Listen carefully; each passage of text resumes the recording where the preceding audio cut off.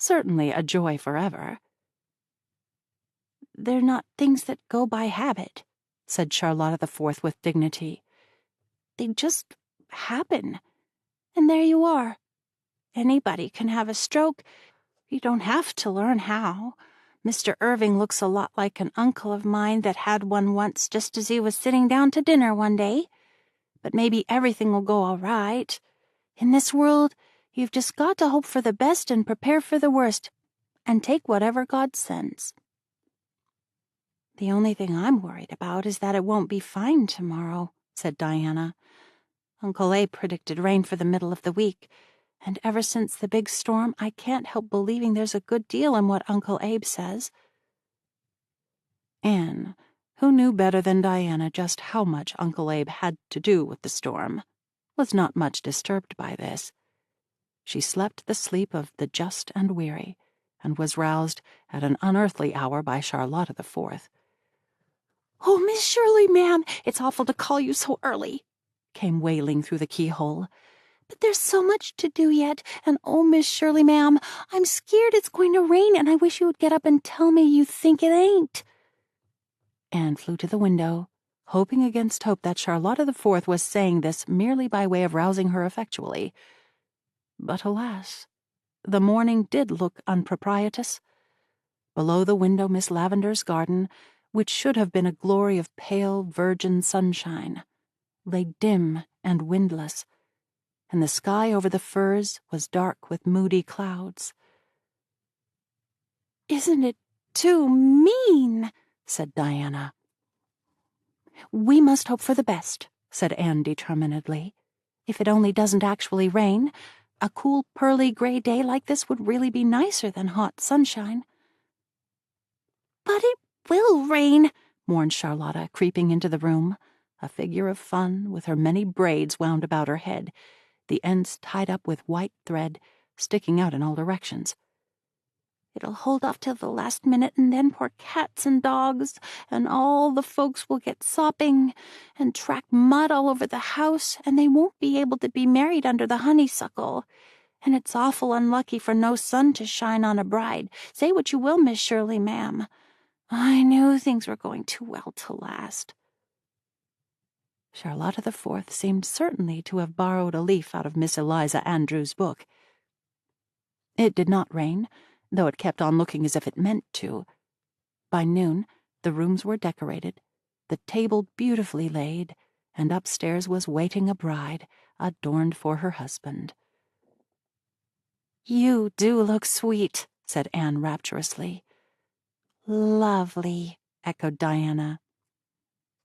"Everything's ready, Miss Shirley, ma'am, and nothing dreadful has happened yet," was Charlotta's cheerful statement as she betook herself to her little back room to dress. Out came all the braids. The resultant rampant crinkliness was plaited into 2 tails and tied, not with 2 bows alone, but with 4, of brand-new ribbon, brightly blue.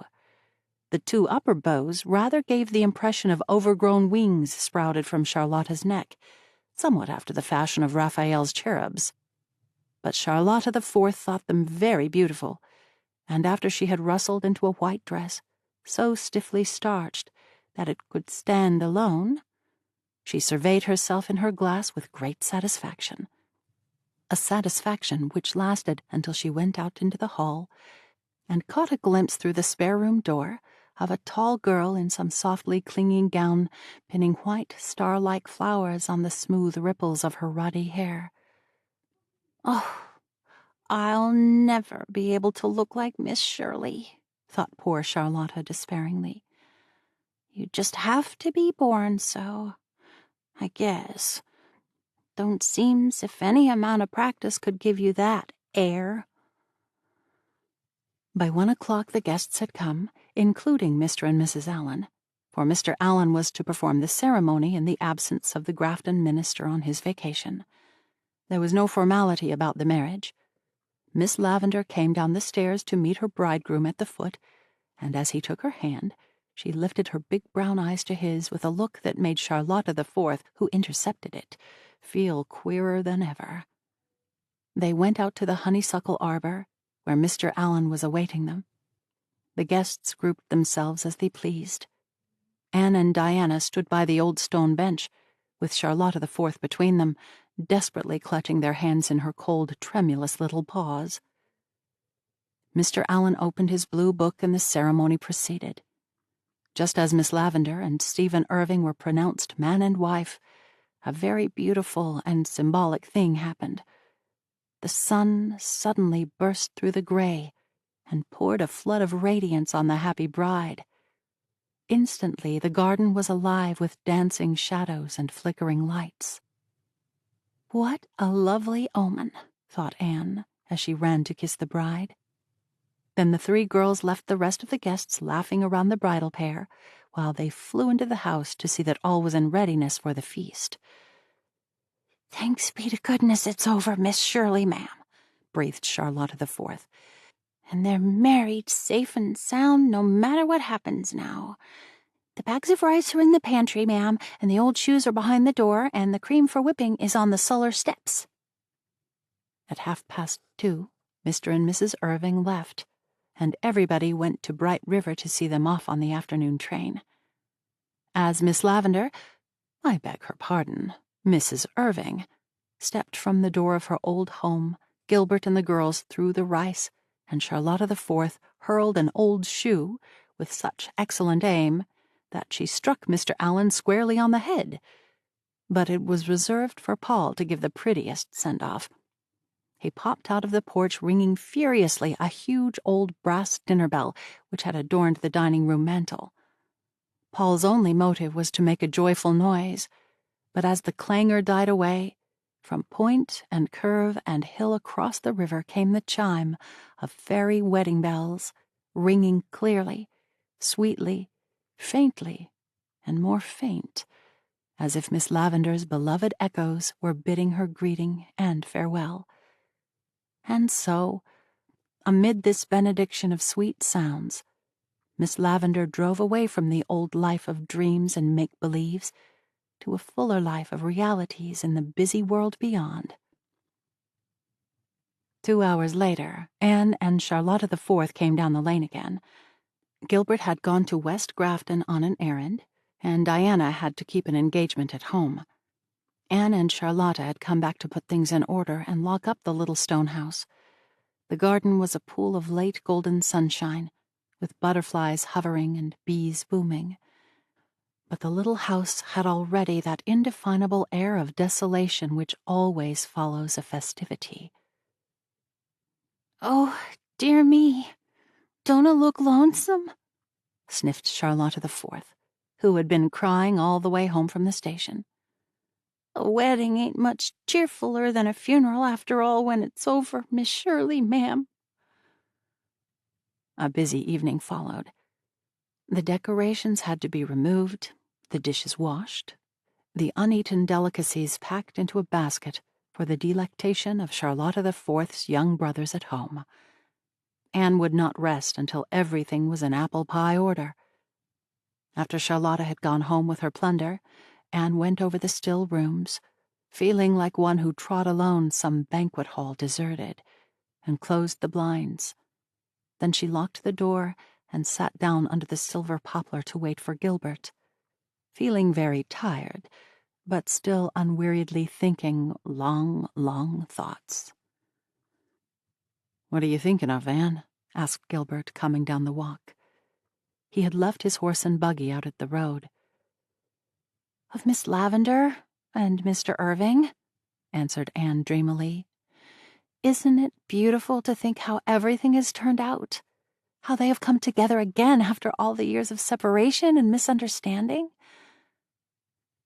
"Yes, it's beautiful," said Gilbert, looking steadily down into Anne's uplifted face. "But wouldn't it have been more beautiful still, Anne, if there had been no separation or misunderstanding? If they had come hand in hand all the way through life, with no memories behind them but those which belonged to each other?" For a moment, Anne's heart fluttered queerly, and for the first time her eyes faltered under Gilbert's gaze, and a rosy flush stained the paleness of her face. It was as if a veil that had hung before her inner consciousness had been lifted, giving to her view a revelation of unsuspected feelings and realities. Perhaps, after all, romance did not come into one's life with pomp and blare, like a gay knight riding down. Perhaps it crept to one's side like an old friend through quiet ways. Perhaps it revealed itself in seeming prose, until some sudden shaft of illumination flung athwart its pages betrayed the rhythm and the music. Perhaps, love unfolded naturally out of a beautiful friendship as a golden-hearted rose slipping from its green sheath. Then the veil dropped again. But the Anne who walked up the dark lane was not quite the same Anne who had driven gaily down it the evening before. The page of girlhood had been turned as by an unseen finger, and the page of womanhood was before her, with all its charm and mystery, its pain and gladness. Gilbert wisely said nothing more, but in his silence he read the history of the next 4 years in the light of Anne's remembered blush. 4 years of earnest, happy work. And then the guerdon of a useful knowledge gained, and a sweet heart won. Behind them in the garden, the little stone house brooded among the shadows. It was lonely, but not forsaken. It had not yet done with dreams and laughter and the joy of life. There were to be future summers for the little stone house. Meanwhile, it could wait. And over the river in purple durance, the echoes bided their time.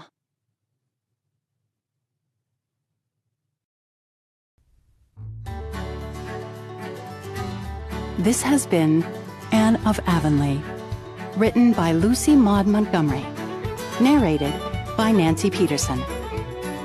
This text is in the public domain. Produced by Nancy Peterson, in association with Spoken Realms. Production copyright by Nancy Peterson.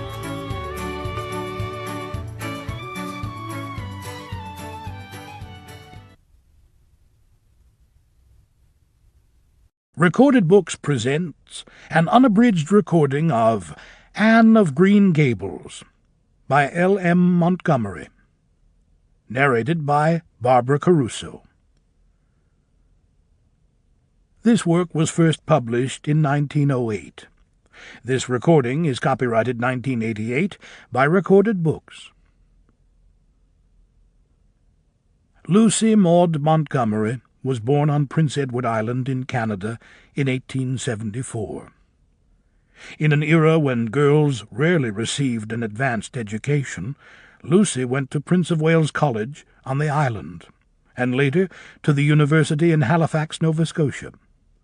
There she stayed, writing for the local Halifax newspaper. But soon Prince Edward Island drew her back. She returned to teach there, living on a farm with her grandmother, surrounded by the farmers and the fisher-folk of the island that were to come to life in her books, beginning with Anne of Green Gables in 1908. First published as a serial in a Sunday school paper, the book soon became loved all over the world, inspiring L.M. Montgomery to write 5 more novels about the endearing red-headed Anne, stories Mark Twain called the sweetest creation of child life yet written. And now, Anne of Green Gables. Chapter 1. Mrs. Rachel Lynde is surprised. Mrs. Rachel Lynde lived just where the Avonlea main road dipped down into a little hollow, fringed with alders and ladies' eardrops, and traversed by a brook that had its source away back in the woods of the old Cuthbert place. It was reputed to be an intricate, headlong brook in its earlier course through those woods, with dark secrets of pool and cascade. But by the time it reached Lynn's Hollow, it was a quiet, well-conducted little stream, for not even a brook could run past Mrs. Rachel Lynde's door without due regard for decency and decorum. It probably was conscious that Mrs. Rachel was sitting at her window, keeping a sharp eye on everything that passed, from brooks and children up, and that if she noticed anything odd or out of place, she would never rest until she had ferreted out the whys and wherefores thereof. There are plenty of people, in Avonlea and out of it, who can attend closely to their neighbours' business by dint of neglecting their own. But Mrs. Rachel Lynde was one of those capable creatures who can manage their own concerns and those of other folks into the bargain. She was a notable housewife. Her work was always done, and well done. She ran the sewing circle, helped run the Sunday school, and was the strongest prop of the Church Aid Society and Foreign Missions Auxiliary. Yet with all this, Mrs. Rachel found abundant time to sit for hours at her kitchen window, knitting cotton warp quilts. She had knitted 16 of them, as Avonlea housekeepers were wont to tell in awed voices, and keeping a sharp eye on the main road that crossed the hollow and wound up the steep red hill beyond. Since Avonlea occupied a little triangular peninsula jutting out into the Gulf of St. Lawrence, with water on 2 sides of it, anybody who went out of it or into it had to pass over that hill road, and so run the unseen gauntlet of Mrs. Rachel's all-seeing eye. She was sitting there one afternoon in early June. The sun was coming in at the window, warm and bright. The orchard on the slope below the house was in a bridal flush of pinky-white bloom, hummed over by a myriad of bees. Thomas Lynde, a meek little man whom Avonlea people called Rachel Lynde's husband, was sowing his late turnip seed on the hill field beyond the barn, and Matthew Cuthbert ought to have been sowing his on the big Red Brook field away over by Green Gables. Mrs. Rachel knew that he ought, because she had heard him tell Peter Morrison the evening before, in William J. Blair's store over at Carmody, that he meant to sow his turnip seed the next afternoon. Peter had asked him, of course, for Matthew Cuthbert had never been known to volunteer information about anything in his whole life. And yet here was Matthew Cuthbert, at 3:30 on the afternoon of a busy day, placidly driving over the hollow and up the hill. Moreover, he wore a white collar and his best suit of clothes, which was plain proof that he was going out of Avonlea, and he had the buggy and the sorrel mare, which betokened that he was going a considerable distance. Now, where was Matthew Cuthbert going, and why was he going there? Had it been any other man in Avonlea, Mrs. Rachel, deftly putting this and that together, might have given a pretty good guess as to both questions. But Matthew so rarely went from home that it must be something pressing and unusual which was taking him. He was the shyest man alive, and hated to have to go among strangers or to any place where he might have to talk. Matthew, dressed up with a white collar and driving in a buggy, was something that didn't happen often. Mrs. Rachel, ponder as she might, could make nothing of it, and her afternoon's enjoyment was spoiled. "I'll just step over to Green Gables after tea and find out from Marilla where he's gone and why," the worthy woman finally concluded. "He doesn't generally go to town this time of year, and he never visits. If he'd run out of turnip seed, he wouldn't dress up and take the buggy to go for more. He wasn't driving fast enough to be going for the doctor. Yet something must have happened since last night to start him off. I'm clean puzzled, that's what. And I won't know a minute's peace of mind or conscience until I know what has taken Matthew Cuthbert out of Avonlea today." Accordingly, after tea, Mrs. Rachel set out. She had not far to go. The big rambling orchard-embowered house where the Cuthberts lived was a scant quarter of a mile up the road from Lynde's Hollow. To be sure, the long lane made it a good deal further. Matthew Cuthbert's father, as shy and silent as his son after him, had got as far away as he possibly could from his fellow men without actually retreating into the woods when he founded his homestead. Green Gables was built at the furthest end of his cleared land, and there it was to this day, barely visible from the main road along which all the other Avonlea houses were so sociably situated. Mrs. Rachel Lynde did not call living in such a place living at all. "It's just staying, that's what," she said, as she stepped along the deep-rutted, grassy lane bordered with wild rose bushes. "It's no wonder Matthew and Marilla are both a little odd, living away back here by themselves. Trees aren't much company, though dear knows if they were there'd be enough of them. I'd rather look at people. To be sure, they seem contented enough, but then I suppose they're used to it. A body can get used to anything, even to being hanged, as the Irishman said." With this, Mrs. Rachel stepped out of the lane into the backyard of Green Gables. Very green and neat and precise was that yard, set about on one side with great patriarchal willows, and on the other with prim Lombardies. Not a stray stick nor stone was to be seen, for Mrs. Rachel would have seen it if there had been. Privately, she was of the opinion that Marilla Cuthbert swept that yard over as often as she swept her house. One could have eaten a meal off the ground without overbrimming the proverbial peck of dirt. Mrs. Rachel rapped smartly at the kitchen door and stepped in when bidden to do so. The kitchen at Green Gables was a cheerful apartment, or would have been cheerful if it had not been so painfully clean as to give it something of the appearance of an unused parlor. Its windows looked east and west. Through the west one, looking out on the backyard, came a flood of mellow June sunlight. But the east one, whence you got a glimpse of the bloom white cherry trees in the left orchard and nodding slender birches down in the hollow by the brook, was greened over by a tangle of vines. Here sat Marilla Cuthbert, when she sat at all, always slightly distrustful of sunshine, which seemed to her too dancing and irresponsible a thing for a world which was meant to be taken seriously. And here she sat now, knitting, and the table behind her was laid for supper. Mrs. Rachel, before she had fairly closed the door, had taken mental note of everything that was on that table. There were 3 plates laid, so that Marilla must be expecting someone home with Matthew to tea.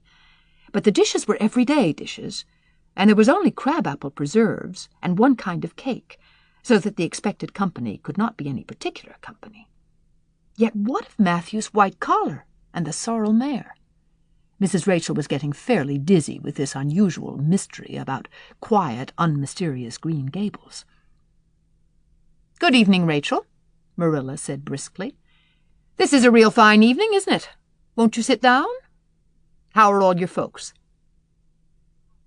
Something that, for lack of any other name, might be called friendship existed and always had existed between Marilla Cuthbert and Mrs. Rachel, in spite of, or perhaps because of, their dissimilarity.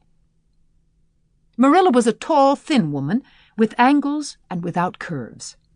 Her dark hair showed some gray streaks, and was always twisted up in a hard little knot behind, with 2 wire hairpins stuck aggressively through it.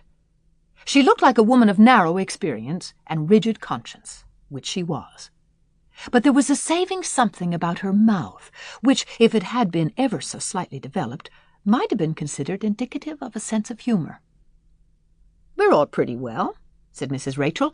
"I was kind of afraid you weren't, though, when I saw Matthew starting off today. I thought maybe he was going to the doctor's." Marilla's lips twitched understandingly. She had expected Mrs. Rachel up. She had known that the sight of Matthew jaunting off so unaccountably would be too much for her neighbor's curiosity.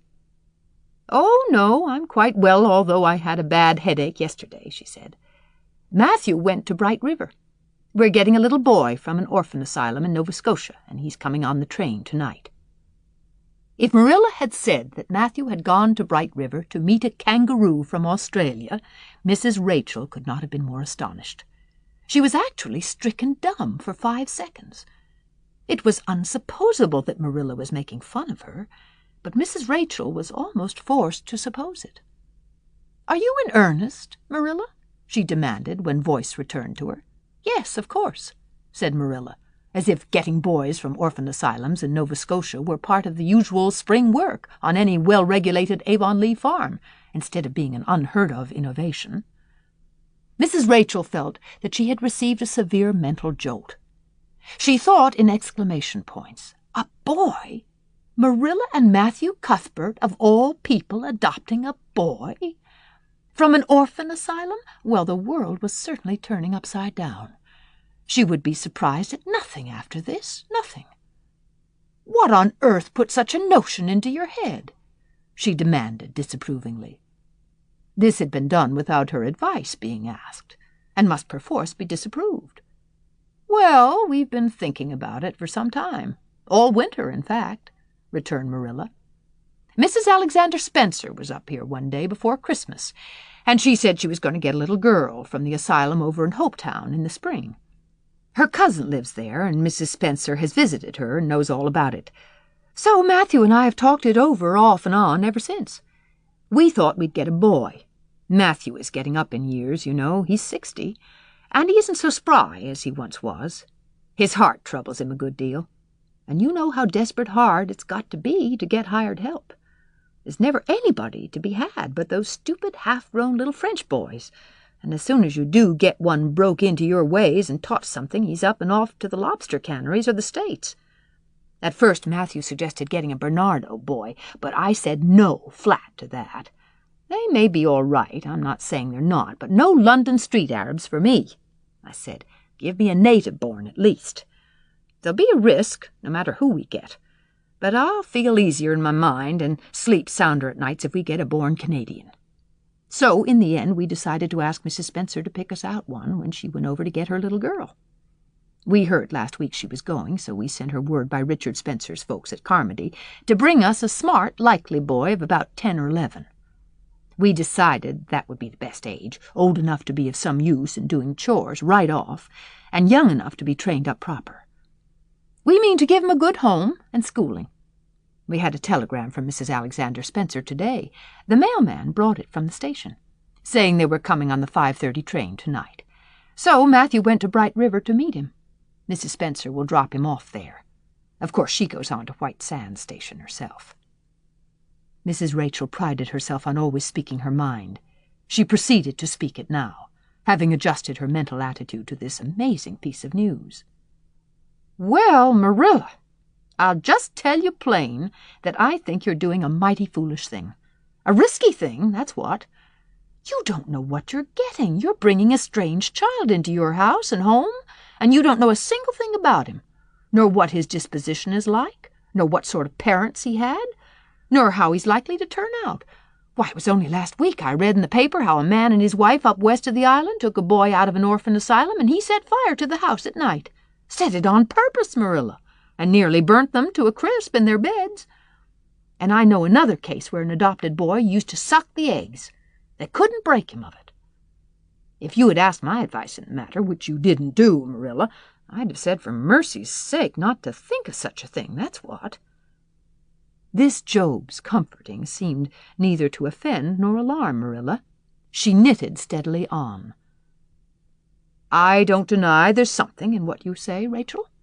I've had some qualms myself. But Matthew was terrible set on it. I could see that. So I gave in. It's so seldom Matthew sets his mind on anything that when he does, I always feel it's my duty to give in. And as for the risks, there's risks in pretty near everything a body does in this world. There's risks in people's having children of their own, if it comes to that. They don't always turn out well. And then Nova Scotia's right close to the island. It isn't as if we were getting him from England or the States. He can't be much different from ourselves." "Well, I hope it will turn out all right," said Mrs. Rachel, in a tone that plainly indicated her painful doubts. "Only don't say I didn't warn you if he burns Green Gables down or puts strychnine in the well. I heard of a case over in New Brunswick where an orphan asylum child did that and the whole family died in fearful agonies. Only it was a girl in that instance." "Well, we're not getting a girl," said Marilla, as if poisoning wells were a purely feminine accomplishment and not to be dreaded in the case of a boy. "I'd never dream of taking a girl to bring up. I wonder at Mrs. Alexander Spencer for doing it. But there, she wouldn't shrink from adopting a whole orphan asylum if she took it into her head." Mrs. Rachel would have liked to stay until Matthew came home with his imported orphan, but reflecting that it would be a good 2 hours at least before his arrival, she concluded to go up the road to Robert Bell's and tell them the news. It would certainly make a sensation second to none, and Mrs. Rachel dearly loved to make a sensation. So she took herself away, somewhat to Marilla's relief, for the latter felt her doubts and fears reviving under the influence of Mrs. Rachel's pessimism. "Well, of all things that ever were or will be," ejaculated Mrs. Rachel when she was safely out in the lane. "It does really seem as if I must be dreaming. Well, I'm sorry for that poor young one, and no mistake. Matthew and Marilla don't know anything about children, and they'll expect him to be wiser and steadier than his own grandfather, if so be's he ever had a grandfather, which is doubtful. It seems uncanny to think of a child at Green Gables, somehow. There's never been one there, for Matthew and Marilla were grown up when the new house was built, if they ever were children, which is hard to believe when one looks at them. I wouldn't be in that orphan's shoes for anything. My, but I pity him, that's what." So said Mrs. Rachel to the wild rose bushes out of the fullness of her heart. But if she could have seen the child who was waiting patiently at the Bright River station at that very moment, her pity would have been still deeper and more profound. Chapter 2. Matthew Cuthbert is Surprised. Matthew Cuthbert and the sorrel mare jogged comfortably over the 8 miles to Bright River. It was a pretty road, running along between snug farmsteads, with now and again a bit of balsamy fir wood to drive through, or a hollow where wild plums hung out their filmy bloom. The air was sweet with the breath of many apple orchards, and the meadows sloped away in the distance to horizon mists of pearl and purple, while the little birds sang as if it were the one day of summer in all the year. Matthew enjoyed the drive, after his own fashion, except during the moments when he met women and had to nod to them. For in Prince Edward Island you are supposed to nod to all and sundry you meet on the road, whether you know them or not. Matthew dreaded all women except Marilla and Mrs. Rachel. He had an uncomfortable feeling that the mysterious creatures were secretly laughing at him. He may have been quite right in thinking so, for he was an odd-looking personage, with an ungainly figure and long iron-gray hair that touched his stooping shoulders, and a full, soft brown beard, which he had worn ever since he was 20. In fact, he had looked at 20 very much as he looked at 60, lacking a little of the grayness. When he reached Bright River, there was no sign of any train. He thought he was too early, so he tied his horse in the yard of the small Bright River Hotel and went over to the station house. The long platform was almost deserted, the only living creature in sight being a girl who was sitting on a pile of shingles at the extreme end. Matthew, barely noting that it was a girl, sidled past her as quickly as possible without looking at her. Had he looked, he could hardly have failed to notice the tense rigidity and expectation of her attitude and expression. She was sitting there waiting for something or somebody, and since sitting and waiting was the only thing to do just then, she sat and waited with all her might and main. Matthew encountered the station master, locking up the ticket office, preparatory to going home for supper, and asked him if the 5:30 train would soon be along. "The 5:30 train has been in and gone half an hour ago," answered that brisk official. "But there was a passenger dropped off for you, a little girl. She's sitting out there on the shingles. I asked her to go into the ladies' waiting room, but she informed me gravely that she preferred to stay outside. There was more scope for imagination, she said. She's a case, I should say." "I'm not expecting a girl," said Matthew blankly. "It's a boy I've come for. He should be here. Mrs. Alexander Spencer was to bring him over from Nova Scotia for me." The station master whistled. "Guess there's some mistake," he said. "Mrs. Spencer came off the train with that girl and gave her into my charge. Said you and your sister were adopting her from an orphan asylum and that you would be along for her presently. That's all I know about it, and I haven't got any more orphans concealed hereabouts." "I don't understand," said Matthew helplessly, wishing that Marilla was at hand to cope with the situation. "Well, you'd better question the girl," said the station master carelessly. "I dare say she'll be able to explain.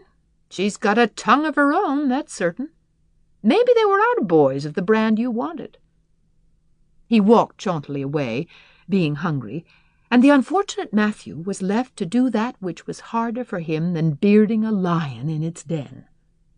Walk up to a girl, a strange girl, an orphan girl, and demand of her why she wasn't a boy. Matthew groaned in spirit as he turned about and shuffled gently down the platform towards her. She had been watching him ever since he had passed her, and she had her eyes on him now.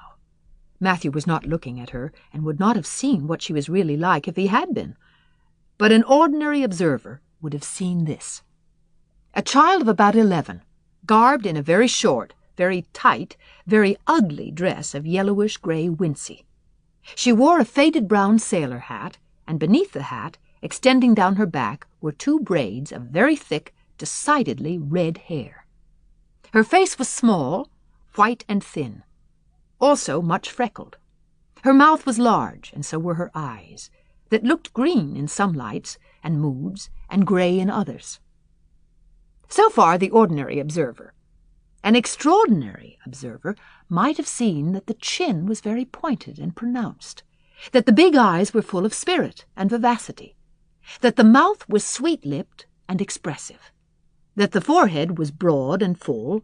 In short, our discerning, extraordinary observer might have concluded that no commonplace soul inhabited the body of this stray woman-child, of whom shy Matthew Cuthbert was ludicrously afraid. Matthew, however, was spared the ordeal of speaking first. For as soon as she concluded that he was coming to her, she stood up, grasping with one thin brown hand the handle of a shabby old-fashioned carpet-bag. The other she held out to him. "I suppose you are Mr. Matthew Cuthbert of Green Gables?" she said in a peculiarly clear, sweet voice. "I'm very glad to see you. I was beginning to be afraid you weren't coming for me, and I was imagining all the things that might have happened to prevent you. I had made up my mind that if you didn't come for me tonight, I'd go down the track to that big wild cherry tree at the bend and climb up into it to stay all night. I wouldn't be a bit afraid, and it would be lovely to sleep in a wild cherry tree, all white with bloom in the moonshine, don't you think? You could imagine you were dwelling in marble halls, couldn't you? And I was quite sure you would come for me in the morning, if you didn't tonight." Matthew had taken the scrawny little hand awkwardly in his. Then and there he decided what to do. He could not tell this child, with the glowing eyes, that there had been a mistake.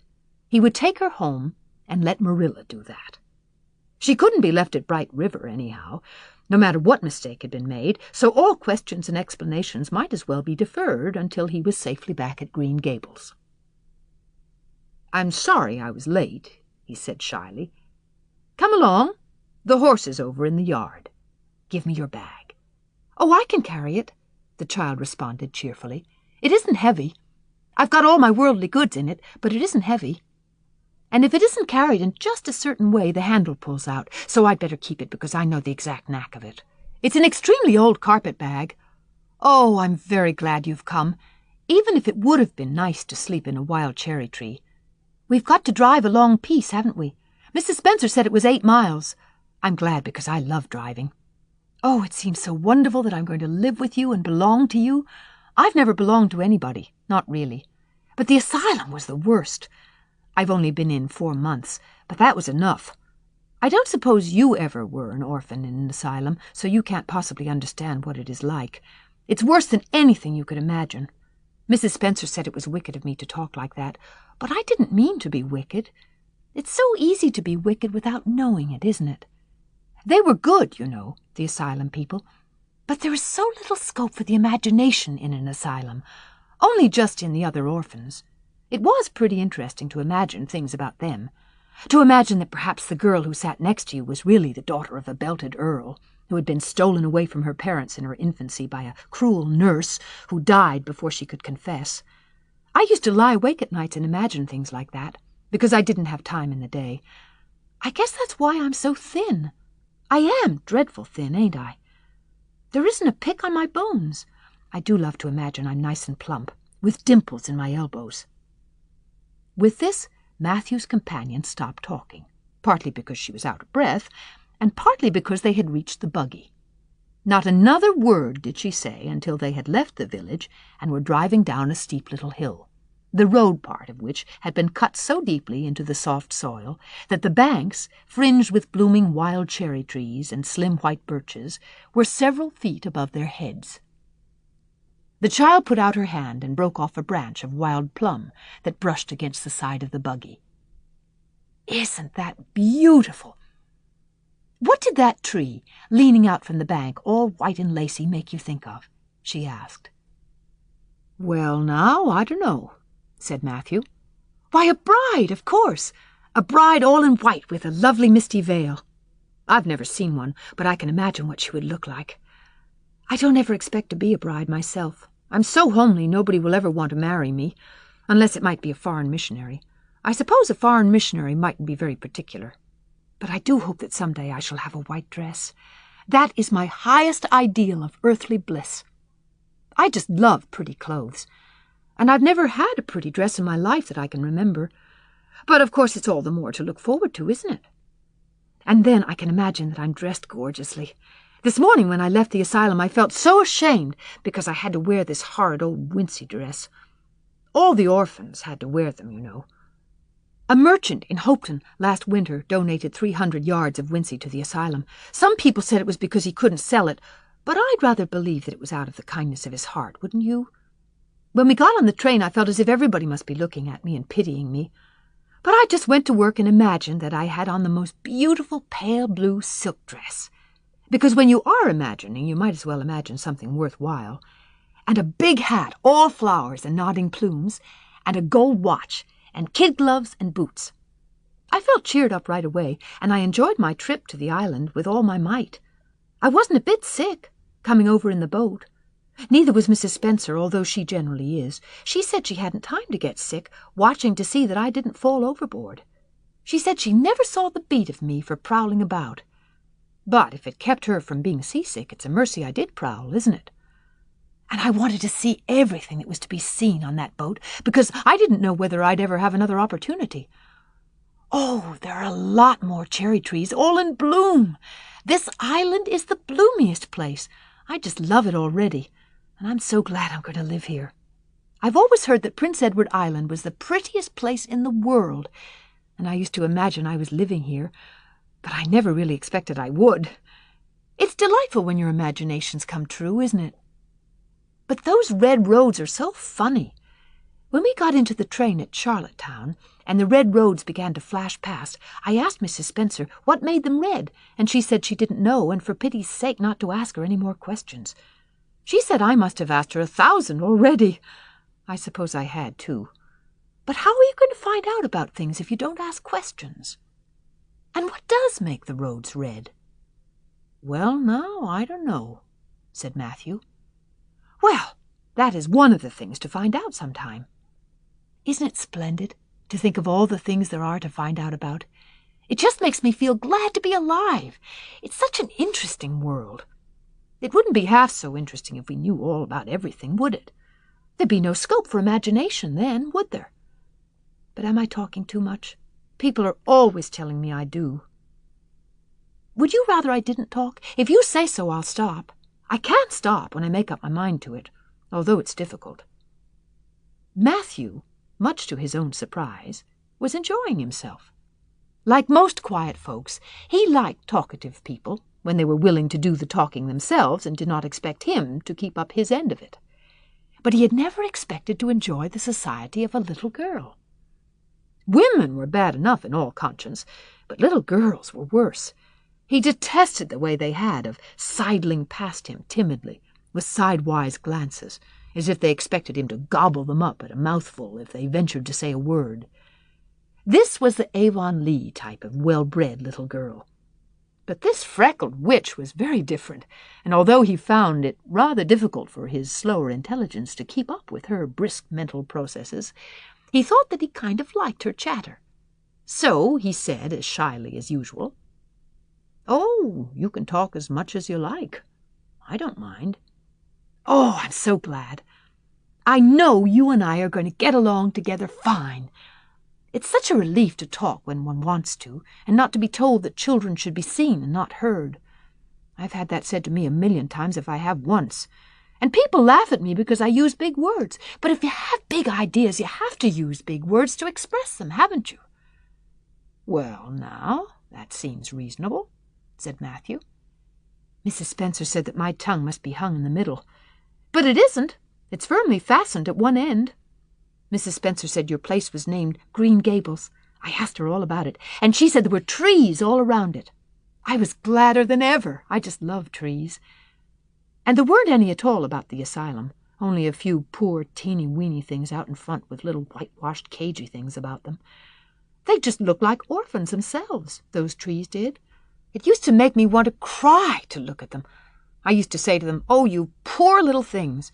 If you were out in a great big woods with other trees all around you and little mosses and June bells growing over your roots and a brook not far away and birds singing in your branches, you could grow, couldn't you? But you can't where you are. I know just exactly how you feel, little trees. I felt so sorry to leave them behind this morning. You do get so attached to things like that, don't you? Is there a brook anywhere near Green Gables? I forgot to ask Mrs. Spencer that." "Well, now, yes.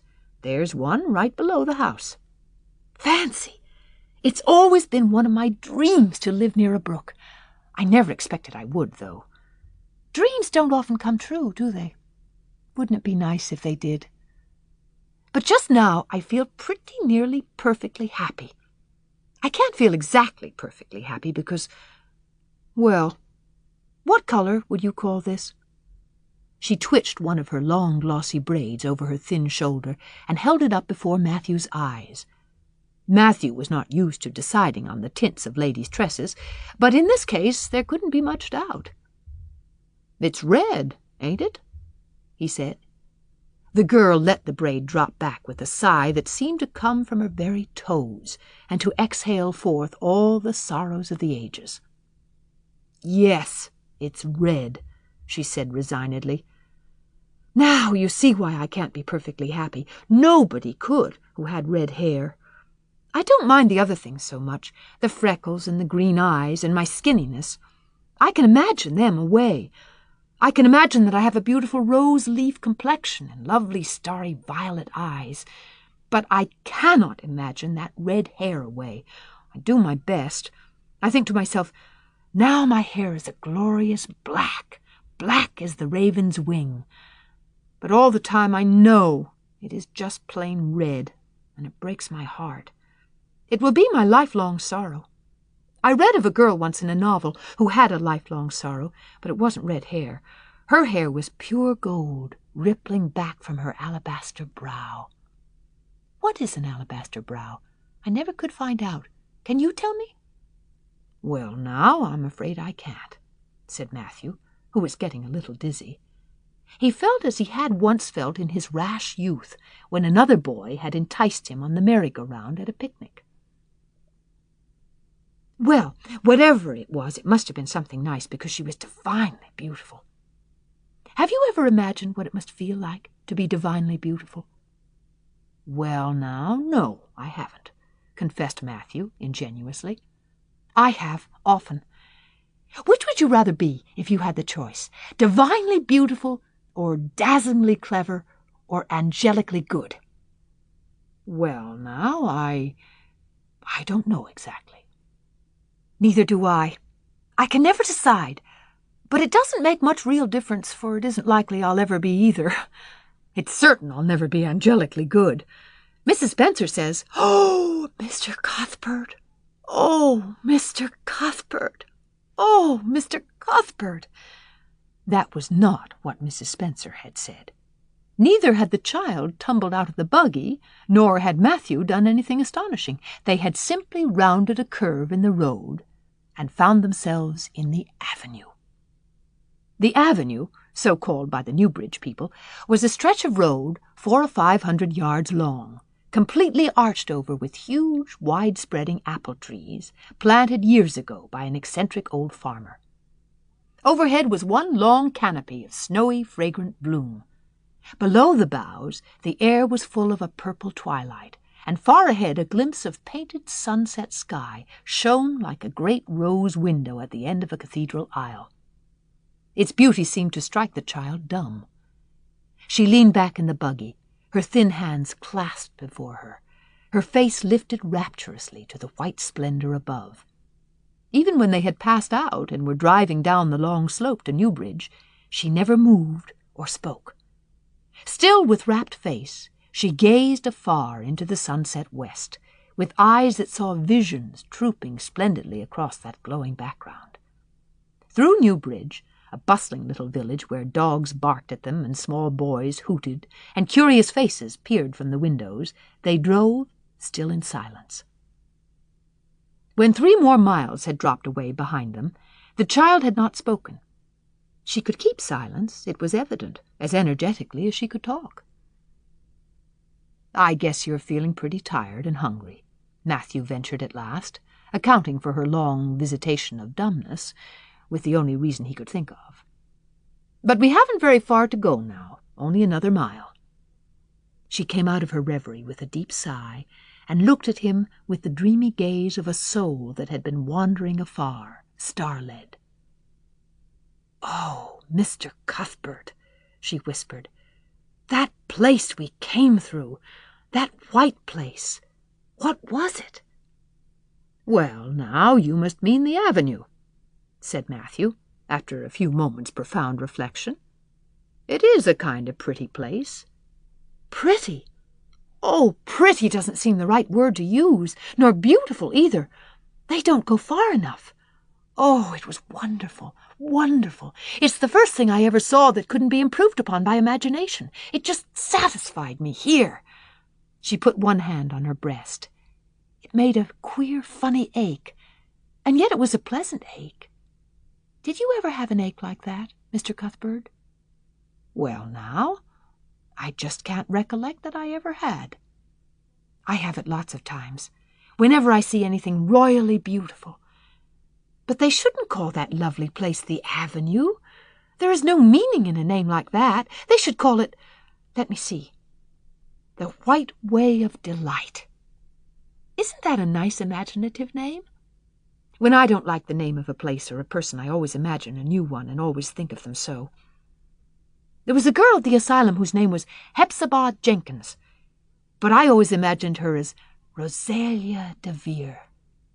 Other people may call that place the Avenue, but I shall always call it the White Way of Delight. Have we really only another mile to go before we get home? I'm glad and I'm sorry. I'm sorry because this drive has been so pleasant, and I'm always sorry when pleasant things end. Something still pleasanter may come after, but you can never be sure. And it's so often the case that it isn't pleasanter. This has been my experience anyhow. But I'm glad to think of getting home. You see, I've never had a real home since I can remember. It gives me that pleasant ache again, just to think of coming to a really, truly home. Oh, isn't that pretty? They had driven over the crest of a hill. Below them was a pond, looking almost like a river, so long and winding was it.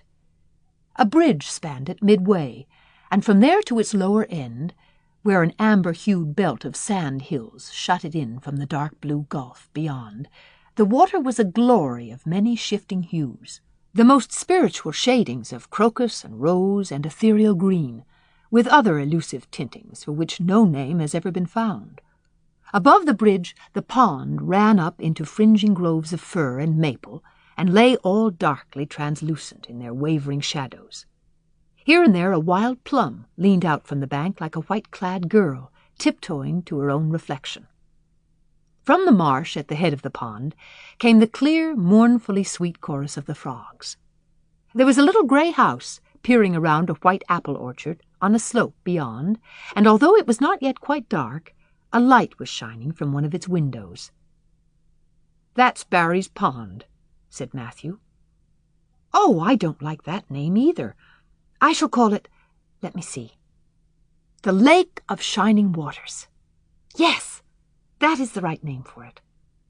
I know because of the thrill. When I hit on a name that suits exactly, it gives me a thrill. Do things ever give you a thrill?" Matthew ruminated. "Well, now, yes. It always kind of gives me a thrill to see them ugly white grubs that spade up in the cucumber beds. I hate the look of them. Oh, I don't think that can be exactly the same kind of a thrill. Do you think it can? There doesn't seem to be much connection between grubs and lakes of shining waters, does there? But why do other people call it Barry's Pond?" "I reckon because Mr. Barry lives up there in that house." Orchard Slope's the name of his place. If it wasn't for that big bush behind it, you could see Green Gables from here. But we have to go over the bridge and round by the road, so it's near half a mile further. Has Mr. Barry any little girls? Well, not so very little either. About my size? He's got one about 11. Her name is Diana. Oh, with a long indrawing of breath. What a perfectly lovely name.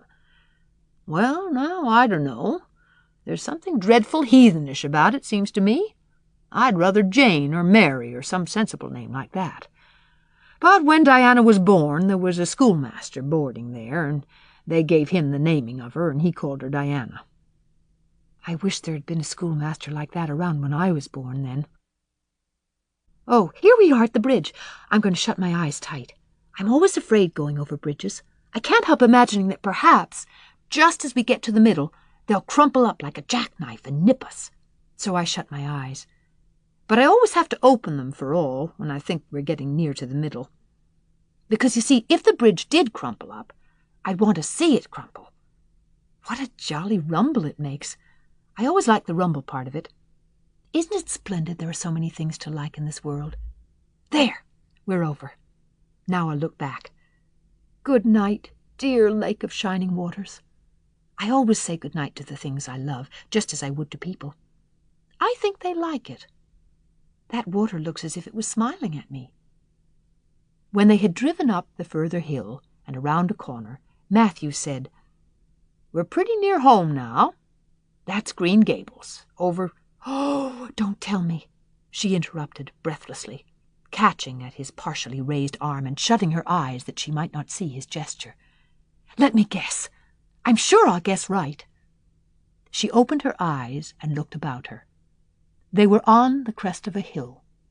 The sun had set some time since, but the landscape was still clear in the mellow afterlight.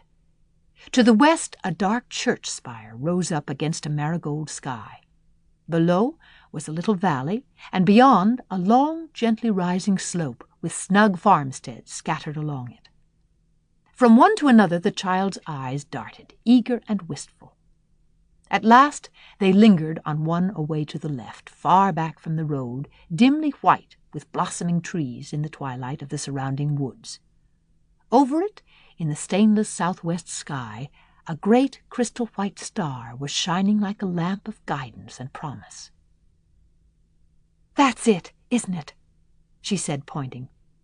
Matthew slapped the reins on the sorrel's back delightedly. Well, now you've guessed it. But I reckon Mrs. Spencer described it so's you could tell. No, she didn't. Really she didn't.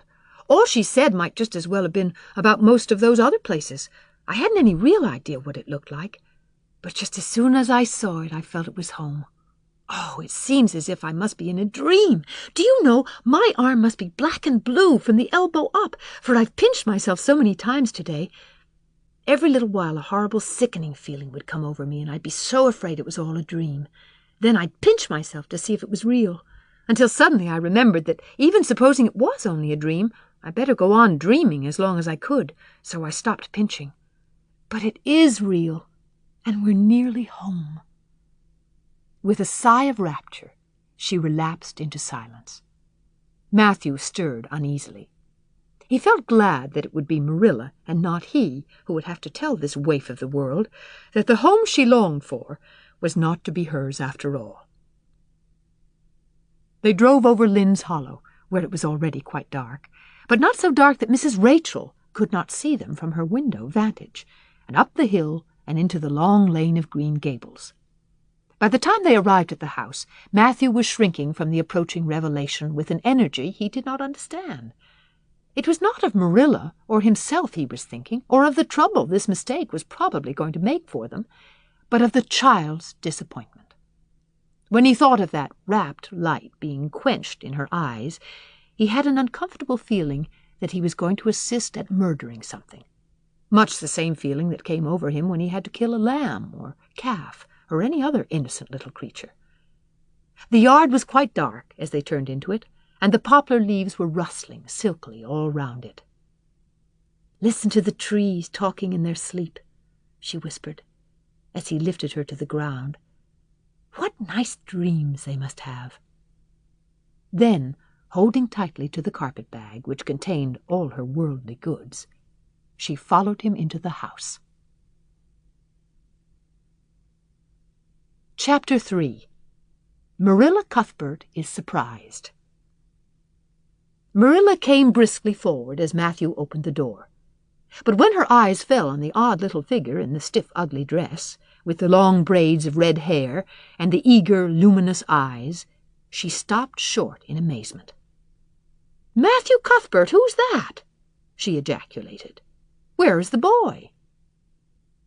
"There wasn't any boy," said Matthew wretchedly. "There was only her." He nodded at the child, remembering that he had never even asked her name. "No boy? But there must have been a boy," insisted Marilla. "We sent word to Mrs. Spencer to bring a boy." "Well, she didn't. She brought her. I asked the station master, and I had to bring her home. She couldn't be left there, no matter where the mistake had come in." "Well, this is a pretty piece of business," ejaculated Marilla. During this dialogue, the child had remained silent, her eyes roving from one to the other, all the animation fading out of her face. Suddenly she seemed to grasp the full meaning of what had been said. Dropping her precious carpet-bag, she sprang forward a step and clasped her hands. "You don't want me," she cried. "You don't want me because I'm not a boy. I might have expected it. Nobody ever did want me. I might have known it was all too beautiful to last. I might have known nobody really did want me. Oh, what shall I do? I'm going to burst into tears." Burst into tears she did. Sitting down on a chair by the table, flinging her arms out upon it, and burying her face in them, she proceeded to cry stormily. Marilla and Matthew looked at each other deprecatingly across the stove. Neither of them knew what to say or do. Finally, Marilla stepped lamely into the breach. "Well, well, there's no need to cry so about it." "Yes, there is need." The child raised her head quickly, revealing a tear-stained face and trembling lips.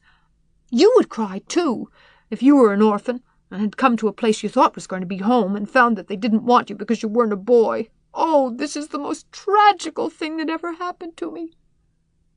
Something like a reluctant smile, rather rusty from long disuse, mellowed Marilla's grim expression. "Well, don't cry any more. We're not going to turn you out of doors tonight. You'll have to stay here until we investigate this affair. What's your name?"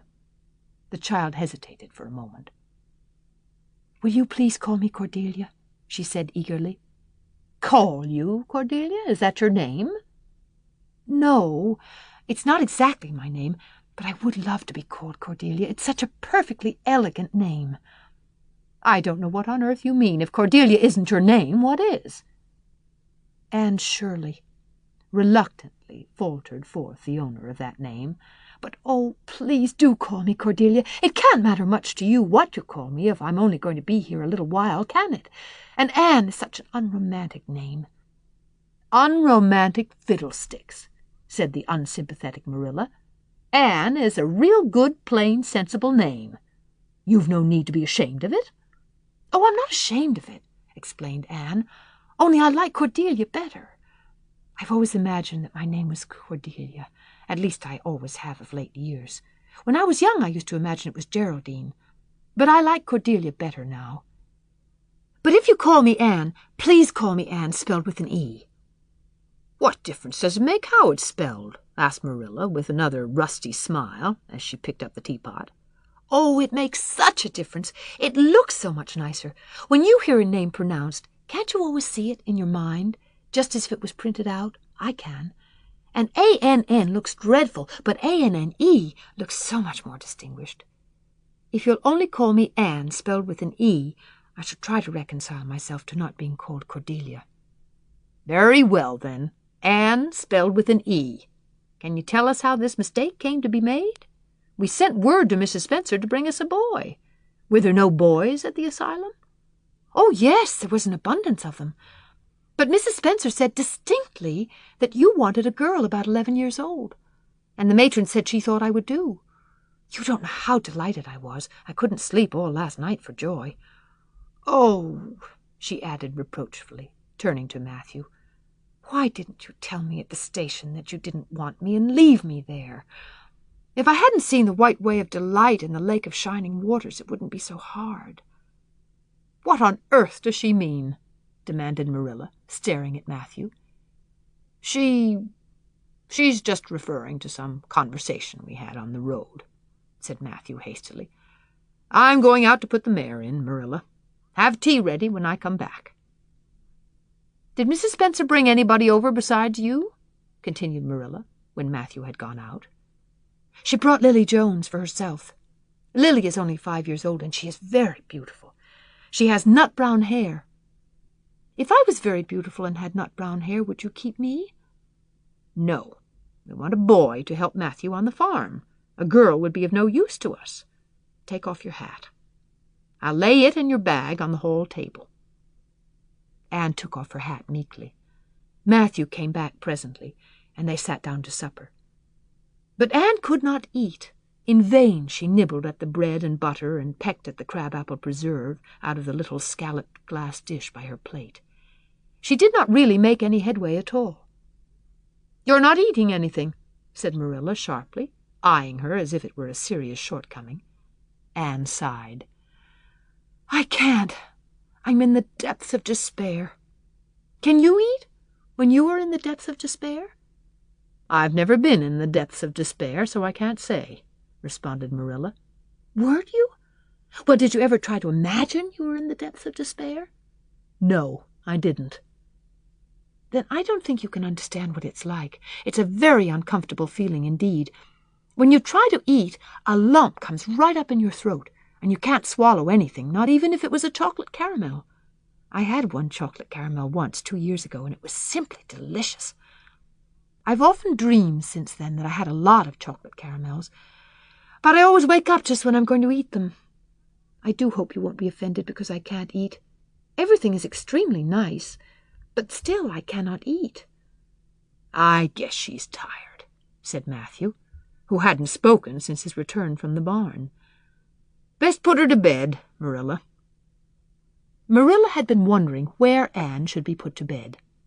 She had prepared a couch in the kitchen chamber for the desired and expected boy, but although it was neat and clean, it did not seem quite the thing to put a girl there somehow. But the spare room was out of the question for such a stray waif, so there remained only the east gable room. Marilla lighted a candle and told Anne to follow her, which Anne spiritlessly did, taking her hat and carpet-bag from the hall table as she passed. The hall was fearsomely clean. The little gable chamber in which she presently found herself seemed still cleaner. Marilla set the candle on a 3-legged, 3-cornered table and turned down the bedclothes. "I suppose you have a nightgown?" she questioned. Anne nodded. "Yes, I have 2. The matron of the asylum made them for me. They're fearfully skimpy. There is never enough to go around in an asylum, so things are always skimpy, at least in a poor asylum like ours. I hate skimpy night-dresses, but one can dream just as well in them as in lovely trailing ones with frills around the neck. That's one consolation." "Well, undress as quick as you can and go to bed. I'll come back in a few minutes for the candle. I daren't trust you to put it out yourself. You'd likely set the place on fire."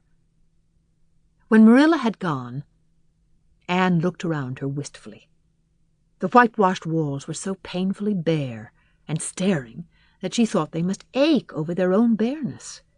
The floor was bare, too, except for a round braided mat in the middle, such as Anne had never seen before. In one corner was the bed, a high, old-fashioned one, with 4 dark, low-turned posts.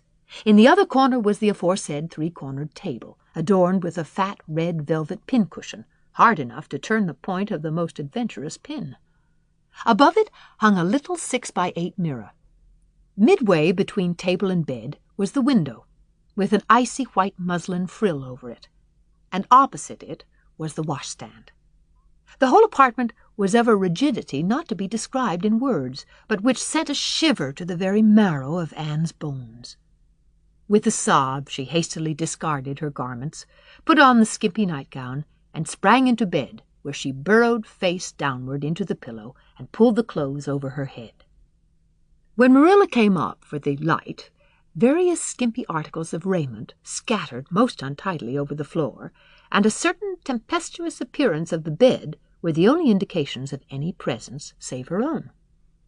She deliberately picked up Anne's clothes, placed them neatly on a prim yellow chair, and then, taking up the candle, went over to the bed. "Good night," she said, a little awkwardly, but not unkindly. Anne's white face and big eyes appeared over the bedclothes with a startling suddenness. "How can you call it a good night when you know it must be the very worst night I've ever had?" she said reproachfully. Then she dived down into invisibility again. Marilla went slowly down to the kitchen and proceeded to wash the supper dishes. Matthew was smoking, a sure sign of perturbation of mind. He seldom smoked, for Marilla set her face against it as a filthy habit. But at certain times and seasons he felt driven to it, and then Marilla winked at the practice, realizing that a mere man must have some vent for his emotions. "Well, this is a pretty kettle of fish," she said wrathfully. "This is what comes of sending word instead of going ourselves. Robert Spencer's folks have twisted that message somehow. One of us will have to drive over and see Mrs. Spencer tomorrow, that's certain. This girl will have to be sent back to the asylum." "Yes, I suppose so," said Matthew reluctantly.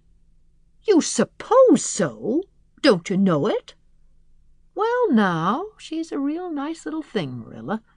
It's kind of a pity to send her back when she's so set on staying here." "Matthew Cuthbert, you don't mean to say you think we ought to keep her?" Marilla's astonishment could not have been greater if Matthew had expressed a predilection for standing on his head. "Well, now, no, I suppose not. Not exactly," stammered Matthew, uncomfortably driven into a corner for his precise meaning. "I suppose we could hardly be expected to keep her. I should say not. What good would she be to us?" "We might be some good to her," said Matthew suddenly and unexpectedly. "Matthew Cuthbert, I believe that child has bewitched you. I can see as plain that you want to keep her." "Well, now, she's a real interesting little thing," persisted Matthew. "You should have heard her talk coming from the station." "Oh, she can talk fast enough. I saw that at once. It's nothing in her favor, either. I don't like children who have so much to say. I don't want an orphan girl, and if I did, she isn't the style I'd pick out. There's something I don't understand about her. No, she's got to be dispatched straightway back to where she came from." "I could hire a French boy to help me," said Matthew, "and she'd be company for you." "I'm not suffering for company," said Marilla shortly, "and I'm not going to keep her." "Well, now, it's just as you say, of course, Marilla," said Matthew, rising and putting his pipe away. "I'm going to bed." To bed went Matthew, and to bed, when she had put her dishes away, went Marilla, frowning most resolutely. And upstairs, in the east gable, a lonely, heart-hungry, friendless child cried herself to sleep. Chapter 4. Morning at Green Gables.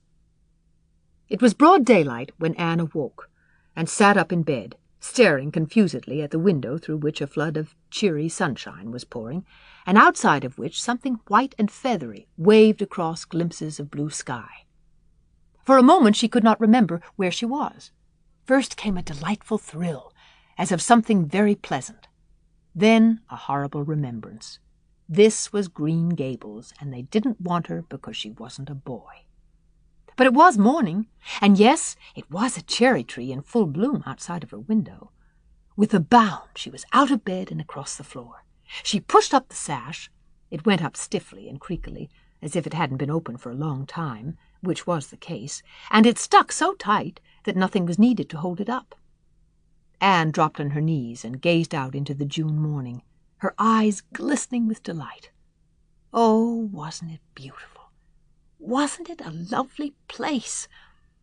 Suppose she wasn't really going to stay here. She would imagine she was. There was scope for imagination here. A huge cherry tree grew outside, so close that its boughs tapped against the house, and it was so thick-set with blossoms that hardly a leaf was to be seen. On both sides of the house was a big orchard, one of apple trees and one of cherry trees, also showered over with blossoms, and their grass was all sprinkled with dandelions. In the garden below were lilac trees, purple with flowers, and their dizzily sweet fragrance drifted up to the window on the morning wind. Below the garden a green field, lush with clover, sloped down to the hollow where the brook ran and where scores of white birches grew, upspringing airily out of an undergrowth suggestive of delightful possibilities in ferns and mosses and woodsy things generally. Beyond it was a hill, green and feathery with spruce and fir. There was a gap in it, where the grey gable end of the little house she had seen from the other side of the lake of shining waters was visible. Off to the left were the big barns, and beyond them, away down over green, low-sloping fields, was a sparkling blue glimpse of sea. Anne's beauty-loving eyes lingered on it all, taking everything greedily in. She had looked on so many unlovely places in her life, poor child, but this was as lovely as anything she had ever dreamed. She knelt there, lost to everything but the loveliness around her, until she was startled by a hand on her shoulder. Marilla had come in unheard by the small dreamer. "It's time you were dressed," she said curtly. Marilla really did not know how to talk to the child, and her uncomfortable ignorance made her crisp and curt when she did not mean to be. Anne stood up and drew a long breath. "Oh, isn't it wonderful?" she said, waving her hand comprehensively at the good world outside. "It's a big tree," said Marilla, "and it blooms great. But the fruit don't amount to much never, small and wormy." "Oh, I don't mean just the tree. Of course it's lovely. Yes, it's radiantly lovely. It blooms as if it meant it. But I meant everything, the garden and the orchard and the brook and the woods, the whole big dear world. Don't you feel as if you just loved the world on a morning like this? And I can hear the brook laughing all the way up here. Have you ever noticed what cheerful things brooks are? They're always laughing. Even in winter-time I've heard them under the ice. I'm so glad there's a brook near Green Gables. Perhaps you think it doesn't make any difference to me when you're not going to keep me, but it does. I shall always like to remember that there is a brook at Green Gables, even if I never see it again. If there wasn't a brook, I'd be haunted by the uncomfortable feeling that there ought to be one. I'm not in the depths of despair this morning. I never can be in the morning. Isn't it a splendid thing that there are mornings? But I feel very sad. I've just been imagining that it was really me you wanted after all, and that I was to stay here forever and ever. It was a great comfort while it lasted. But the worst of imagining things is that the time comes when you have to stop, and that hurts. "You'd better get dressed and come downstairs and never mind your imaginings," said Marilla, as soon as she could get a word in edgewise. "Breakfast is waiting. Wash your face and comb your hair. Leave the window up and turn your bedclothes back over the foot of the bed. Be as smart as you can." Anne could evidently be smart to some purpose, for she was downstairs in 10 minutes' time, with her clothes neatly on, her hair brushed and braided, her face washed, and a comfortable consciousness pervading her soul that she had fulfilled all Marilla's requirements. As a matter of fact, however, she had forgotten to turn back the bedclothes. "I'm pretty hungry this morning," she announced, as she slipped into the chair Marilla placed for her. "The world doesn't seem such a howling wilderness as it did last night. I'm so glad it's a sunshiny morning, but I like rainy mornings real well, too. All sorts of mornings are interesting, don't you think? You don't know what's going to happen through the day, and there's so much scope for imagination. But I'm glad it's not rainy today, because it's easier to be cheerful and bear up under affliction on the sunshiny day. I feel that I have a good deal to bear up under. It's all very well to read about sorrows and imagine yourself living through them heroically, but it's not so nice when you really come to have them, is it?" "For pity's sake, hold your tongue," said Marilla.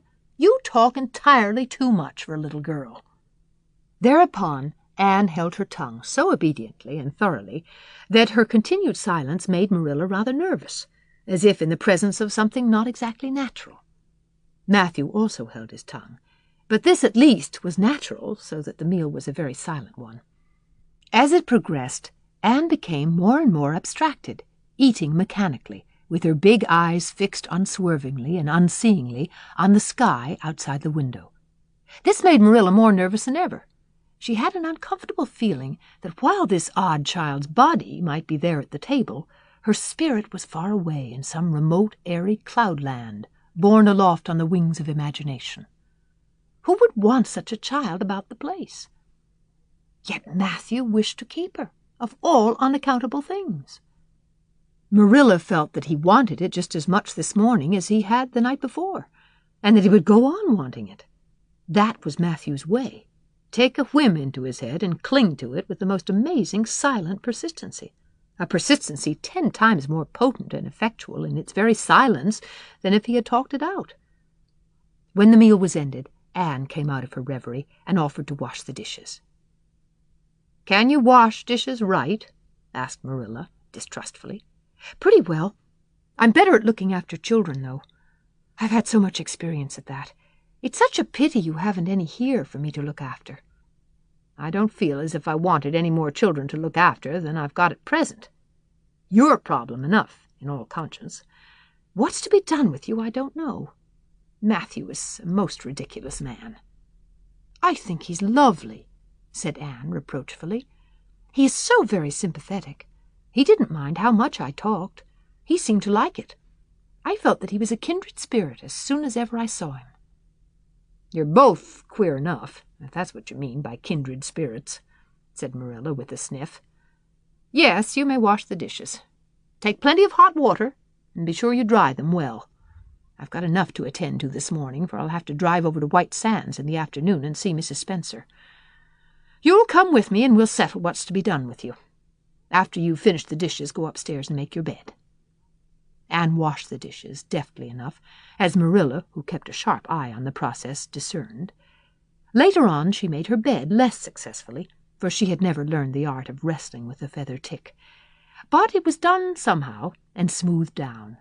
And then Marilla, to get rid of her, told her she might go out of doors and amuse herself until dinner time. Anne flew to the door, face alight, eyes glowing.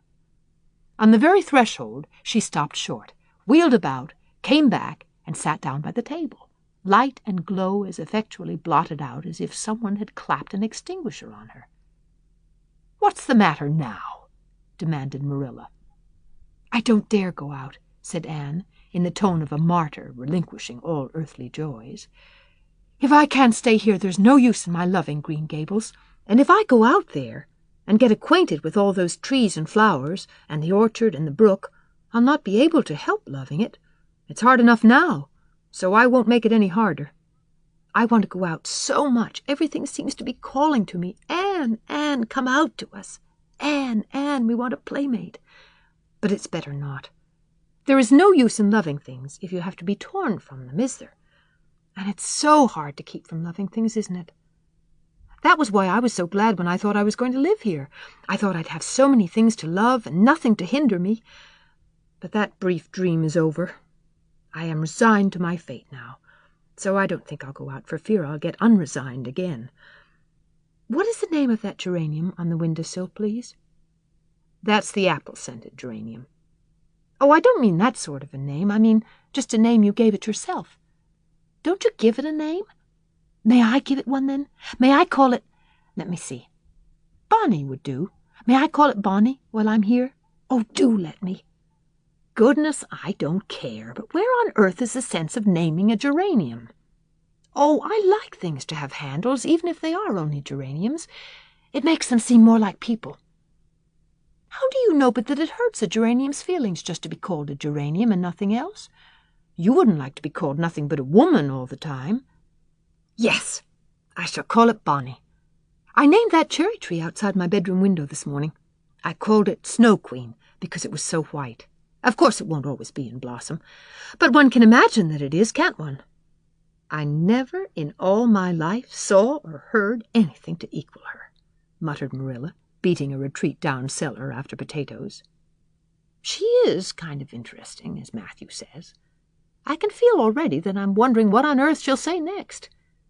She'll be casting a spell over me, too. She's cast it over Matthew. That look he gave me when he went out said everything he said or hinted last night over again. I wish she was like other men and would talk things out. A body could answer back then and argue him into reason. But what's to be done with a man who just looks? Anne had relapsed into reverie, with her chin in her hands and her eyes on the sky, when Marilla returned from her cellar pilgrimage. There Marilla left her until the early dinner was on the table. "I suppose I can have the mare and buggy this afternoon, Matthew?" said Marilla. Matthew nodded and looked wistfully at Anne. Marilla intercepted the look and said grimly, "I'm going to drive over to White Sands and settle this thing. I'll take Anne with me, and Mrs. Spencer will probably make arrangements to send her back to Nova Scotia at once. I'll set your tea out for you, and I'll be home in time to milk the cows." Still Matthew said nothing, and Marilla had a sense of having wasted words and breath. There is nothing more aggravating than a man who won't talk back, unless it is a woman who won't. Matthew hitched the sorrel into the buggy in due time, and Marilla and Anne set off. Matthew opened the yard gate for them, and as they drove slowly through, he said, to nobody in particular as it seemed, "Little Jerry Boaty from the creek was here this morning, and I told him I guessed I'd hire him for the summer." Marilla made no reply, but she hit the unlucky sorrel such a vicious clip with the whip that the fat mare, unused to such treatment, whizzed indignantly down the lane at an alarming pace. Marilla looked back once as the buggy bounced along, and saw that aggravating Matthew leaning over the gate, looking wistfully after them. Chapter 5. Anne's History. "Do you know," said Anne confidentially, "I've made up my mind to enjoy this drive. It's been my experience that you can nearly always enjoy things if you make up your mind firmly that you will. Of course, you must make it up firmly. I am not going to think about going back to the asylum while we're having our drive. I'm just going to think about the drive. Oh, look! There's one little early wild rose out. Isn't it lovely? Don't you think it must be glad to be a rose? Wouldn't it be nice if roses could talk? I'm sure they could tell us such lovely things. And isn't pink the most bewitching color in the world? I love it. But I can't wear it. Red-headed people can't wear pink, not even in imagination. Did you ever know of anybody whose hair was red when she was young, but got to be another color when she grew up?" "No, I don't know as I ever did," said Marilla mercilessly, "and I shouldn't think it likely to happen in your case either." Anne sighed. "Well, that is another hope gone. My life is a perfect graveyard of buried hopes. That's a sentence I read in a book once, and I say it over to comfort myself whenever I'm disappointed in anything." "I don't see where the comforting comes in, myself," said Marilla. "Why, because it sounds so nice and romantic, just as if I were a heroine in a book, you know. I am so fond of romantic things, and a graveyard full of buried hopes is about as romantic a thing as one can imagine, isn't it? I'm rather glad I have one. Are we going across the Lake of Shining Waters today?" "We're not going over Barry's Pond, if that's what you mean by your Lake of Shining Waters. We're going by the shore road." "Shore road sounds nice," said Anne dreamily. "Is it as nice as it sounds? Just when you said shore road, I saw it in a picture in my mind as quick as that. And White Sands is a pretty name, too, but I don't like it as well as Avonlea. Avonlea is a lovely name. It just sounds like music. How far is it to White Sands?" "It's 5 miles, and as you're evidently bent on talking, you might as well talk to some purpose by telling me what you know about yourself." "Oh, what I know about myself isn't really worth telling," said Anne eagerly. "If you'll only let me tell you what I imagine about myself, you'll think it ever so much more interesting." "No, I don't want any of your imaginings. Just you stick to bald facts. Begin at the beginning. Where were you born, and how old are you?" "I was 11 last March," said Anne, resigning herself to bald facts with a little sigh. "And I was born in Bolingbroke, Nova Scotia, My father's name was Walter Shirley, and he was a teacher in the Bolingbroke High School. My mother's name was Bertha Shirley. Aren't Walter and Bertha lovely names? I'm so glad my parents had nice names. It would be a real disgrace to have a father named, well, say Jebediah, wouldn't it?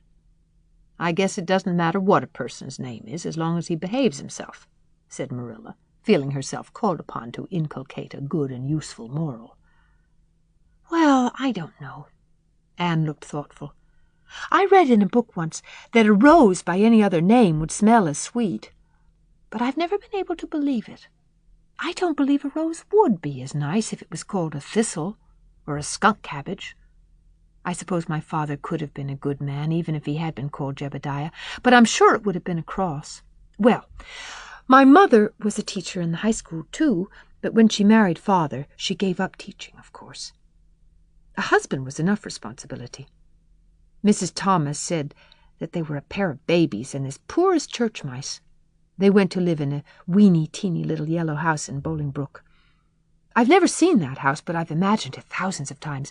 I think it must have had honeysuckle over the parlor window, and lilacs in the front yard, and lilies of the valley just inside the gate. Yes, and muslin curtains in all the windows. Muslin curtains give a house such an air. I was born in that house. Mrs. Thomas said I was the homeliest baby she ever saw. I was so scrawny and tiny and nothing but eyes, but that Mother thought I was perfectly beautiful. I should think a mother would be a better judge than a poor woman who came in to scrub, wouldn't you? I'm glad she was satisfied with me anyhow. I would feel so sad if I thought I was a disappointment to her, because she didn't live very long after that, you see. She died of fever when I was just 3 months old.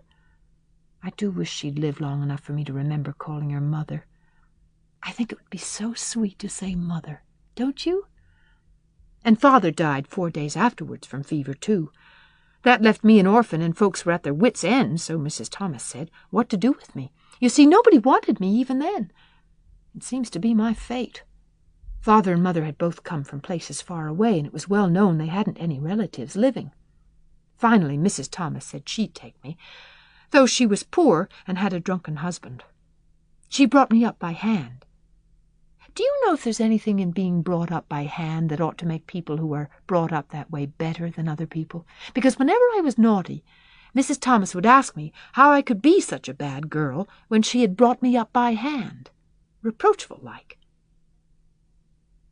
Mr. and Mrs. Thomas moved away from Bolingbroke to Marysville, and I lived with them until I was 8 years old. I helped look after the Thomas children. There were 4 of them, younger than me, and I can tell you they took a lot of looking after. Then Mr. Thomas was killed falling under a train, and his mother offered to take Mrs. Thomas and the children, but she didn't want me. Mrs. Thomas was at her wits' end, so she said, what to do with me. Then Mrs. Hammond from up the river came down and said she'd take me, seeing I was handy with children. And I went up the river to live with her in a little clearing among the stumps. It was a very lonesome place. I'm sure I could never have lived there if I hadn't had an imagination. Mr. Hammond worked a little sawmill up there, and Mrs. Hammond had 8 children. She had twins 3 times. I like babies in moderation, but twins 3 times in succession is too much. I told Mrs. Hammond so firmly when the last pair came. I used to get so dreadfully tired carrying them about. I lived upriver with Mrs. Hammond over 2 years, and then Mr. Hammond died, and Mrs. Hammond broke up housekeeping.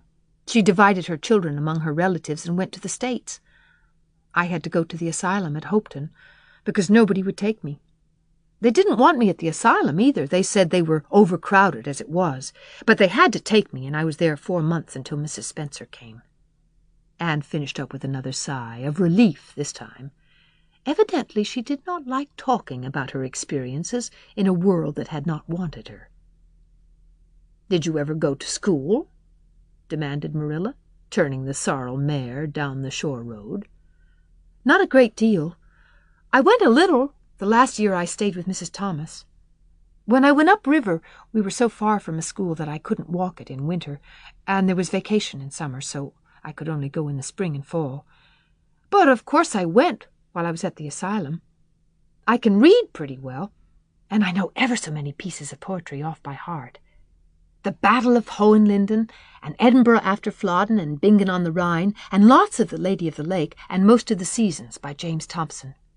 Don't you just love poetry that gives you a crinkly feeling up and down your back? There is a piece in the Fifth Reader, The Downfall of Poland, that is just full of thrills. Of course, I wasn't in the Fifth Reader. I was only in the Fourth. But the big girls used to lend me theirs to read. "Were those women, Mrs. Thomas and Mrs. Hammond, good to you?" asked Marilla, looking at Anne out of the corner of her eye. "Oh," faltered Anne. Her sensitive little face suddenly flushed scarlet, and embarrassment sat on her brow. "Oh, they meant to be. I know they meant to be just as good and kind as possible. And when people mean to be good to you, you don't mind very much when they're not quite, always. They had a good deal to worry them, you know. It's very trying to have a drunken husband, you see, and it must be very trying to have twins 3 times in succession, don't you think? But I feel sure they meant to be good to me." Marilla asked no more questions. Anne gave herself up to a silent rapture over the shore road, and Marilla guided the sorrel abstractedly while she pondered deeply. Pity was suddenly stirring in her heart for the child. What a starved, unloved life she had had, a life of drudgery and poverty and neglect. For Marilla was shrewd enough to read between the lines of Anne's history and divine the truth. No wonder she had been so delighted at the prospect of a real home. It was a pity she had to be sent back. What if she, Marilla, should indulge Matthew's unaccountable whim and let her stay? He was set on it, and the child seemed a nice, teachable little thing. "She's got too much to say," thought Marilla, "but she might be trained out of that. And there's nothing rude or slangy in what she does say. She's ladylike. It's likely her people were nice folks." The shore road was woodsy and wild and lonesome. On the right hand, scrub firs, their spirits quite unbroken by long years of tussle with the Gulf winds, grew thickly. On the left were the steep red sandstone cliffs, so near the track in places that a mare of less steadiness than the sorrel might have tried the nerves of the people behind her. Down at the base of the cliffs were heaps of surf-worn rocks, or little sandy coves inlaid with pebbles as with ocean jewels. Beyond lay the sea, shimmering and blue, and over it soared the gulls, their pinions flashing silvery in the sunlight. "Isn't the sea wonderful?" said Anne, rousing from a long, wide-eyed silence. "Once, when I lived in Marysville, Mr. Thomas hired an express wagon and took us all to spend the day at the shore 10 miles away. I enjoyed every moment of that day, even if I had to look after the children all the time. I lived it over in happy dreams for years, but this shore is nicer than the Marysville shore. Aren't those gulls splendid?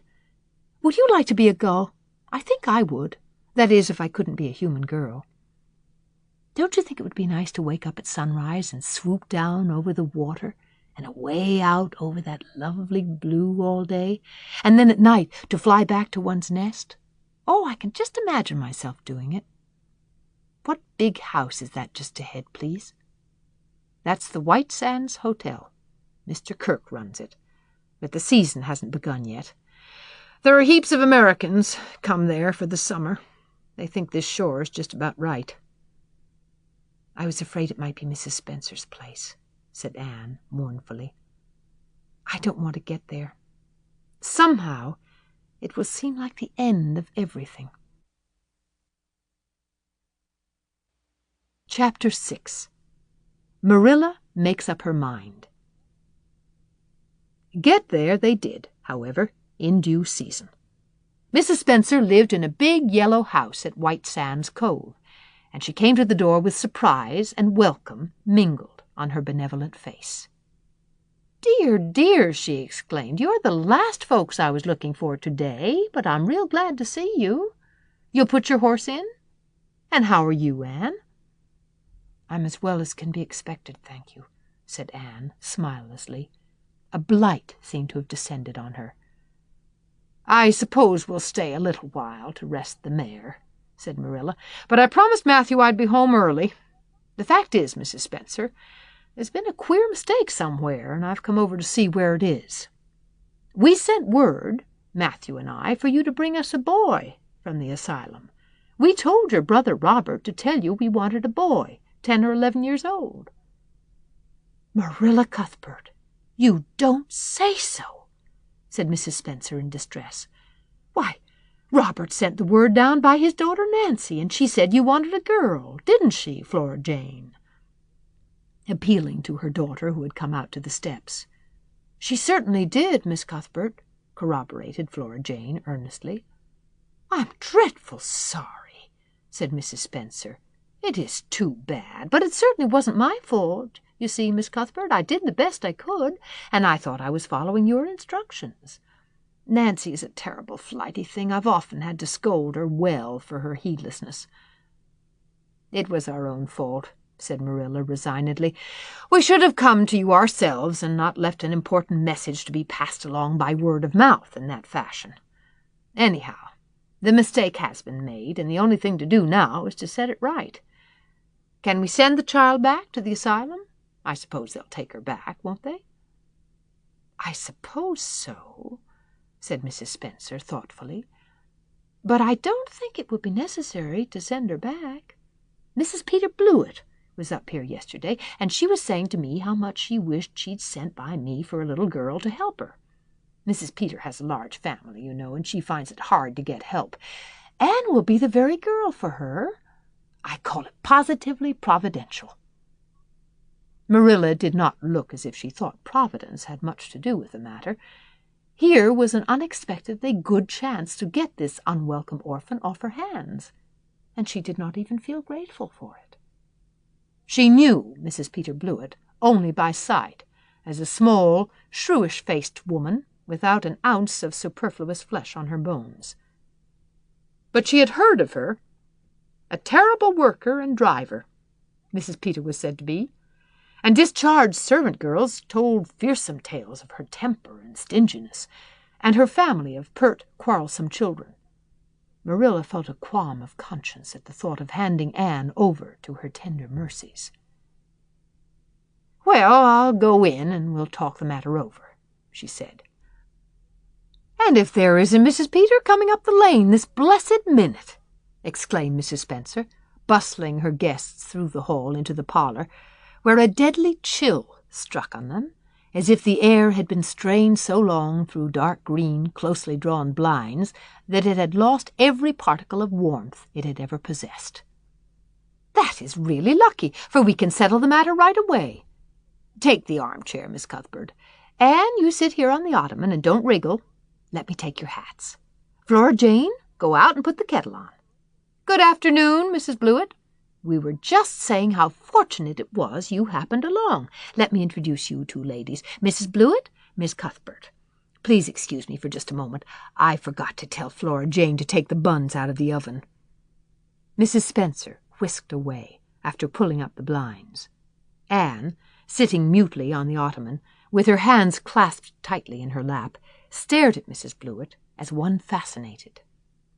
Was she to be given into the keeping of this sharp-faced, sharp-eyed woman?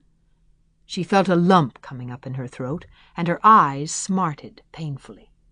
She was beginning to be afraid that she couldn't keep the tears back when Mrs. Spencer returned, flushed and beaming, quite capable of taking any and every difficulty, physical, mental, or spiritual, into consideration and settling it out of hand. "It seems there's been a mistake about this little girl, Mrs. Blewett," she said.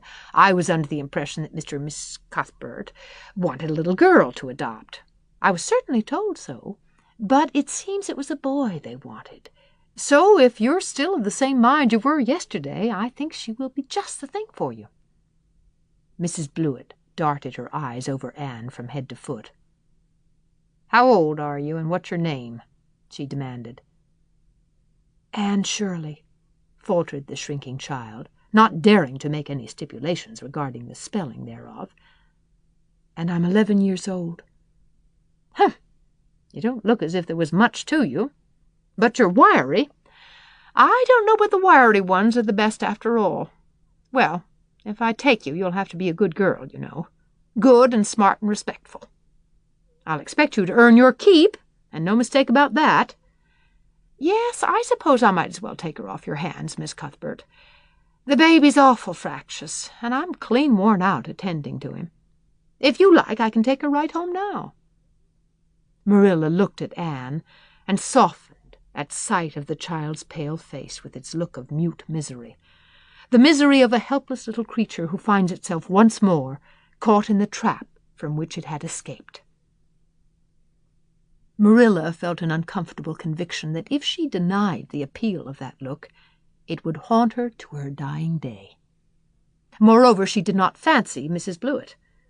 To hand a sensitive, high-strung child over to such a woman, no, she could not take the responsibility of doing that. "Well, I don't know," she said slowly. "I didn't say that Matthew and I had absolutely decided that we wouldn't keep her. In fact, I may say that Matthew was disposed to keep her. I just came over to find out how the mistake had occurred. I think I'd better take her home again and talk it over with Matthew. I feel that I oughtn't to decide on anything without consulting him. If we make up our mind not to keep her, we'll bring or send her over to you tomorrow night. If we don't, you may know that she's going to stay with us. Will that suit you, Mrs. Blewett?" "I suppose it'll have to," said Mrs. Blewett ungraciously. During Marilla's speech, a sunrise had been dawning on Anne's face. First, the look of despair faded out. Then came a faint flush of hope. Her eyes grew deep and bright as morning stars. The child was quite transfigured, and a moment later, when Mrs. Spencer and Mrs. Blewett went out in quest of a recipe the latter had come to borrow, she sprang up and flew across the room to Marilla. "Oh, Miss Cuthbert, did you really say that perhaps you would let me stay at Green Gables?" she said in a breathless whisper, as if speaking aloud might shatter the glorious possibility. "Did you really say it, or did I only imagine that you did?" "I think you'd better learn to control that imagination of yours, Anne, if you can't distinguish between what is real and what isn't," said Marilla crossly. "Yes, you did hear me say just that, and no more. It isn't decided yet, and perhaps we will conclude to let Mrs. Blewett take you after all. She certainly needs you much more than I do." "I'd rather go back to the asylum than go to live with her," said Anne passionately. "She looks exactly like a gimlet." Marilla smothered a smile under the conviction that Anne must be reproved for such a speech. "A little girl like you should be ashamed of talking so about a lady and a stranger," she said severely. "Go back and sit down quietly and hold your tongue and behave as a good girl should." "I'll try to do and be anything you want me, if you'll only keep me," said Anne, returning meekly to her ottoman. When they arrived back at Green Gables that evening, Matthew met them in the lane. Marilla, from afar, had noted him prowling along it and guessed his motive. She was prepared for the relief she read in his face when he saw that she had at least brought Anne back with her. But she said nothing to him relative to the affair until they were both out in the yard behind the barn milking the cows. Then she briefly told him Anne's history and the result of the interview with Mrs. Spencer. "I wouldn't give a dog I liked to that Blewett woman," said Matthew with unusual vim. "I don't fancy her style myself," admitted Marilla. "But it's that or keeping her ourselves, Matthew. And since you seem to want her, I suppose I'm willing, or have to be. I've been thinking over the idea until I've got kind of used to it. It seems a sort of duty. I've never brought up a child, especially a little girl, and I dare say I'll make a terrible mess of it, but I'll do my best. So far as I'm concerned, Matthew, she may stay." Matthew's shy face was a glow of delight. "Well, now, I reckoned you'd come to see it in that light, Marilla," he said. "She's such an interesting little thing." "It'd be more to the point if you could say she was a useful little thing," retorted Marilla. "But I'll make it my business to see she's trained to be that. And mind, Matthew, you're not to go interfering with my methods." Perhaps an old maid doesn't know much about bringing up a child, but I guess she knows more than an old bachelor. So you just leave me to manage her. When I fail, it'll be time enough to put your oar in." There, Marilla. You can have your own way," said Matthew reassuringly. "Only be as good and kind to her as you can be without spoiling her. I kind of think she's one of the sort you can do anything with if only you get her to love you." Marilla sniffed to express her contempt for Matthew's opinions concerning anything feminine, and walked off to the dairy with the pails. "I won't tell her tonight that she can stay," she reflected, as she strained the milk into the creamers. "She'd be so excited that she wouldn't sleep a wink. Marilla Cuthbert, you're fairly in for it. Did you ever suppose you'd see the day when you'd be adopting an orphan girl? It's surprising enough, but not so surprising as that Matthew should be at the bottom of it. Him, that always seemed to have such a mortal dread of little girls. Anyhow, we've decided on the experiment, and goodness only knows what will come of it." Chapter 7. Anne Says Her Prayers. When Marilla took Anne up to bed that night, she said stiffly, "Now, Anne, I noticed last night that you threw your clothes all about the floor when you took them off. That is a very untidy habit, and I can't allow it at all. As soon as you take off any article of clothing, fold it neatly and place it on the chair. I haven't any use at all for little girls who aren't neat." "I was so harrowed up in my mind last night that I didn't think about my clothes at all," said Anne. "I'll fold them nicely tonight. They always made us do that at the asylum. Half the time, though, I'd forget. I'd be in such a hurry to get into bed, nice and quiet, and imagine things." "You'll have to remember a little better if you stay here," admonished Marilla. "There, that looks something like. Say your prayers now and get into bed." "I never say any prayers," announced Anne. Marilla looked horrified astonishment. "Why, Anne, what do you mean? Were you never taught to say your prayers? God always wants little girls to say their prayers. Don't you know who God is, Anne?" "God is a spirit, infinite, eternal, and unchangeable, in his being, wisdom, power, holiness, justice, goodness, and truth," responded Anne promptly and glibly. Marilla looked rather relieved. "So you do know something, then, thank goodness. You're not quite a heathen. Where did you learn that?" "Oh, at the asylum Sunday school. They made us learn the whole catechism. I liked it pretty well. There's something splendid about some of the words. Infinite, eternal, and unchangeable. Isn't that grand? It has such a roll to it, just like a big organ playing. You couldn't quite call it poetry, I suppose, but it sounds a lot like it, doesn't it?" "We're not talking about poetry, Anne. We are talking about saying your prayers. Don't you know it's a terrible wicked thing not to say your prayers every night? I'm afraid you're a very bad little girl." "You'd find it easier to be bad than good if you had red hair," said Anne reproachfully. "People who haven't red hair don't know what trouble is. Mrs. Thomas told me that God made my hair red on purpose, and I've never cared about him since. And anyhow, I'd always be too tired at night to bother saying prayers. People who have to look after twins can't be expected to say their prayers. Now, do you honestly think they can?"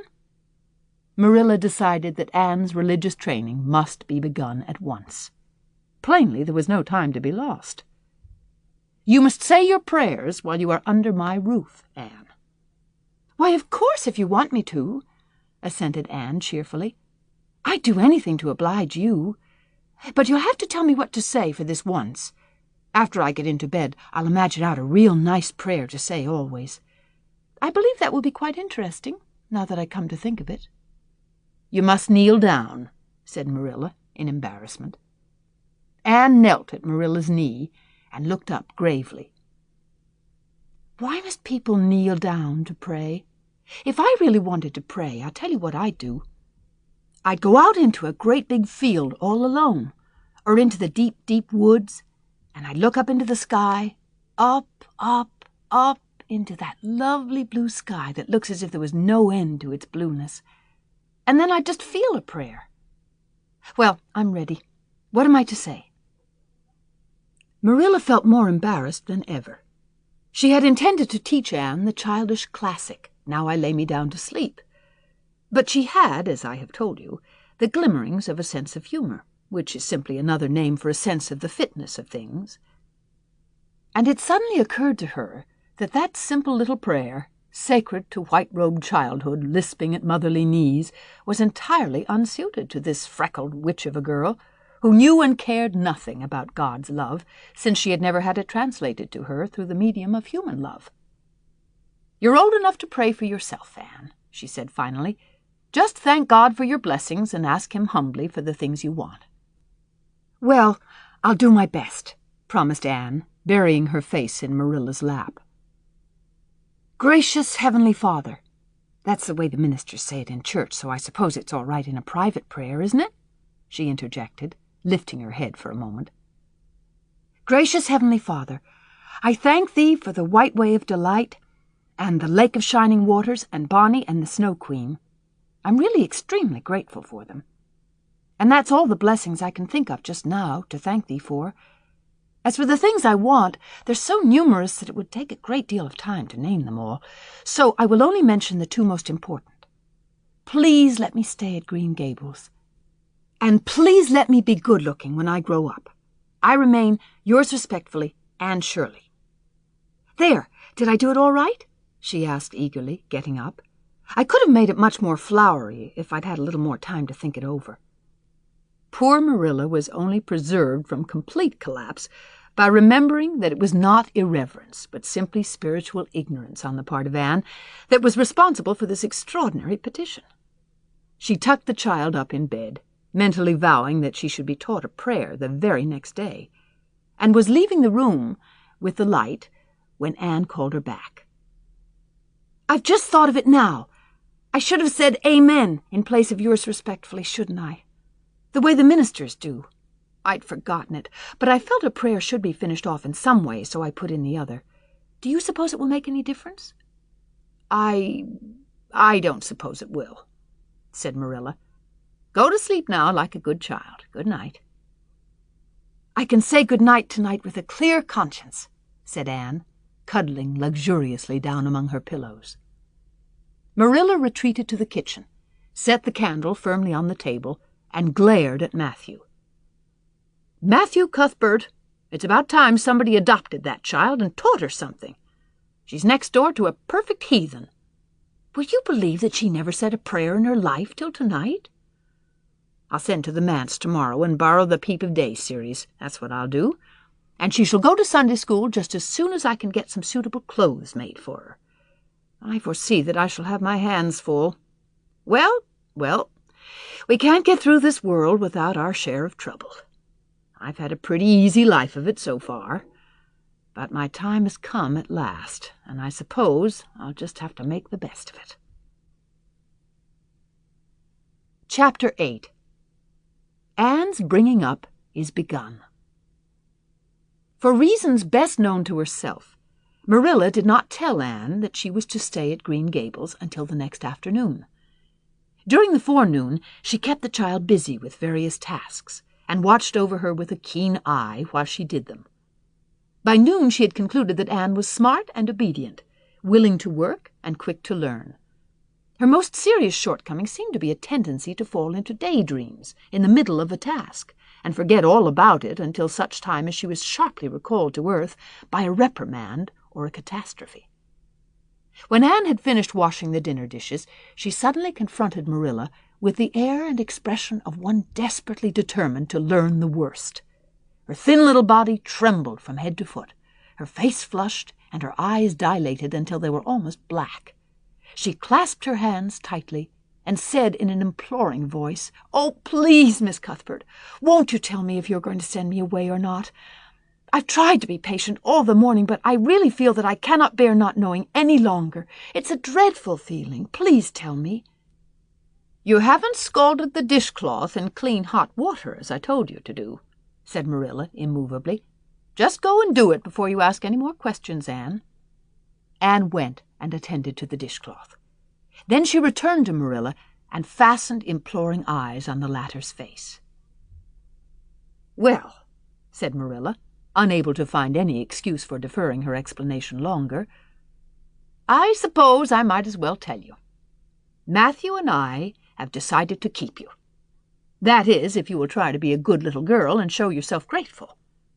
"Why, child, whatever is the matter?" "I'm crying," said Anne in a tone of bewilderment. "I can't think why. I'm glad as glad can be. Oh, glad doesn't seem the right word at all. I was glad about the White Way and the cherry blossoms, but this, oh, it's something more than glad. I'm so happy. I'll try to be so good. It will be uphill work, I expect, for Mrs. Thomas often told me I was desperately wicked. However, I'll do my very best. But can you tell me why I'm crying?" "I suppose it's because you're all excited and worked up," said Marilla disapprovingly. "Sit down on that chair and try to calm yourself. I'm afraid you both cry and laugh far too easily. Yes, you can stay here, and we will try to do right by you. You must go to school, but it's only a fortnight till vacation, so it isn't worthwhile for you to start before it opens again in September." "What am I to call you?" asked Anne. "Shall I always say Miss Cuthbert? Can I call you Aunt Marilla?" "No, you'll call me just plain Marilla. I'm not used to being called Miss Cuthbert, and it would make me nervous." "It sounds awfully disrespectful to say just Marilla," protested Anne. "I guess there'll be nothing disrespectful in it if you're careful to speak respectfully. Everybody, young and old, in Avonlea calls me Marilla, except the minister. He says Miss Cuthbert when he thinks of it." "I'd love to call you Aunt Marilla," said Anne wistfully. "I've never had an aunt or any relation at all, not even a grandmother. It would make me feel as if I really belonged to you. Can't I call you Aunt Marilla?" "No, I'm not your aunt, and I don't believe in calling people names that don't belong to them." "But we could imagine you were my aunt."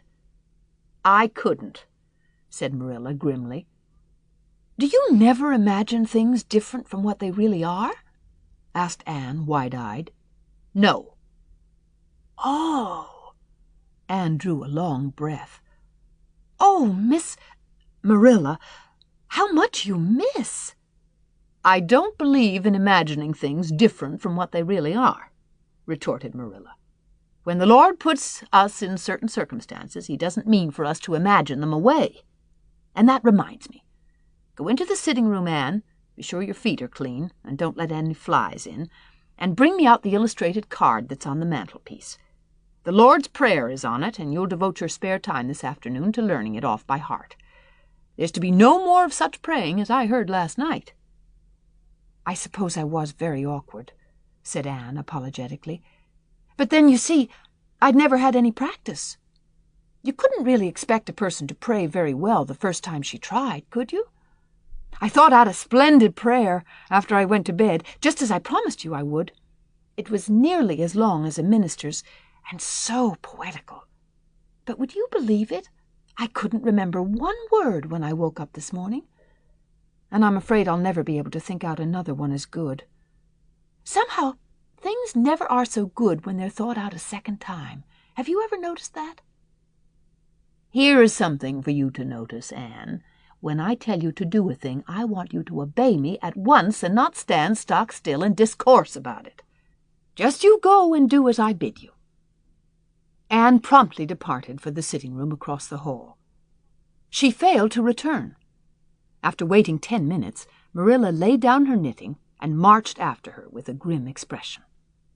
She found Anne standing motionless before a picture hanging on the wall between the two windows, with her hands clasped behind her face uplifted, and her eyes a star with dreams.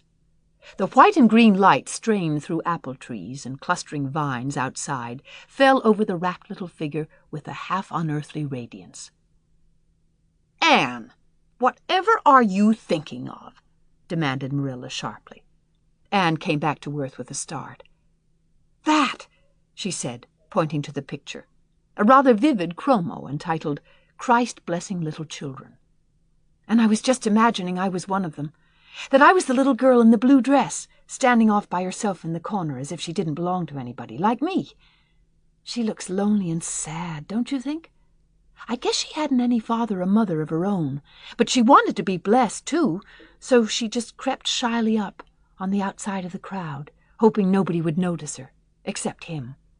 I'm sure I know just how she felt. Her heart must have beat, and her hands must have got cold like mine did when I asked you if I could stay. She was afraid he mightn't notice her. But it's likely he did, don't you think? I've been trying to imagine it all out, her edging a little nearer all the time until she was quite close to him, and then he would look at her and put his hand on her hair, and oh, such a thrill of joy would run over her. But I wish the artist hadn't painted him so sorrowful-looking. All his pictures are like that, if you've noticed.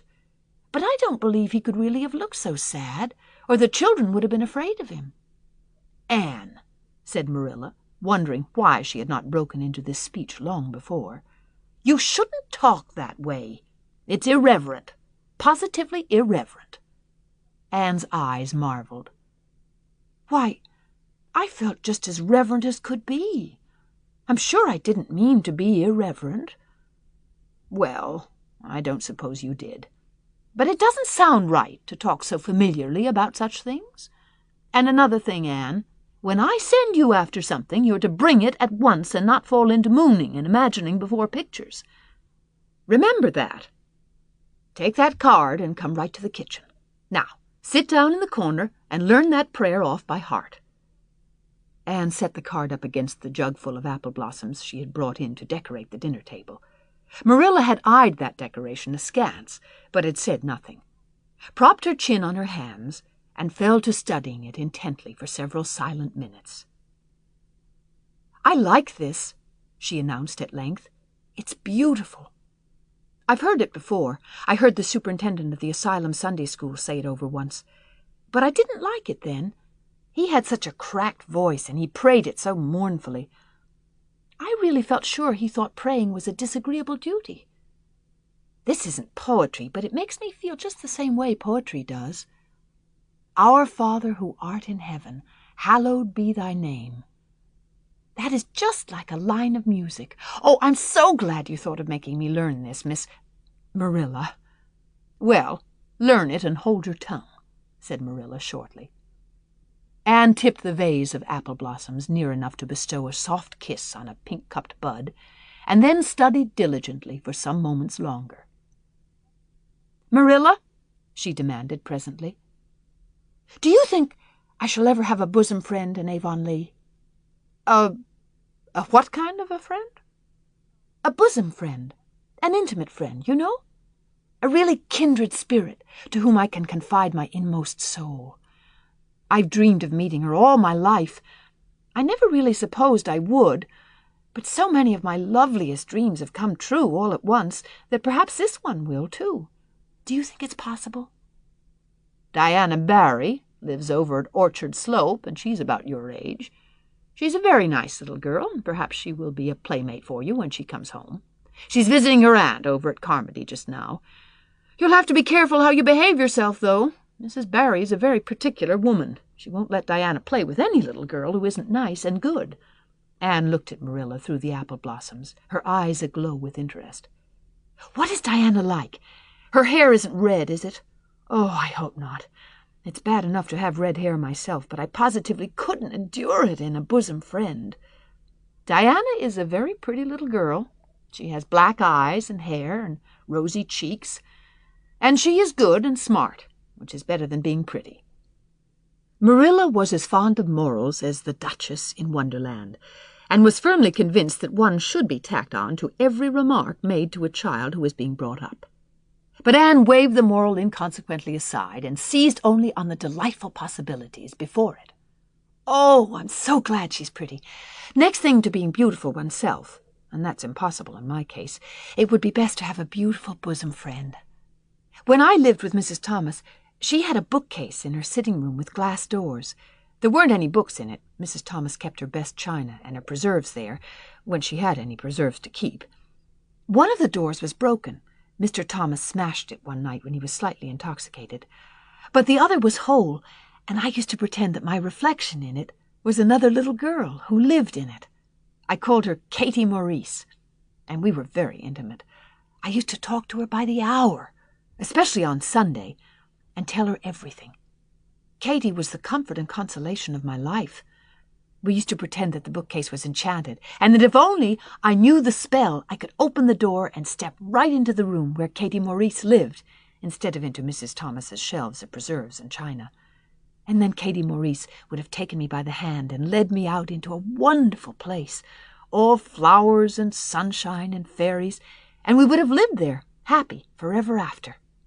When I went to live with Mrs. Hammond, it just broke my heart to leave Katie Maurice. She felt it dreadfully, too. I know she did, for she was crying when she kissed me good-bye through the bookcase door. There was no bookcase at Mrs. Hammond's, but just up the river a little way from the house there was a long green little valley, and the loveliest echo lived there. It echoed back every word you said, even if you didn't talk a bit loud. So I imagined that it was a little girl called Violetta, and we were great friends, and I loved her almost as well as I loved Katie Maurice. Not quite, but almost, you know. The night before I went to the asylum, I said goodbye to Violetta, and oh, her goodbye came back to me in such sad, sad tones. I had become so attached to her that I hadn't the heart to imagine a bosom friend at the asylum, even if there had been any scope for imagination there. "I think it's just as well there wasn't," said Marilla dryly. "I don't approve of such goings-on. You seem to half believe your own imaginations. It will be well for you to have a real live friend to put such nonsense out of your head. But don't let Mrs. Barry hear you talking about your Katie Maurices and your Violettas, or she'll think you tell stories." "Oh, I won't. I couldn't talk of them to everybody. Their memories are too sacred for that. But I thought I'd like to have you know about them. Oh, look, here's a big bee just tumbled out of an apple blossom. Just think what a lovely place to live, in an apple blossom. Fancy going to sleep in it when the wind was rocking it. If I wasn't a human girl, I think I'd like to be a bee and live among the flowers." "Yesterday you wanted to be a seagull," sniffed Marilla. "I think you are very fickle-minded. I told you to learn that prayer and not talk, but it seems impossible for you to stop talking if you've got anybody that will listen to you. So go up to your room and learn it." "Oh, I know it pretty nearly all now, all but just the last line." "Well, never mind. Do as I tell you. Go to your room and finish learning it well, and stay there until I call you down to help me get tea." "Can I take the apple blossoms with me for company?" pleaded Anne. "No. You don't want your room cluttered up with flowers. You should have left them on the tree in the first place." "I did feel a little that way, too," said Anne. "I kind of felt I shouldn't shorten their lovely lives by picking them. I wouldn't want to be picked if I were an apple blossom, but the temptation was irresistible." "What do you do when you meet with an irresistible temptation?" "Anne, did you hear me tell you to go to your room?" Anne sighed, retreated to the east gable, and sat down in a chair by the window. "There! I know this prayer. I learned that last sentence coming upstairs. Now I'm going to imagine things into this room so that they'll always stay imagined. The floor is covered with a white velvet carpet with pink roses all over it, and there are pink silk curtains at the windows. The walls are hung with gold and silver brocade tapestry. The furniture is mahogany. I never saw any mahogany, but it does sound so luxurious. This is a couch all heaped with gorgeous silken cushions, pink and blue and crimson and gold, and I am reclining gracefully on it. I can see my reflection in that splendid big mirror hanging on the wall. I am tall and regal, clad in a gown of trailing white lace, with a pearl cross on my breast and pearls in my hair. My hair is of midnight darkness, and my skin is a clear ivory pallor. My name is Lady Cordelia Fitzgerald. No, it isn't. I can't make that seem real." She danced up to the little looking-glass and peered into it. Her pointed freckled face and solemn gray eyes peered back at her. "You're only Anne of Green Gables," she said earnestly, "and I see you just as you are looking now, whenever I try to imagine I'm the Lady Cordelia. But it's a million times nicer to be Anne of Green Gables than Anne of Nowhere in particular, isn't it? She bent forward, kissed her reflection affectionately, and betook herself to the open window. Dear Snow Queen, good afternoon. And good afternoon, dear birches down in the hollow, and good afternoon, dear grey house up on the hill. I wonder if Diana is to be my bosom friend. I hope she will, and I shall love her very much. But I must never quite forget Katie Maurice and Violetta. They would feel so hurt if I did, and I'd hate to hurt anybody's feelings, even a little bookcase girl's or a little echo girl's. I must be careful to remember them and send them a kiss every day. Anne blew a couple of airy kisses from her fingertips, past the cherry blossoms, and then, with her chin in her hands, drifted luxuriously out on a sea of daydreams. Chapter 9. Mrs. Rachel Lynde is properly horrified. Anne had been a fortnight at Green Gables before Mrs. Lynde arrived to inspect her. Mrs. Rachel, to do her justice, was not to blame for this. A severe and unseasonable attack of grippe had confined that good lady to her house ever since the occasion of her last visit to Green Gables. Mrs. Rachel was not often sick, and had a well-defined contempt for people who were. But grippe, she asserted, was like no other illness on earth, and could only be interpreted as one of the special visitations of Providence. As soon as her doctor allowed her to put her foot out of doors, she hurried up to Green Gables, bursting with curiosity to see Matthew's and Marilla's orphan, concerning whom all sorts of stories and suppositions had gone abroad in Avonlea. Anne had made good use of every waking moment of that fortnight. Already she was acquainted with every tree and shrub about the place. She had discovered that a lane opened out below the apple orchard, and ran up through a belt of woodland, and she had explored it to its furthest end in all its delicious vagaries of brook and bridge, fir coppice and wild cherry arch, corners thick with fern, and branching byways of maple and mountain ash. She had made friends with the spring down in the hollow, that wonderful, deep, clear, icy-cold spring. It was set about with smooth red sandstones, and rimmed in by great palm-like clumps of water fern, and beyond it was a log bridge over the brook. That bridge led Anne's dancing feet up over a wooded hill beyond, where perpetual twilight reigned under the straight, thick-growing firs and spruces.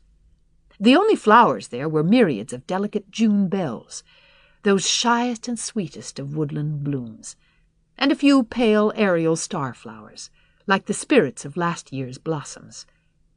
Gossamers glimmered like threads of silver among the trees, and the fir boughs and tassels seemed to utter friendly speech. All these raptured voyages of exploration were made in the odd half-hours which she was allowed for play, and Anne talked Matthew and Marilla half-deaf over her discoveries. Not that Matthew complained, to be sure. He listened to it all with a wordless smile of enjoyment on his face.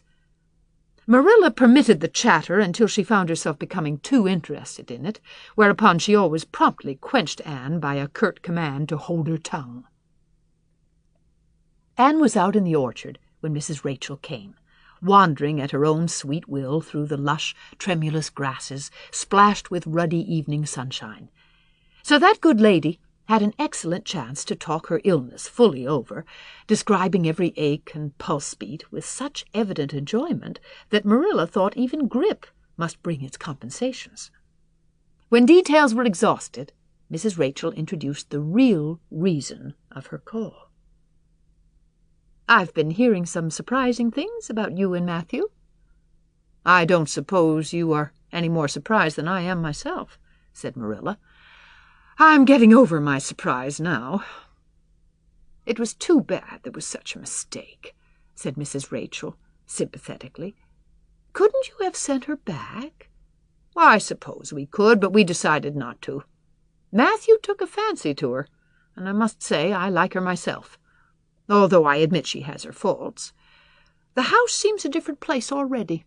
She's a real bright little thing."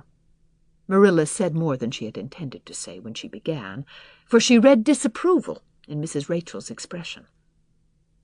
"It's a great responsibility you've taken on yourself," said that lady gloomily, "especially when you've never had any experience with children. You don't know much about her or her real disposition, I suppose, and there's no guessing how a child like that will turn out. But I don't want to discourage you, I'm sure, Marilla." "I'm not feeling discouraged," was Marilla's dry response. "When I make up my mind to do a thing, it stays made up. I suppose you'd like to see Anne. I'll call her in." Anne came running in presently, her face sparkling with the delight of her orchard rovings. But abashed at finding herself in the unexpected presence of a stranger, she halted confusedly inside the door.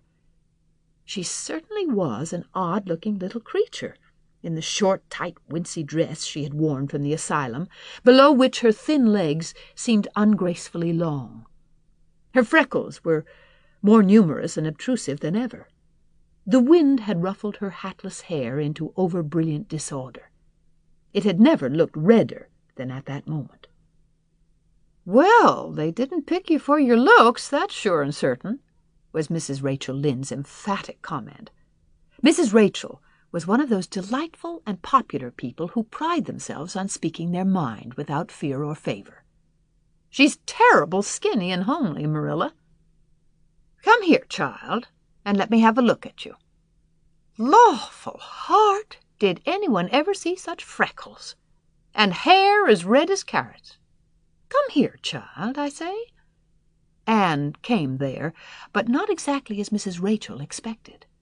With one bound she crossed the kitchen floor and stood before Mrs. Rachel, her face scarlet with anger, her lips quivering, and her whole slender form trembling from head to foot. "I hate you!" she cried in a choked voice, stamping her foot on the floor. "I hate you! I hate you! I hate you!" A louder stamp with each assertion of hatred. "How dare you call me skinny and ugly? How dare you say I'm freckled and red-headed? You're a rude, impolite, unfeeling woman." "Anne!" exclaimed Marilla in consternation. But Anne continued to face Mrs. Rachel undauntedly, head up, eyes blazing, hands clenched, passionate indignation exhaling from her like an atmosphere. "How dare you say such things about me?" she repeated vehemently.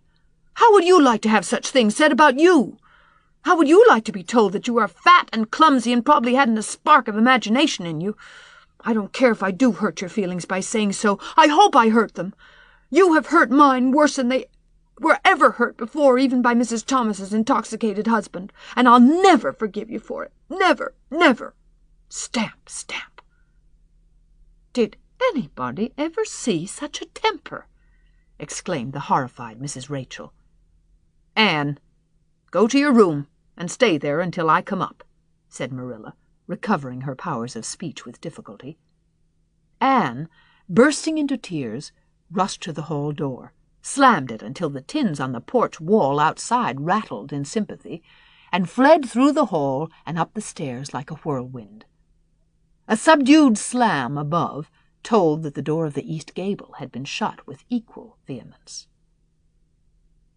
"Well, I don't envy you your job bringing that up, Marilla," said Mrs. Rachel with unspeakable solemnity. Marilla opened her lips to say she knew not what of apology or deprecation. What she did say was a surprise to herself then and ever afterwards. "You shouldn't have twitted her about her looks, Rachel." "Marilla Cuthbert, you don't mean to say that you are upholding her in such a terrible display of temper as we've just seen?" demanded Mrs. Rachel indignantly. "No," said Marilla slowly. "I'm not trying to excuse her. She's been very naughty, and I'll have to give her a talking to about it. But we must make allowances for her. She's never been taught what is right. And you were too hard on her, Rachel." Marilla could not help tacking on that last sentence, although she was again surprised at herself for doing it. Mrs. Rachel got up with an air of offended dignity. "Well, I see that I'll have to be very careful what I say after this, Marilla, since the fine feelings of orphans, brought from goodness knows where, have to be considered before anything else. Oh, no, I'm not vexed. Don't worry yourself. I'm too sorry for you to leave any room for anger in my mind. You'll have your own troubles with that child. But if you'll take my advice, which I suppose you won't do, although I've brought up 10 children and buried 2, you'll do that talking to you mention with a fair-sized birch switch. I should think that would be the most effective language for that kind of a child. Her temper matches her hair, I guess. Well, good evening, Marilla. I hope you'll come down to see me often, as usual. But you can't expect me to visit here again in a hurry, if I'm liable to be flown at and insulted in such a fashion. It's something new in my experience. Whereat Mrs. Rachel swept out and away, if a fat woman who always waddled could be said to sweep away, and Marilla, with a very solemn face, betook herself to the east gable. On the way upstairs, she pondered uneasily as to what she ought to do. She felt no little dismay over the scene that had just been enacted. How unfortunate that Anne should have displayed such temper before Mrs. Rachel Lynde, of all people. Then Marilla suddenly became aware of an uncomfortable and rebuking consciousness that she felt more humiliation over this than sorrow over the discovery of such a serious defect in Anne's disposition. And how was she to punish her? The amiable suggestion of the birch switch, to the efficiency of which all of Mrs. Rachel's own children could have borne smarting testimony, did not appeal to Marilla. She did not believe she could whip a child.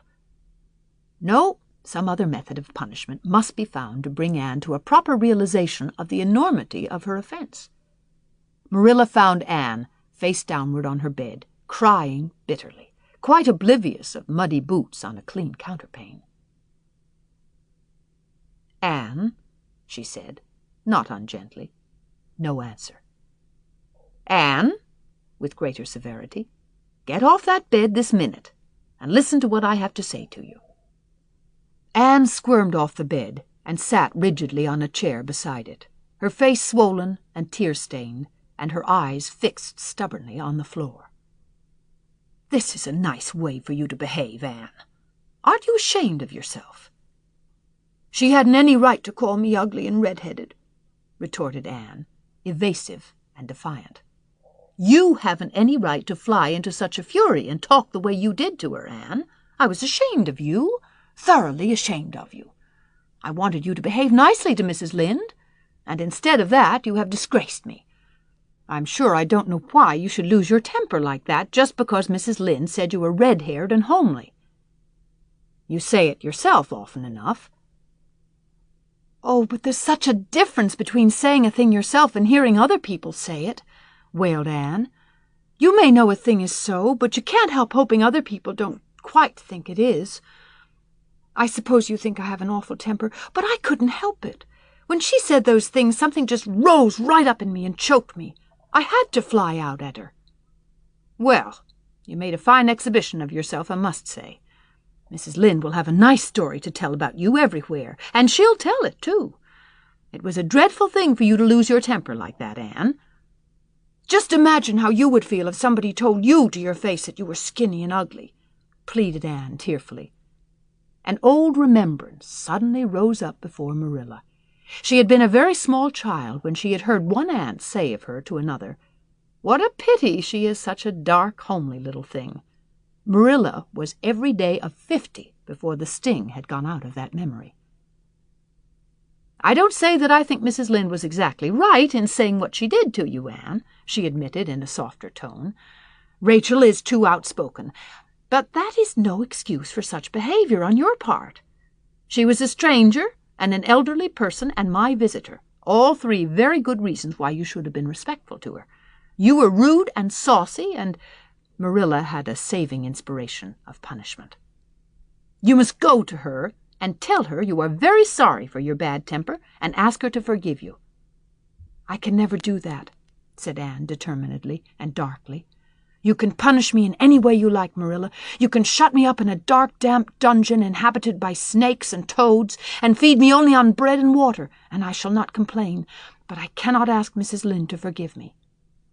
"We're not in the habit of shutting people up in dark, damp dungeons," said Marilla dryly, "especially as they're rather scarce in Avonlea. But apologize to Mrs. Lynde you must and shall, and you'll stay here in your room until you can tell me you're willing to do it." "I shall have to stay here forever then," said Anne mournfully, "because I can't tell Mrs. Lynde I'm sorry I said those things to her. How can I? I'm not sorry. I'm sorry I vexed you, but I'm glad I told her just what I did. It was a great satisfaction. I can't say I'm sorry when I'm not, can I? I can't even imagine I'm sorry." "Perhaps your imagination will be in better working order by the morning," said Marilla, rising to depart. "You'll have the night to think over your conduct in, and come to a better frame of mind. You said you would try to be a very good girl if we kept you at Green Gables, but I must say it hasn't seemed very much like it this evening." Leaving this Parthian shaft to rankle in Anne's stormy bosom, Marilla descended to the kitchen, grievously troubled in mind and vexed in soul. She was as angry with herself as with Anne, because, whenever she recalled Mrs. Rachel's dumbfounded countenance, her lips twitched with amusement, and she felt a most reprehensible desire to laugh. Chapter 10. Anne's Apology. Marilla said nothing to Matthew about the affair that evening. But when Anne proved still refractory the next morning, an explanation had to be made to account for her absence from the breakfast table. Marilla told Matthew the whole story, taking pains to impress him with the due sense of the enormity of Anne's behavior. "It's a good thing Rachel Lynde got a calling down. She's a meddlesome old gossip," was Matthew's consolatory rejoinder. "Matthew Cuthbert, I'm astonished at you. You know that Anne's behavior was dreadful, and yet you take her part.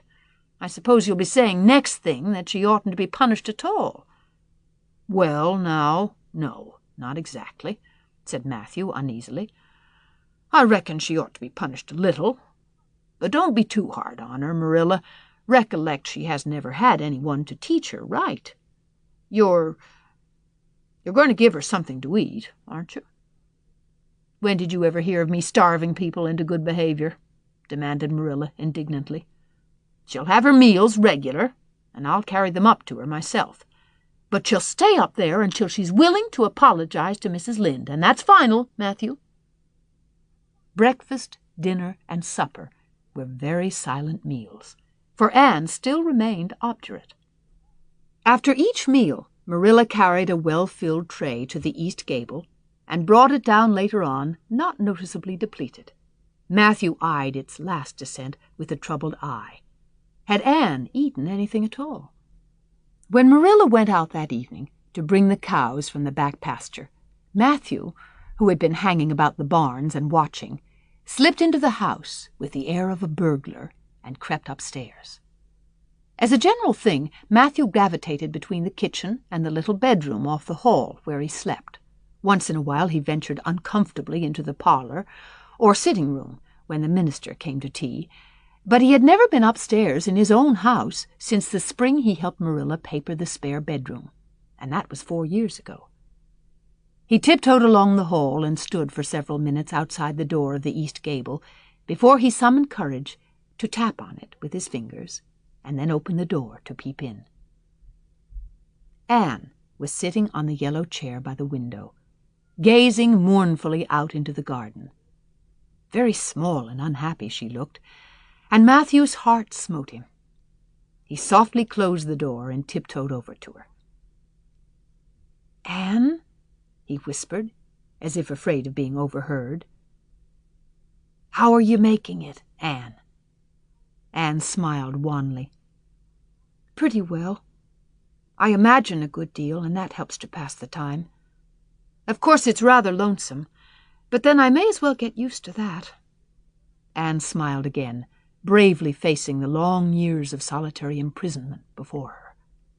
Matthew recollected that he must say what he had come to say without loss of time, lest Marilla return prematurely. "Well now, Anne, don't you think you better do it and have it over with?" he whispered. "It'll have to be done sooner or later, you know, for Marilla's a dreadful determined woman. Dreadful determined, Anne. Do it right off, I say, and have it over." "Do you mean apologize to Mrs. Lynde?" "Yes, apologize. That's the very word," said Matthew eagerly. "Just smooth it over, so to speak. That's what I was trying to get at." "I suppose I could do it to oblige you," said Anne thoughtfully. "It would be true enough to say I am sorry, because I am sorry now. I wasn't a bit sorry last night.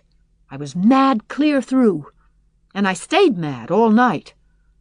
I know I did, because I woke up 3 times, and I was just furious every time. But this morning it was all over. I wasn't in a temper any more, and it left a dreadful sort of goneness, too. I felt so ashamed of myself, but I just couldn't think of going and telling Mrs. Lynde so.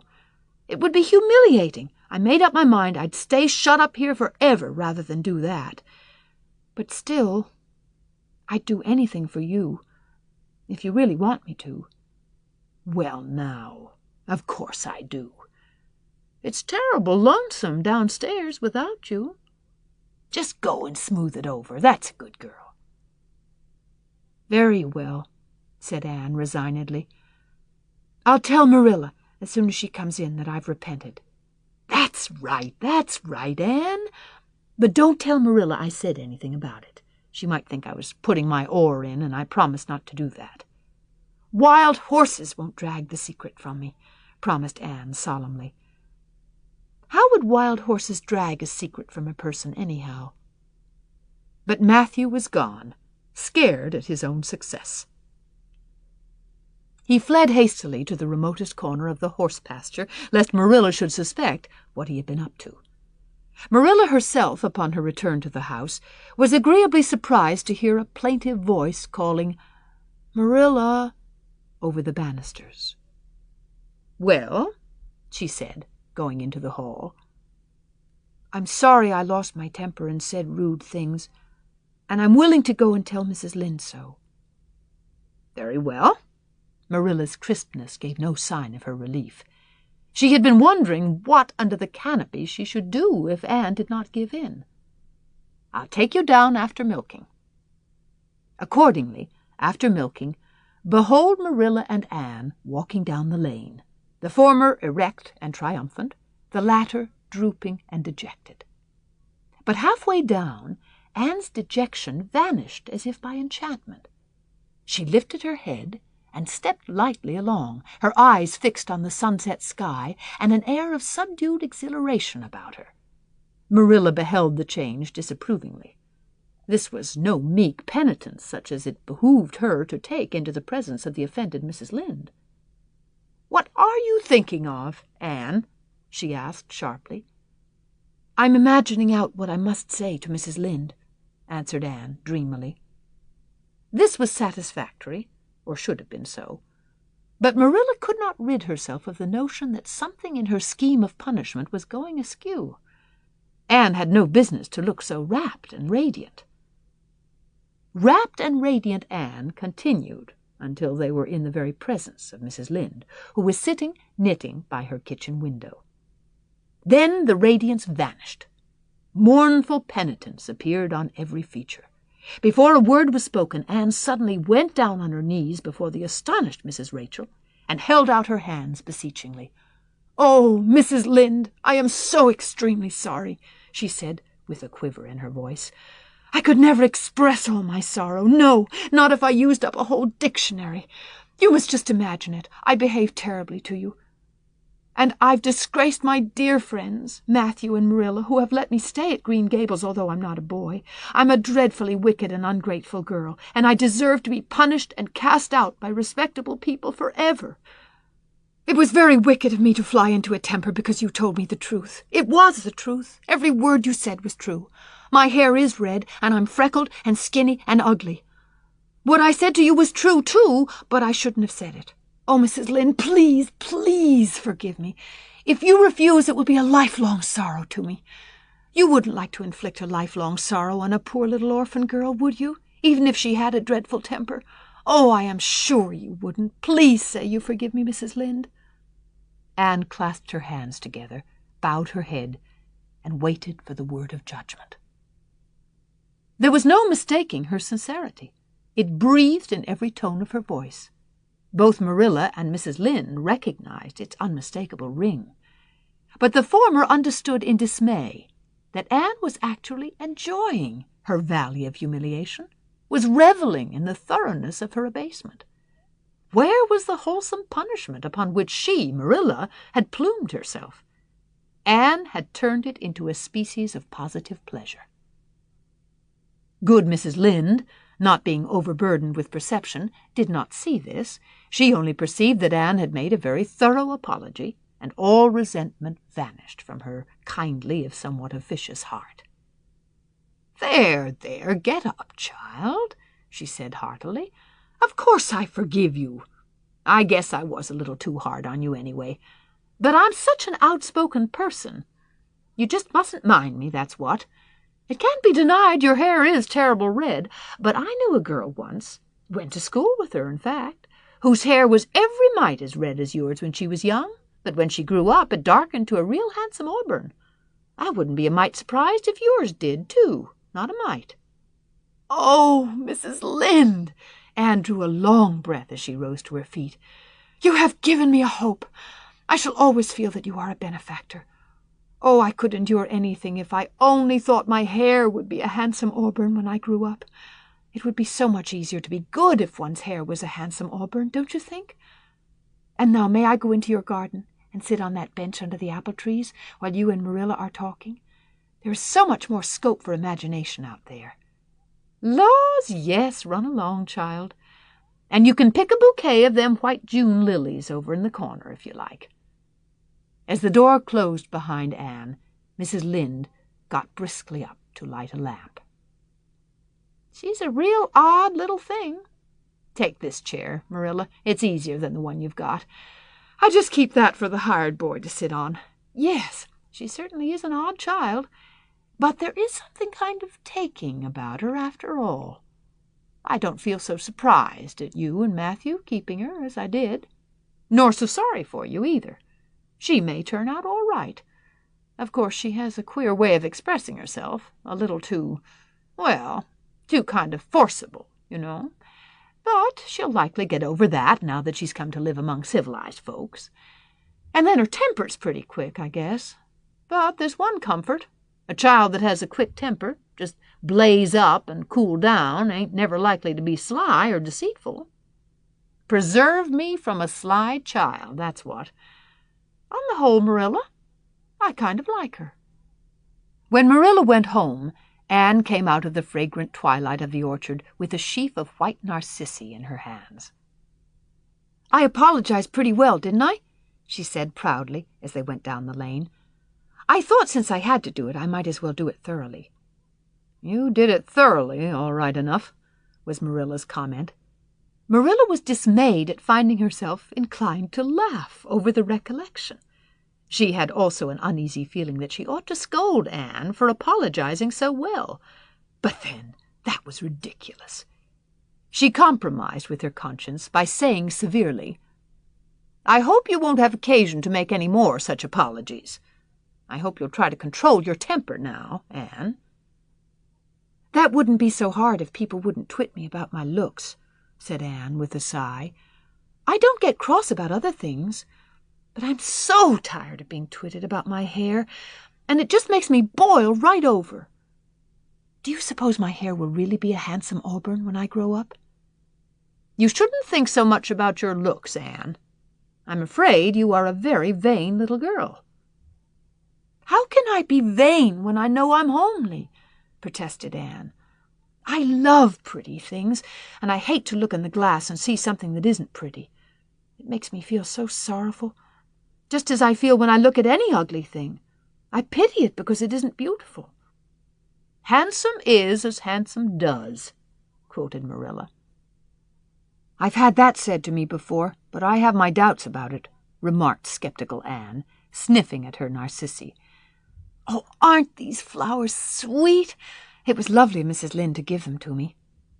I have no hard feelings against Mrs. Lynde now. It gives you a lovely, comfortable feeling to apologize and be forgiven, doesn't it?" Aren't the stars bright tonight? If you could live in a star, which one would you pick? I'd like that lovely, clear, big one, away over there above that dark hill. Anne, do hold your tongue, said Marilla, thoroughly worn out trying to follow the gyrations of Anne's thoughts. Anne said no more until they turned into their own lane. A little gypsy wind came down it to meet them, laden with the spicy perfume of young, dew-wet ferns. Far up in the shadows, a cheerful light gleamed out through the trees from the kitchen at Green Gables. Anne suddenly came close to Marilla and slipped her hand into the older woman's hard palm. "It's lovely to be going home and know it's home," she said. "I love Green Gables already, and I never loved any place before. No place ever seemed like home. Oh, Marilla, I'm so happy.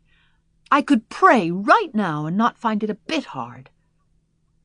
Something warm and pleasant welled up in Marilla's heart at touch of that thin little hand in her own, a throb of the maternity she had missed, perhaps. Its very unaccustomedness and sweetness disturbed her. She hastened to restore her sensations to their normal calm by inculcating a moral. "If you'll be a good girl, you'll always be happy, Anne, and you should never find it hard to say your prayers." "Saying one's prayers isn't exactly the same thing as praying," said Anne meditatively. "But I'm going to imagine that I'm the wind that is blowing up there in those treetops. When I get tired of the trees, I'll imagine I'm gently waving down here in the ferns. And then I'll fly over to Mrs. Lynde's garden and set the flowers dancing. And then I'll go with one great swoop over the clover field. And then I'll blow over the lake of shining waters and ripple it all up into little sparkling waves. Oh, there's so much scope for imagination in a wind.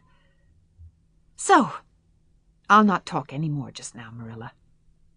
"Thanks be to goodness for that," breathed Marilla in devout relief.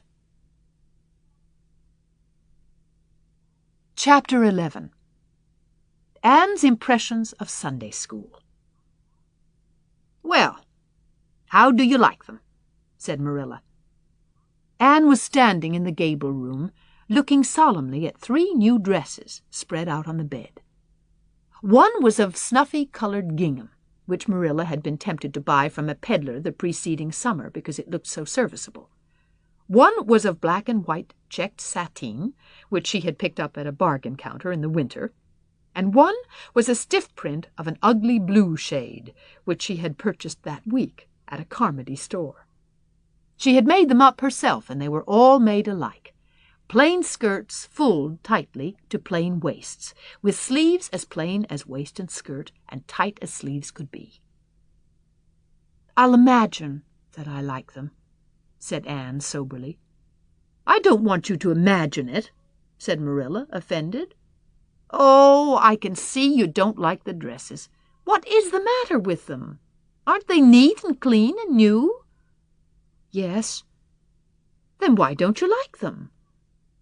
They're not pretty," said Anne reluctantly. "Pretty?" Marilla sniffed. "I didn't trouble my head about getting pretty dresses for you. I don't believe in pampering vanity, Anne. I'll tell you that right off.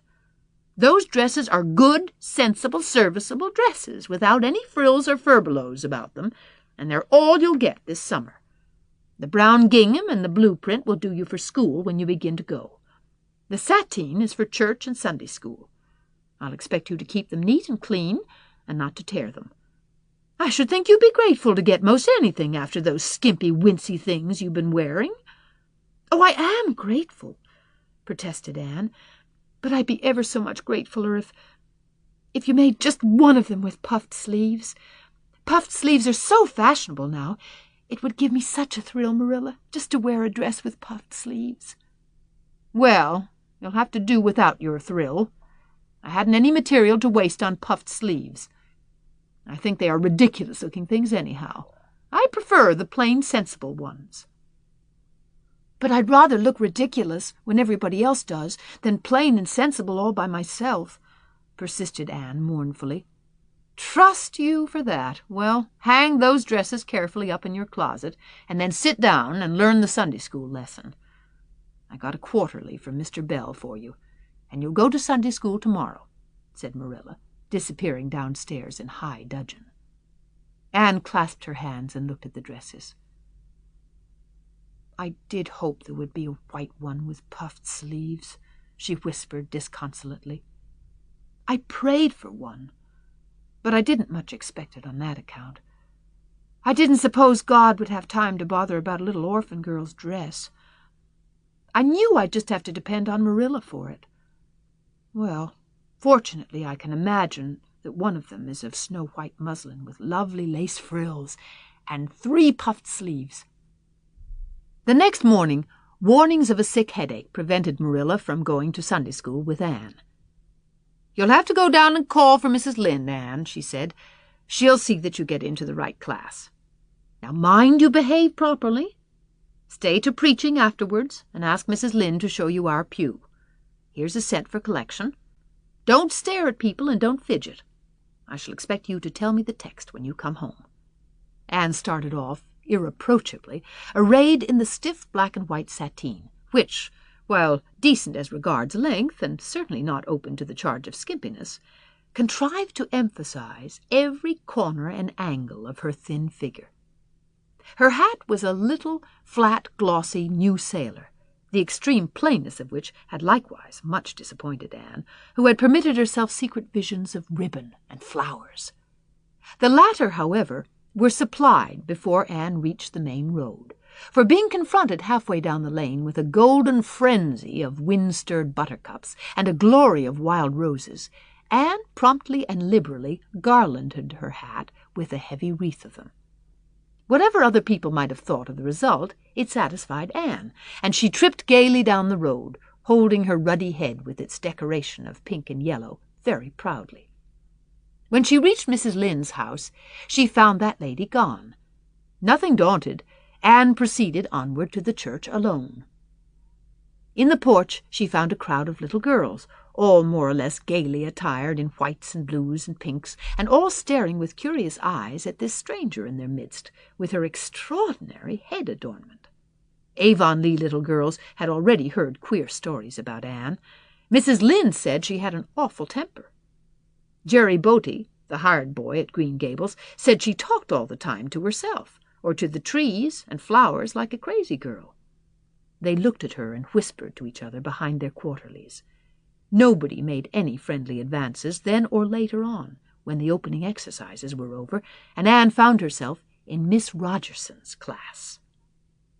Miss Rogerson was a middle-aged lady who had taught a Sunday school class for 20 years. Her method of teaching was to ask the printed questions from the quarterly and look sternly over its edge at the particular little girl she thought ought to answer the question. She looked very often at Anne, and Anne, thanks to Marilla's drilling, answered promptly. But it may be questioned if she understood very much about either question or answer. She did not think she liked Miss Rogerson, and she felt very miserable. Every other little girl in the class had puffed sleeves. Anne felt that life was really not worth living without puffed sleeves. "Well, how did you like Sunday school?" Marilla wanted to know when Anne came home. Her wreath having faded, Anne had discarded it in the lane, so Marilla was spared the knowledge of that for a time.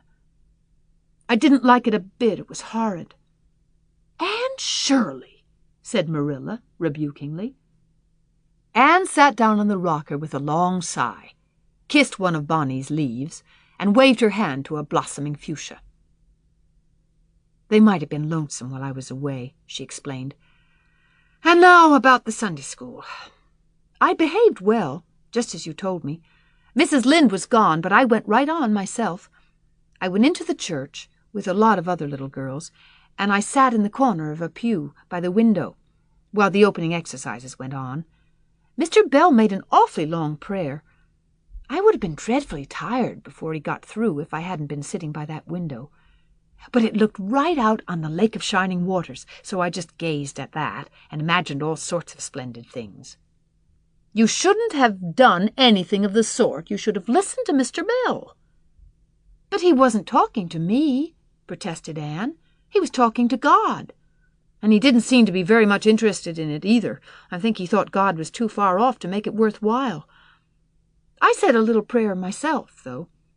There was a long row of white birches hanging over the lake, and the sunshine fell down through them, way, way down, deep into the water. Oh, Marilla, it was like a beautiful dream. It gave me a thrill, and I just said, 'Thank you for it, God,' 2 or 3 times. Not out loud, I hope?" said Marilla anxiously. "Oh, no, just under my breath. Well, Mr. Bell did get through at last, and they told me to go into the classroom with Miss Rogerson's class. There were 9 other girls in it. They all had puffed sleeves. I tried to imagine mine were puffed too, but I couldn't. Why couldn't I? It was as easy as could be to imagine they were puffed when I was alone in the east gable, but it was awfully hard there among the others who had really truly puffs. You shouldn't have been thinking about your sleeves in Sunday school. You should have been attending to the lesson. I hope you knew it." "Oh, yes, and I answered a lot of questions. Miss Rogerson asked ever so many. I don't think it was fair for her to do all the asking. There were lots I wanted to ask her, but I didn't like to because I didn't think she was a kindred spirit." Then all the other little girls recited a paraphrase. She asked me if I knew any. I told her I didn't, but I could recite The Dog at His Master's Grave if she liked. That's in the Third Royal Reader. It isn't a really truly religious piece of poetry, but it's so sad and melancholy that it might as well be. She said it wouldn't do, and she told me to learn the 19th paraphrase for next Sunday. I read it over in church afterwards, and it's splendid. There are 2 lines in particular that just thrill me. "Quick as the slaughtered squadrons fell in Midian's evil day." I don't know what squadrons means, nor Midian either, but it sounds so tragical. I can hardly wait until next Sunday to recite it. I'll practice it all the week. After Sunday school, I asked Miss Rogerson, because Mrs. Lynde was too far away, to show me your pew. I sat just as still as I could, and the text was Revelations, 3rd chapter, 2nd and 3rd verses. It was a very long text. If I was a minister, I'd pick the short, snappy ones. The sermon was awfully long, too. I suppose the minister had to match it to the text. I didn't think he was a bit interesting.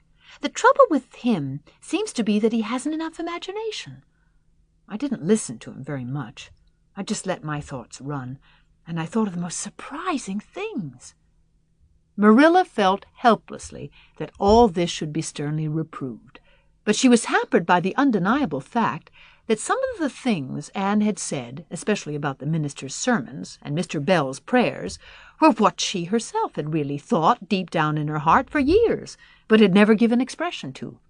It almost seemed to her that those secret, unuttered, critical thoughts had suddenly taken visible and accusing shape and form in the person of this outspoken morsel of neglected humanity.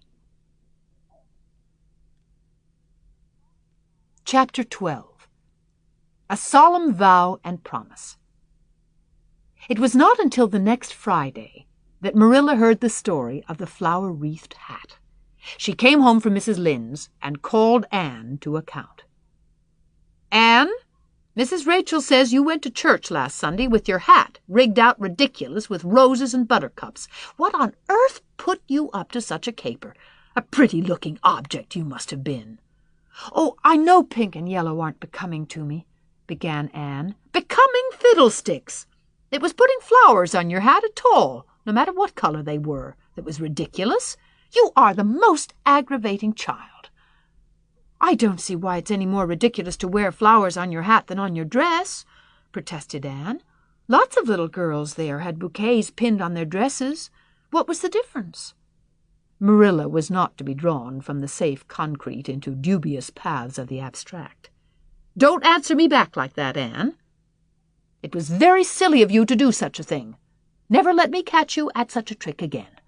Mrs. Rachel says she thought she would sink through the floor when she saw you come in all rigged out like that. She couldn't get near enough to tell you to take them off till it was too late. She says people talked about it something dreadful. Of course they would think I had no better sense than to let you go decked out like that." "Oh, I'm so sorry," said Anne, tears welling into her eyes. I never thought you'd mind. The roses and buttercups were so sweet and pretty, I thought they'd look lovely on my hat. Lots of the little girls had artificial flowers on their hats. I'm afraid I'm going to be a dreadful trial to you. Maybe you'd better send me back to the asylum. That would be terrible. I don't think I could endure it. Most likely I would go into consumption. I'm so thin as it is, you see. But that would be better than being a trial to you." "Nonsense," said Marilla, vexed at herself for having made the child cry. "I don't want to send you back to the asylum, I'm sure. All I want is that you should behave like other little girls and not make yourself ridiculous. Don't cry any more. I've got some news for you. Diana Barry came home this afternoon. I'm going up to see if I can borrow a skirt pattern from Mrs. Barry, and if you like you can come with me and get acquainted with Diana." Anne rose to her feet with clasped hands, the tears still glistening on her cheeks. The dish towel she had been hemming slipped unheeded to the floor. "Oh, Marilla, I'm frightened. Now that it has come, I'm actually frightened. What if she shouldn't like me? It would be the most tragical disappointment of my life." "Now, don't get into a fluster, and I do wish you wouldn't use such long words. It sounds so funny in a little girl. I guess Diana'll like you well enough. It's her mother you've got to reckon with. If she doesn't like you, it won't matter how much Diana does. If she's heard about your outburst to Mrs. Lynde and going to church with buttercups round your hat, I don't know what she'll think of you. You must be polite and well-behaved, and don't make any of your startling speeches. For pity's sake, if the child isn't actually trembling." Anne was trembling. Her face was pale and tense. "Oh, Marilla, you'd be excited too if you were going to meet a little girl you hoped to be your bosom friend and whose mother mightn't like you," she said as she hastened to get her hat. They went over to Orchard Slope by the shortcut across the brook and up the firry hill grove. Mrs. Barry came to the kitchen door in answer to Marilla's knock. She was a tall, black-eyed, black-haired woman with a very resolute mouth. She had the reputation of being very strict with her children. "How do you do, Marilla?" she said cordially. "Come in. And this is the little girl you have adopted, I suppose?" "Yes, this is Anne Shirley," said Marilla. "Spelled with an E," gasped Anne, who, tremulous and excited as she was determined there should be no misunderstanding on that important point. Mrs. Barry, not hearing or not comprehending, merely shook hands and said kindly, "How are you?" "I am well in body, although considerably rumpled up in spirit, thank you, ma'am," said Anne gravely, then aside to Marilla in an audible whisper. "There wasn't anything startling in that, was there, Marilla?" Diana was sitting on the sofa, reading a book, which she dropped when the callers entered. She was a very pretty little girl, with her mother's black eyes and hair, and rosy cheeks, and the merry expression which was her inheritance from her father. "This is my little girl, Diana," said Mrs. Barry. "Diana, you might take Anne out into the garden and show her your flowers. It will be better for you than straining your eyes over that book. She reads entirely too much." This to Marilla, as the little girls went out. "And I can't prevent her, for her father aids and abets her. She's always poring over a book. I'm glad she has the prospect of a playmate. Perhaps it will take her more out of doors." Outside in the garden, which was full of mellow sunset light streaming through the dark old firs to the west of it, stood Anne and Diana, gazing bashfully at one another over a clump of gorgeous tiger lilies. The Barry garden was a bowery wilderness of flowers, which would have delighted Anne's heart at any time less fraught with destiny. It was encircled by huge old willows and tall firs, beneath which flourished flowers that loved the shade. Prim, right-angled paths, neatly bordered with clamshells, intersected it like moist red ribbons, and in the beds between, old-fashioned flowers ran riot. There were rosy bleeding hearts, and great splendid crimson peonies, white fragrant narcissi, and thorny sweet Scotch roses, pink and blue and white columbines and lilac-tinted bouncing bets, clumps of southernwood and ribbon grass and mint, purple Adam and Eve, daffodils, and masses of sweet clover, white with its delicate, fragrant, feathery sprays. Scarlet lightning that shot its fiery lances over prim white musk flowers. A garden it was where sunshine lingered and bees hummed, and winds, beguiled into loitering, purred and rustled. "Oh, Diana," said Anne at last, clasping her hands and speaking almost in a whisper, do you think you can like me a little? Enough to be my bosom friend?" Diana laughed. Diana always laughed before she spoke. "Why, I guess so," she said frankly. "I'm awfully glad you've come to live at Green Gables. It will be jolly to have somebody to play with. There isn't any other girl who lives near enough to play with, and I've no sisters big enough." "Will you swear to be my friend forever and ever?" demanded Anne eagerly. Diana looked shocked. "Why, it's dreadfully wicked to swear," she said rebukingly. "Oh, no, not my kind of swearing. There are two kinds, you know." "I never heard of but one kind," said Diana doubtfully. "There really is another. Oh, it isn't wicked at all. It just means vowing and promising solemnly." "Well, I don't mind doing that," agreed Diana, relieved. "How do you do it?" "We must join hands. So," said Anne gravely, "it ought to be over running water. We'll just imagine this path is running water. I'll repeat the oath first. I solemnly swear to be faithful to my bosom friend, Diana Barry, as long as the sun and moon shall endure. Now you say it and put my name in." Diana repeated the oath, with a laugh, fore and aft. Then she said, "You're a queer girl, Anne. I heard before that you were queer, but I believe I'm going to like you real well." When Marilla and Anne went home, Diana went with them as far as the log bridge. The two little girls walked with their arms about each other.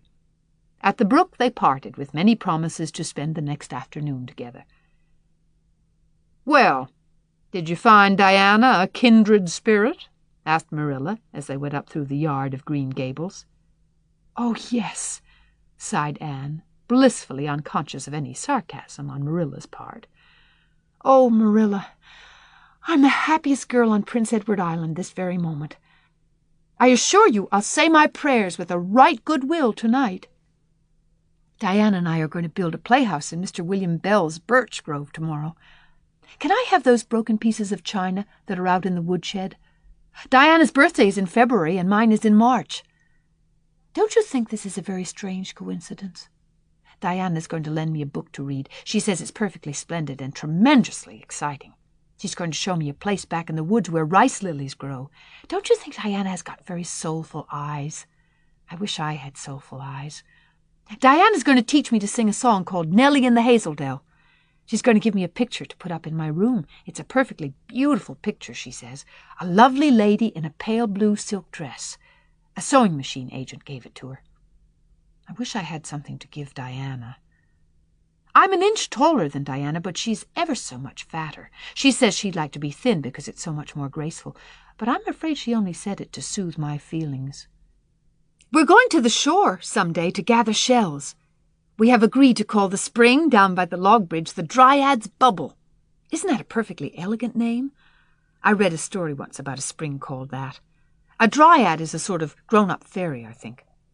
Well, all I hope is you won't talk Diana to death, said Marilla. But remember this in all your planning, Anne. You're not going to play all the time, nor most of it. You'll have your work to do. It'll have to be done first. Anne's cup of happiness was full, and Matthew caused it to overflow. He had just got home from a trip to the store at Carmody, and he sheepishly produced a small parcel from his pocket and handed it to Anne, with a deprecatory look at Marilla. I heard you say you liked chocolate sweeties, so I got you some, he said. Humph, sniffed Marilla. It'll ruin her teeth and stomach. There, child, don't look so dismal. You can eat those, since Matthew has gone and got them. He'd better have brought you peppermints. They're wholesomer. Don't sicken yourself eating them all at once now. Oh, no, indeed I won't, said Anne eagerly. I'll just eat one tonight, Marilla, and I can give Diana half of them, can't I? The other half will taste twice as sweet to me if I give some to her. It's delightful to think I have something to give her." "I will say it for the child," said Marilla, when Anne had gone to her gable. "She isn't stingy. I'm glad, for of all faults I detest stinginess in a child. Dear me, it's only 3 weeks since she came, and it seems as if she'd been here always. I can't imagine the place without her. Now don't be looking 'I told you so,' Matthew. That's bad enough in a woman, but it isn't to be endured in a man. I'm perfectly willing to own up that I'm glad I consented to keep the child, and that I'm getting fond of her. But don't you rub it in, Matthew Cuthbert."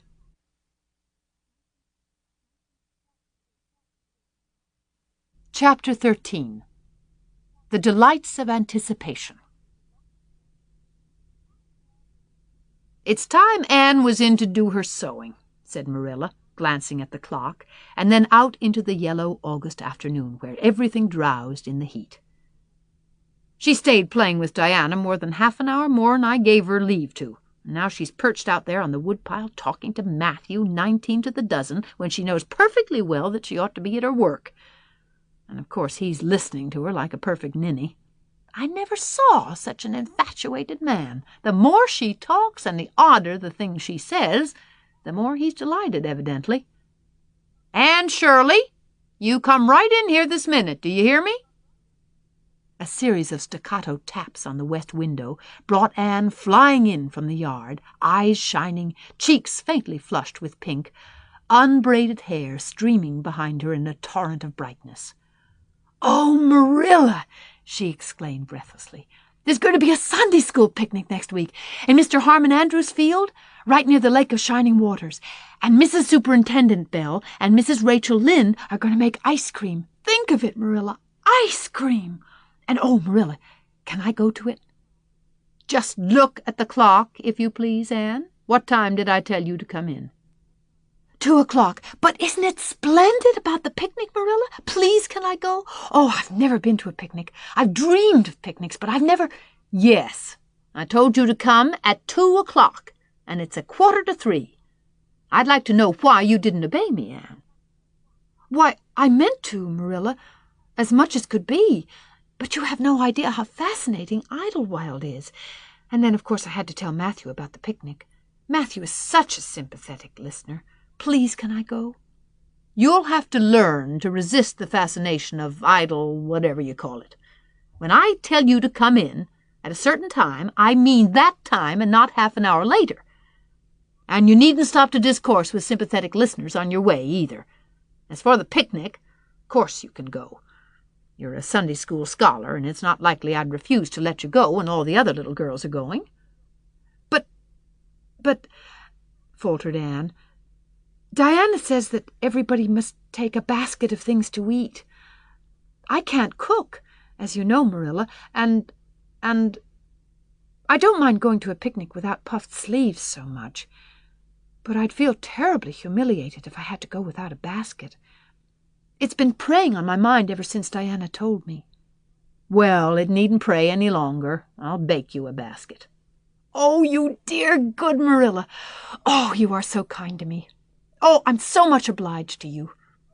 Getting through with her O's, Anne cast herself into Marilla's arms and rapturously kissed her sallow cheek. It was the first time in her whole life that childish lips had voluntarily touched Marilla's face. Again that sudden sensation of startling sweetness thrilled her. She was secretly vastly pleased at Anne's impulsive caress, which was probably the reason why she said, brusquely, There, never mind your kissing nonsense. I'd sooner see you doing strictly as you're told. As for cooking, I mean to begin giving you lessons in that some of these days. But you're so feather-brained, Anne, I've been waiting to see if you'd sober down a little and learn to be steady before I begin. You've got to keep your wits about you in cooking and not stop in the middle of things to let your thoughts rove over all creation. Now get out your patchwork and have your square done before tea time."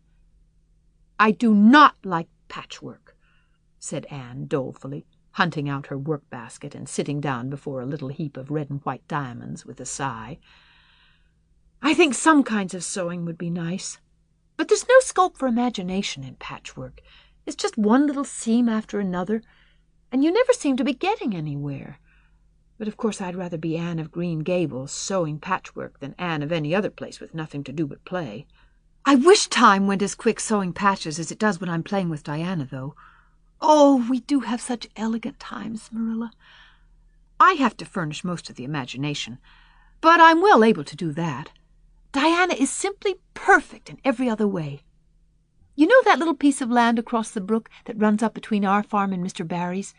It belongs to Mr. William Bell, and right in the corner there is a little ring of white birch trees. The most romantic spot, Marilla. Diana and I have our playhouse there. We call it Idlewild. Isn't that a poetical name? I assure you it took me some time to think it out. I stayed awake nearly a whole night before I invented it. Then, just as I was dropping off to sleep, it came like an inspiration. Diana was enraptured when she heard it. We have got our house fixed up elegantly. You must come and see it, Marilla, won't you? We have great big stones, all covered with moss, for seats, and boards from tree to tree for shelves, and we have all our dishes on them. Of course, they're all broken, but it's the easiest thing in the world to imagine that they are whole. There's a piece of a plate with a spray of red and yellow ivy on it that is especially beautiful. We keep it in the parlor, and we have the fairy glass there, too. The fairy glass is as lovely as a dream. Diana found it out in the woods behind their chicken house. It's all full of rainbows, just little young rainbows that haven't grown big yet, and Diana's mother told her it was broken off a hanging lamp they once had. But it's nicer to imagine the fairies lost it one night when they had a ball, so we call it the fairy glass.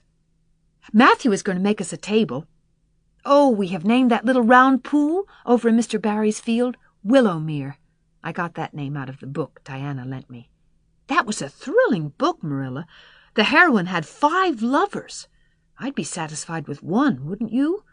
She was very handsome, and she went through great tribulations. She could faint as easy as anything. I'd love to be able to faint, wouldn't you, Marilla? It's so romantic. Oh, I'm really very healthy, for all I'm so thin. I believe I'm getting fatter, though. Don't you think I am? I look at my elbows every morning when I get up to see if any dimples are coming. Diana's having a new dress made with elbow sleeves. She's going to wear it to the picnic. Oh, I do hope it will be fine next Wednesday. I don't feel that I could endure the disappointment if anything happened to prevent me from getting to the picnic. I suppose I'd live through it, but I'm certain it would be a lifelong sorrow. It wouldn't matter if I got to 100 picnics in after years. They wouldn't make up for missing this one. They're going to have boats on the Lake of Shining Waters, and ice cream, as I told you. I have never tasted ice cream. Diana tried to explain what it was like, but I guess ice cream is one of those things that are beyond imagination. Anne, you have talked even on for 10 minutes by the clock, said Marilla. Now, just for curiosity's sake, see if you can hold your tongue for the same length of time. Anne held her tongue as desired. But for the rest of the week she talked picnic and thought picnic and dreamed picnic. On Saturday it rained, and she worked herself up into such a frantic state, lest it should keep on raining until and over Wednesday, that Marilla made her sew an extra patchwork square by way of steadying her nerves. On Sunday, Anne confided to Marilla, on the way home from church, that she grew actually cold all over with excitement when the minister announced the picnic from the pulpit. Such a thrill as went up and down my back, Marilla. I don't think I'd ever really believed until then that there was honestly going to be a picnic. I couldn't help fearing I'd only imagined it. But when a minister says a thing in the pulpit, you just have to believe it. You set your heart too much on things, Anne, said Marilla with a sigh. I'm afraid there'll be a great many disappointments in store for you through life. Oh, Marilla, looking forward to things is half the pleasure of them, exclaimed Anne. You mayn't get the things themselves, but nothing can prevent you from having the fun of looking forward to them. Mrs. Lynde says, "Blessed are they who expect nothing, for they shall not be disappointed." But I think it would be worse to expect nothing than to be disappointed. Marilla wore her amethyst brooch to church that day as usual. Marilla always wore her amethyst brooch to church. She would have thought it rather sacrilegious to leave it off, as bad as forgetting her Bible or her collection dime. That amethyst brooch was Marilla's most treasured possession. A seafaring uncle had given it to her mother, who in turn had bequeathed it to Marilla. It was an old-fashioned oval containing a braid of her mother's hair, surrounded by a border of very fine amethysts. Marilla knew too little about precious stones to realize how fine the amethysts actually were, but she thought them very beautiful and was always pleasantly conscious of their violet shimmer at her throat above her good brown satin dress, even although she could not see it. Anne had been smitten with delighted admiration when she first saw that brooch. "Oh, Marilla, it's a perfectly elegant brooch. I don't know how you can pay attention to the sermon or the prayers when you have it on. I couldn't. I know. I think amethysts are just sweet. They are what I used to think diamonds were like. Long ago, before I had ever seen a diamond, I read about them and I tried to imagine what they would be like. I thought they would be lovely, glimmering purple stones. When I saw a real diamond in a lady's ring one day, I was so disappointed I cried. Of course, it was very lovely, but it wasn't my idea of a diamond. Will you let me hold the brooch for 1 minute, Marilla? Do you think amethysts can be the souls of good violets?" Chapter 14. Anne's Confession. On the Monday evening, before the picnic, Marilla came down from her room with a troubled face. "Anne," she said to that small personage, who was shelling peas by the spotless table and singing Nellie of the Hazeldell with a vigor and expression that did credit to Diana's teaching, "did you see anything of my amethyst brooch? I thought I stuck it in my pincushion when I came home from church yesterday evening, but I can't find it anywhere." I saw it this afternoon when you were away at the Aid Society," said Anne, a little slowly. "I was passing your door when I saw it on the cushion, so I went in to look at it." "Did you touch it?" said Marilla sternly. "Yes," admitted Anne. "I took it up and I pinned it on my breast just to see how it would look." "You had no business to do anything of the sort. It's very wrong in a little girl to meddle. You shouldn't have gone into my room in the first place, and you shouldn't have touched a brooch that didn't belong to you in the second. Where did you put it?" "Oh, I put it back on the bureau. I hadn't it on a minute. Truly, I didn't mean to meddle, Marilla. I didn't think about its being wrong to go in and try on the brooch, but I see now that it was, and I'll never do it again. That's one good thing about me. I never do the same naughty thing twice." "You didn't put it back," said Marilla. "That brooch isn't anywhere on the bureau. You've taken it out or something, Anne." "I did put it back," said Anne quickly, pertly, Marilla thought. "I just don't remember whether I stuck it on the pincushion or laid it in the china tray, but I'm perfectly certain I put it back." "I'll go and have another look," said Marilla, determining to be just. "If you put that brooch back, it's there still. If it isn't, I'll know you didn't, that's all." Marilla went to her room and made a thorough search, not only over the bureau, but in every other place she thought the brooch might possibly be.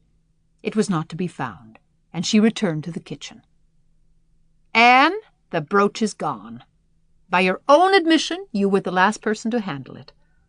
Now, what have you done with it? Tell me the truth at once. Did you take it out and lose it?" "No, I didn't," said Anne solemnly, meeting Marilla's angry gaze squarely. "I never took the brooch out of your room, and that is the truth, if I was to be led to the block for it, although I'm not very certain what a block is. So there, Marilla." Anne's "so there" was only intended to emphasize her assertion, but Marilla took it as a display of defiance. "I believe you are telling me a falsehood, Anne," she said sharply. "I know you are. There, now, don't say anything more unless you are prepared to tell the whole truth.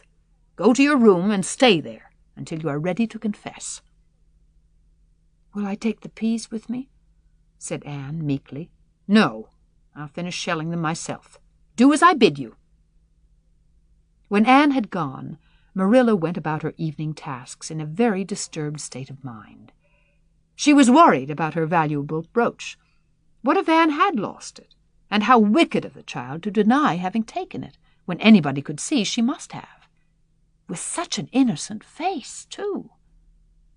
"I don't know what I wouldn't sooner have had happen," thought Marilla, as she nervously shelled the peas. "Of course I don't suppose she meant to steal it, or anything like that. She's just taken it to play with, or help along that imagination of hers. She must have taken it, that's clear. There hasn't been a soul in that room since she was in it, by her own story, until I went up tonight. And the brooch is gone, there's nothing surer. I suppose she has lost it and is afraid to own up for fear she'll be punished. It's a dreadful thing to think she tells falsehoods. It's a far worse thing than her fit of temper. It's a fearful responsibility to have a child in your house you can't trust. Slyness and untruthfulness, that's what she has displayed. I declare I feel worse about that than about the brooch. If she'd only have told the truth about it, I wouldn't mind so much." Marilla went to her room at intervals all through the evening and searched for the brooch, without finding it. A bedtime visit to the east gable produced no result. Anne persisted in denying that she knew anything about the brooch, but Marilla was only the more firmly convinced that she did. She told Matthew the story the next morning. Matthew was confounded and puzzled. He could not so quickly lose faith in Anne, but he had to admit that circumstances were against her. "You're sure it hasn't fell down behind the bureau?" was the only suggestion he could offer. "I've moved the bureau, and I've taken out the drawers, and I've looked in every crack and cranny," was Marilla's positive answer. "The brooch is gone, and that child has taken it and lied about it. That's the plain, ugly truth, Matthew Cuthbert, and we might as well look it in the face." "Well, now, what are you going to do about it?" Matthew asked forlornly, feeling secretly thankful that Marilla and not he had to deal with the situation. He felt no desire to put his oar in this time. "She'll stay in her room until she confesses," said Marilla grimly, remembering the success of this method in the former case. "Then we'll see. Perhaps we'll be able to find the brooch if she'll only tell where she took it. But in any case she'll have to be severely punished, Matthew." "Well, now, you'll have to punish her," said Matthew, reaching for his hat. "I've nothing to do with it, remember. You warned me off yourself." Marilla felt deserted by everyone. She could not even go to Mrs. Lynde for advice. She went up to the east gable with a very serious face, and left it with a face more serious still. Anne steadfastly refused to confess. She persisted in asserting that she had not taken the brooch. The child had evidently been crying, and Marilla felt a pang of pity which she sternly repressed. By night she was, as she expressed it, beat out. "You'll stay in this room until you confess, Anne. You can make up your mind to that," she said firmly. "But the picnic is tomorrow, Marilla," cried Anne. "You won't keep me from going to that, will you? You'll just let me out for the afternoon, won't you? Then I'll stay here as long as you like afterwards, cheerfully. But I must go to the picnic." "You'll not go to picnics nor anywhere else until you've confessed, Anne." "Oh, Marilla," gasped Anne. But Marilla had gone out and shut the door. Wednesday morning dawned as bright and fair as if expressly made to order for the picnic. Birds sang around Green Gables. The Madonna lilies in the garden sent out whiffs of perfume that entered in on viewless winds at every door and window, and wandered through halls and rooms like spirits of benediction. The birches in the hollow waved joyful hands as if watching for Anne's usual morning greeting from the east gable. But Anne was not at her window. When Marilla took her breakfast up to her, she found the child sitting primly on her bed, pale and resolute, with tight, shut lips and gleaming eyes. "Marilla, I'm ready to confess." "Ah!" Marilla laid down her tray. Once again her method had succeeded. But her success was very bitter to her. "Let me hear what you have to say, then, Anne." "I took the amethyst brooch," said Anne, as if repeating a lesson she had learned. "I took it just as you said. I didn't mean to take it when I went in, but it did look so beautiful, Marilla, when I pinned it on my breast, that I was overcome by an irresistible temptation. I imagined how perfectly thrilling it would be to take it to Idlewild and play I was the Lady Cordelia Fitzgerald. It would be so much easier to imagine I was the Lady Cordelia if I had a real amethyst brooch on. Diana and I made necklaces of roseberries, but what are roseberries compared to amethysts? So I took the brooch. I thought I could put it back before you came home. I went all the way around by the road to lengthen out the time. When I was going over the bridge across the Lake of Shining Waters, I took the brooch off to have another look at it. Oh, how it did shine in the sunlight! And then, when I was leaning over the bridge, it just slipped through my fingers, so, and went down, down, down, all purply sparkling, and sank forevermore beneath the Lake of Shining Waters. And that's the best I can do at confessing, Marilla." Marilla felt hot anger surge up into her heart again. This child had taken and lost her treasured amethyst brooch, and now sat there calmly reciting the details thereof without the least apparent compunction or repentance. "Anne, this is terrible," she said, trying to speak calmly. "You are the very wickedest girl I ever heard of." "Yes, I suppose I am," agreed Anne tranquilly. "And I know I'll have to be punished. It'll be your duty to punish me, Marilla. Won't you please get it over right off, because I'd like to go to the picnic with nothing on my mind." "Picnic, indeed! You'll go to no picnic today, Anne Shirley. That shall be your punishment, and it isn't half severe enough, either, for what you've done." "Not go to the picnic!" Anne sprang to her feet and clutched Marilla's hand. "But you promised me I might. Oh, Marilla, I must go to the picnic. That was why I confessed. Punish me any way you like but that. Oh, Marilla, please, please let me go to the picnic. Think of the ice cream. For anything you know, I may never have a chance to taste ice cream again." Marilla disengaged Anne's clinging hand stonily. "You needn't plead, Anne. You are not going to the picnic, and that's final. No, not a word." Anne realized that Marilla was not to be moved. She clasped her hands together, gave a piercing shriek, and then flung herself face downwards on the bed, crying and writhing in an utter abandonment of disappointment and despair. "For the land's sake!" gasped Marilla, hastening from the room. "I believe the child is crazy. No child in her senses would behave as she does. If she isn't, she's utterly bad. Oh, dear, I'm afraid Rachel was right from the first. But I've put my hand to the plow, and I won't look back." That was a dismal morning.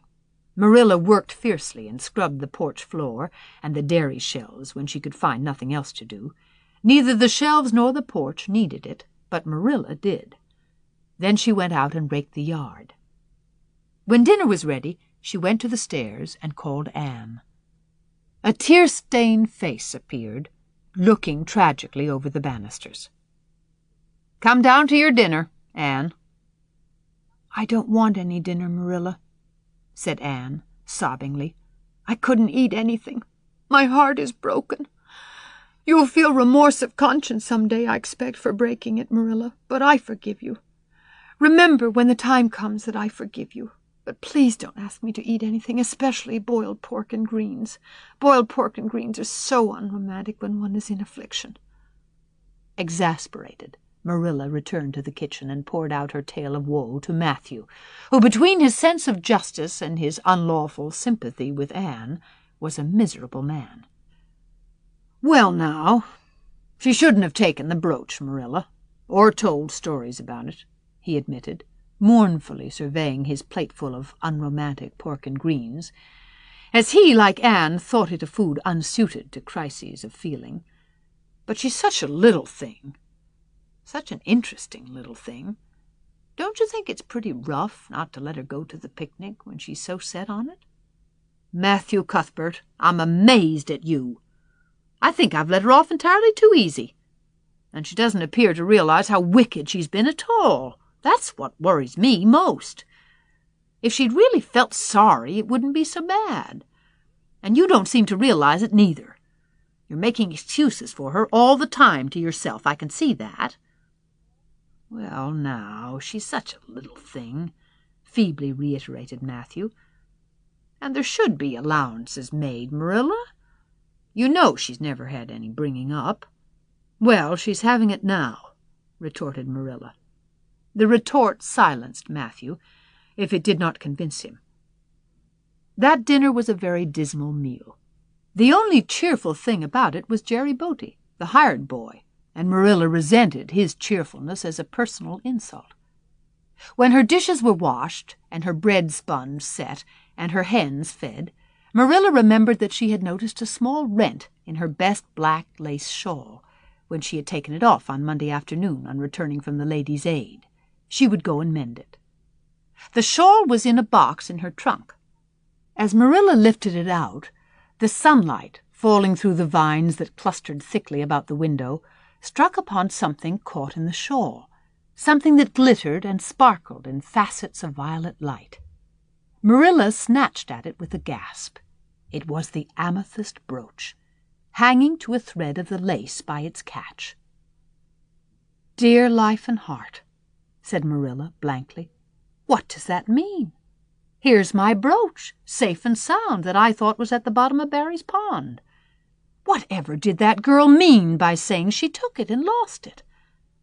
I declare I believe Green Gables is bewitched. I remember now that when I took off my shawl Monday afternoon I laid it on the bureau for a minute. I suppose the brooch got caught in it somehow. Well!" Marilla betook herself to the east gable, brooch in hand. Anne had cried herself out and was sitting dejectedly by the window. "Anne Shirley," said Marilla solemnly, "I've just found my brooch hanging to my black lace shawl. Now I want to know what that rigmarole you told me this morning meant." "Why, you said you'd keep me here until I confessed," returned Anne wearily, "and so I decided to confess because I was bound to get to the picnic. I thought out a confession last night after I went to bed and made it as interesting as I could, and I said it over and over so that I wouldn't forget it.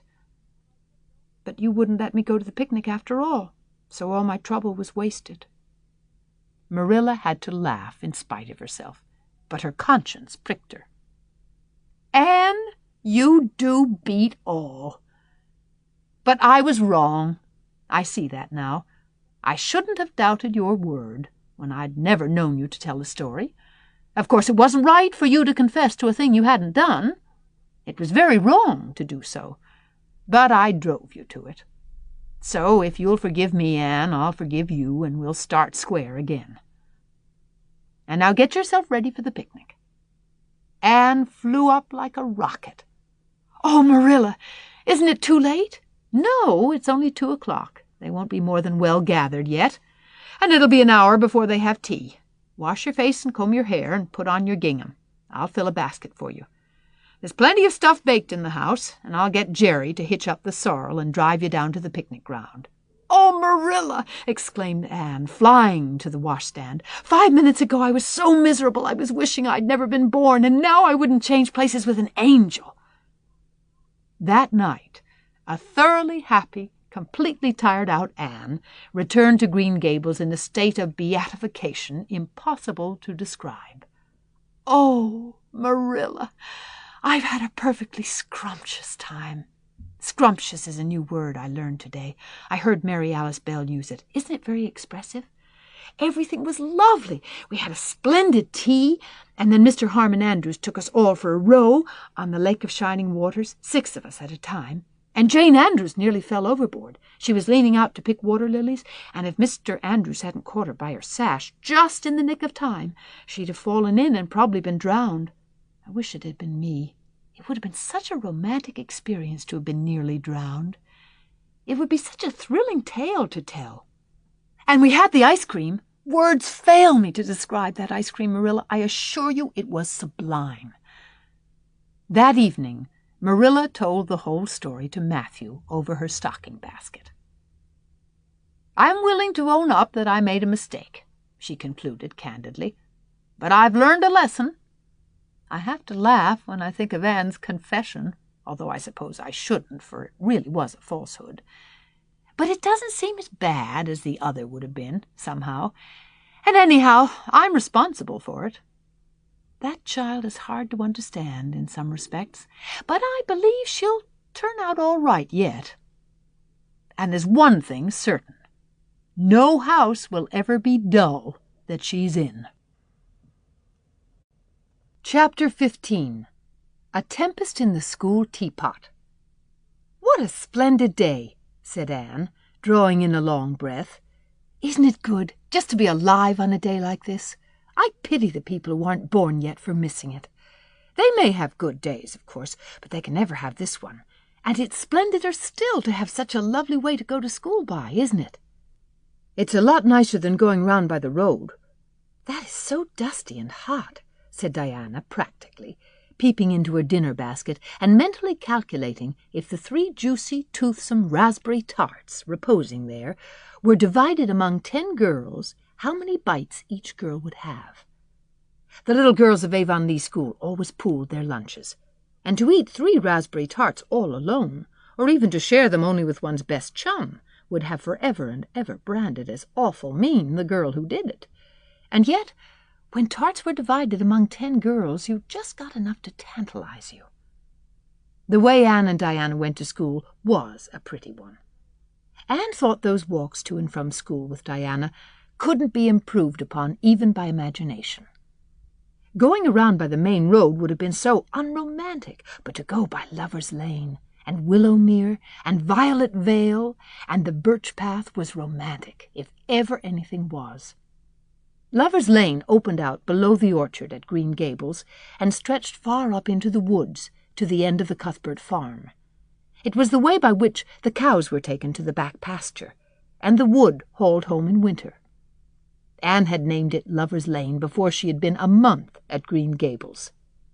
"Not that lovers ever really walk there," she explained to Marilla, "but Diana and I are reading a perfectly magnificent book, and there's a Lover's Lane in it.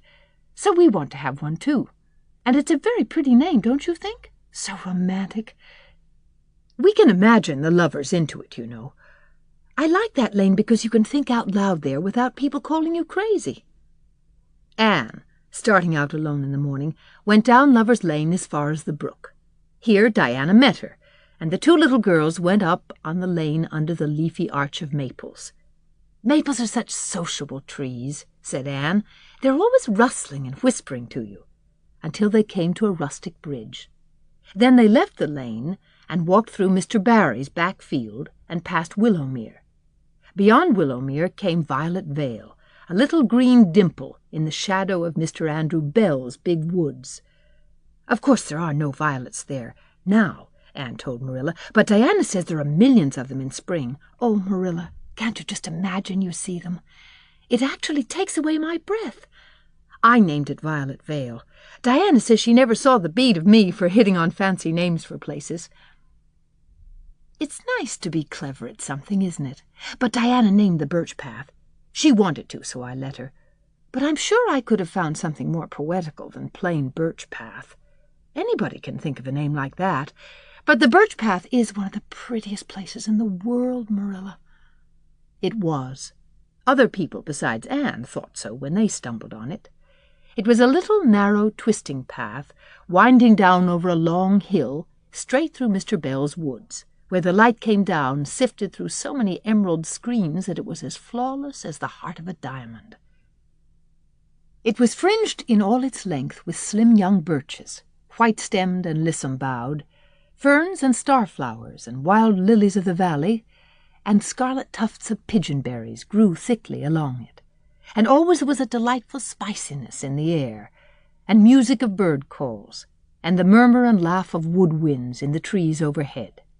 Now and then you might see a rabbit skipping across the road if you were quiet, which, with Anne and Diana, happened about once in a blue moon. Down in the valley the path came out to the main road, and then it was just up the spruce hill to the school. The Avonlea school was a whitewashed building, low in the eaves and wide in the windows, furnished inside with comfortable, substantial, old-fashioned desks that opened and shut, and were carved all over their lids with the initials and hieroglyphics of 3 generations of schoolchildren. The schoolhouse was set back from the road, and behind it was a dusky fir wood and a brook where all the children put their bottles of milk in the morning to keep cool and sweet until dinner hour. Marilla had seen Anne start off to school on the first day of September with many secret misgivings. Anne was such an odd girl. How would she get on with the other children? And how on earth would she ever manage to hold her tongue during school hours? Things went better than Marilla feared, however. Anne came home that evening in high spirits. "I think I'm going to like school here," she announced. "I don't think much of the master, though. He's all the time curling his moustache and making eyes at Prissy Andrews. Prissy is grown up, you know. She's 16, and she's studying for the entrance examination into Queen's Academy at Charlottetown next year. Tilly Boulter says the master is dead gone on her. She's got a beautiful complexion and curly brown hair, and she does it up so elegantly. She sits in the long seat at the back, and he sits there too, most of the time, to explain her lessons, he says. But Ruby Gillis says she saw him writing something on her slate, and when Prissy read it, she blushed as red as a beet and giggled. And Ruby Gillis says she doesn't believe it had anything to do with the lesson." "Anne Shirley, don't let me hear you talking about your teacher in that way again," said Marilla sharply. "You don't go to school to criticize the master. I guess he can teach you something, and it's your business to learn. And I want you to understand right off that you are not to come home telling tales about him. That is something I won't encourage. I hope you were a good girl." "Indeed I was," said Anne comfortably. "It wasn't so hard as you might imagine, either. I sit with Diana.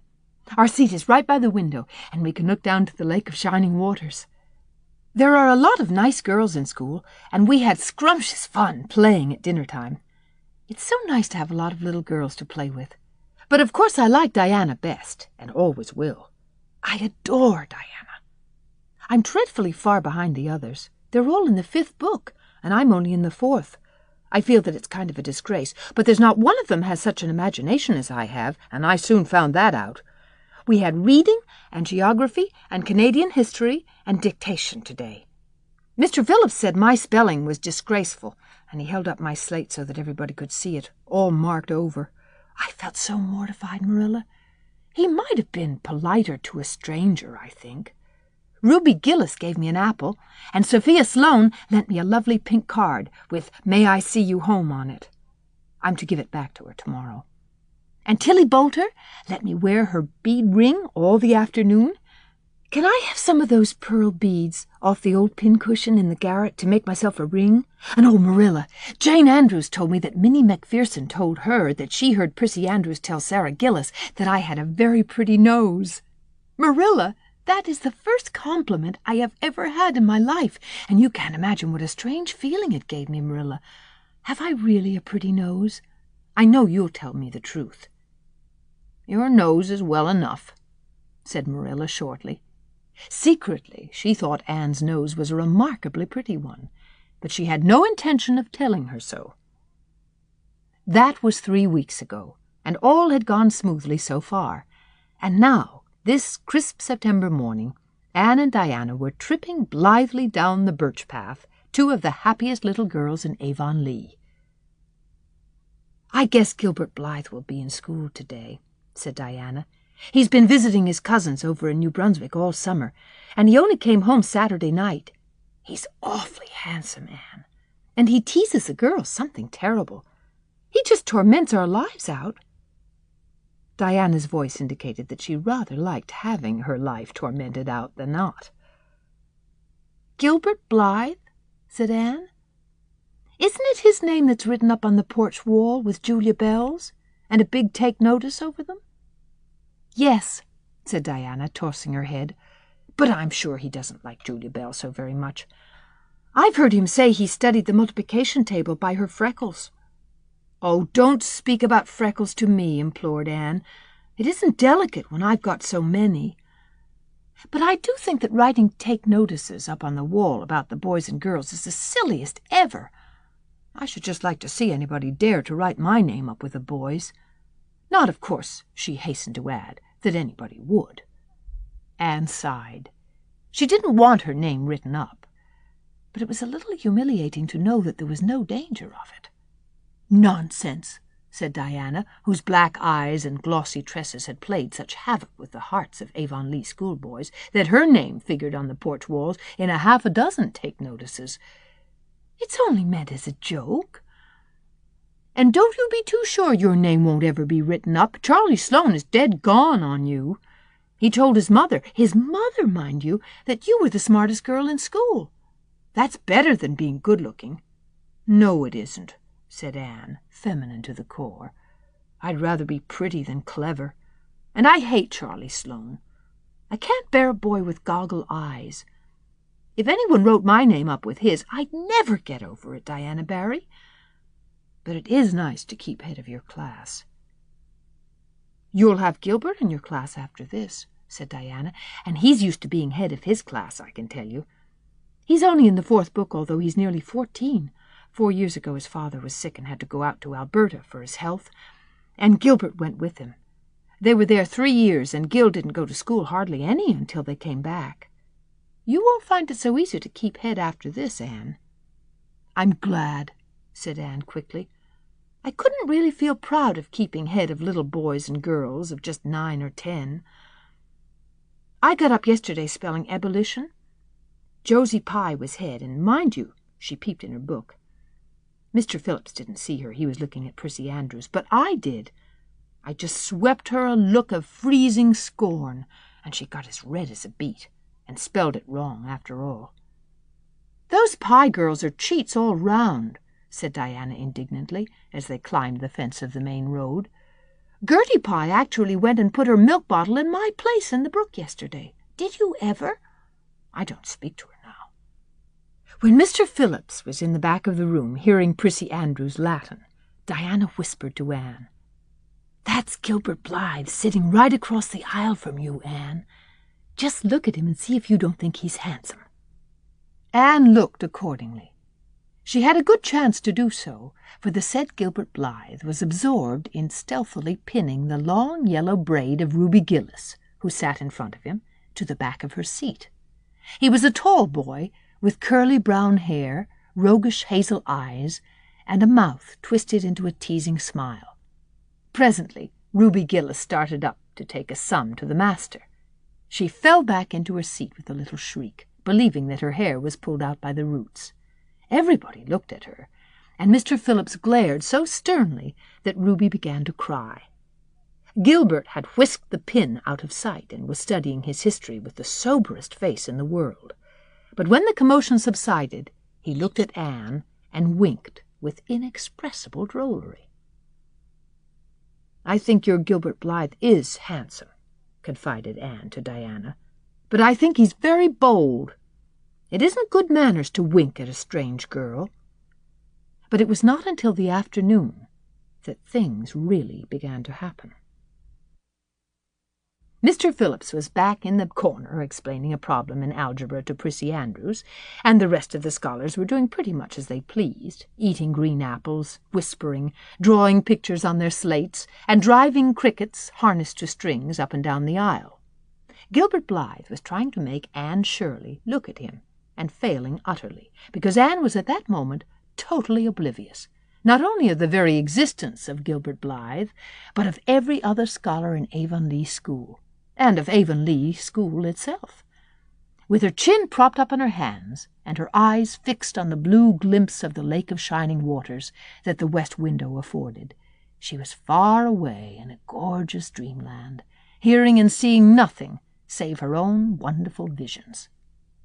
Gilbert Blythe wasn't used to putting himself out to make a girl look at him, and meeting with failure. She should look at him, that red-haired Shirley girl with the little pointed chin and the big eyes that weren't like the eyes of any other girl in Avonlea School. Gilbert reached across the aisle, picked up the end of Anne's long red braid, held it out at arm's length, and said in a piercing whisper, "Carrots! carrots." Then Anne looked at him with a vengeance.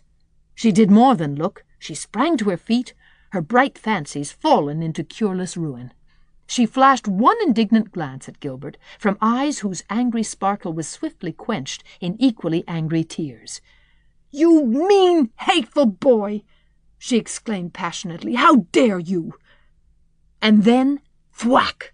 Anne had brought her slate down on Gilbert's head and cracked it, slate, not head, clear across. Avonlea School always enjoyed a scene. This was an especially enjoyable one. Everybody said, "Oh!" in horrified delight. Diana gasped. Ruby Gillis, who was inclined to be hysterical, began to cry. Tommy Sloane let his team of crickets escape him altogether while he stared open-mouthed at the tableau. Mr. Phillips stalked down the aisle and laid his hand heavily on Anne's shoulder. "Anne Shirley, what does this mean?" he said angrily. Anne returned no answer. It was asking too much of flesh and blood to expect her to tell before the whole school that she had been called carrots. Gilbert it was who spoke up stoutly. "It was my fault, Mr. Phillips. I teased her." Mr. Phillips paid no heed to Gilbert. "I am sorry to see a pupil of mine displaying such a temper and such a vindictive spirit," he said, in a solemn tone, as if the mere fact of being a pupil of his ought to root out all evil passions from the hearts of small imperfect mortals. "Anne, go and stand on the platform in front of the blackboard for the rest of the afternoon." Anne would have infinitely preferred a whipping to this punishment, under which her sensitive spirit quivered as from a whiplash. With a white set face she obeyed. Mr. Phillips took a chalk crayon and wrote on the blackboard above her head, "Anne Shirley has a very bad temper. Anne Shirley must learn to control her temper," and then read it out loud so that even the primer class, who couldn't read writing, should understand it. Anne stood there the rest of the afternoon with that legend above her. She did not cry or hang her head. Anger was still too hot in her heart for that, and it sustained her amid all her agony of humiliation.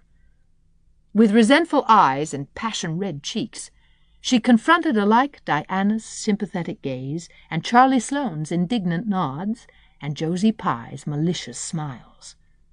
As for Gilbert Blythe, she would not even look at him. She would never look at him again. She would never speak to him. When school was dismissed, Anne marched out with her red head held high. Gilbert Blythe tried to intercept her at the porch door. "I'm awfully sorry I made fun of your hair, Anne," he whispered contritely. "Honest I am. Don't be mad for keeps now." Anne swept by disdainfully, without look or sign of hearing. "Oh, how could you, Anne?" breathed Diana as they went down the road, half reproachfully, half admiringly. Diana felt that she could never have resisted Gilbert's plea. "I shall never forgive Gilbert Blythe," said Anne firmly, "and Mr. Phillips spelled my name without an E, too. The iron has entered into my soul, Diana." Diana hadn't the least idea what Anne meant, but she understood it was something terrible. "You mustn't mind Gilbert making fun of your hair," she said soothingly. "Why, he makes fun of all the girls. He laughs at mine because it's so black. He's called me a crow a dozen times, and I never heard him apologize for anything before, either. There's a great deal of difference between being called a crow and being called carrots," said Anne with dignity. "Gilbert Blythe has hurt my feelings excruciatingly, Diana." It is possible the matter might have blown over without more excruciation, if nothing else had happened. But when things begin to happen, they are apt to keep on. Avonlea scholars often spent noon hour picking gum in Mr. Bell's spruce grove over the hill and across his big pasture field. From there they could keep an eye on Eben Wright's house, where the master boarded. When they saw Mr. Phillips emerging therefrom, they ran for the schoolhouse.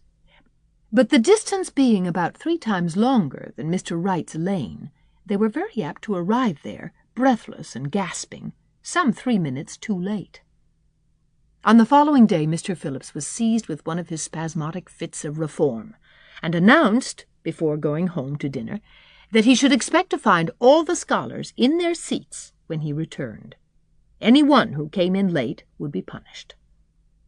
All the boys and some of the girls went to Mr. Bell's spruce grove as usual, fully intending to stay only long enough to pick a chew. But spruce groves are seductive, and yellow nuts of gum beguiling. They picked and loitered and strayed, and as usual, the first thing that recalled them to a sense of the flight of time was Jimmy Glover, shouting from the top of a patriarchal old spruce, "Master's coming!" The girls, who were on the ground, started first and managed to reach the schoolhouse in time, but without a second to spare. The boys, who had to wriggle hastily down from the trees, were later. And Anne, who had not been picking gum at all, but was wandering happily in the far end of the grove, waist-deep among the bracken, singing softly to herself, with a wreath of rice-lilies on her hair as if she were some wild divinity of the shadowy places, was latest of all. Anne could run like a deer, however. Run she did, with the impish result that she overtook the boys at the door and was swept into the schoolhouse among them, just as Mr. Phillips was in the act of hanging up his hat. Mr. Phillips's brief reforming energy was over. He didn't want the bother of punishing a dozen pupils, but it was necessary to do something to save his word. So he looked about for a scapegoat and found it in Anne, who had dropped into her seat, gasping for breath, with her forgotten lily wreath hanging askew over one ear, and giving her a particularly rakish and dishevelled appearance. "Anne Shirley, since you seem to be so fond of the boys' company, we shall indulge your taste for it this afternoon," he said sarcastically. "Take those flowers out of your hair and sit with Gilbert Blythe." The other boys snickered. Diana, turning pale with pity, plucked the wreath from Anne's hair and squeezed her hand. Anne stared at the master as if turned to stone. "Did you hear what I said, Anne?" queried Mr. Phillips sternly. "Yes, sir," said Anne slowly. "But I didn't suppose you really meant it." "I assure you I did." Still the sarcastic inflection, which all the children, and Anne especially, hated. It flicked on the raw. "Obey me at once." For a moment Anne looked as if she meant to disobey. Then, realizing that there was no help for it, she rose haughtily, stepped across the aisle, sat down beside Gilbert Blythe, and buried her face in her arms on the desk. Ruby Gillis, who got a glimpse of it as it went down, told the others going home from school that she'd actually never seen anything like it. It was so white, with awful little red spots in it. To Anne, this was as the end of all things. It was bad enough to be singled out for punishment from among a dozen equally guilty ones. It was worse still to be sent to sit with a boy. But that boy should be Gilbert Blythe was heaping insult on injury to a degree utterly unbearable. Anne felt that she could not bear it, and it would be of no use to try. Her whole being seethed with shame and anger and humiliation. At first the other scholars looked and whispered and giggled and nudged. But as Anne never lifted her head, and as Gilbert worked fractions as if his whole soul was absorbed in them, and them only, they soon returned to their own tasks, and Anne was forgotten. When Mr. Phillips called the history class out, Anne should have gone, but Anne did not move, and Mr. Phillips, who had been writing some verses to Priscilla before he called the class, was thinking about an obstinate rhyme still, and never missed her. Once, when nobody was looking, Gilbert took from his desk a little pink candy heart with a gold motto on it, "You are sweet," and slipped it under the curve of Anne's arm, whereupon Anne arose, took the pink heart gingerly between the tips of her fingers, dropped it on the floor, ground it to powder beneath her heel, and resumed her position without deigning to bestow a glance on Gilbert. When school went out, Anne marched to her desk, ostentatiously took out everything therein, books and writing tablet, pen and ink, testament and arithmetic, and piled them neatly on her cracked slate. "What are you taking all those things home for, Anne?" Diana wanted to know as soon as they were out on the road. She had not dared to ask the question before. "I am not coming back to school any more," said Anne. Diana gasped and stared at Anne to see if she meant it. "Will Marilla let you stay home?" she asked. "She'll have to," said Anne. "I'll never go to school to that man again." "Oh, Anne," Diana looked as if she were ready to cry. "I do think you're mean. What shall I do? Mr. Phillips will make me sit with that horrid Gertie Pye. I know he will, because she is sitting alone. Do come back, Anne." "I'd do almost anything in the world for you, Diana," said Anne sadly. "I'd let myself be torn limb from limb if it would do you any good. But I can't do this, so please don't ask it. You harrow up my very soul." "Just think of all the fun you will miss," mourned Diana. "We're going to build the loveliest new house down by the brook, and we'll be playing ball next week, and you've never played ball, Anne. It's tremendously exciting. And we're going to learn a new song. Jane Andrews is practicing it up now, and Alice Andrews is going to bring a new pansy book next week, and we're all going to read it out loud, chapter about, down by the brook. And you know you're so fond of reading out loud, Anne." Nothing moved Anne in the least. Her mind was made up. She would not go to school to Mr. Phillips again. She told Marilla so when she got home. "Nonsense," said Marilla. "It isn't nonsense at all," said Anne, gazing at Marilla with solemn, reproachful eyes. "Don't you understand, Marilla?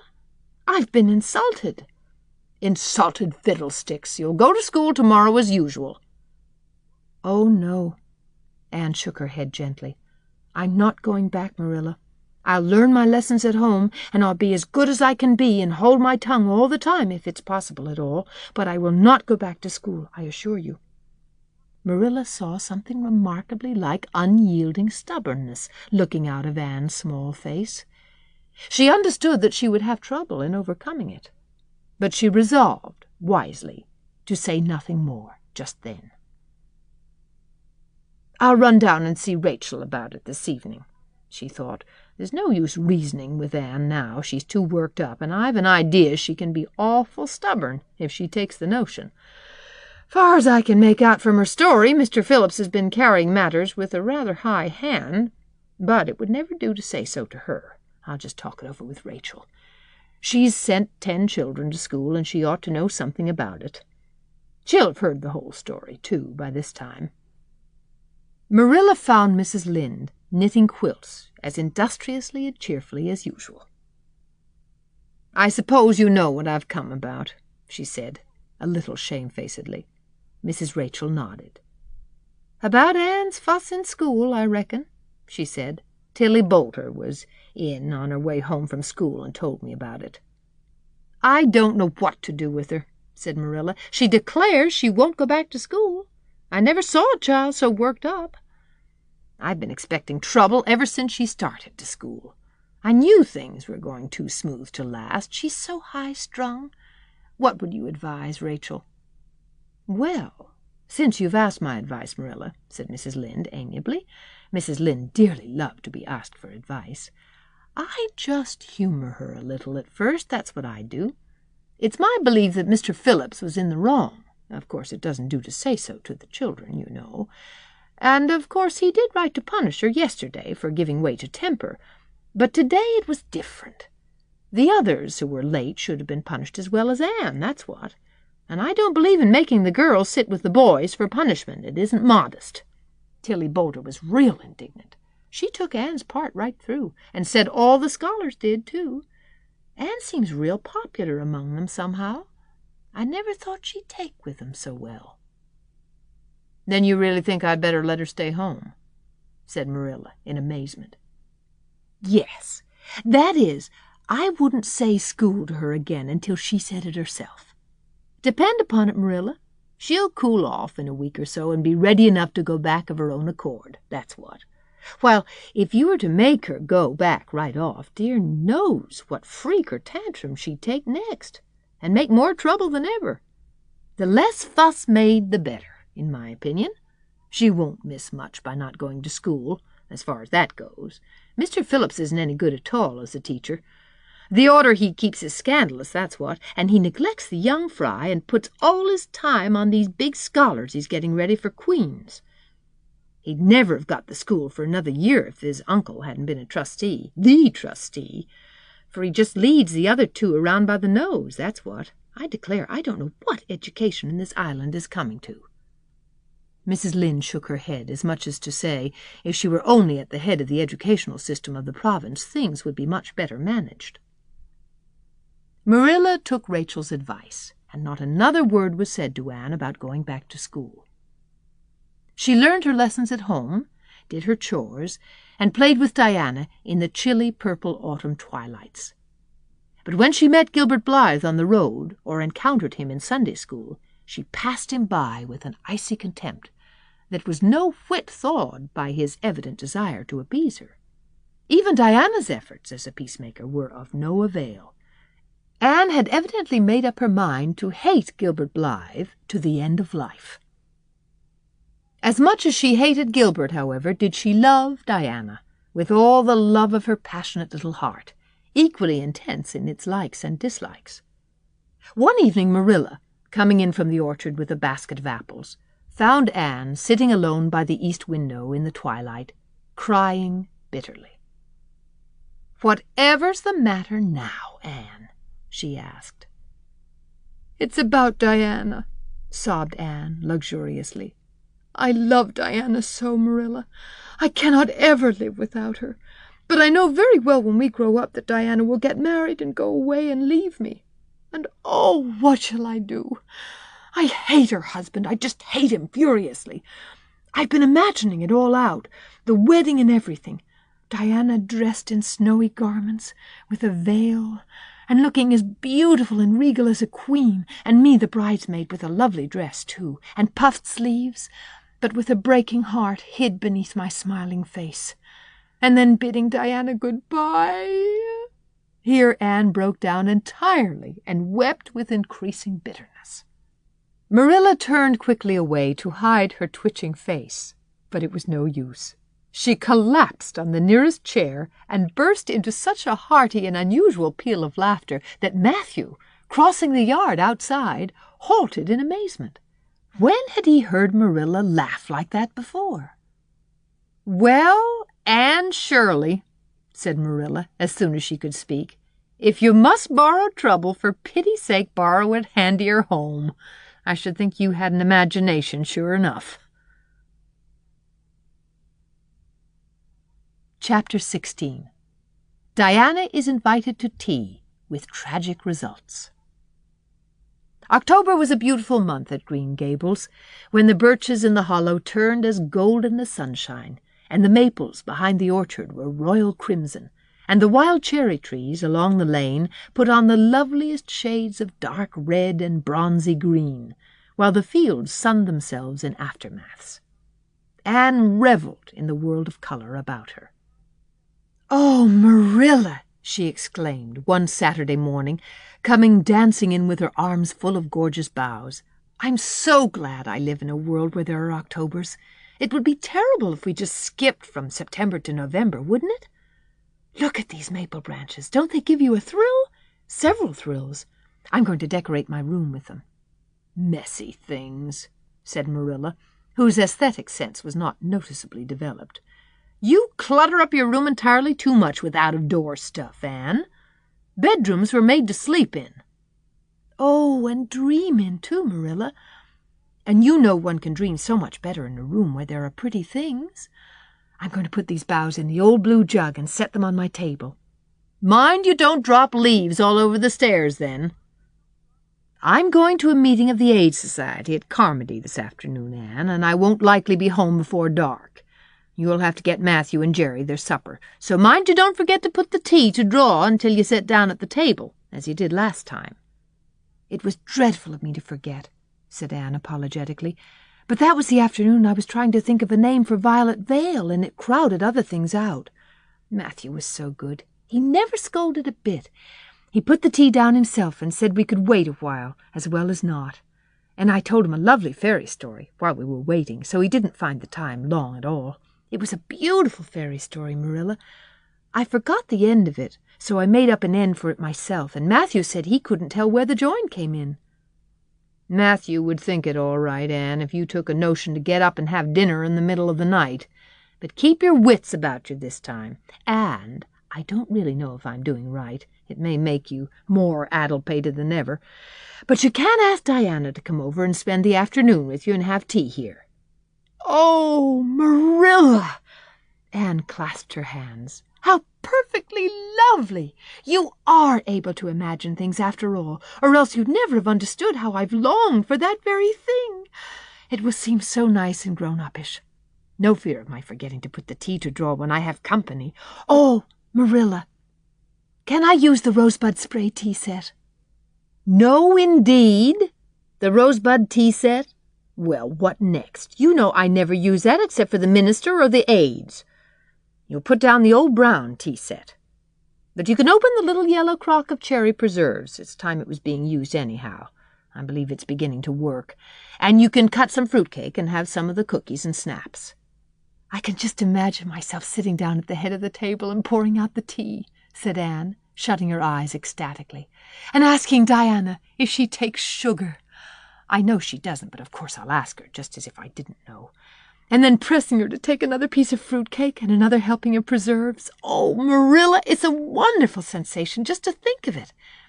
Can I take her into the spare room to lay off her hat when she comes, and then into the parlor to sit?" "No. The sitting room will do for you and your company.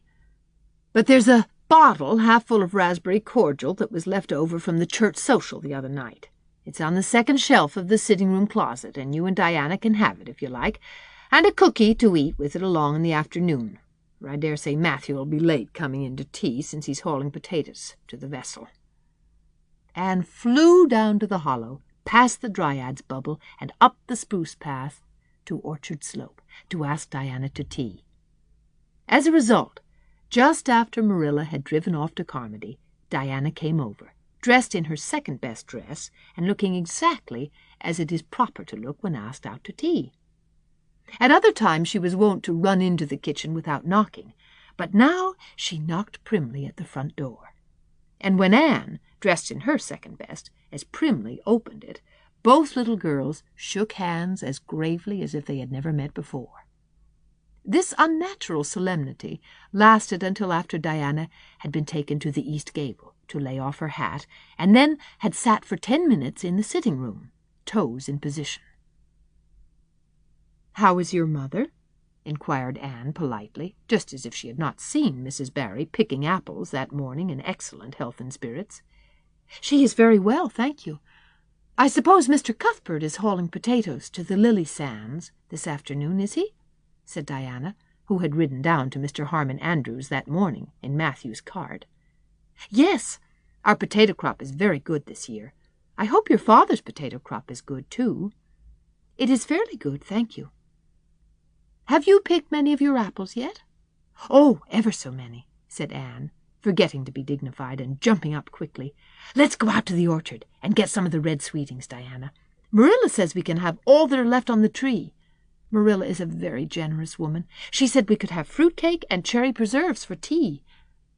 But it isn't good manners to tell your company what you are going to give them to eat, so I won't tell you what she said we could have to drink. Only it begins with an R and a C, and it's a bright red color. I love bright red drinks, don't you? They taste twice as good as any other color." The orchard, with its great sweeping boughs that bent to the ground with fruit, proved so delightful that the little girls spent most of the afternoon in it, sitting in a grassy corner where the frost had spared the green, and the mellow autumn sunshine lingered warmly, eating apples and talking as hard as they could. Diana had much to tell Anne of what went on in school. She had to sit with Gertie Pye, and she hated it.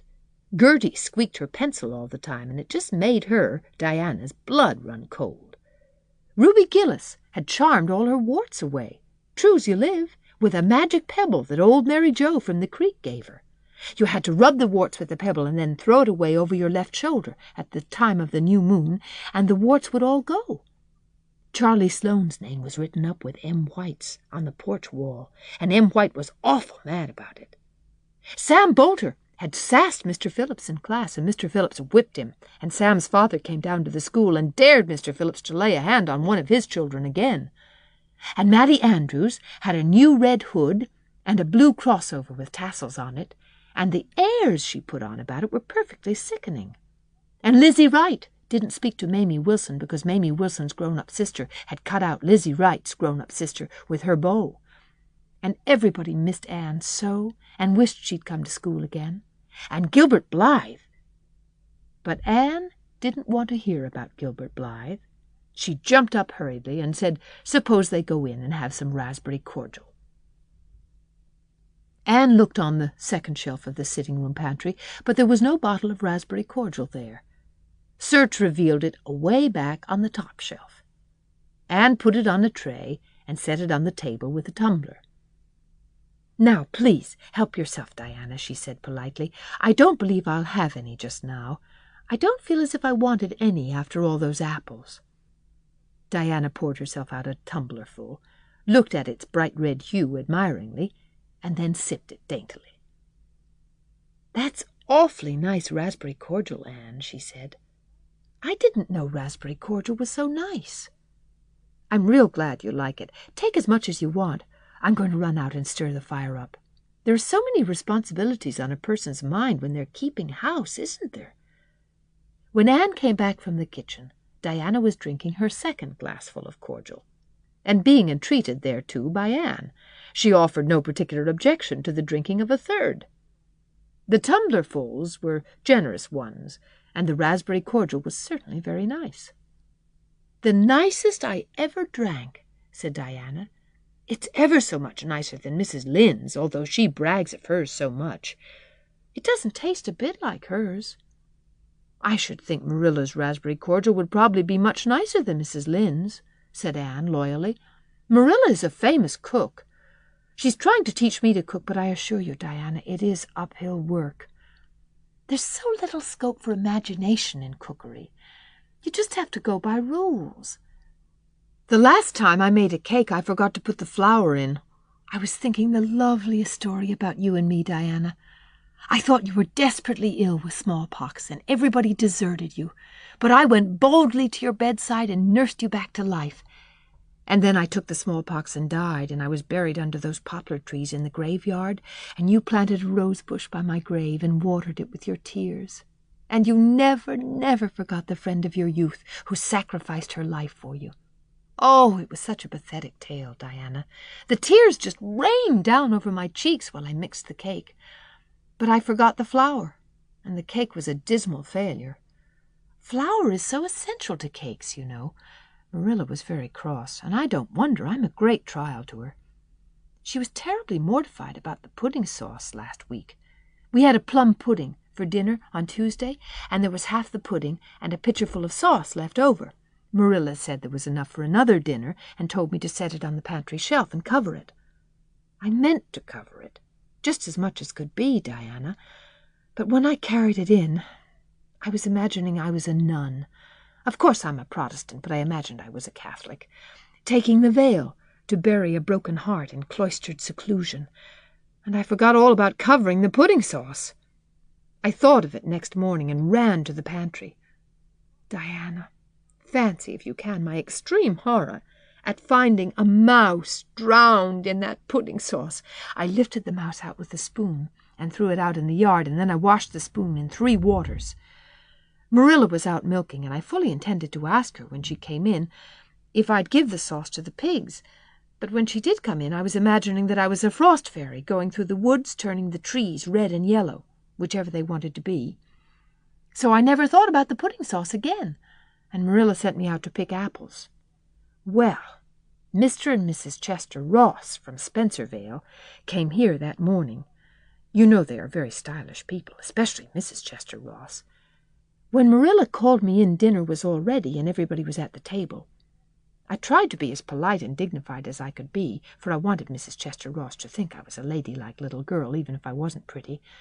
And everything went right until I saw Marilla coming with the plum pudding in one hand and the pitcher of pudding sauce warmed up in the other. Diana, That was a terrible moment. I remembered everything, and I just stood up in my place and shrieked out, "Marilla, you mustn't use that pudding sauce. There was a mouse drowned in it. I forgot to tell you before." Oh, Diana, I shall never forget that awful moment if I live to be 100. Mrs. Chester Ross just looked at me, and I thought I would sink through the floor with mortification.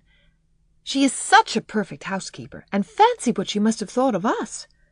Marilla turned red as fire, but she never said a word. Then she just carried that sauce and pudding out and brought in some strawberry preserves. She even offered me some, but I couldn't swallow a mouthful. It was like heaping coals of fire on my head. After Mrs. Chester Ross went away, Marilla gave me a dreadful scolding. "Why, Diana, what is the matter?" Diana had stood up very unsteadily. Then she sat down again, putting her hands to her head. I'm awful sick," she said, a little thickly. I must go right home." "Oh, you mustn't dream of going home without your tea," cried Anne in distress. "I'll get it right off. I'll go and put the tea down this very minute." "I must go home," repeated Diana, stupidly but determinedly. "Let me get you a lunch anyhow," implored Anne. "Let me give you a bit of fruit cake and some of the cherry preserves. Lie down on the sofa for a little while and you'll be better. Where do you feel bad?" "I must go home," said Diana, and that was all she would say. In vain Anne pleaded. "I never heard of company going home without tea," she mourned. "Oh, Diana, do you suppose that it's possible you're really taking the smallpox? If you are, I'll go and nurse you. You can depend on that. I'll never forsake you. But I do wish you'd stay till after tea. Where do you feel bad?" "I'm awful dizzy," said Diana, and indeed she walked very dizzily. Anne, with tears of disappointment in her eyes, got Diana's hat and went with her as far as the Barry yard fence. Then she wept all the way back to Green Gables, where she sorrowfully put the remainder of the raspberry cordial back into the pantry and got tea ready for Matthew and Jerry, with all the zest gone out of the performance. The next day was Sunday, and as the rain poured down in torrents from dawn till dusk, Anne did not stir abroad from Green Gables. Monday afternoon, Marilla sent her down to Mrs. Lynde's on an errand. In a very short space of time, Anne came flying back up the lane, with tears rolling down her cheeks. Into the kitchen she dashed and flung herself face downward on the sofa in an agony. "Whatever has gone wrong now, Anne?" queried Marilla, in doubt and dismay. "I do hope you haven't gone and been saucy to Mrs. Lynde again."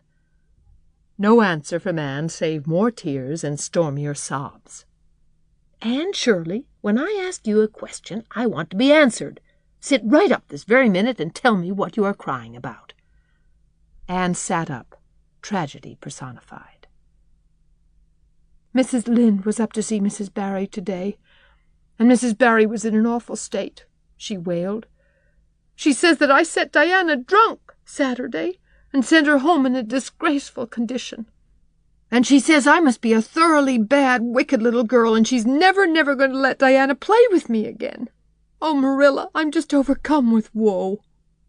Marilla stared in blank amazement. "Set Diana drunk?" she said when she found her voice. "Anne, are you or Mrs. Barry crazy? What on earth did you give her?" "Not a thing but raspberry cordial," sobbed Anne. "I never thought raspberry cordial would set people drunk, Marilla. Not even if they drank 3 big tumblerfuls, as Diana did. Oh, it sounds so like Mrs. Thomas's husband. But I didn't mean to set her drunk." "Drunk fiddlesticks," said Marilla, marching to the sitting-room pantry. There on the shelf was a bottle which she at once recognized as one containing some of her 3-year-old homemade currant wine, for which she was celebrated in Avonlea, although certain of the stricter sort, Mrs. Barry among them, disapproved strongly of it. And at the same time Marilla recollected that she had put the bottle of raspberry cordial down in the cellar instead of in the pantry, as she had told Anne. She went back to the kitchen with the wine bottle in her hand. Her face was twitching in spite of herself. "Anne, you certainly have a genius for getting into trouble. You went and gave Diana currant wine instead of raspberry cordial. Didn't you know the difference yourself?" "I never tasted it," said Anne. "I thought it was the cordial. I meant to be so hospitable. Diana got awfully sick and had to go home. Mrs. Barry told Mrs. Lynde she was simply dead drunk. She just laughed silly-like when her mother asked her what was the matter, and went to sleep and slept for hours. Her mother smelled her breath and knew she was drunk. She had a fearful headache all day yesterday. Mrs. Barry is so indignant. She will never believe but what I did it on purpose." "I should think she would better punish Diana for being so greedy as to drink 3 glassfuls of anything," said Marilla shortly. "Why, 3 of those big glasses would have made her sick even if it had only been cordial. Well, this story will be a nice handle for those folks who were so down on me for making currant wine, although I haven't made any for 3 years, ever since I found out that the minister didn't approve. I just kept that bottle for sickness." "There, there, child, don't cry. I can't see as you were to blame, although I'm sorry it happened so." "I must cry," said Anne. "My heart is broken. The stars in their courses fight against me, Marilla. Diana and I are parted forever. Oh, Marilla, I little dreamed of this when first we swore our vows of friendship." "Don't be foolish, Anne. Mrs. Barry will think better of it when she finds you're not really to blame. I suppose she thinks you've done it for a silly joke or something of that sort. You'd best go up this evening and tell her how it was." "My courage fails me at the thought of facing Diana's injured mother," sighed Anne. "I wish you'd go, Marilla. You're so much more dignified than I am. Likely she'd listen to you quicker than to me." "Well, I will," said Marilla, reflecting that it would probably be the wiser course. "Don't cry any more, Anne. It will be all right." Marilla had changed her mind about its being all right by the time she got back from Orchard Slope. Anne was watching for her coming and flew to the porch door to meet her. "Oh, Marilla, I know by your face that it's been no use," she said sorrowfully. "Mrs. Barry won't forgive me?" "Mrs. Barry, indeed," snapped Marilla. "Of all the unreasonable women I ever saw, she's the worst. I told her it was all a mistake and you weren't to blame, but she just simply didn't believe me. And she rubbed it well in about my currant wine and how I'd always said it couldn't have the least effect on anybody. I just told her plainly that currant wine wasn't meant to be drunk 3 tumblerfuls at a time, and that if a child I had to do with was so greedy, I'd sober her up with a right good spanking." Marilla whisked into the kitchen, grievously disturbed, leaving a very much distracted little soul in the porch behind her. Presently Anne stepped out, bareheaded, into the chill autumn dusk. Very determinedly and steadily she took her way down through the sere clover field, over the log bridge, and up through the spruce grove, lighted by a pale little moon hanging low over the western woods. Mrs. Barry, coming to the door in answer to the timid knock, found a white-lipped, eager-eyed suppliant on the doorstep. Her face hardened. Mrs. Barry was a woman of strong prejudices and dislikes, and her anger was of the cold, sullen sort which is always hardest to overcome. To do her justice, she really believed Anne had made Diana drunk out of sheer malice prepense, and she was honestly anxious to preserve her little daughter from the contamination of further intimacy with such a child. "What do you want?" she said stiffly. Anne clasped her hands. "Oh, Mrs. Barry, please forgive me. I did not mean to intoxicate Diana. How could I? Just imagine if you were a poor little orphan girl that kind people had adopted, and you had just one bosom friend in all the world. Do you think you would intoxicate her on purpose? I thought it was only raspberry cordial. I was firmly convinced that it was raspberry cordial. Oh, please don't say that you won't let Diana play with me any more. If you do, you will cover my life with a dark cloud of woe." This speech, which would have softened good Mrs. Lynde's heart in a twinkling, had no effect on Mrs. Barry except to irritate her still more. She was suspicious of Anne's big words and dramatic gestures, and imagined that the child was making fun of her. So she said, coldly and cruelly, "I don't think you are a fit little girl for Diana to associate with. You'd better go home and behave yourself." Anne's lip quivered. "Won't you let me see Diana just once, to say farewell?" she implored. "Diana has gone over to Carmody with her father," said Mrs. Barry, going in and shutting the door.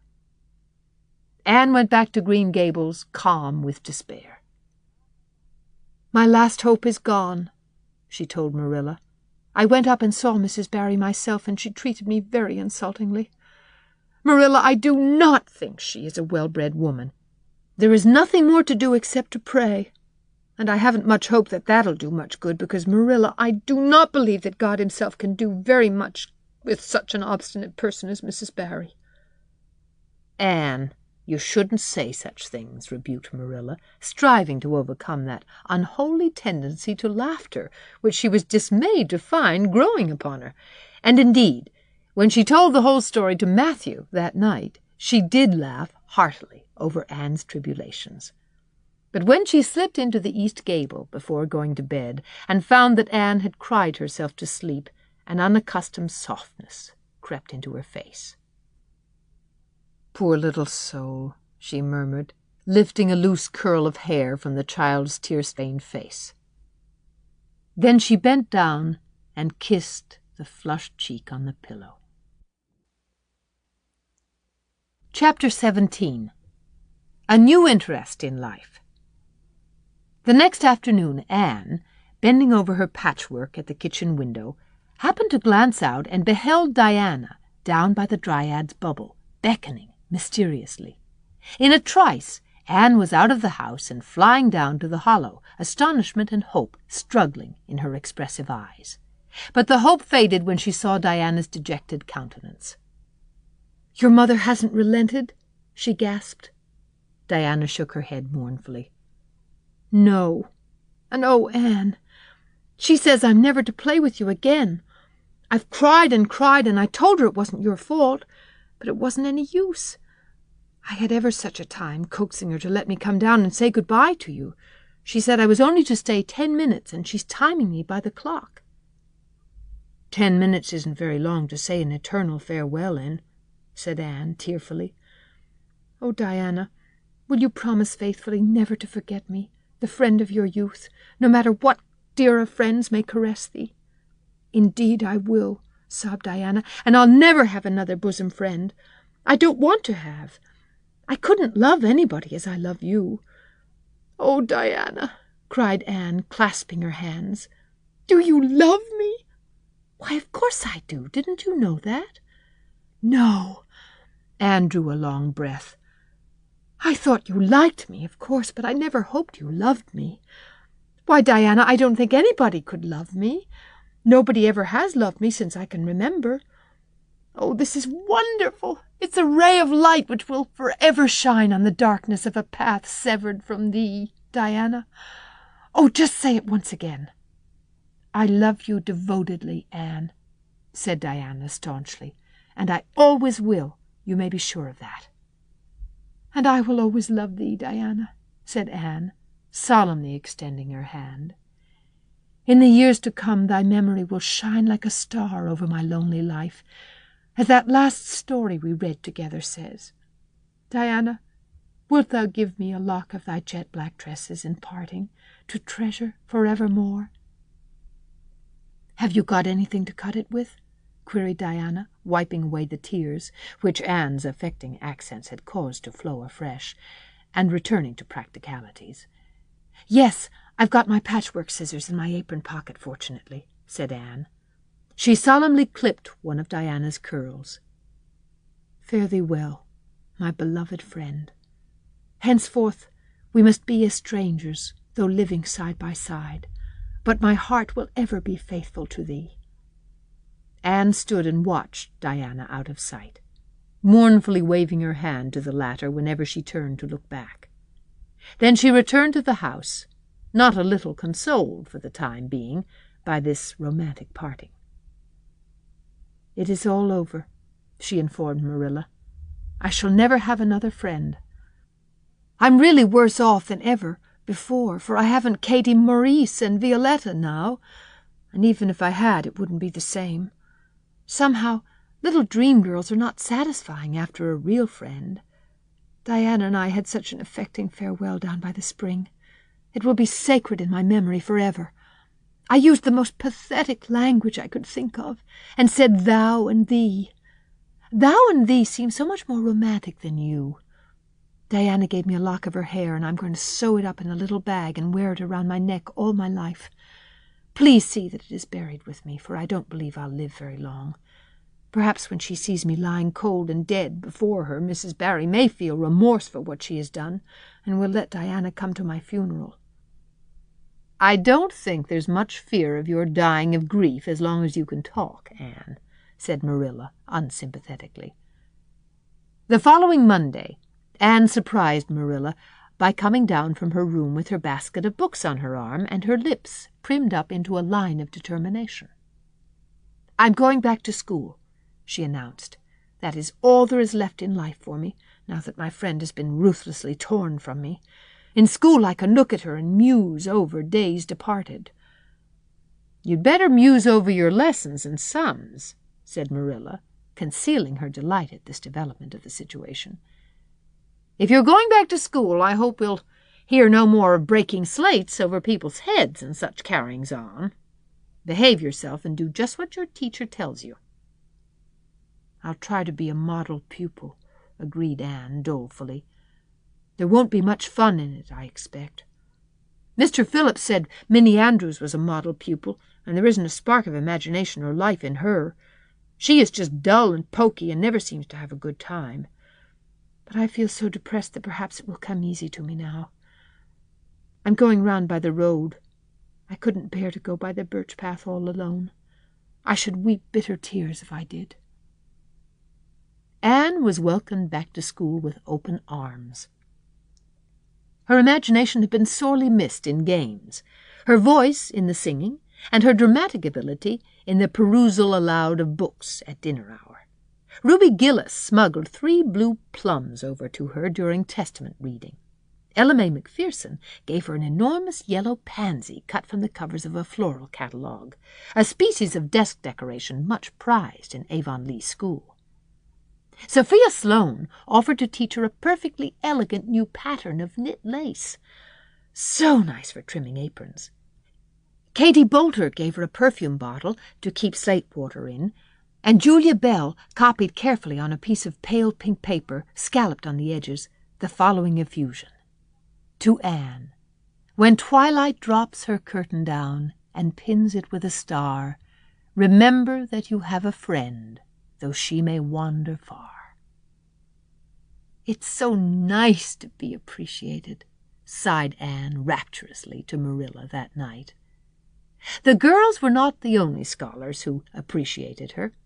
When Anne went to her seat after dinner hour, she had been told by Mr. Phillips to sit with the model Minnie Andrews, she found on her desk a big, luscious strawberry apple.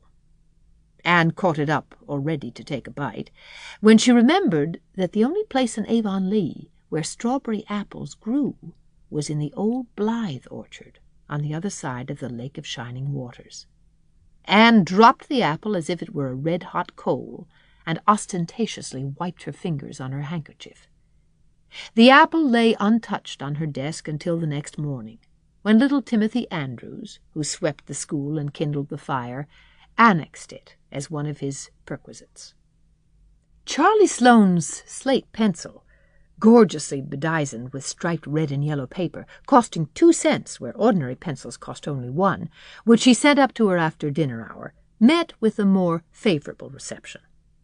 Anne was graciously pleased to accept it, and rewarded the donor with a smile which exalted that infatuated youth straightway into the 7th heaven of delight, and caused him to make such fearful errors in his dictation that Mr. Phillips kept him in after school to rewrite it. But as the Caesar's pageant shorn of Brutus' bust did but of Rome's best son remind her more, so the marked absence of any tribute or recognition from Diana Barry, who was sitting with Gertie Pye, embittered Anne's little triumph.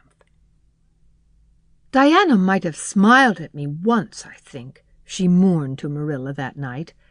But the next morning a note, most fearfully and wonderfully twisted and folded, and a small parcel were passed across to Anne.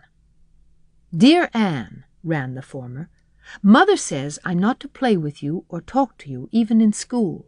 It isn't my fault, and don't be cross at me, because I love you as much as ever. I miss you awfully, to tell all my secrets to, and I don't like Gertie Pye one bit. I made you one of the new bookmarkers out of red tissue paper. They are awfully fashionable now, and only 3 girls in school know how to make them. When you look at it, remember, your true friend, Diana Barry." Anne read the note, kissed the bookmark, and dispatched a prompt reply back to the other side of the school.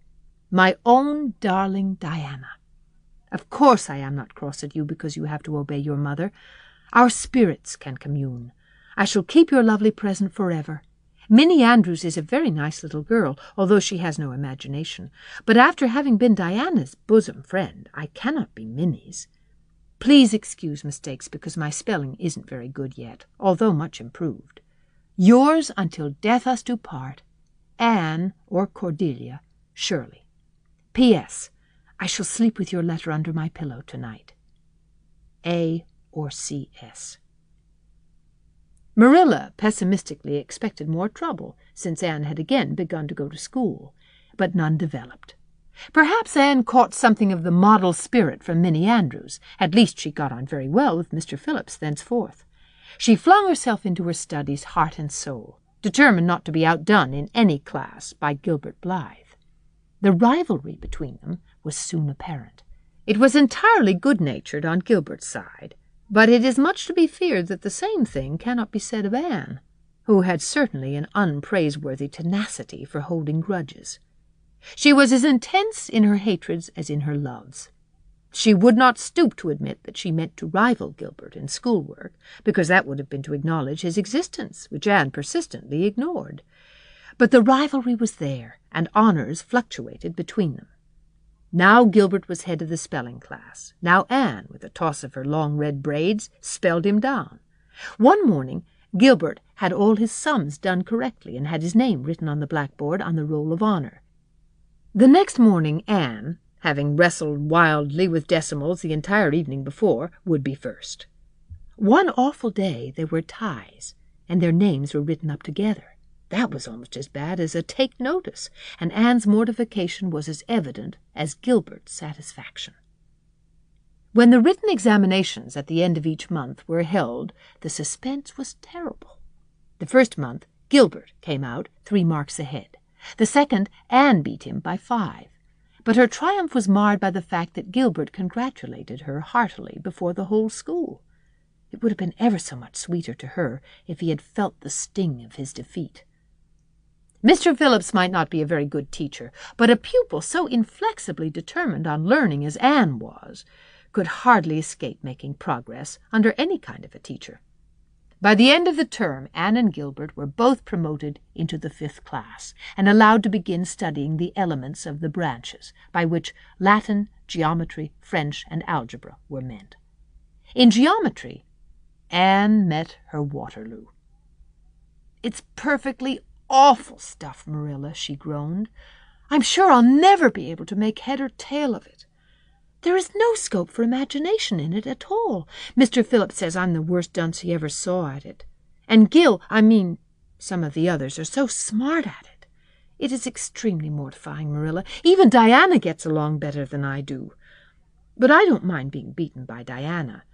Even although we meet as strangers now, I still love her with an inextinguishable love. It makes me very sad at times to think about her. But really, Marilla, one can't stay sad very long in such an interesting world, can one?" Chapter 18. Anne to the Rescue. All things great are wound up with all things little. At first glance, it might not seem that the decision of a certain Canadian premier to include Prince Edward Island in a political tour could have much or anything to do with the fortunes of little Anne Shirley at Green Gables. But it had.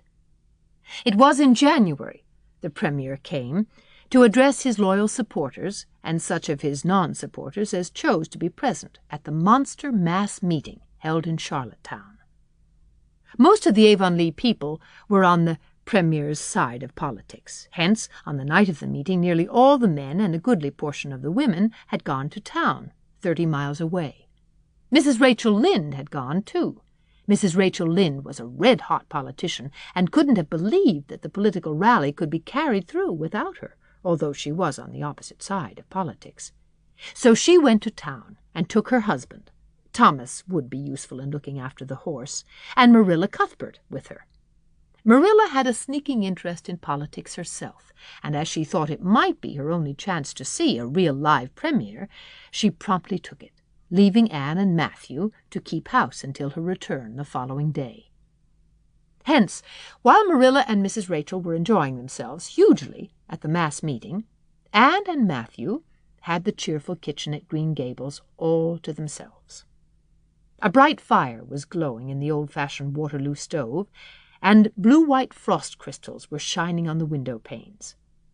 Matthew nodded over a Farmer's Advocate on the sofa, and Anne, at the table, studied her lessons with grim determination, despite sundry wistful glances at the clock shelf, where lay a new book that Jane Andrews had lent her that day. Jane had assured her that it was warranted to produce any number of thrills, or words to that effect, and Anne's fingers tingled to reach out for it. But that would mean Gilbert Blythe's triumph on the morrow. Anne turned her back on the clock shelf and tried to imagine it wasn't there. "Matthew, did you ever study geometry when you went to school?" "Well, now, no, I didn't," said Matthew, coming out of his doze with a start. "I wish you had," sighed Anne, "because then you'd be able to sympathize with me. You can't sympathize properly if you've never studied it. It is casting a cloud over my whole life. I'm such a dunce at it, Matthew." "Well, now, I dunno," said Matthew soothingly. "I guess you're all right at anything. Mr. Phillips told me last week in Blair's store at Carmody that you was the smartest scholar in school and was making rapid progress. Rapid progress was his very words. There's them as runs down Teddy Phillips and says he ain't much of a teacher, but I guess he's all right." Matthew would have thought anyone who praised Anne was all right. "I'm sure I'd get on better with geometry if only he wouldn't change the letters," complained Anne. "I learn the proposition off by heart, and then he draws it on the blackboard and puts different letters from what are in the book, and I get all mixed up. I don't think a teacher should take such a mean advantage, do you? We're studying agriculture now, and I found out at last what makes the roads red. It's a great comfort. I wonder how Marilla and Mrs. Lynde are enjoying themselves. Mrs. Lynde says Canada is going to the dogs the way things are being run at Ottawa, and that it's an awful warning to the electors. She says if women were allowed to vote, we would soon see a blessed change. What way do you vote, Matthew?" "Conservative," said Matthew promptly. To vote Conservative was part of Matthew's religion. "Then I'm Conservative too," said Anne decidedly. "I'm glad because some of the boys in school are grits. I guess Mr. Phillips is a grit too, because Prissy Andrews' father is one, and Ruby Gillis says that when a man is courting, he always has to agree with the girl's mother in religion and her father in politics. Is that true, Matthew?" "Well, now, I don't know," said Matthew. "Did you ever go courting, Matthew?" "Well, now, no. I dunno's I ever did," said Matthew, who had certainly never thought of such a thing in his whole existence. Anne reflected with her chin in her hands. "It must be rather interesting, don't you think, Matthew? Ruby Gillis says when she grows up she's going to have ever so many bows on the string and have them all crazy about her, but I think that would be too exciting. I'd rather have just one in his right mind." "But Ruby Gillis knows a great deal about such matters because she has so many big sisters, and Mrs. Lynde says the Gillis girls have gone off like hotcakes." Mr. Phillips goes up to see Prissy Andrews nearly every evening. He says it is to help her with her lessons. But Miranda Sloane is studying for Queen's, too, and I should think she needed help a lot more than Prissy because she's ever so much stupider. But he never goes to help her in the evenings at all. There are a great many things in this world that I can't understand very well, Matthew. Well, now, I don't know as I comprehend them all myself, acknowledged Matthew. Well, I suppose I must finish up my lessons. I won't allow myself to open that new book Jane lent me until I'm through. But it's a terrible temptation, Matthew. Even when I turn my back on it, I can see it there just as plain. Jane said she cried herself sick over it. I love a book that makes me cry. But I think I'll carry that book into the sitting room and lock it in the jam closet and give you the key. And you must not give it to me, Matthew, until my lessons are done, not even if I implore you on my bended knees. It's all very well to say resist temptation, but it's ever so much easier to resist it if you can't get the key. And then shall I run down the cellar and get some russets, Matthew? Wouldn't you like some russets? Well, now, I don't know but what I would, said Matthew, who never ate russets but knew Anne's weakness for them. Just as Anne emerged triumphantly from the cellar with her plateful of russets, came the sound of flying footsteps on the icy boardwalk outside, and the next moment the kitchen door was flung open, and in rushed Diana Barry, white-faced and breathless, with a shawl wrapped hastily around her head. Anne promptly let go of her candle and plate in her surprise, and plate, candle, and apples crashed together down the cellar ladder and were found at the bottom, embedded in melted grease, the next day by Marilla, who gathered them up and thanked mercy the house hadn't been set on fire. "Whatever is the matter, Diana?" cried Anne. "Has your mother relented at last?" "Oh, Anne, do come quick," implored Diana nervously. "Minnie May is awful sick. She's got croup. Young Mary Joe says, and Father and Mother are away to town, and there's nobody to go for the doctor. Minnie May is awful bad, and young Mary Joe doesn't know what to do. And oh, Anne, I'm so scared." Matthew, without a word, reached out for cap and coat, slipped past Diana, and away into the darkness of the yard. "He's gone to harness the sorrel mare, to go to Carmody for the doctor," said Anne, who was hurrying on hood and jacket. "I know it as well as if he'd said so. Matthew and I are such kindred spirits I can read his thoughts without words at all." "I don't believe he'll find the doctor at Carmody," sobbed Diana. "I know that Dr. Blair went to town, and I guess Dr. Spencer would go too. Young Mary Joe never saw anybody with croup, and Mrs. Lynde is away. Oh, Anne!" "Don't cry, Di," said Anne cheerily. "I know exactly what to do for croup. You forgot that Mrs. Hammond had twins 3 times. When you look after 3 pairs of twins, you naturally get a lot of experience. They all had croup regularly. Just wait till I get the ipecac bottle. You mayn't have any at your house. Come on now." The 2 little girls hastened out, hand in hand, and hurried through Lover's Lane and across the crusted field beyond, for the snow was too deep to go by the shorter wood way. Anne, although sincerely sorry for Minnie May, was far from being insensible to the romance of the situation and to the sweetness of once more sharing that romance with a kindred spirit. The night was clear and frosty, all ebony of shadow and silver of snowy slope. Big stars were shining over the silent fields. Here and there the dark-pointed firs stood up with snow powdering their branches, and the wind whistling through them. Anne thought it was truly delightful to go skimming through all this mystery and loveliness with your bosom friend who had been so long estranged. Minnie May, aged 3, was really very sick.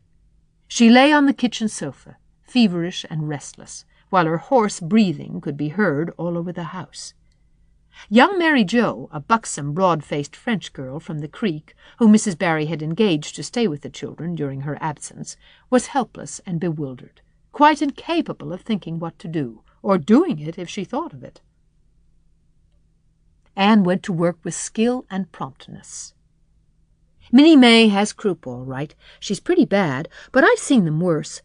First we must have lots of hot water. I declare, Diana, there isn't more than a cupful in the kettle. There, I've filled it up. And Mary Joe, you may put some wood in the stove. I don't want to hurt your feelings, but it seems to me you might have thought of this before if you had any imagination. Now, I'll undress Minnie May and put her to bed, and you try to find some soft flannel cloths, Diana. I'm going to give her a dose of ipecac first of all." Minnie May did not take kindly to the ipecac, but Anne had not brought up 3 pairs of twins for nothing.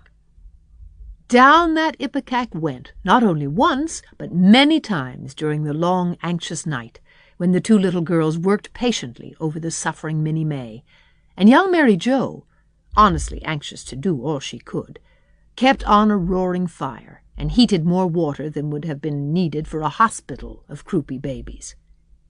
It was 3 o'clock when Matthew came with the doctor, for he had been obliged to go all the way to Spencervale for one. But the pressing need for assistance was past.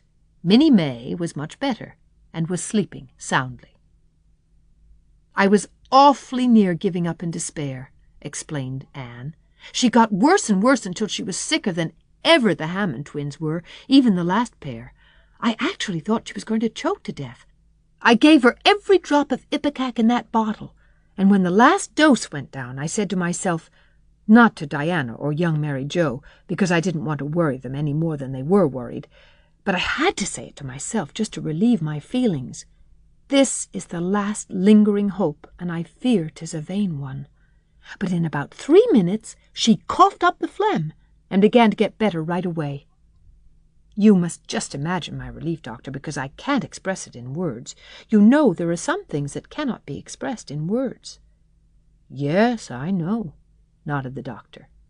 He looked at Anne as if he were thinking some things about her that couldn't be expressed in words. Later on, however, he expressed them to Mr. and Mrs. Barry.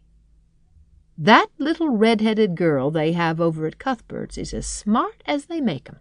I tell you, she saved that baby's life, for it would have been too late by the time I got there. She seems to have a skill and presence of mind perfectly wonderful in a child of her age.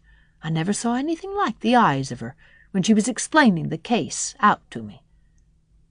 Anne had gone home in the wonderful white-frosted winter morning, heavy-eyed from loss of sleep, but still talking unweariedly to Matthew as they crossed the long white field and walked under the glittering fairy arch of the Lovers' Lane maples. "Oh, Matthew, isn't it a wonderful morning? The world looks like something God had just imagined for his own pleasure, doesn't it? Those trees look as if I could blow them away with a breath. Poof! I'm so glad I live in a world where there are white frosts. Aren't you? And I'm so glad Mrs. Hammond had 3 pairs of twins after all. If she hadn't, I mightn't have known what to do for Minnie May. I'm real sorry I was ever cross with Mrs. Hammond for having twins. But, oh, Matthew, I'm so sleepy. I can't go to school. I just know I couldn't keep my eyes open, and I'd be so stupid. But I hate to stay home, for Gil, some of the others, will get head of the class, and it's so hard to get up again. Although, of course, the harder it is, the more satisfaction you have when you do get up, haven't you?" "Well, now, I guess you'll manage all right," said Matthew, looking at Anne's white little face and the dark shadows under her eyes. "You just go right to bed and have a good sleep. I'll do all the chores." Anne accordingly went to bed and slept so long and soundly that it was well on in the white and rosy winter afternoon when she awoke and descended to the kitchen, where Marilla, who had arrived home in the meantime, was sitting knitting. "Oh, did you see the Premier?" exclaimed Anne at once. "What did he look like, Marilla?" "Well, he never got to be Premier on account of his looks," said Marilla. "Such a nose as that man had! But he can speak. I was proud of being a Conservative. Rachel Lynde, of course, being a Liberal, had no use for him. Your dinner is in the oven, Anne, and you can get yourself some blue plum preserve out of the pantry. I guess you're hungry. Matthew has been telling me about last night. I must say it was fortunate you knew what to do. I wouldn't have had any idea myself, for I never saw a case of croup. There now, never mind talking till you've had your dinner. I can tell by the look of you that you're just full up with speeches, but they'll keep." Marilla had something to tell Anne, but she did not tell it just then, for she knew if she did, Anne's consequent excitement would lift her clear out of the region of such material matters as appetite or dinner. Not until Anne had finished her saucer of blue plums did Marilla say, "Mrs. Barry was here this afternoon, Anne. She wanted to see you, but I wouldn't wake you up. She says you saved Minnie May's life, and she is very sorry she acted as she did in that affair of the currant wine. She says she knows now you didn't mean to set Diana drunk, and she hopes you'll forgive her and be good friends with Diana again.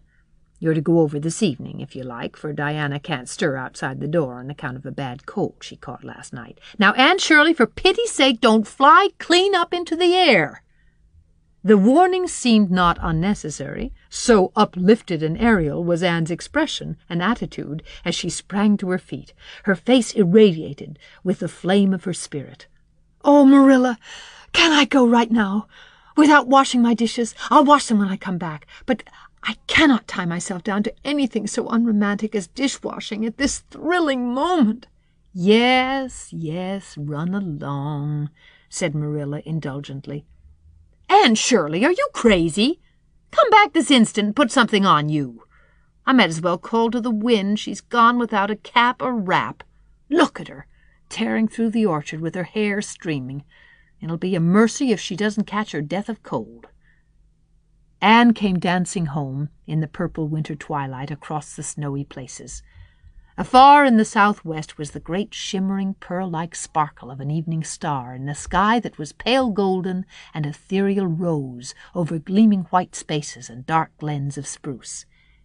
The tinkles of sleigh bells among the snowy hills came like elfin chimes through the frosty air, but their music was not sweeter than the song in Anne's heart and on her lips.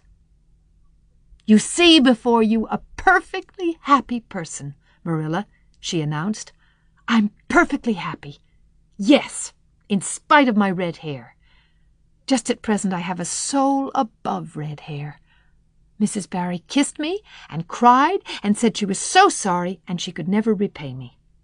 I felt fearfully embarrassed, Marilla, but I just said as politely as I could, 'I have no hard feelings for you, Mrs. Barry. I assure you once for all that I did not mean to intoxicate Diana, and henceforth I shall cover the past with the mantle of oblivion.' That was a pretty dignified way of speaking, wasn't it, Marilla? I felt that I was heaping coals of fire on Mrs. Barry's head. And Diana and I had a lovely afternoon. Diana showed me a new fancy crochet stitch her aunt over at Carmody taught her. Not a soul in Avonlea knows it but us, and we pledged a solemn vow never to reveal it to anyone else. Diana gave me a beautiful card with a wreath of roses on it, and a verse of poetry. 'If you love me as I love you, nothing but death can part us two.' And that is true, Marilla. We're going to ask Mr. Phillips to let us sit together in school again, and Gertie Pye can go with Minnie Andrews. We had an elegant tea. Mrs. Barry had the very best china set out, Marilla, just as if I was real company. I can't tell you what a thrill it gave me. Nobody ever used their very best china on my account before. And we had fruit cake and pound cake and doughnuts and 2 kinds of preserves, Marilla. And Mrs. Barry asked if I took tea and said, 'Pa, why don't you pass the biscuits to Anne?' It must be lovely to be grown up, Marilla, when just being treated as if you were is so nice." "I don't know about that," said Marilla, with a brief sigh. "Well, anyway, when I am grown up," said Anne decidedly, "I'm always going to talk to little girls as if they were too, and I'll never laugh when they use big words. I know from sorrowful experience how that hurts one's feelings. After tea, Diana and I made taffy. The taffy wasn't very good, I suppose because neither Diana nor I had ever made any before. Diana left me to stir it while she buttered the plates, and I forgot and let it burn. And then we set it out on the platform to cool. The cat walked over one plate, and that had to be thrown away. But the making of it was splendid fun.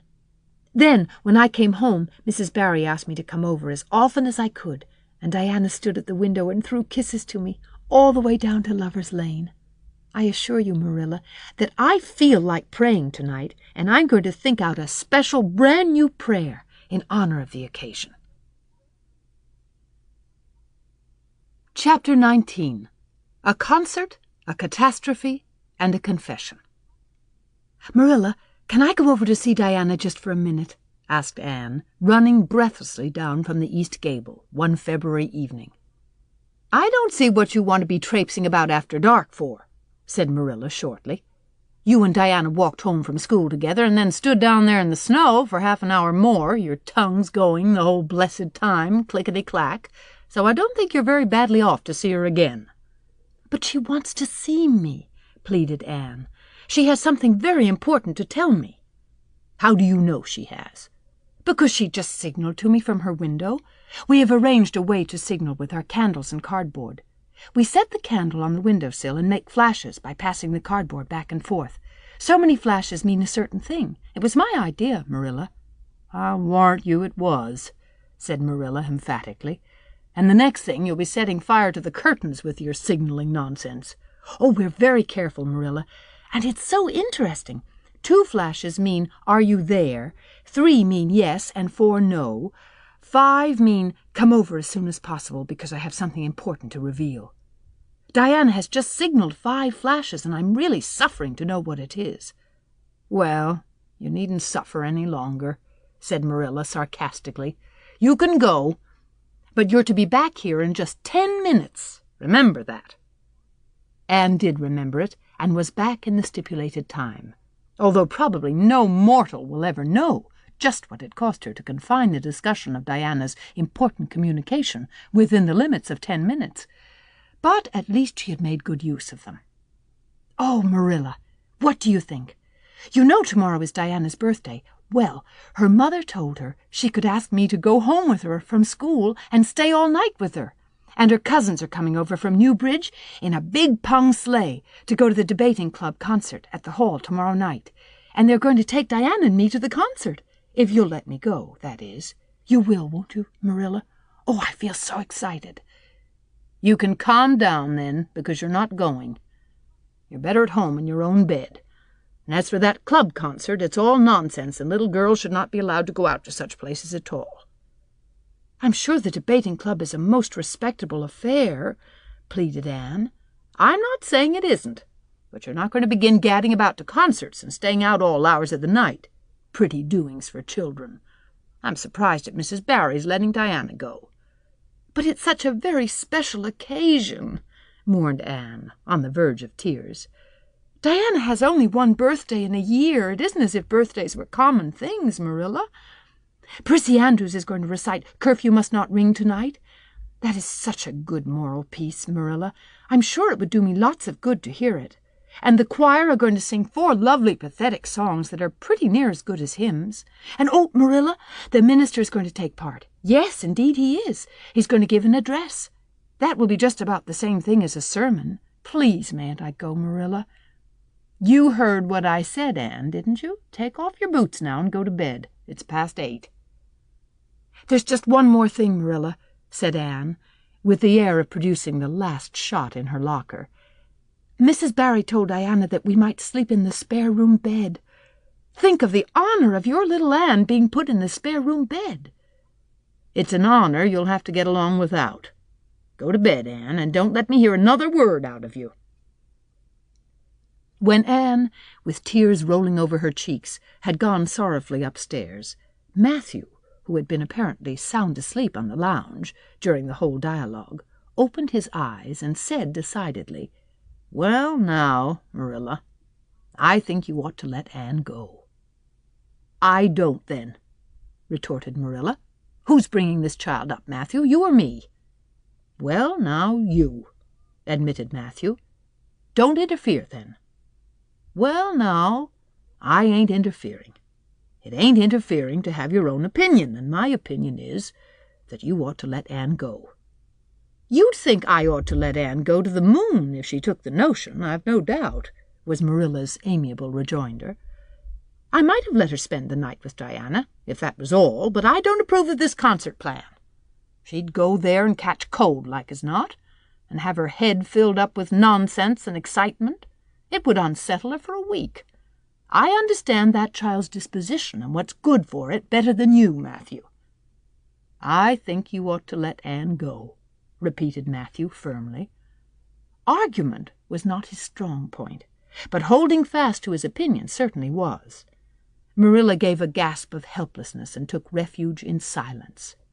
The next morning, when Anne was washing the breakfast dishes in the pantry, Matthew paused on his way out to the barn to say to Marilla again, "I think you ought to let Anne go, Marilla." For a moment, Marilla looked things not lawful to be uttered. Then she yielded to the inevitable and said tartly, "Very well, she can go, since nothing else will please you." Anne flew out of the pantry, dripping dishcloth in hand. "Oh, Marilla, Marilla, say those blessed words again." "I guess once is enough to say them. This is Matthew's doings, and I wash my hands of it. If you catch pneumonia sleeping in a strange bed or coming out of that hot hall in the middle of the night, don't blame me, blame Matthew. Anne Shirley, you're dripping greasy water all over the floor. I never saw such a careless child." "Oh, I know I'm a great trial to you, Marilla," said Anne repentantly. "I make so many mistakes, but then just think of all the mistakes I don't make, although I might. I'll get some sand and scrub up the spots before I go to school. Oh, Marilla, my heart was just set on going to that concert. I never was to a concert in my life, and when the other girls talk about them in school, I feel so out of it. You didn't know just how I felt about it, but you see Matthew did. Matthew understands me, and it's so nice to be understood, Marilla." Anne was too excited to do herself justice as to lessons that morning in school. Gilbert Blythe spelled her down in class and left her clear out of sight in mental arithmetic. Anne's consequent humiliation was less than it might have been, however, in view of the concert and the spare-room bed. She and Diana talked so constantly about it all day that with a stricter teacher than Mr. Phillips, dire disgrace must inevitably have been their portion. Anne felt that she could not have borne it if she had not been going to the concert, for nothing else was discussed that day in school. The Avonlea Debating Club, which met fortnightly all winter, had had several smaller free entertainments, but this was to be a big affair, admission 10 cents, in aid of the library. The Avonlea young people had been practicing for weeks, and all the scholars were especially interested in it by reason of older brothers and sisters who were going to take part. Everybody in school over 9 years of age expected to go, except Carrie Sloane, whose father shared Marilla's opinions about small girls going out to night concerts.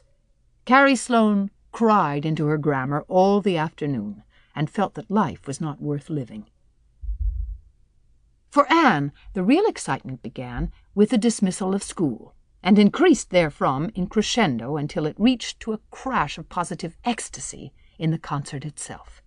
They had a perfectly elegant tea, and then came the delicious occupation of dressing in Diana's little room upstairs. Diana did Anne's front hair in the new pompadour style, and Anne tied Diana's bows with the especial knack she possessed, and they experimented with at least 6 different ways of arranging their back hair. At last they were ready, cheeks scarlet and eyes glowing with excitement. True, Anne could not help a little pang when she contrasted her plain black tam and shapeless, tight-sleeved, homemade grey cloth coat with Diana's jaunty fur cap and smart little jacket. But she remembered in time that she had an imagination and could use it.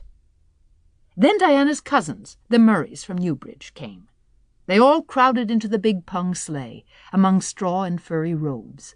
Anne revelled in the drive to the hall, slipping along over the satin-smooth roads with the snow crisping under the runners.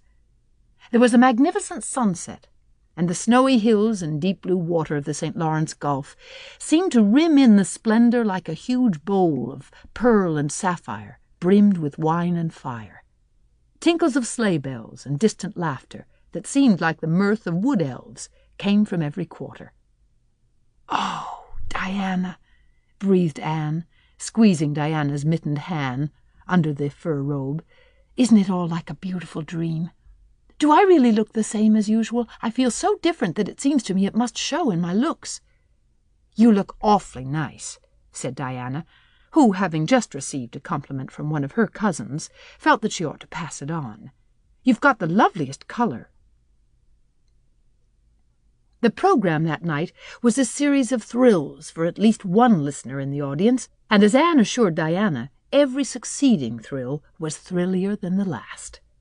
When Prissy Andrews, attired in a new pink silk waist with a string of pearls about her smooth white throat and real carnations in her hair, rumour whispered that the master had sent all the way to town for them for her, climbed the slimy ladder dark without one ray of light, Anne shivered in luxurious sympathy.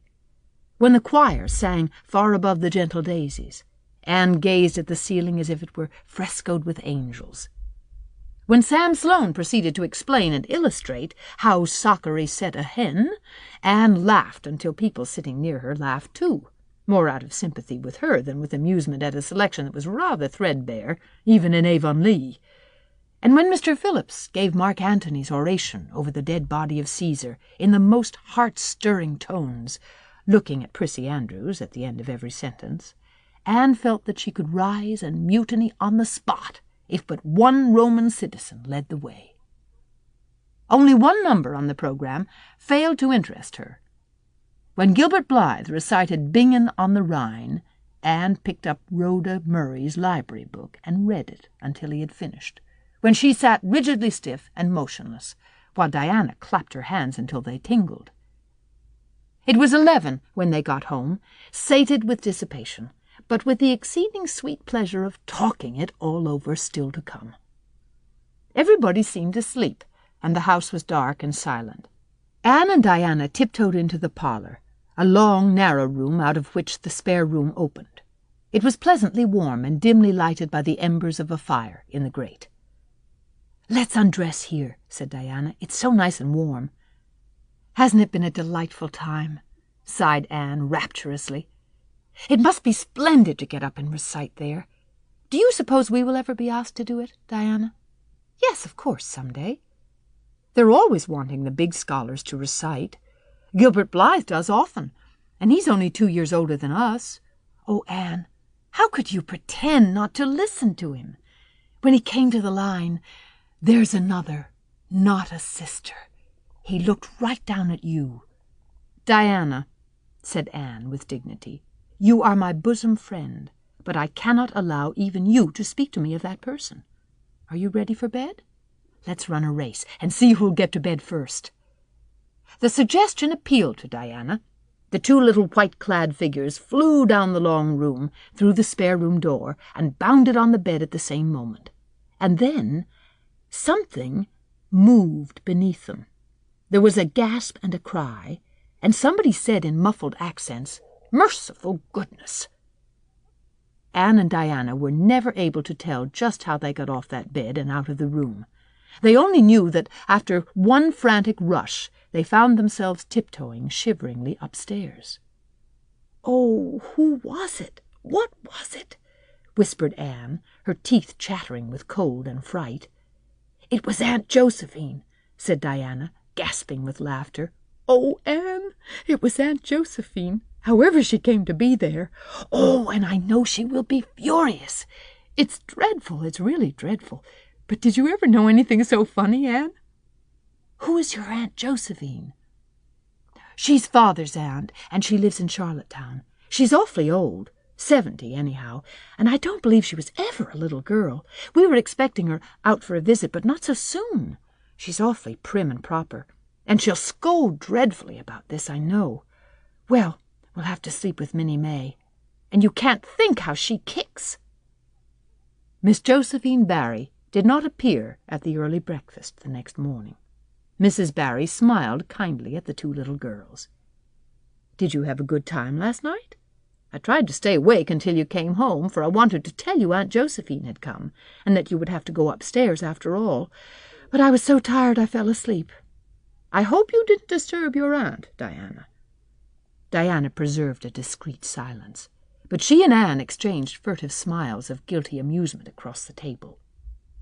Anne hurried home after breakfast, and so remained in blissful ignorance of the disturbance which presently resulted in the Barry household until the late afternoon, when she went down to Mrs. Lynde's on an errand for Marilla. "So you and Diana nearly frightened poor old Miss Barry to death last night," said Mrs. Lynde severely, but with a twinkle in her eye. "Mrs. Barry was here a few minutes ago on her way to Carmody. She's feeling real worried over it. Old Miss Barry was in a terrible temper when she got up this morning, and Josephine Barry's temper is no joke, I can tell you that. She wouldn't speak to Diana at all." "It wasn't Diana's fault," said Anne contritely. "It was mine. I suggested racing to see who would get into bed first." "I knew it," said Mrs. Lynde, with the exultation of a correct guesser. "I knew that idea came out of your head. Well, it's made a nice lot of trouble, that's what. Old Miss Barry came out to stay for a month, but she's declared she won't stay another day, and is going right back to town tomorrow, Sunday and all as it is. She'd have gone today if they could have taken her. She had promised to pay for a quarter's music lessons for Diana, but now she's determined to do nothing at all for such a tomboy. Oh, I guess they had a lively time of it there this morning. The Barrys must feel cut up. Old Miss Barry is rich, and they'd like to keep on the good side of her. Of course, Mrs. Barry didn't say just that to me, but I'm a pretty good judge of human nature, that's what." "I'm such an unlucky girl," mourned Anne. "I'm always getting into scrapes myself and getting my best friends, people I'd shed my heart's blood for, into them too. Can you tell me why it is so, Mrs. Lynde?" "It's because you're too heedless and impulsive, child, that's what. You never stop to think. Whatever comes into your head to say or do, you say or do it without a moment's reflection." "Oh, but that's the best of it," protested Anne. "Something just flashes into your mind, so exciting, and you must out with it. If you stop to think it over, you spoil it all. Haven't you ever felt that yourself, Mrs. Lynde?" No, Mrs. Lynde had not. She shook her head sagely. "You must learn to think a little, Anne, that's what. The proverb you need to go by is look before you leap, especially into spare-room beds." Mrs. Lynde laughed comfortably over her mild joke, but Anne remained pensive. She saw nothing to laugh at in the situation, which to her eyes appeared very serious. When she left Mrs. Lynde's, she took her way across the crusted fields to Orchard Slope. Diana met her at the kitchen door. "Your Aunt Josephine was very cross about it, wasn't she?" whispered Anne. "Yes," answered Diana, stifling a giggle with an apprehensive glance over her shoulder at the closed sitting-room door. "She was fairly dancing with rage, Anne. Oh, how she scolded! She said I was the worst-behaved girl she ever saw, and that my parents ought to be ashamed of the way they had brought me up. She says she won't stay, and I'm sure I don't care, but Father and Mother do." "Why didn't you tell them it was my fault?" demanded Anne. "It's likely I'd do such a thing, isn't it?" said Diana with just scorn. "I'm no telltale, Anne Shirley, and anyhow I was just as much to blame as you." "Well, I'm going in to tell her myself," said Anne resolutely. Diana stared. "Anne Shirley, you'd never! Why, she'll eat you alive." "Don't frighten me any more than I am frightened," implored Anne. "I'd rather walk up to a cannon's mouth. But I've got to do it, Diana. It was my fault, and I've got to confess. I've had practice in confessing, fortunately." "Well, she's in the room," said Diana. "You can go in if you want to. I wouldn't dare. And I don't believe you'll do a bit of good." With this encouragement, Anne bearded the lion in its den. That is to say, walked resolutely up to the sitting-room door and knocked faintly. A sharp "Come in!" followed. Miss Josephine Barry, thin, prim and rigid, was knitting fiercely by the fire, her wrath quite unappeased and her eyes snapping through her gold-rimmed glasses. She wheeled around in her chair, expecting to see Diana, and beheld a white-faced girl whose great eyes were brimmed up with a mixture of desperate courage and shrinking terror. "Who are you?"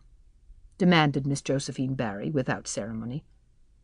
"I'm Anne of Green Gables," said the small visitor tremulously, clasping her hands with her characteristic gesture. "And I've come to confess, if you please." "Confess what?" "That it was all my fault about jumping into bed on you last night. I suggested it. Diana would never have thought of such a thing, I am sure. Diana is a very ladylike girl, Miss Barry, so you must see how unjust it is to blame her." "Oh, I must, eh? I rather think Diana did her share of the jumping at least. Such carryings-on in a respectable house." "But we were only in fun," persisted Anne. "I think you ought to forgive us, Miss Barry, now that we've apologized. And anyhow, please forgive Diana and let her have her music lessons. Diana's heart is set on her music lessons, Miss Barry, and I know too well what it is to set your heart on a thing and not get it. If you must be cross with anyone, be cross with me. I've been so used in my early days to having people cross at me that I can endure it much better than Diana can." Much of the snap had gone out of the old lady's eyes by this time, and was replaced by a twinkle of amused interest. But she still said severely, "I don't think it is any excuse for you that you were only in fun. Little girls never indulged in that kind of fun when I was young. You don't know what it is to be awakened out of a sound sleep, after a long and arduous journey, by two great girls coming bounce down on you." "I don't know, but I can imagine," said Anne eagerly. "I'm sure it must have been very disturbing. But then there is our side of it, too. Have you any imagination, Miss Barry? If you have, just put yourself in our place. We didn't know there was anybody in that bed, and you nearly scared us to death. It was simply awful the way we felt, and then we couldn't sleep in the spare room after being promised. I suppose you are used to sleeping in spare rooms, but just imagine what you would feel like if you were a little orphan girl who had never had such an honor." All the snap had gone by this time. Miss Barry actually laughed, a sound which caused Diana, waiting in speechless anxiety in the kitchen outside, to give a great gasp of relief.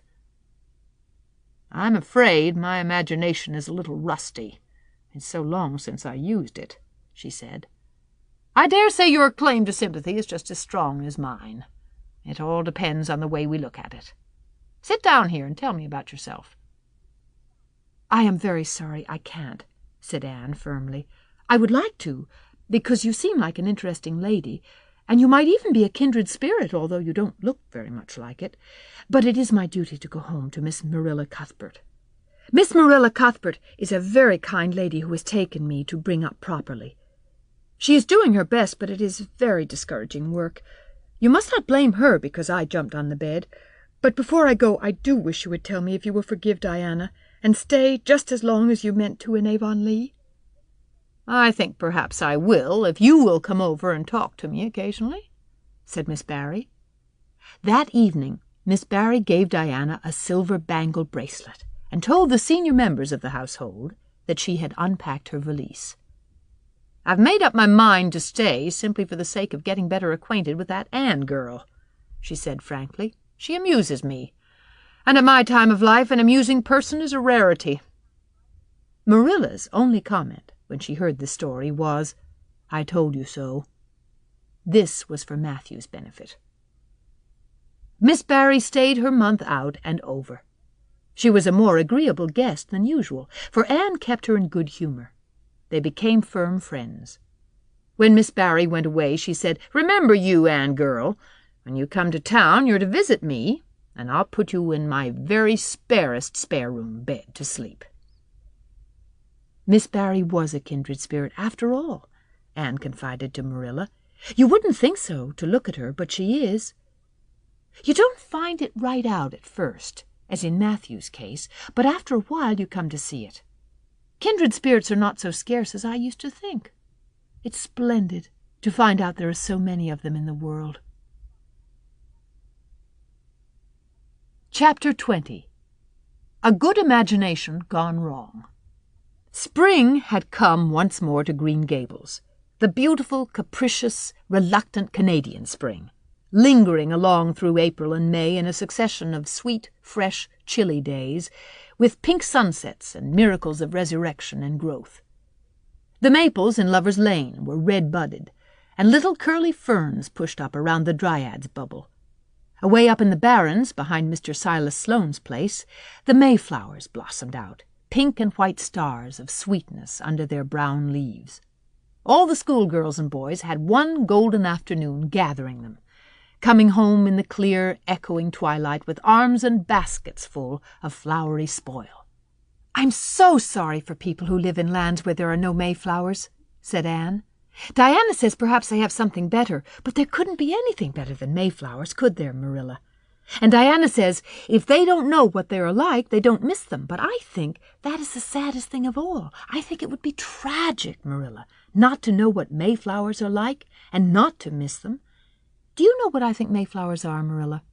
I think they must be the souls of the flowers that died last summer, and this is their heaven. But we had a splendid time today, Marilla. We had our lunch down in a big mossy hollow by an old well. Such a romantic spot. Charlie Sloane dared Artie Gillis to jump over it, and Artie did because he wouldn't take a dare. Nobody would in school. It is very fashionable to dare. Mr. Phillips gave all the mayflowers he found to Prissy Andrews, and I heard him say sweets to the sweet. He got that out of a book, I know, but it shows he has some imagination. I was offered some mayflowers too, but I rejected them with scorn. I can't tell you the person's name because I have vowed never to let it cross my lips. We made wreaths of the mayflowers and put them on our hats. And when the time came to go home, we marched in procession down the road, 2 by 2, with our bouquets and wreaths, singing My Home on the Hill. Oh, it was so thrilling, Marilla. All Mr. Silas Sloane's folks rushed out to see us, and everybody we met on the road stopped and stared after us. We made a real sensation. Not much wonder. Such silly doings, was Marilla's response. After the mayflowers came the violets, and Violet Vale was empurpled with them. Anne walked through it on her way to school with reverent steps and worshipping eyes, as if she trod on holy ground. Somehow, she told Diana, when I'm going through here, I don't really care whether anybody gets ahead of me in class or not. But when I'm up in school, it's all different, and I care as much as ever. There's such a lot of different Annes in me. I sometimes think that is why I'm such a troublesome person. If I was just the one Anne, it would be ever so much more comfortable. But then it wouldn't be half so interesting. One June evening, when the orchards were pink-blossomed again, when the frogs were singing silverly sweet in the marshes about the head of the Lake of Shining Waters, and the air was full of the savour of clover fields and balsamic fir woods, Anne was sitting by her gable window. She had been studying her lessons, but it had grown too dark to see the book, so she had fallen into wide-eyed reverie, looking out past the boughs of the Snow Queen, once more bestarred with its tufts of blossom. In all essential respects, the little gable chamber was unchanged. The walls were as white, the pincushion as hard, the chairs as stiffly and yellowy upright as ever. Yet the whole character of the room was altered. It was full of a new, vital, pulsing personality that seemed to pervade it and to be quite independent of schoolgirl books and dresses and ribbons, and even of the cracked blue jug full of apple blossoms on the table. It was as if all the dreams, sleeping and waking, of its vivid occupant had taken a visible, although immaterial, form, and had tapestried the bare room with splendid filmy tissues of rainbow and moonshine. Presently, Marilla came briskly in with some of Anne's freshly ironed school aprons. She hung them over a chair and sat down with a short sigh. She had had one of her headaches that afternoon, and although the pain had gone, she felt weak and tuckered out, as she expressed it. Anne looked at her with eyes limpid with sympathy. I do truly wish I could have had the headache in your place, Marilla. I would have endured it joyfully for your sake. I guess you did your part in attending to the work and letting me rest, said Marilla. You seem to have got on fairly well and made fewer mistakes than usual. Of course, it wasn't exactly necessary to starch Matthew's handkerchiefs. And most people, when they put a pie in the oven to warm up for dinner, take it out and eat it when it gets hot instead of leaving it to be burned to a crisp. But that doesn't seem to be your way, evidently. Headaches always left Marilla somewhat sarcastic. Oh, I'm so sorry, said Anne penitently. I never thought about that pie from the moment I put it in the oven till now, although I felt instinctively that there was something missing on the dinner table. I was firmly resolved, when you left me in charge this morning, not to imagine anything, but keep my thoughts on facts. I did pretty well until I put the pie in. And then an irresistible temptation came to me to imagine I was an enchanted princess, shut up in a lonely tower, with the handsome knight riding to my rescue on a coal-black steed. So that is how I came to forget the pie. I didn't know I starched the handkerchiefs. All the time I was ironing, I was trying to think of a name for a new island Diana and I have discovered up the brook. It's the most ravishing spot, Marilla. There are 2 maple trees on it, and the brook flows right around it. At last it struck me that it would be splendid to call it Victoria Island, because we found it on the Queen's birthday. Both Diana and I are very loyal. But I'm very sorry about the pie and the handkerchiefs. I wanted to be extra good today because it's an anniversary. Do you remember what happened this day last year, Marilla? No, I can't think of anything special. Oh, Marilla, it was the day I came to Green Gables. I shall never forget it. It was the turning point in my life. Of course, it wouldn't seem so important to you. I've been here for a year, and I've been so happy. Of course, I've had my troubles, but one can live down troubles. Are you sorry you kept me, Marilla? No, I can't say I'm sorry, said Marilla, who sometimes wondered how she could have lived before Anne came to Green Gables. No, not exactly sorry. If you've finished your lessons, Anne, I want you to run over and ask Mrs. Barry if she'll lend me Diana's apron pattern. Oh, it's too dark, cried Anne. Too dark? Why, it's only twilight, and goodness knows you've gone over often enough after dark. I'll go over early in the morning, said Anne eagerly. I'll get up at sunrise and go over, Marilla.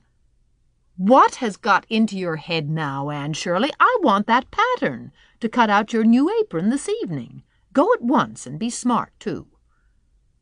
I'll have to go around by the road then, said Anne, taking up her hat reluctantly. Go by the road and waste half an hour? I'd like to catch you. I can't go through the haunted wood, Marilla, cried Anne desperately. Marilla stared. The haunted wood? Are you crazy? What under the canopy is the haunted wood? The spruce wood over the brook, said Anne in a whisper. Fiddlesticks! There is no such thing as a haunted wood anywhere. Who has been telling you such stuff? Nobody, confessed Anne. Diana and I just imagined the wood was haunted. All the places around here are so commonplace. We just got this up for our own amusement. We began it in April. A haunted wood is so very romantic, Marilla. We chose the spruce grove because it's so gloomy. Oh, we have imagined the most harrowing things. There's a white lady walks along the brook just about this time of the night and wrings her hands and utters wailing cries. She appears when there is to be a death in the family. And the ghost of a little murdered child haunts the corner up by Idlewild. It creeps up behind you and lays its cold fingers on your hand. So. Oh, Marilla, it gives me a shudder to think of it. And there's a headless man stalks up and down the path, and skeletons glower at you between the boughs. Oh, Marilla, I wouldn't go through the haunted wood after dark now for anything. I'd be sure that white things would reach out from behind the trees and grab me. Did ever anyone hear the like? Ejaculated Marilla, who had listened in dumb amazement. Anne Shirley, do you mean to tell me you believe all that wicked nonsense of your own imagination? Not believe exactly, faltered Anne. At least, I don't believe it in the daylight, but after dark, Marilla, it's different. That is when ghosts walk. There are no such things as ghosts, Anne. Oh, but there are, Marilla, cried Anne eagerly. I know people who have seen them, and they are respectable people. Charlie Sloane says that his grandmother saw his grandfather driving home the cows one night after he'd been buried for a year. You know Charlie Sloane's grandmother wouldn't tell a story for anything. She's a very religious woman. And Mrs. Thomas's father was pursued home one night by a lamb of fire with its head cut off, hanging by a strip of skin. He said he knew it was the spirit of his brother, and that it was a warning he would die within 9 days. He didn't, but he died 2 years after, so you see it was really true. And Ruby Gillis says— Anne Shirley, interrupted Marilla firmly, I never want to hear you talking in this fashion again. I've had my doubts about that imagination of yours right along, and if this is going to be the outcome of it, I won't countenance any such doings. You'll go right over to Barry's, and you'll go through that spruce grove just for a lesson and a warning to you, and never let me hear a word out of your head about haunted woods again." Anne might plead and cry as she liked, and did, for her terror was very real. Her imagination had run away with her, and she held the spruce grove in mortal dread after nightfall. But Marilla was inexorable. She marched the shrinking goat-seer down to the spring and ordered her to proceed straightway over the bridge and into the dusky retreats of wailing ladies and headless spectres beyond. "Oh, Marilla, how can you be so cruel?" sobbed Anne. "What would you feel like if a white thing did snatch me up and carry me off?" "I'll risk it," said Marilla unfeelingly. "You know I always mean what I say. I'll cure you of imagining ghosts into places. March now." Anne marched. That is, she stumbled over the bridge and went shuddering up the horrible dim path beyond. Anne never forgot that walk. Bitterly did she repent the license she had given to her imagination. The goblins of her fancy lurked in every shadow about her, reaching out their cold, fleshless hands to grasp the terrified small girl who had called them into being. A white strip of birch bark, blowing up from the hollow over the brown floor of the grove, made her heart stand still. The long-drawn wail of two old boughs rubbing against each other brought out the perspiration in beads on her forehead. The swoop of bats in the darkness over her was as the wings of unearthly creatures. When she reached Mr. William Bell's field, she fled across it as if pursued by an army of white things, and arrived at the Barry kitchen door so out of breath that she could hardly gasp out her request for the apron pattern. Diana was away, so that she had no excuse to linger. The dreadful return journey had to be faced. Anne went back over it with shut eyes, preferring to take the risk of dashing her brains out among the boughs to that of seeing a white thing. When she finally stumbled over the log bridge, she drew one long shivering breath of relief. "Well, so nothing caught you?" said Marilla, unsympathetically. "Oh, Marilla," chattered Anne, "I'll be contented with commonplace places after this." Chapter 21. A New Departure in Flavorings. "Dear me, there is nothing but meetings and partings in this world, as Mrs. Lynde says," remarked Anne plaintively, putting her slate and books down on the kitchen table on the last day of June and wiping her red eyes with a very damp handkerchief. "Wasn't it fortunate, Marilla, that I took an extra handkerchief to school today? I had a presentiment that it would be needed." "I never thought you were so fond of Mr. Phillips that you'd require 2 handkerchiefs to dry your tears just because he was going away," said Marilla. "I don't think I was crying because I was really so very fond of him," reflected Anne. "I just cried because all the others did. It was Ruby Gillis started it. Ruby Gillis has always declared she hated Mr. Phillips, but just as soon as he got up to make his farewell speech, she burst into tears. Then all the girls began to cry, one after the other. I tried to hold out, Marilla. I tried to remember the time Mr. Phillips made me sit with the boy, and the time he spelled my name without an E on the blackboard, and how he said I was the worst dunce he ever saw at geometry and laughed at my spelling, and all the times he had been so horrid and sarcastic. But somehow I couldn't, Marilla, and I just had to cry too. Jane Andrews has been talking for a month about how glad she'd be when Mr. Phillips went away, and she declared she'd never shed a tear. Well, she was worse than any of us, and had to borrow a handkerchief from her brother. Of course, boys didn't cry, because she hadn't brought one of her own, not expecting to need it. Oh, Marilla, it was heart-rending. Mr. Phillips made such a beautiful farewell speech, beginning, 'The time has come for us to part.' It was very affecting, and he had tears in his eyes, too, Marilla. Oh, I felt dreadfully sorry and remorseful for all the times I'd talked in school and drawn pictures of him on my slate, and made fun of him and Prissy. I can tell you I wish I'd been a model pupil like Minnie Andrews. She hadn't anything on her conscience. The girls cried all the way home from school. Carrie Sloane kept saying every few minutes, "The time has come for us to part," and that would start us off again whenever we were in any danger of cheering up. I do feel dreadfully sad, Marilla, but one can't feel quite in the depths of despair with 2 months' vacation before them, can they, Marilla? And besides, we met the new minister and his wife coming from the station. For all I was feeling so bad about Mr. Phillips going away, I couldn't help taking a little interest in the new minister, could I? His wife is very pretty. Not exactly regally lovely, of course. It wouldn't do, I suppose, for a minister to have a regally lovely wife, because it might set a bad example.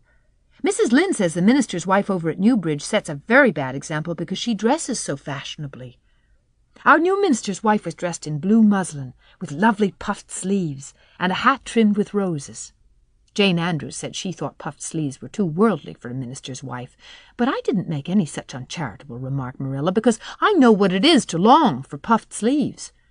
Besides, she's only been a minister's wife for a little while, so one should make allowances, shouldn't they? They are going to board with Mrs. Lynde until the manse is ready. If Marilla, in going down to Mrs. Lynde's that evening, was actuated by any motive save her avowed one of returning the quilting frames she had borrowed the preceding winter, it was an amiable weakness shared by most of the Avonlea people. Many a thing Mrs. Lynde had lent, sometimes never expecting to see it again, came home that night in charge of the borrowers thereof. A new minister, and moreover a minister with a wife, was a lawful object of curiosity in a quiet little country settlement, where sensations were few and far between. Old Mr. Bentley, the minister whom Anne had found lacking in imagination, had been pastor of Avonlea for 18 years. He was a widower when he came, and a widower he remained, despite the fact that gossip regularly married him to this, that, or the other one, every year of his sojourn. In the preceding February he had resigned his charge and departed amid the regrets of his people, most of whom had the affection born of long intercourse for their good old minister in spite of his shortcomings as an orator. Since then, the Avonlea church had enjoyed a variety of religious dissipation in listening to the many and various candidates and supplies who came, Sunday after Sunday, to preach on trial. These stood or fell by the judgment of the fathers and mothers in Israel. But a certain small, red-haired girl, who sat meekly in the corner of the old Cuthbert pew, also had her opinions about them, and discussed the same in full with Matthew, Marilla always declining from principle to criticize ministers in any shape or form. "I don't think Mr. Smith would have done, Matthew," was Anne's final summing up. "Mrs. Lynde says his delivery was so poor, but I think his worst fault was just like Mr. Bentley's. He had no imagination. And Mr. Terry had too much. He let it run away with him, just as I did mine in the matter of the haunted wood. Besides, Mrs. Lynde says his theology wasn't sound. Mr. Gresham was a very good man, and a very religious man, but he told too many funny stories and made the people laugh in church. He was undignified, and you must have some dignity about a minister, mustn't you, Matthew? I thought Mr. Marshall was decidedly attractive, but Mrs. Lynde says he isn't married, or even engaged, because she made special inquiries about him, and she says it would never do to have a young unmarried minister in Avonlea, because he might marry in the congregation, and that would make trouble. Mrs. Lynde is a very far-seeing woman, isn't she, Matthew? I'm very glad they've called Mr. Allen. I liked him because his sermon was interesting, and he prayed as if he meant it, and not just as if he did it because he was in the habit of it. Mrs. Lynde says he isn't perfect, but she says she supposes we couldn't expect a perfect minister for $750 a year, and anyhow his theology is sound because she questioned him thoroughly on all the points of doctrine, and she knows his wife's people, and they are most respectable, and the women are all good housekeepers. Mrs. Lynde says that sound doctrine in the man and good housekeeping in the woman make an ideal combination for a minister's family. The new minister and his wife were a young, pleasant-faced couple, still in their honeymoon, and full of all good and beautiful enthusiasms for their chosen life work. Avonlea opened its heart to them from the start. Old and young liked the frank, cheerful young man with his high ideals, and the bright, gentle little lady who assumed the mistress-ship of the manse. With Mrs. Allen, Anne fell promptly and wholeheartedly in love. She had discovered another kindred spirit. "Mrs. Allen is perfectly lovely," she announced one Sunday afternoon. "She's taken our class, and she's a splendid teacher. She said right away she didn't think it was fair for the teacher to ask all the questions. And you know, Marilla, that is exactly what I've always thought. She said we could ask her any question we liked, and I asked ever so many. I'm good at asking questions, Marilla." "I believe you," was Marilla's emphatic comment. "Nobody else asked any except Ruby Gillis, and she asked if there was to be a Sunday school picnic this summer." "I didn't think that was a very proper question to ask, because it hadn't any connection with the lesson. The lesson was about Daniel in the lion's den, but Mrs. Allen just smiled and said she thought there would be. Mrs. Allen has a lovely smile. She has such exquisite dimples in her cheeks. I wish I had dimples in my cheeks, Marilla. I'm not half so skinny as I was when I came here, but I have no dimples yet. If I had, perhaps I could influence people for good. Mrs. Allen said we ought always to try to influence other people for good. She talked so nice about everything. I never knew before that religion was such a cheerful thing. I always thought it was kind of melancholy. But Mrs. Allen's isn't, and I'd like to be a Christian if I could be one like her. I wouldn't want to be one like Mr. Superintendent Bell." "It's very naughty of you to speak so about Mr. Bell," said Marilla severely. "Mr. Bell is a real good man." "Oh, of course he's good," agreed Anne. "But he doesn't seem to get any comfort out of it. If I could be good, I'd dance and sing all day because I was glad of it. I suppose Mrs. Allen is too old to dance and sing, and of course it wouldn't be dignified in a minister's wife. But I can just feel she's glad she's a Christian, and that she'd be one even if she could get to heaven without it." "I suppose we must have Mr. and Mrs. Allen up to tea some day soon," said Marilla reflectively. "They've been most everywhere but here. Let me see. Next Wednesday would be a good time to have them. But don't say a word to Matthew about it, for if he knew they were coming, he'd find some excuse to be away that day. He'd got so used to Mr. Bentley he didn't mind him, but he's going to find it hard to get acquainted with a new minister, and a new minister's wife will frighten him to death." "I'll be as secret as the dead," assured Anne. "But, oh, Marilla, will you let me make a cake for the occasion? I'd love to do something for Mrs. Allen, and you know I can make a pretty good cake by this time." "You can make a layer cake," promised Marilla. Monday and Tuesday great preparations went on at Green Gables. Having the minister and his wife to tea was a serious and important undertaking, and Marilla was determined not to be eclipsed by any of the Avonlea housekeepers.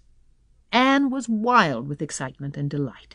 She talked it all over with Diana Tuesday night in the twilight, as they sat on the big red stones by the Dryad's bubble and made rainbows in the water with little twigs dipped in fir balsam. "Everything is ready, Diana, except my cake, which I'm to make in the morning, and the baking powder biscuits, which Marilla will make just before tea time. I assure you, Diana, that Marilla and I have had a busy 2 days of it. It's such a responsibility, having a minister's family to tea.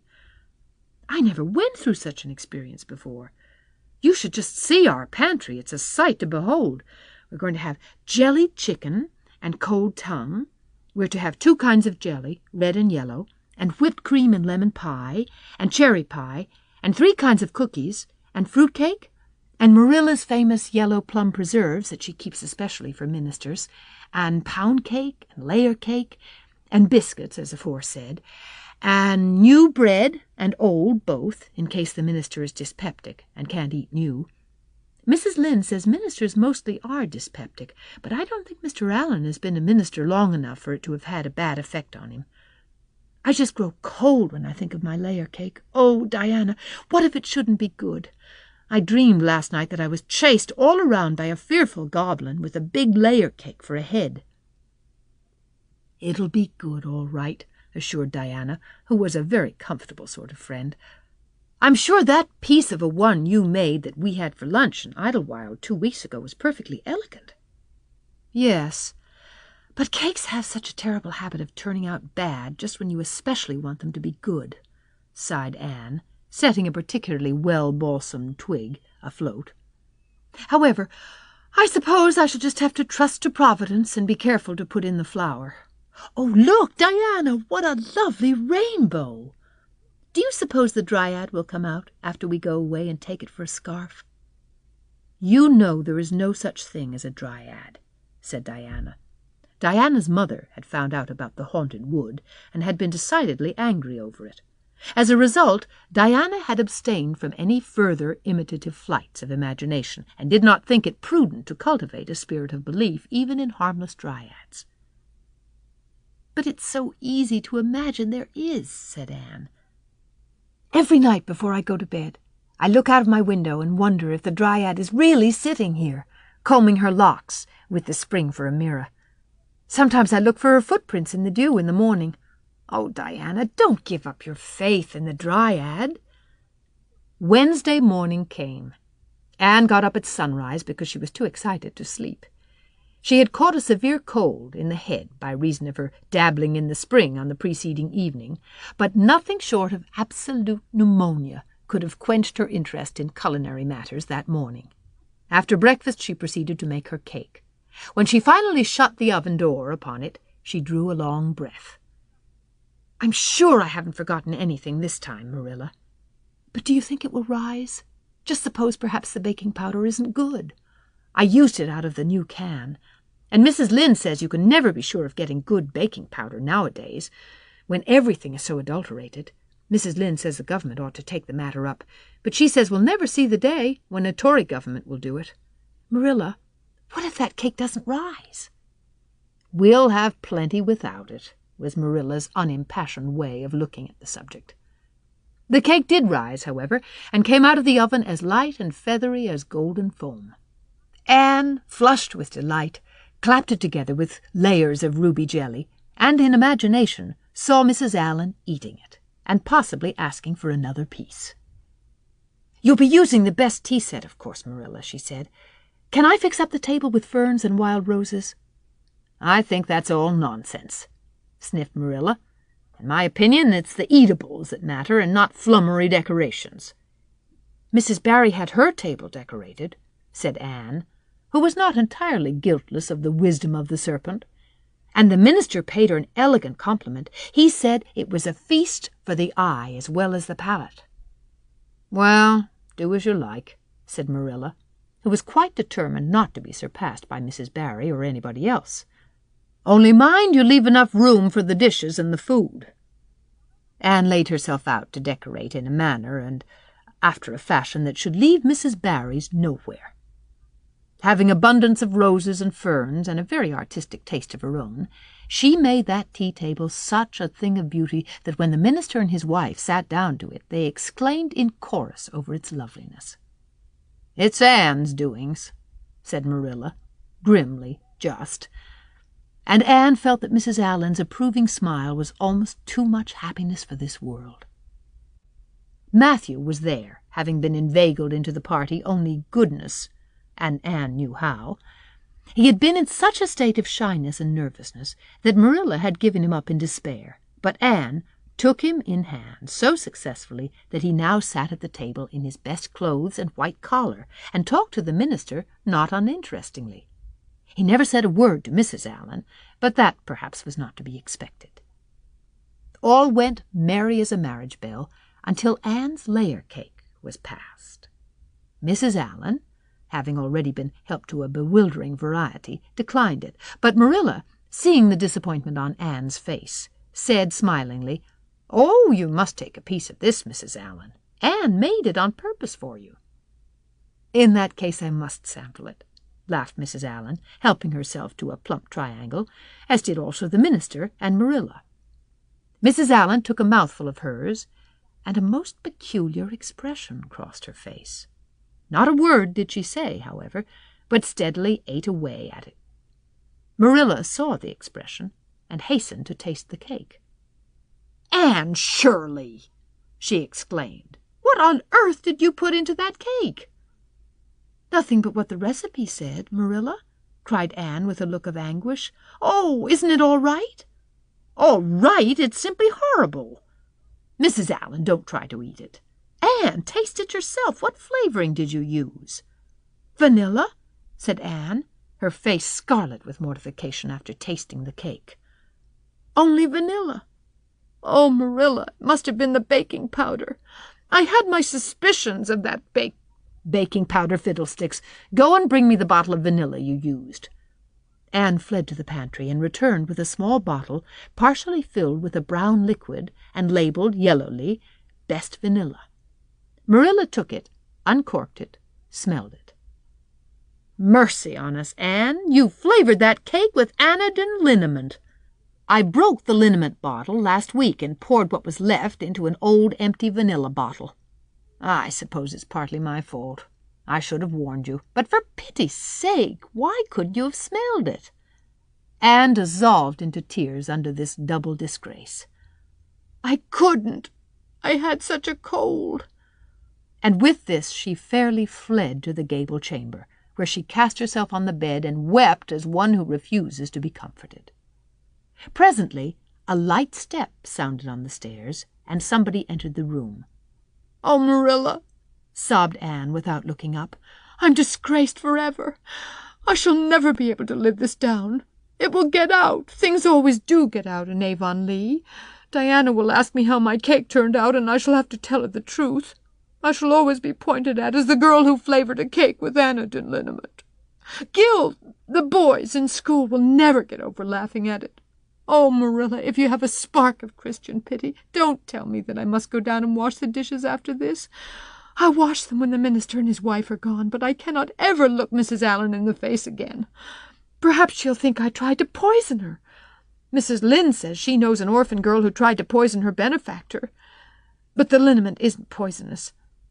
It's meant to be taken internally, although not in cakes. Won't you tell Mrs. Allen so, Marilla? Suppose you jump up and tell her so yourself, said a merry voice. Anne flew up to find Mrs. Allen standing by her bed, surveying her with laughing eyes. My dear little girl, you mustn't cry like this, she said, genuinely disturbed by Anne's tragic face. Why, it's all just a funny mistake that anybody might make.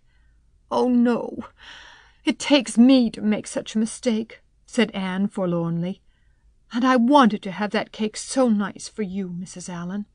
Yes, I know, dear, and I assure you I appreciate your kindness and thoughtfulness just as much as if it had turned out all right. Now you mustn't cry any more, and come down with me and show me your flower garden. Miss Cuthbert tells me you have a little plot all your own. I want to see it, for I'm very much interested in flowers. Anne permitted herself to be led down and comforted, reflecting that it was really providential that Mrs. Allen was a kindred spirit. Nothing more was said about the liniment cake, and when the guests went away, Anne found that she had enjoyed the evening more than could have been expected, considering that terrible incident. Nevertheless, she sighed deeply. Marilla, isn't it nice to think that tomorrow is a new day with no mistakes in it yet? I'll warrant you'll make plenty in it, said Marilla. I never saw your beat for making mistakes, Anne. Yes, and well I know it, admitted Anne mournfully. But have you ever noticed one encouraging thing about me, Marilla? I never make the same mistake twice.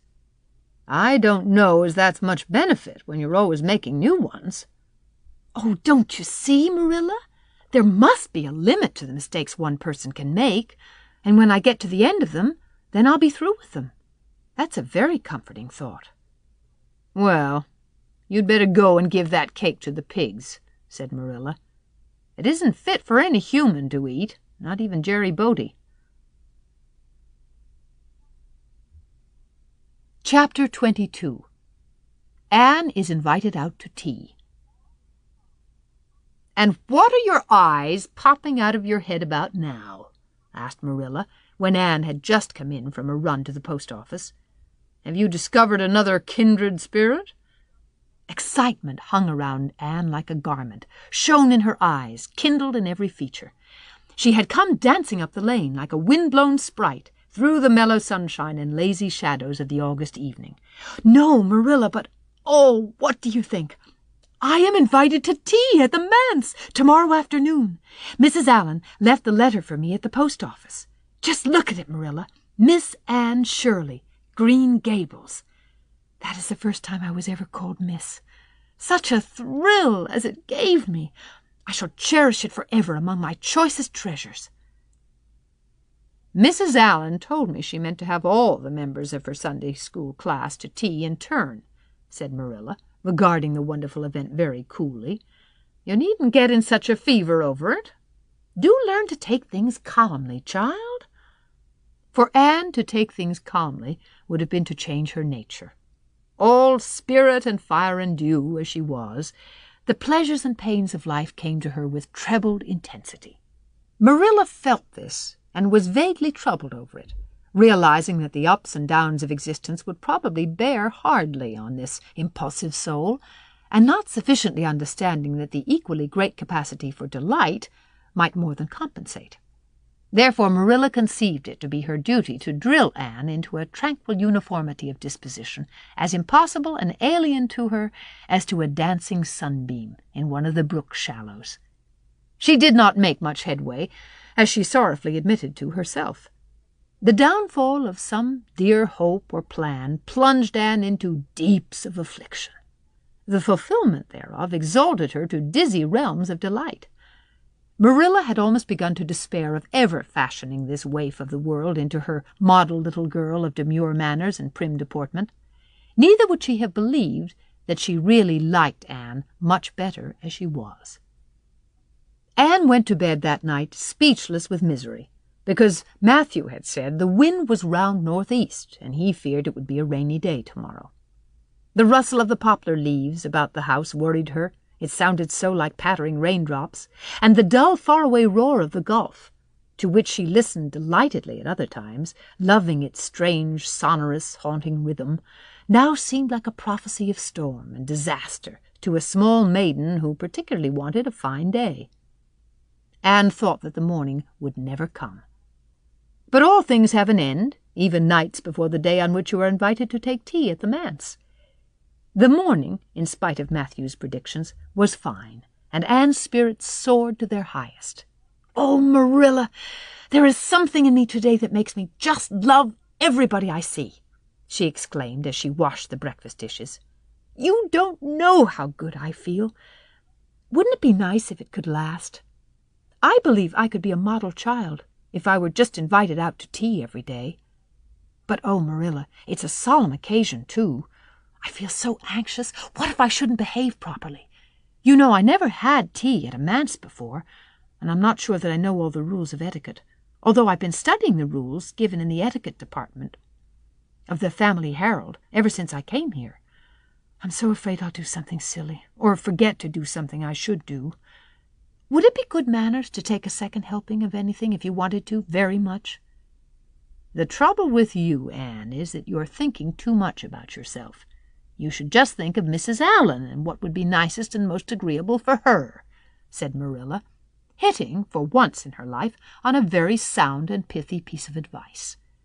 Anne instantly realized this. "You are right, Marilla. I'll try not to think about myself at all." Anne evidently got through her visit without any serious breach of etiquette, for she came home through the twilight under a great high-sprung sky gloried over with trails of saffron and rosy cloud, in a beatified state of mind, and told Marilla all about it happily, sitting on the big red sandstone slab at the kitchen door with her tired curly head in Marilla's gingham lap. A cool wind was blowing down over the long harvest fields from the rims of furry western hills and whistling through the poplars. One clear star hung above the orchard, and the fireflies were flitting over in Lover's Lane, in and out among the ferns and rustling boughs. Anne watched them as she talked, and somehow felt that wind and stars and fireflies were all tangled up together into something unutterably sweet and enchanting. "Oh, Marilla, I've had a most fascinating time. I feel that I have not lived in vain, and I shall always feel like that, even if I should never be invited to tea at a manse again. When I got there, Mrs. Allen met me at the door. She was dressed in the sweetest dress of pale pink organdy, with dozens of frills and elbow sleeves, and she just looked like a seraph. I really think I'd like to be a minister's wife when I grow up, Marilla." A minister mightn't mind my red hair because he wouldn't be thinking of such worldly things. But then, of course, one would have to be naturally good, and I'd never be that, so I suppose there's no use in thinking about it. Some people are naturally good, you know, and others are not. I'm one of the others. Mrs. Lynde says I'm full of original sin. No matter how hard I try to be good, I can never make such a success of it as those who are naturally good. It's a good deal like geometry, I expect. But don't you think that trying so hard ought to count for something? Mrs. Allen is one of the naturally good people. I love her passionately. You know, there are some people, like Matthew and Mrs. Allen, that you can love right off without any trouble. And there are others, like Mrs. Lynde, that you have to try very hard to love. You know you ought to love them because they know so much and are such active workers in the church, but you have to keep reminding yourself of it all the time or else you forget. There was another little girl at the manse to tea, from the White Sands Sunday School. Her name was Loretta Bradley, and she was a very nice little girl. Not exactly a kindred spirit, you know, but still very nice. We had an elegant tea, and I think I kept all the rules of etiquette pretty well.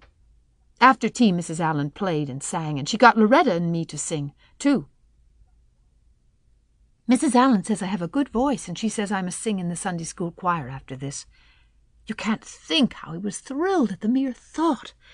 I've longed so to sing in the Sunday school choir, as Diana does, but I feared it was an honor I could never aspire to. Loretta had to go home early because there's a big concert in the White Sands Hotel tonight, and her sister is to recite at it. Loretta says that the Americans at the hotel give a concert every fortnight in aid of the Charlottetown Hospital, and they ask lots of the White Sands people to recite. Loretta said she expected to be asked herself some day. I just gazed at her in awe. After she had gone, Mrs. Allen and I had a heart-to-heart talk. I told her everything about Mrs. Thomas and the twins and Katie Maurice and Violetta and coming to Green Gables and my troubles over geometry. And would you believe it, Marilla? Mrs. Allen told me she was a dunce at geometry, too. You don't know how that encouraged me. Mrs. Lynde came to the manse just before I left, and what do you think, Marilla? The trustees have hired a new teacher, and it's a lady. Her name is Miss Muriel Stacy. Isn't that a romantic name? Mrs. Lynde says they've never had a female teacher in Avonlea before, and she thinks it is a dangerous innovation, but I think it will be splendid to have a lady teacher. And I really don't see how I'm going to live through the 2 weeks before school begins. I'm so impatient to see her. Chapter 23. Anne comes to grief in an affair of honor. Anne had to live through more than 2 weeks, as it happened. Almost a month having elapsed since the liniment cake episode, it was high time for her to get into fresh trouble of some sort. Little mistakes, such as absent-mindedly emptying a pan of skim milk into a basket of yarn balls in the pantry instead of into the pig's bucket, and walking clean over the edge of the log bridge into the brook while wrapped in imaginative reverie, not really being worth counting. A week after the tea at the manse, Diana Barry gave a party. Small and select, Anne assured Marilla, just the girls in our class. They had a very good time, and nothing untoward happened until after tea, when they found themselves in the Barry garden, a little tired of all their games and ripe for an enticing form of mischief which might present itself. This presently took the form of daring. Daring was the fashionable amusement among the Avonlea small fry just then. It had begun among the boys, but soon spread to the girls, and all the silly things that were done in Avonlea that summer, because the doers thereof were dared to do them, would fill a book by themselves. First of all, Carrie Sloane dared Ruby Gillis to climb to a certain point in the huge old willow tree before the front door, which Ruby Gillis, albeit in mortal dread of the fat green caterpillars with which said tree was infested, and with the fear of her mother before her eyes if she should tear her new muslin dress, nimbly did, to the discomfiture of the aforesaid Carrie Sloane. Then Josie Pye dared Jane Andrews to hop on her left leg around the garden without stopping once or putting her right foot to the ground, which Jane Andrews gamely tried to do, but gave out at the third corner and had to confess herself defeated. Josie's triumph being rather more pronounced than good taste permitted, Anne Shirley dared her to walk along the top of the board fence which bounded the garden to the east. Now, to walk board fences requires more skill and steadiness of head and heel than one might suppose who has never tried it. But Josie Pye, if deficient in some qualities that make for popularity, had at least a natural and inborn gift, duly cultivated, for walking board fences. Josie walked the Barry fence with an airy unconcern which seemed to imply that a little thing like that wasn't worth a dare. Reluctant admiration greeted her exploit, for most of the other girls could appreciate it, having suffered many things themselves in their efforts to walk fences. Josie descended from her perch, flushed with victory, and darted a defiant glance at Anne. Anne tossed her red braids. "I don't think it's such a very wonderful thing to walk a little low board fence," she said. "I knew a girl in Marysville who could walk the ridgepole of a roof." "I don't believe it," said Josie flatly. "I don't believe anybody could walk a ridgepole. You couldn't, anyhow." "Couldn't I?" cried Anne rashly. "Then I dare you to do it," said Josie defiantly. "I dare you to climb up there and walk the ridgepole of Mr. Barry's kitchen roof." Anne turned pale, but there was clearly only one thing to be done. She walked towards the house, where a ladder was leaning against the kitchen roof. All the fifth-class girls said, "Oh," partly in excitement, partly in dismay. "Don't you do it, Anne," entreated Diana. "You'll fall off and be killed. Never mind Josie Pye. It isn't fair to dare anybody to do anything so dangerous." "I must do it. My honor is at stake," said Anne solemnly. "I shall walk that ridgepole, Diana, or perish in the attempt. If I am killed, you are to have my pearl bead ring."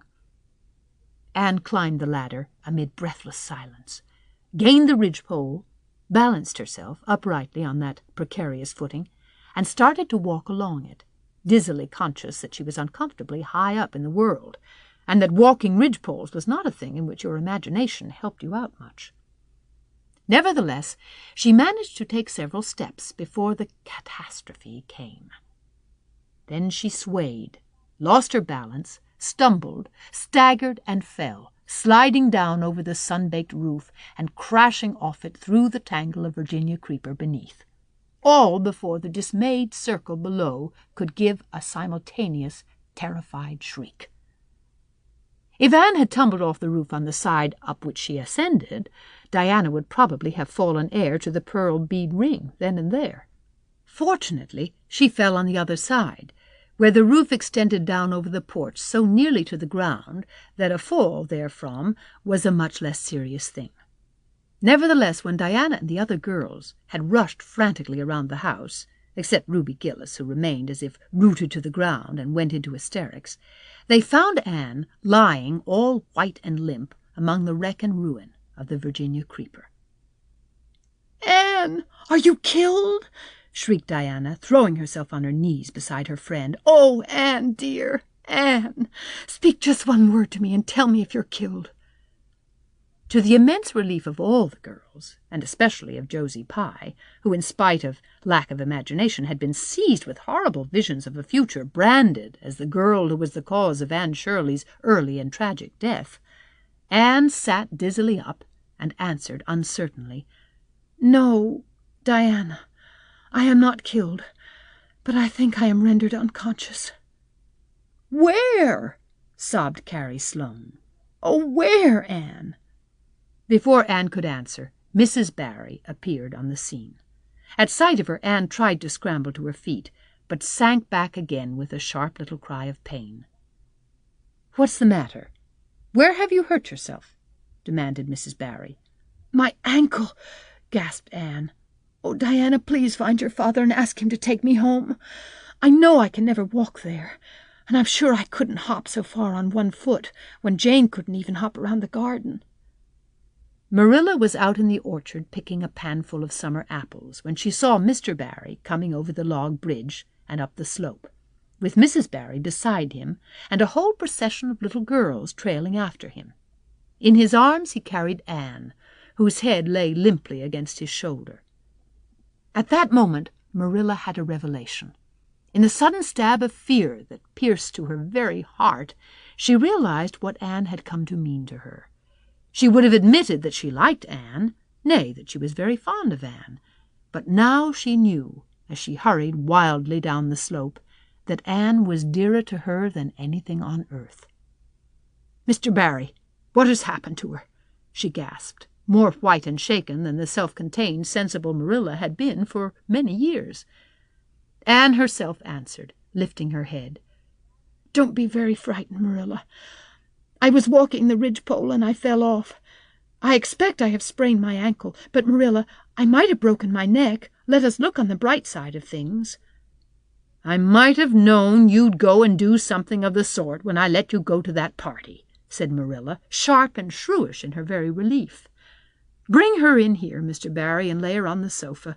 Mercy me, the child has gone and fainted." It was quite true. Overcome by the pain of her injury, Anne had one more of her wishes granted to her. She had fainted dead away. Matthew, hastily summoned from the harvest field, was straightway dispatched for the doctor, who in due time came to discover that the injury was more serious than they had supposed. Anne's ankle was broken. That night, when Marilla went up to the east gable, where a white-faced girl was lying, a plaintive voice greeted her from the bed. "Aren't you very sorry for me, Marilla?" "It was your own fault," said Marilla, twitching down the blind and lighting a lamp. "And that is just why you should be sorry for me," said Anne, "because the thought that it is all my own fault is what makes it so hard. If I could blame it on anybody, I would feel so much better. But what would you have done, Marilla, if you had been dared to walk a ridgepole?" "I'd have stayed on good firm ground and let them dare away. Such absurdity," said Marilla. Anne sighed. "But you have such strength of mind, Marilla. I haven't. I just felt that I couldn't bear Josie Pye's scorn. She would have crowed over me all my life. And I think I have been punished so much that you needn't be very cross with me, Marilla. It's not a bit nice to faint, after all, and the doctor hurt me dreadfully when he was setting my ankle.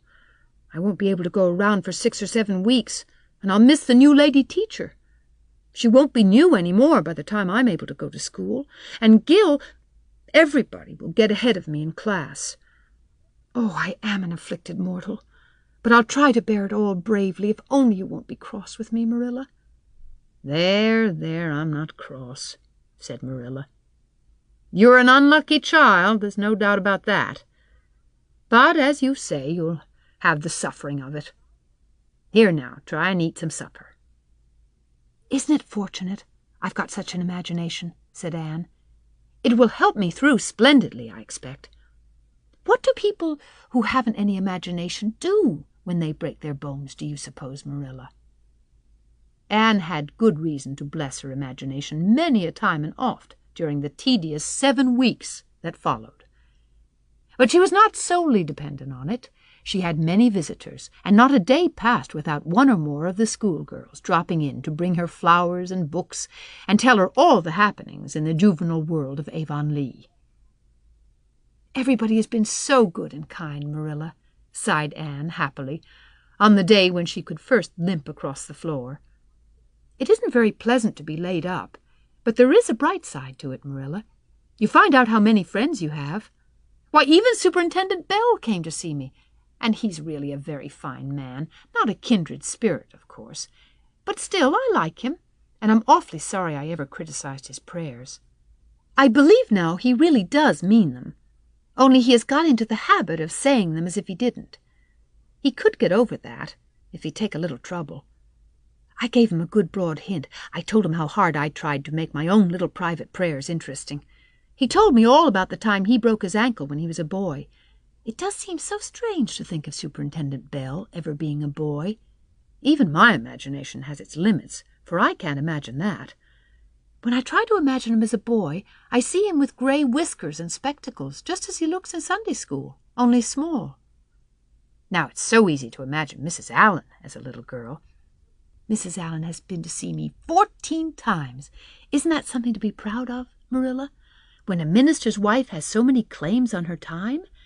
She is such a cheerful person to have visit you, too. She never tells you it's your own fault, and she hopes you'll be a better girl on account of it. Mrs. Lynde always told me that when she came to see me, and she said it in the kind of way that made me feel she might hope I'd be a better girl, but didn't really believe I would. Even Josie Pye came to see me. I received her as politely as I could, because I think she was sorry she dared me to walk a ridgepole. If I had been killed, she would have to carry a dark burden of remorse all her life. Diana's been a faithful friend. She's been over every day to cheer my lonely pillow. But oh, I shall be so glad when I can go to school, for I've heard such exciting things about the new teacher. The girls all think she's perfectly sweet. Diana says she has the loveliest fair curly hair and such fascinating eyes. She dresses beautifully, and her sleeve puffs are bigger than anybody else's in Avonlea. Every other Friday afternoon she has recitations, and everybody has to say a piece or take part in a dialogue. Oh, it's just glorious to think of it. Josie Pye says she hates it, but that is just because Josie has so little imagination. Diana and Ruby Gillis and Jane Andrews are preparing a dialogue called A Morning Visit for next Friday. And the Friday afternoons they don't have recitations. Miss Stacy takes them all to the woods for a field day, and they study ferns and flowers and birds. And they have physical culture exercises every morning and evening. Mrs. Lynde says she never heard of such goings-on, and it all comes of having a lady teacher, but I think it must be splendid, and I believe I shall find that Miss Stacy is a kindred spirit. "There's one thing plain to be seen, Anne," said Marilla, "and that is that your fall off the Barry roof hasn't injured your tongue at all." Chapter 24. Miss Stacy and her pupils get up a concert.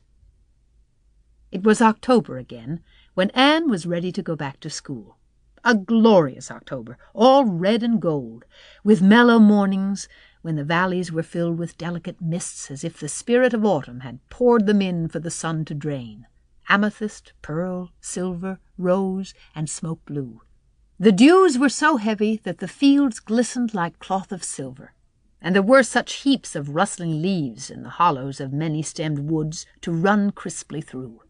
The birch path was a canopy of yellow, and the ferns were sere and brown all along it. There was a tang in the very air that inspired the hearts of small maidens tripping, unlike snails, swiftly and willingly to school. And it was jolly to be back again at the little brown desk beside Diana, with Ruby Gillis nodding across the aisle, and Carrie Sloane sending up notes, and Julia Bell passing a chew of gum down from the back seat.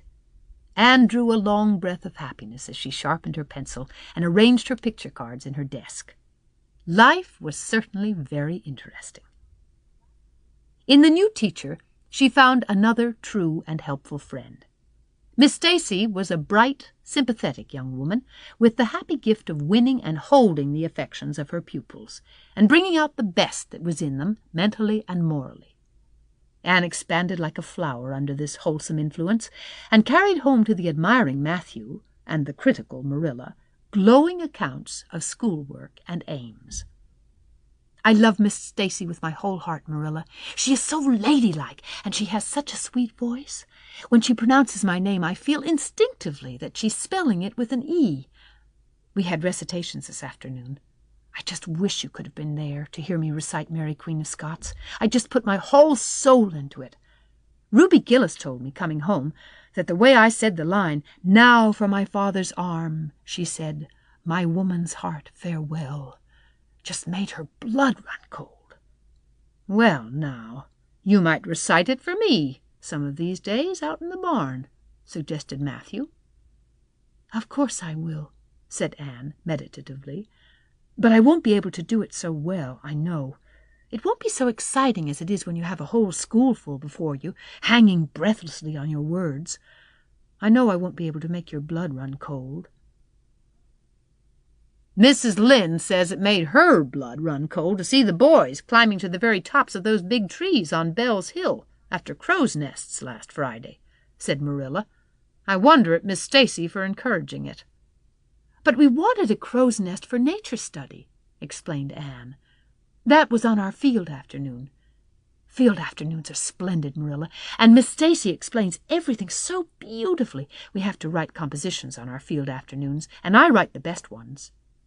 "It's very vain of you to say so, then. You'd better let your teacher say it." "But she did say it, Marilla. And indeed I'm not vain about it. How can I be when I'm such a dunce at geometry? Although I'm really beginning to see through it a little, too. Miss Stacy makes it so clear. Still, I'll never be good at it, and I assure you it is a humbling reflection. But I love writing compositions. Mostly Miss Stacy lets us choose our own subjects, but next week we are to write a composition on some remarkable person. It's hard to choose among so many remarkable people who have lived. Must it be splendid to be remarkable and have compositions written about you after you're dead? Oh, I would dearly love to be remarkable. I think when I grow up I'll be a trained nurse and go with the Red Crosses to the field of battle as a messenger of mercy. That is, if I don't go out as a foreign missionary. That would be very romantic, but one would have to be very good to be a missionary, and that would be a stumbling block. We have physical culture exercises every day, too. They make you graceful and promote digestion." "Promote fiddlesticks," said Marilla, who honestly thought it was all nonsense. But all the field afternoons and recitation Fridays and physical culture contortions paled before a project which Miss Stacy brought forward in November. This was that the scholars of Avonlea School should get up a concert and hold it in the hall on Christmas night for the laudable purpose of helping to pay for a schoolhouse flag. The pupils, one and all, taking graciously to this plan, the preparations for a program were begun at once. And of all the excited performers elect, none was so excited as Anne Shirley, who threw herself into the undertaking heart and soul, hampered as she was by Marilla's disapproval. Marilla thought it all rank foolishness. "It's just filling your heads up with nonsense and taking time that ought to be put on your lessons," she grumbled. "I don't approve of children's getting up concerts and racing about to practices. It makes them vain and forward and fond of gadding." "But think of the worthy object," pleaded Anne. "A flag will cultivate a spirit of patriotism, Marilla." "Fudge! There's a precious little patriotism in the thoughts of any of you. All you want is a good time." "Well, when you can combine patriotism and fun, isn't it all right? Of course, it's real nice to be getting up a concert. We're going to have 6 choruses, and Diana is to sing a solo. I'm in 2 dialogues, the Society for the Suppression of Gossip and the Fairy Queen. The boys are going to have a dialogue, too. And I'm to have 2 recitations, Marilla. I just tremble when I think of it, but it's a nice, thrilly kind of tremble. And we're to have a tableau at the last, Faith, Hope, and Charity. Diana and Ruby and I are to be in it, all draped in white with flowing hair. I'm to be Hope, with my hands clasped, so, and my eyes uplifted.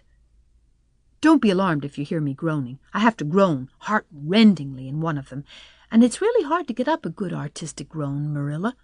Josie Pye is sulky because she didn't get the part she wanted in the dialogue. She wanted to be the Fairy Queen. That would have been ridiculous, for who ever heard of a Fairy Queen as fat as Josie? Fairy Queens must be slender. Jane Andrews is to be the Queen, and I am to be one of her maids of honor. Josie says she thinks a red-haired fairy is just as ridiculous as a fat one, but I do not let myself mind what Josie says.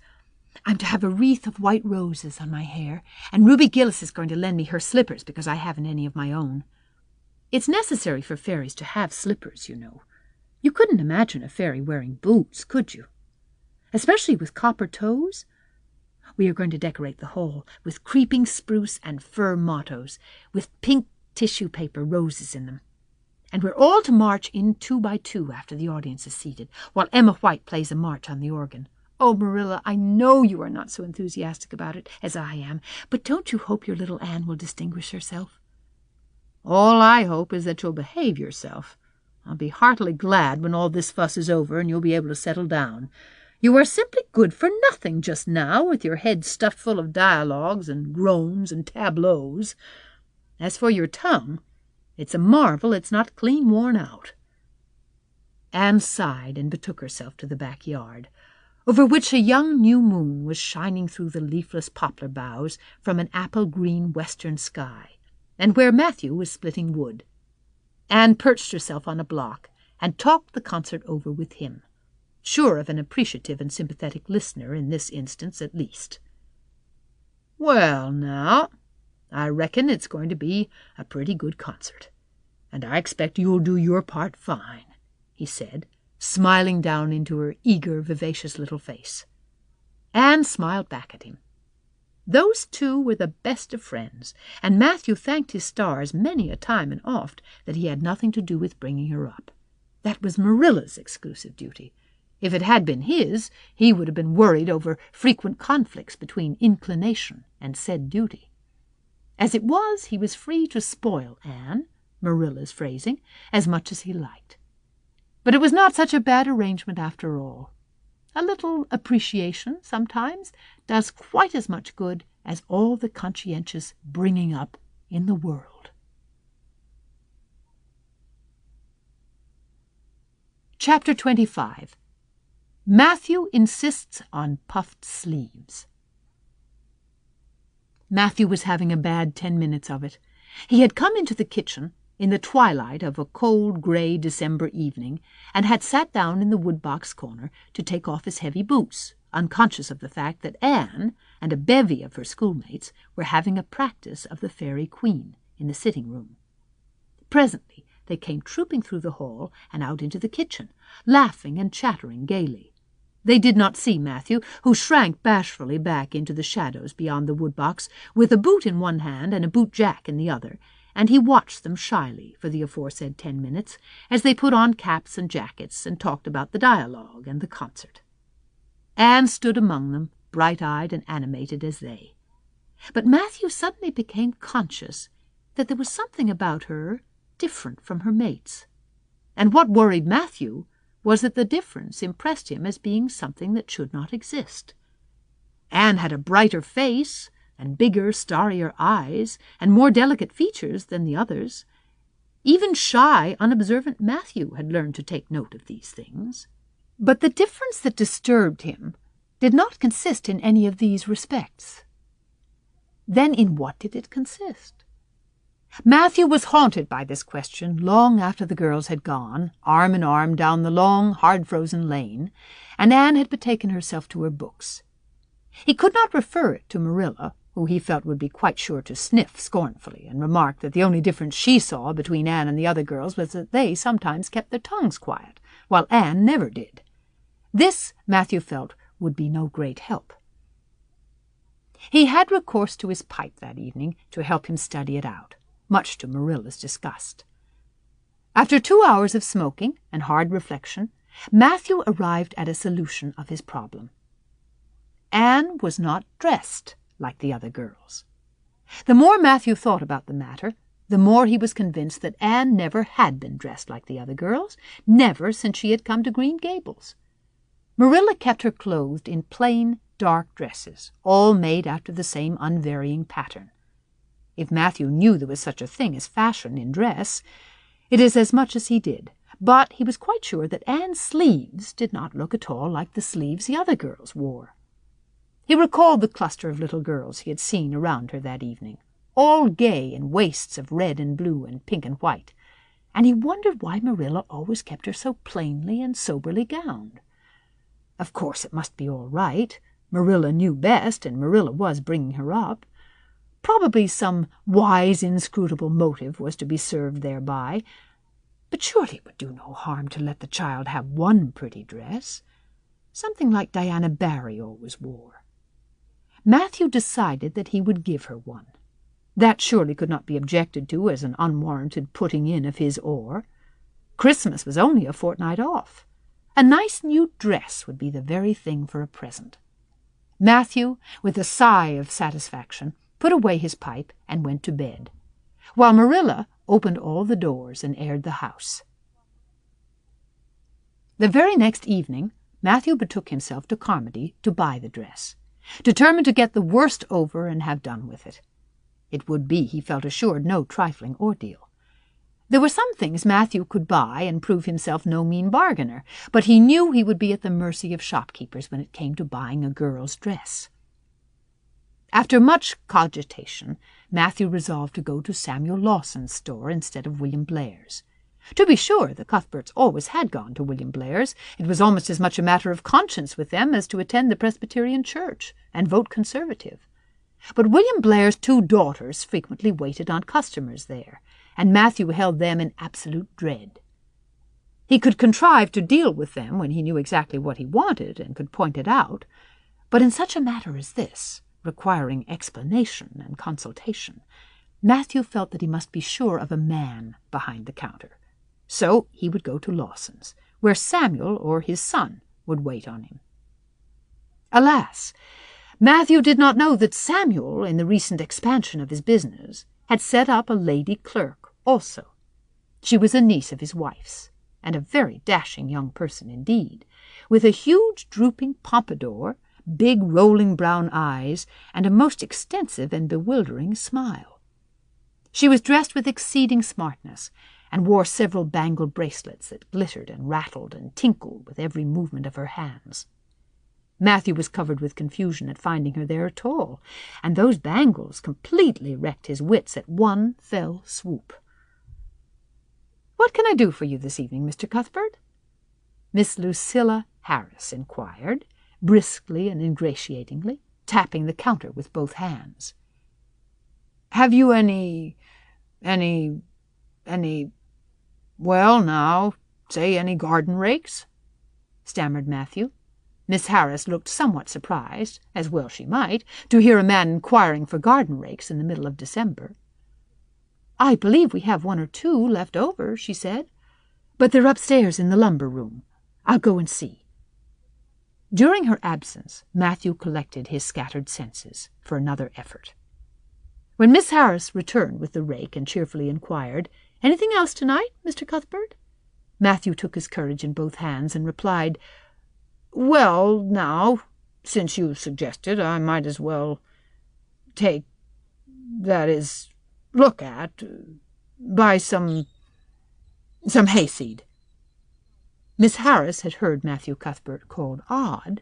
She now concluded that he was entirely crazy. "We only keep hayseed in the spring," she explained loftily. "We've none on hand just now." "Oh, certainly, just as you say," stammered unhappy Matthew, seizing the rake and making for the door. At the threshold he recollected that he had not paid for it, and he turned miserably back. While Miss Harris was counting out his change, he rallied his powers for a final desperate attempt. "Well, now, if it isn't too much trouble, I might as well, that is, I'd like to look at some sugar." "White or brown?" queried Miss Harris patiently. "Oh, well, now, brown," said Matthew feebly. "There's a barrel of it over there," said Miss Harris, shaking her bangles at it. "That's the only kind we have." I'll take 20 pounds of it," said Matthew, with beads of perspiration standing on his forehead. Matthew had driven halfway home before he was his own man again.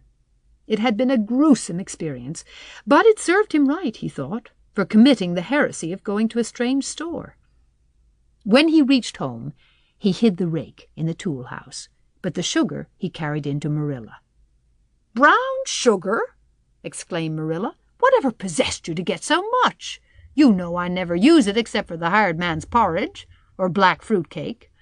Jerry's gone, and I've made my cake long ago. It's not good sugar either. It's coarse and dark. William Blair doesn't usually keep sugar like that."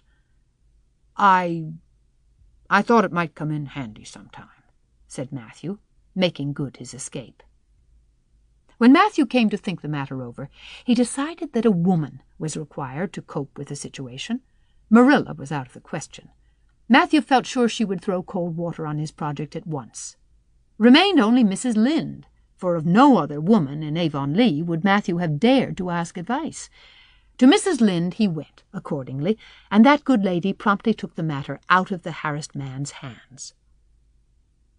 "Pick out a dress for you to give Anne? To be sure I will. I'm going to Carmody tomorrow, and I'll attend to it. Have you something particular in mind? No? Well, I'll just go by my own judgment then. I believe a nice rich brown would just suit Anne, and William Blair has some new Gloria in that's real pretty. Perhaps you'd like me to make it up for her, too, seeing that if Marilla was to make it, Anne would probably get wind of it before the time and spoil the surprise. Well, I'll do it. No, it isn't a mite of trouble. I like sewing. I'll make it to fit my niece, Jenny Gillis, for she and Anne are as like as two peas as far as figure goes. Well, now, I'm much obliged, said Matthew, and I don't know, but I think they make the sleeves different nowadays to what they used to be. If it wouldn't be asking too much, I'd like them made in the new way. Puffs, of course. You needn't worry a speck more about it, Matthew. I'll make it up in the very latest fashion, said Mrs. Lynde. To herself, she added, when Matthew had gone, "It'll be a real satisfaction to see that poor child wearing something decent for once. The way Marilla dresses her is positively ridiculous, that's what. And I've ached to tell her so plainly a dozen times. I've held my tongue, though, for I can see Marilla doesn't want advice, and she thinks she knows more about bringing children up than I do, for all she's an old maid. But that's always the way. Folks that has brought up children know that there's no hard and fast method in the world that'll suit every child. But them as never have think it's all as plain and easy as rule of 3. Just set your 3 terms down so fashion, and the sum'll work out correct. But flesh and blood don't come under the head of arithmetic, and that's where Marilla Cuthbert makes her mistake. I suppose she's trying to cultivate a spirit of humility in Anne by dressing her as she does, but it's more likely to cultivate envy and discontent. I'm sure the child must feel the difference between her clothes and the other girls. But to think of Matthew taking notice of it! That man is waking up after being asleep for over 60 years. Marilla knew all the following fortnight that Matthew had something on his mind, but what it was she could not guess, until Christmas Eve, when Mrs. Lynde brought up the new dress. Marilla behaved pretty well on the whole, although it is very likely she distrusted Mrs. Lynde's diplomatic explanation that she had made the dress because Matthew was afraid Anne would find out about it too soon if Marilla made it. "So this is what Matthew has been looking so mysterious over and grinning about to himself for 2 weeks, is it?" she said, a little stiffly but tolerantly. "I knew he was up to some foolishness.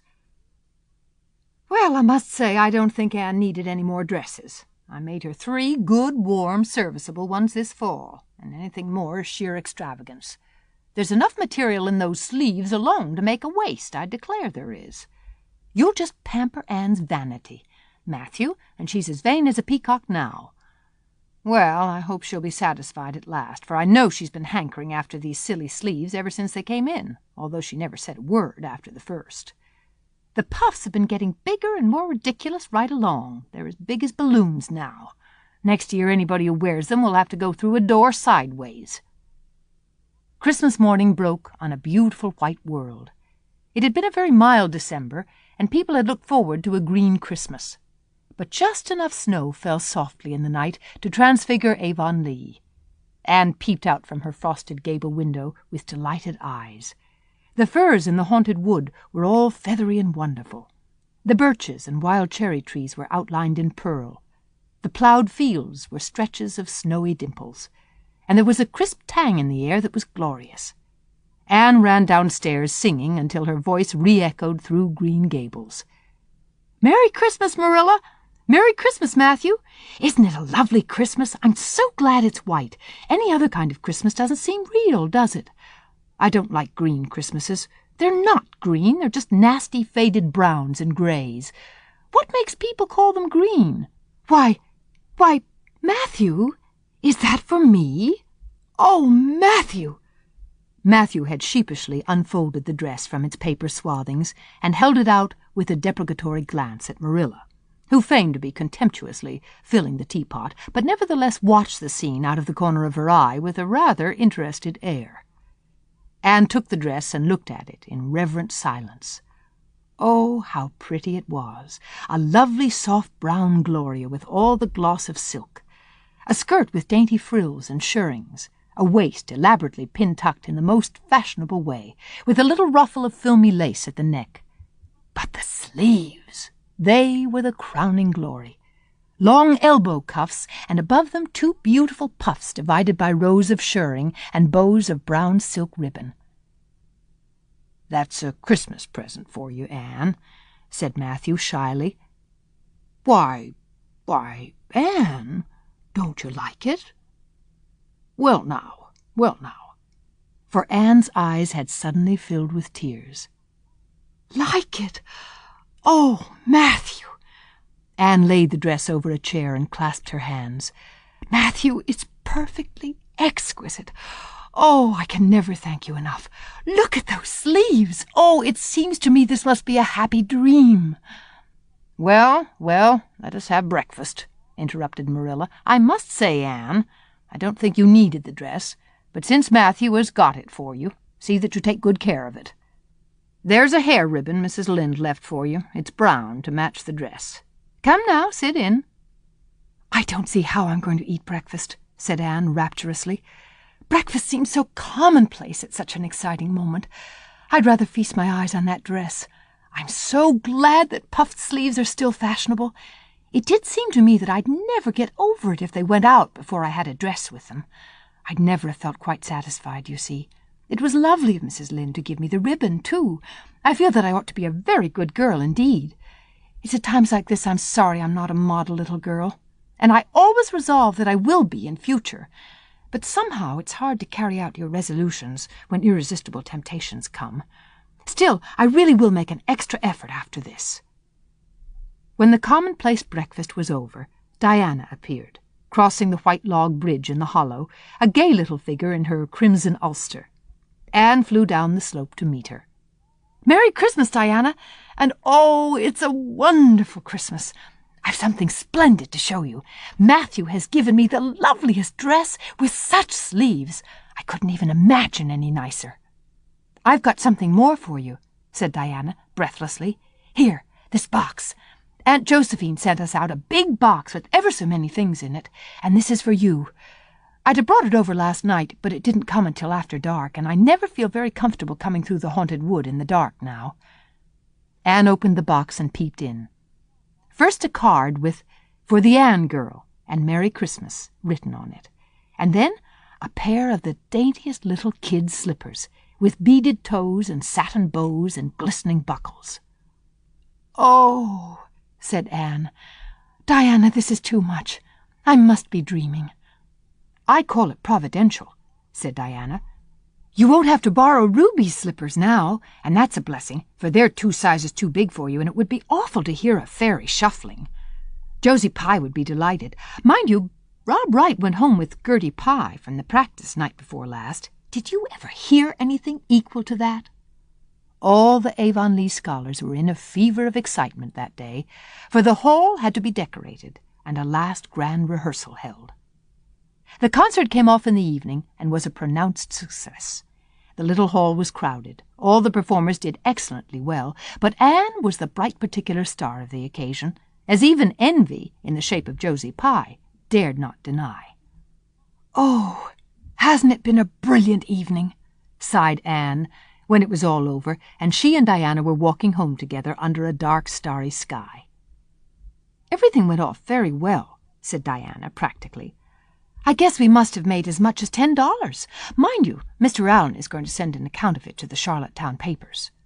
"Oh, Diana, will we really see our names in print? It makes me thrill to think of it.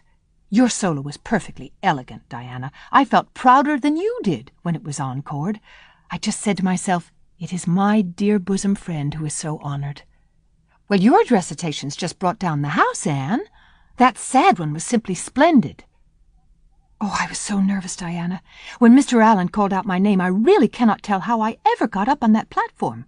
I felt as if a million eyes were looking at me and through me, and for one dreadful moment I was sure I couldn't begin at all. Then I thought of my lovely puffed sleeves and took courage. I knew that I must live up to those sleeves, Diana, so I started in, and my voice seemed to be coming from ever so far away. I just felt like a parrot. It's providential that I practiced those recitations so often up in the garret, or I'd never have been able to get through. Did I groan all right?" "Yes, indeed, you groaned lovely," assured Diana. I saw old Mrs. Sloane wiping away tears when I sat down. It was splendid to think I had touched somebody's heart. It's so romantic to take part in a concert, isn't it? Oh, it's been a very memorable occasion indeed. Wasn't the boys' dialogue fine? Said Diana.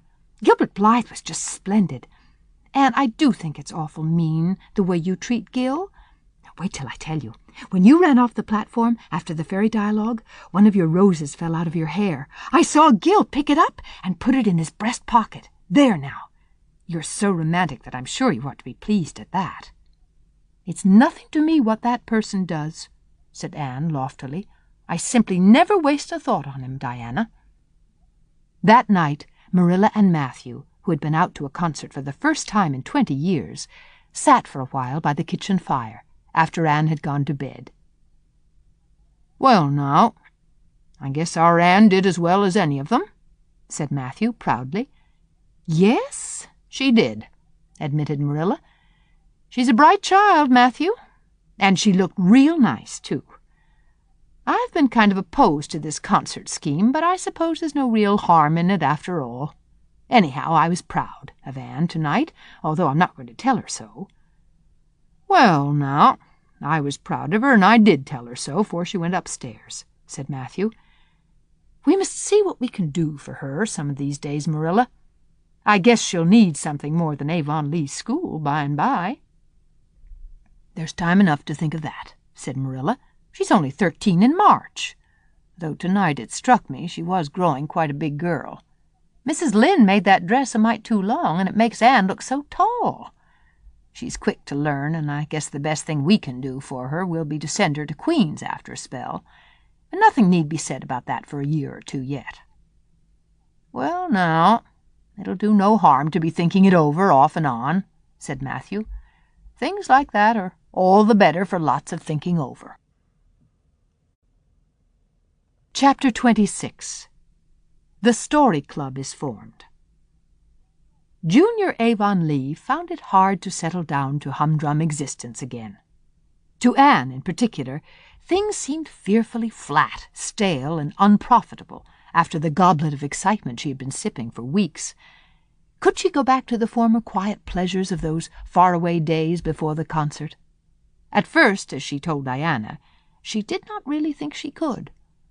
"I'm positively certain, Diana, that life can never be quite the same again as it was in those olden days," she said mournfully, as if referring to a period of at least 50 years back. "Perhaps after a while I'll get used to it, but I'm afraid concerts spoil people for everyday life. I suppose that is why Marilla disapproves of them.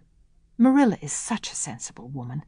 It must be a great deal better to be sensible, but still I don't believe I'd really want to be a sensible person because they're so unromantic. Mrs. Lynde says there's no danger of my ever being one, but you can never tell. I feel just now that I may grow up to be sensible yet. But perhaps that is only because I'm tired. I simply couldn't sleep last night for ever so long. I just lay awake and imagined the concert over and over again.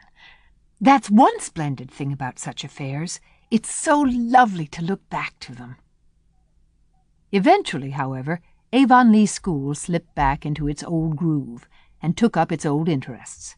To be sure, the concert left traces.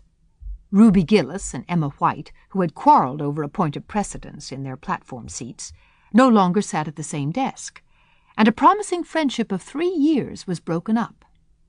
Josie Pye and Julia Bell did not speak for 3 months, because Josie Pye had told Bessie Wright that Julia Bell's bow, when she got up to recite, made her think of a chicken jerking its head, and Bessie told Julia. None of the Sloanes would have any dealings with the Bells, because the Bells had declared that the Sloanes had too much to do in the program, and the Sloanes had retorted that the Bells were not capable of doing the little they had to do properly.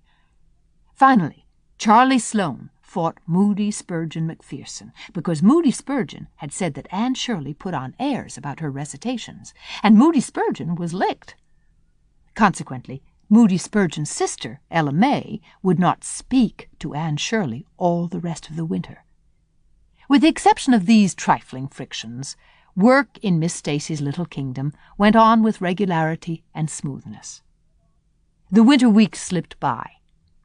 It was an unusually mild winter, with so little snow that Anne and Diana could go to school nearly every day by way of the birch path.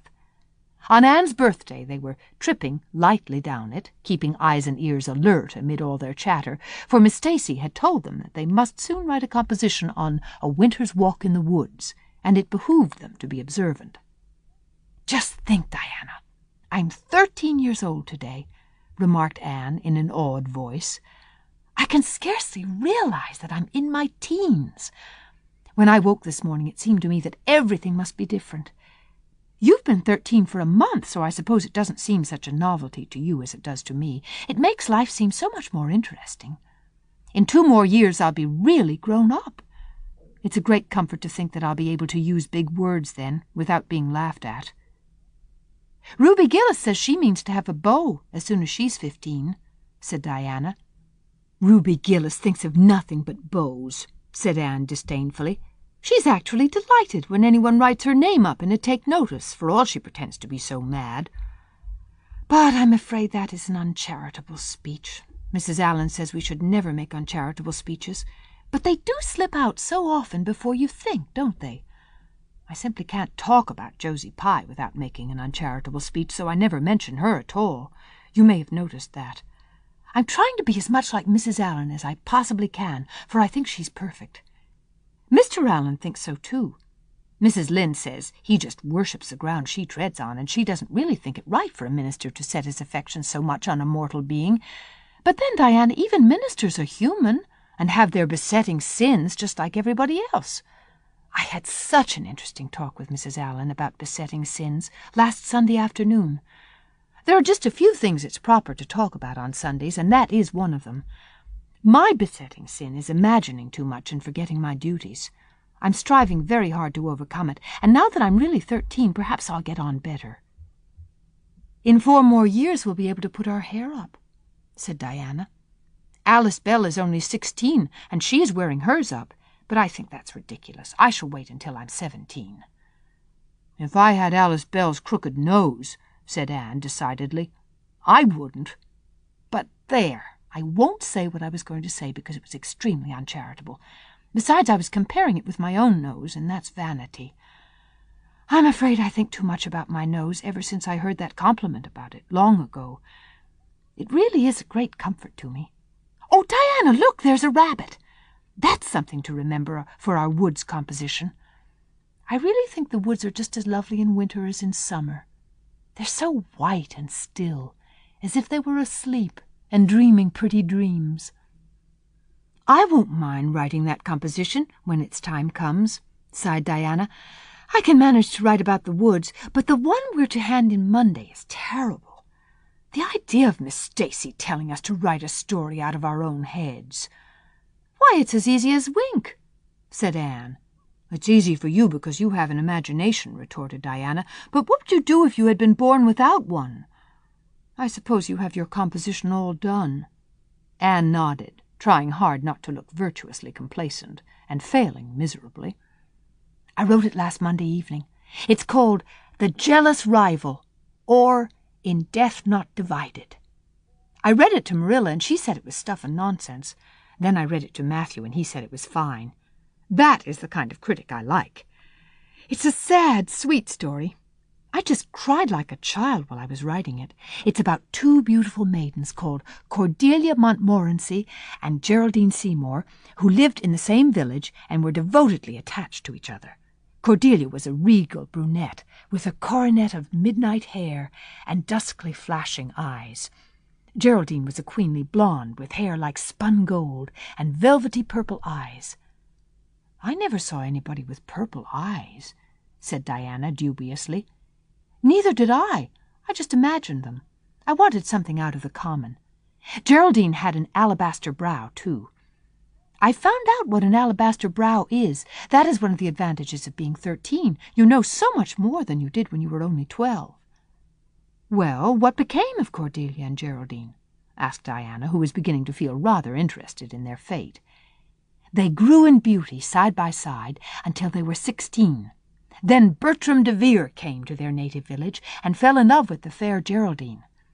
He saved her life when her horse ran away with her in a carriage, and she fainted in his arms, and he carried her home 3 miles, because, you understand, the carriage was all smashed up. I found it rather hard to imagine the proposal because I had no experience to go by. I asked Ruby Gillis if she knew anything about how men proposed because I thought she'd likely be an authority on the subject, having so many sisters married. Ruby told me she was hid in the hall pantry when Malcolm Andrews proposed to her sister Susan. She said Malcolm told Susan that his dad had given him the farm in his own name, and then said, "What do you say, darling pet, if we get hitched this fall?" And Susan said, "Yes, no, I don't know, let me see." And there they were, engaged, as quick as that. But I didn't think that sort of a proposal was a very romantic one, so in the end I had to imagine it out as well as I could. I made it very flowery and poetical, and Bertram went on his knees, although Ruby Gillis says it isn't done nowadays. Geraldine accepted him in a speech a page long. I can tell you I took a lot of trouble with that speech. I rewrote it 5 times, and I look upon it as my masterpiece. Bertram gave her a diamond ring and a ruby necklace, and told her they would go to Europe for a wedding tour, for he was immensely wealthy. But then, alas, shadows began to darken over their path. Cordelia was secretly in love with Bertram herself, and when Geraldine told her about the engagement, she was simply furious, especially when she saw the necklace and the diamond ring. All her affection for Geraldine turned to bitter hate, and she vowed that she should never marry Bertram. But she pretended to be Geraldine's friend the same as ever. One evening they were standing on the bridge over a rushing turbulent stream, and Cordelia, thinking they were alone, pushed Geraldine over the brink with a wild, mocking "ha, ha, ha!" But Bertram saw it all, and he at once plunged into the current, exclaiming, "I will save thee, my peerless Geraldine." But alas, he had forgotten he couldn't swim, and they were both drowned, clasped in each other's arms. Their bodies were washed ashore soon afterwards. They were buried in the one grave, and their funeral was most imposing, Diana. It's so much more romantic to end a story up with a funeral than a wedding. As for Cordelia, she went insane with remorse and was shut up in a lunatic asylum. I thought that was a poetical retribution for her crime. "How perfectly lovely," sighed Diana, who belonged to Matthew's school of critics. "I don't see how you can make up such thrilling things out of your own head, Anne. I wish my imagination was as good as yours." "It would be, if you'd only cultivate it," said Anne cheeringly. "I've just thought of a plan, Diana. Let you and I have a story club, all our own, and write stories for practice. I'll help you along until you can do them by yourself. You ought to cultivate your imagination, you know. Miss Stacy says so. Only we must take the right way. I told her about the haunted wood, but she said we went the wrong way about it in that." This was how the Story Club came into existence. It was limited to Diana and Anne at first, but soon it was extended to include Jane Andrews and Ruby Gillis and 1 or 2 others who felt that their imaginations needed cultivating. No boys were allowed in it, although Ruby Gillis opined that their admission would make it more exciting, and each member had to produce 1 story a week. "It's extremely interesting," Anne told Marilla. "Each girl has to read her story out loud, and then we talk it over. We are going to keep them all sacredly and have them to read to our descendants. We each write under a nom de plume. Mine is Rosamond Montmorency. All the girls do pretty well. Ruby Gillis is rather sentimental. She puts too much love-making into her stories, and you know too much is worse than too little. Jane never puts any because she says it makes her feel so silly when she has to read it out loud. Jane's stories are extremely sensible. Then Diana puts too many murders into hers. She says most of the time she doesn't know what to do with the people, so she kills them off to get rid of them. I mostly always have to tell them what to write about, but that isn't hard, for I've millions of ideas. I think this story-writing business is the foolishest yet, scoffed Marilla. You'll get a pack of nonsense into your heads and waste time that should be put on your lessons. Reading stories is bad enough, but writing them is worse. But we're so careful to put a moral into them all, Marilla, explained Anne. I insist upon that. All the good people are rewarded, and all the bad ones are suitably punished. I'm sure that must have a wholesome effect. The moral is the great thing. Mr. Allen says so. I read one of my stories to him and Mrs. Allen, and they both agreed that the moral was excellent. Only they laughed in the wrong places. I like it better when people cry. Jane and Ruby almost always cry when I come to the pathetic parts. Diana wrote her Aunt Josephine about our club, and her Aunt Josephine wrote back that we were to send her some of our stories. So we copied out 4 of our very best and sent them. Miss Josephine Barry wrote back that she had never read anything so amusing in her life. That kind of puzzled us because the stories were all very pathetic and almost everybody died. But I'm glad Miss Barry liked them. It shows our club is doing some good in the world. Mrs. Allen says that ought to be our object in everything. I do really try to make it my object, but I forget so often when I'm having fun.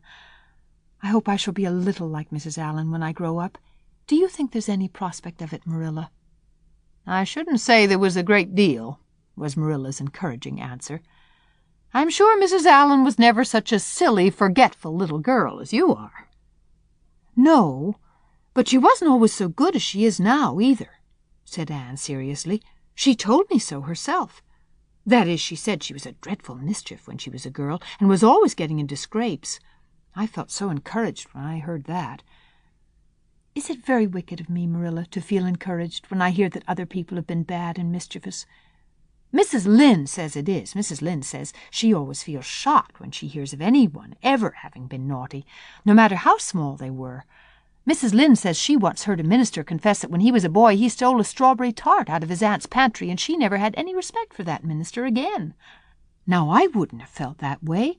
I'd have thought that it was real noble of him to confess it, and I'd have thought what an encouraging thing it would be for small boys nowadays who do naughty things and are sorry for them to know that perhaps they may grow up to be ministers in spite of it. That's how I'd feel, Marilla. The way I feel at present, Anne, said Marilla, is that it's high time you had those dishes washed. You've taken half an hour longer than you should with all your chattering. Learn to work first and talk afterwards.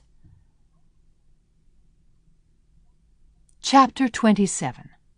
Vanity and Vexation of Spirit. Marilla, walking home one late April evening from an aid meeting, realized that the winter was over, and gone with the thrill of delight that spring never fails to bring to the oldest and saddest as well as to the youngest and merriest. Marilla was not given to subjective analysis of her thoughts and feelings. She probably imagined that she was thinking about the aids and their missionary box and the new carpet for the vestry room. But under these reflections was a harmonious consciousness of red fields smoking into pale purply mists in the declining sun, of long sharp-pointed fir shadows falling over the meadow beyond the brook, of still crimson-budded maples around a mirror-like wood pool, of awakening in the world and a stir of hidden pulses under the grey sod. The spring was abroad in the land, and Marilla's sober, middle-aged step was lighter and swifter because of its deep, primal gladness. Her eyes dwelt affectionately on Green Gables, peering through its network of trees and reflecting the sunlight back from its windows in several little coruscations of glory. Marilla, as she picked her steps along the damp lane, thought that it was really a satisfaction to know that she was going home to a briskly snapping wood fire and a table nicely spread for tea, instead of to the cold comfort of old aid meeting evenings before Anne had come to Green Gables. Consequently, when Marilla entered her kitchen and found the fire black out, with no sign of Anne anywhere, she felt justly disappointed and irritated. She had told Anne to be sure and have tea ready at 5 o'clock, but now she must hurry to take off her second-best dress and prepare the meal herself against Matthew's return from plowing. "I'll settle Miss Anne when she comes home," said Marilla grimly, as she shaved up kindlings with a carving knife, and more vim than was strictly necessary. Matthew had come in and was waiting patiently for his tea in his corner. "She's gadding off somewhere with Diana, writing stories or practicing dialogues or some such tomfoolery, and never thinking once about the time or her duties. She's just got to be pulled up short and sudden on this sort of thing. I don't care if Mrs. Allen does say she's the brightest and sweetest child she ever knew. She may be bright and sweet enough, but her head is full of nonsense. and there's never any knowing what shape it'll break out in next. Just as soon as she grows out of one freak, she takes up with another. But there, here I am saying the very thing I was so riled with Rachel Lynde for saying at the aid today. I was real glad when Mrs. Allen spoke up for Anne, for if she hadn't, I know I'd have said something too sharp to Rachel before everybody.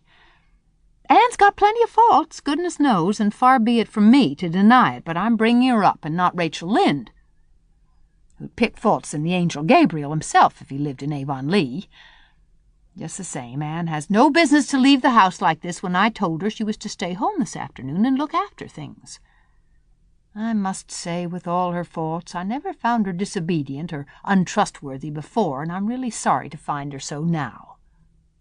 "Well, now, I dunno," said Matthew, who, being patient and wise, and above all hungry, had deemed it best to let Marilla talk her wrath out unhindered, having learned by experience that she got through with whatever work was on hand much quicker if not delayed by untimely argument. "Perhaps you're judging her too hasty, Marilla. Don't call her untrustworthy until you're sure she has disobeyed you. Maybe it can all be explained. Anne's a great hand at explaining." "She's not here when I told her to stay," retorted Marilla. "I reckon she'll find it hard to explain that to my satisfaction. Of course I knew you'd take her part, Matthew, but I'm bringing her up, not you." It was dark when supper was ready, and still no sign of Anne, coming hurriedly over the log bridge or up Lover's Lane, breathless and repentant with a sense of neglected duties. Marilla washed and put away the dishes grimly. Then, wanting a candle to light her down cellar, she went up to the east gable for the one that generally stood on Anne's table. Lighting it, she turned around to see Anne herself lying on the bed, face downward among the pillows. "Mercy on us," said astonished Marilla. "Have you been asleep, Anne?" "No," was the muffled reply. "Are you sick, then?" demanded Marilla anxiously, going over to the bed. Anne cowered deeper into her pillows, as if desirous of hiding herself forever from mortal eyes. "No, but please, Marilla, go away and don't look at me. I'm in the depths of despair, and I don't care who gets head in class or writes the best composition or sings in the Sunday school choir any more. Little things like that are of no importance now, because I don't suppose I'll ever be able to go anywhere again. My career is closed. Please, Marilla, go away and don't look at me." Did anyone ever hear the like? The mystified Marilla wanted to know. "Anne Shirley, whatever's the matter with you? What have you done? Get right up this minute and tell me. This minute, I say. There now, what is it?" Anne had slid to the floor in despairing obedience. "Look at my hair, Marilla," she whispered. Accordingly, Marilla lifted her candle and looked scrutinizingly at Anne's hair, flowing in heavy masses down her back. It certainly had a very strange appearance. "Anne Shirley, what have you done to your hair? Why, it's green!" Green, it might be called, if it were any earthly color. A queer, dull, bronzy green, with streaks here and there of the original red to heighten the ghastly effect. Never in all her life had Marilla seen anything so grotesque as Anne's hair at that moment. "Yes, it's green," moaned Anne. "I thought nothing could be as bad as red hair, but now I know it's 10 times worse to have green hair. Oh, Marilla, you little know how utterly wretched I am." "I little know how you got into this fix, but I mean to find out," said Marilla. "Come right down to the kitchen. It's too cold up here, and tell me just what you've done. I've been expecting something queer for some time. You haven't got into any scrape for over 2 months, and I was sure another one was due. Now then, what did you do to your hair?" "I dyed it." "Dyed it? Dyed your hair? Anne Shirley, didn't you know it was a wicked thing to do?" "Yes, I knew it was a little wicked," admitted Anne, "but I thought it was worth while to be a little wicked to get rid of red hair. I counted the cost, Marilla. Besides, I meant to be extra good in other ways to make up for it." "Well," said Marilla sarcastically, "if I'd decided it was worthwhile to dye my hair, I'd have dyed it a decent color at least. I wouldn't have dyed it green." "But I didn't mean to dye it green, Marilla," protested Anne dejectedly. "If I was wicked, I meant to be wicked to some purpose. He said it would turn my hair a beautiful raven black. He positively assured me that it would. How could I doubt his word, Marilla? I know what it feels like to have your word doubted. And Mrs. Allan says we should never suspect anyone of not telling us the truth unless we have proof that they're not. I have proof now. Green hair is proof enough for anybody. But I hadn't then, and I believed every word he said, implicitly." "Who said? Who are you talking about?" "The peddler that was here this afternoon. I bought the dye from him." "Anne Shirley, how often have I told you never to let one of those Italians in the house? I don't believe in encouraging them to come around at all." "Oh, I didn't let him in the house. I remembered what you told me, and I went out, carefully shut the door, and looked at his things on the step. Besides, he wasn't an Italian, he was a German Jew. He had a big box full of very interesting things, and he told me he was working hard to make enough money to bring his wife and children out from Germany. He spoke so feelingly about them that it touched my heart. I wanted to buy something from him to help him in such a worthy object. Then, all at once, I saw the bottle of hair dye. The peddler said it was warranted to dye any hair a beautiful raven black and wouldn't wash off. In a trice I saw myself with beautiful raven black hair, and the temptation was irresistible. But the price of the bottle was 75 cents, and I had only 50 cents left out of my chicken money. I think the peddler had a very kind heart, for he said that, seeing it was me, he'd sell it for 50 cents, and that was just giving it away. So I bought it, and as soon as he had gone, I came up here and applied it with an old hairbrush, as the directions said. I used up the whole bottle, and oh, Marilla, when I saw the dreadful color it turned my hair, I repented of being wicked, I can tell you, and I've been repenting ever since." "Well, I hope you'll repent to good purpose," said Marilla severely, "and that you've got your eyes open to where your vanity has led you, Anne. Goodness knows what's to be done. I suppose the first thing is to give your hair a good washing and see if that will do any good." Accordingly, Anne washed her hair, scrubbing it vigorously with soap and water, but for all the difference it made, she might as well have been scouring its original red. The peddler had certainly spoken the truth when he declared that the dye wouldn't wash off. However, his veracity might be impeached in other respects. "Oh, Marilla, what shall I do?" questioned Anne in tears. "I can never live this down. People have pretty well forgotten my other mistakes. The liniment cake, and setting Diana drunk, and flying into a temper with Mrs. Lynde. But they'll never forget this.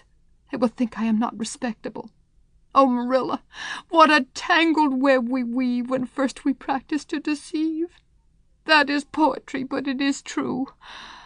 And oh, how Josie Pye will laugh. Marilla, I cannot face Josie Pye. I am the unhappiest girl in Prince Edward Island." Anne's unhappiness continued for a week. During that time she went nowhere and shampooed her hair every day. Diana alone of outsiders knew the fatal secret, but she promised solemnly never to tell, and it may be stated here and now that she kept her word. At the end of the week, Marilla said decidedly, "It's no use, Anne. That is fast dye if ever there was any. Your hair must be cut off. There is no other way. You can't go out with it looking like that." Anne's lips quivered, but she realized the bitter truth of Marilla's remarks. With a dismal sigh, she went for the scissors. "Please cut it off at once, Marilla, and have it over. Oh, I feel that my heart is broken. This is such an unromantic affliction. The girls in books lose their hair in fevers or sell it to get money for some good deed. And I'm sure I wouldn't mind losing my hair in some such fashion half so much. But there is nothing comforting in having your hair cut off because you've dyed it a dreadful color, is there? I'm going to weep all the time you're cutting it off, if it won't interfere. It seems such a tragic thing." Anne wept then, but later on, when she went upstairs and looked in the glass, she was calm with despair. Marilla had done her work thoroughly, and it had been necessary to shingle the hair as closely as possible. The result was not becoming, to state the case as mildly as may be. Anne promptly turned her glass to the wall. "I'll never, never look at myself again until my hair grows," she exclaimed passionately. Then she suddenly righted the glass. "Yes, I will, too. I'll do penance for being wicked that way. I'll look at myself every time I come to my room and see how ugly I am, and I won't try to imagine it away either. I never thought I was vain about my hair, of all things, but now I know I was, in spite of its being red, because it was so long and thick and curly. I expect something will happen to my nose next." Anne's clipped head made a sensation in school on the following Monday, but to her relief nobody guessed the real reason for it, not even Josie Pye, who, however, did not fail to inform Anne that she looked like a perfect scarecrow. "I didn't say anything when Josie said that to me," Anne confided that evening to Marilla, who was lying on the sofa after one of her headaches, "because I thought it was part of my punishment, and I ought to bear it patiently. It's hard to be told you look like a scarecrow, and I wanted to say something back, but I didn't. I just swept her one scornful look, and then I forgave her. It makes you feel very virtuous when you forgive people, doesn't it? I mean to devote all my energies to being good after this, and I shall never try to be beautiful again. Of course it's better to be good. I know it is. But it's sometimes so hard to believe a thing, even when you know it.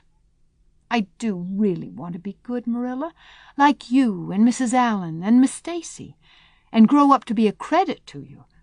Diana says when my hair begins to grow to tie a black velvet ribbon around my head with a bow at one side. She says she thinks it will be very becoming. I will call it a snood. That sounds so romantic. But am I talking too much, Marilla? Does it hurt your head?" "My head is better now. It was terrible bad this afternoon, though. These headaches of mine are getting worse and worse. I'll have to see a doctor about them. As for your chatter, I don't know that I mind it. I've got so used to it."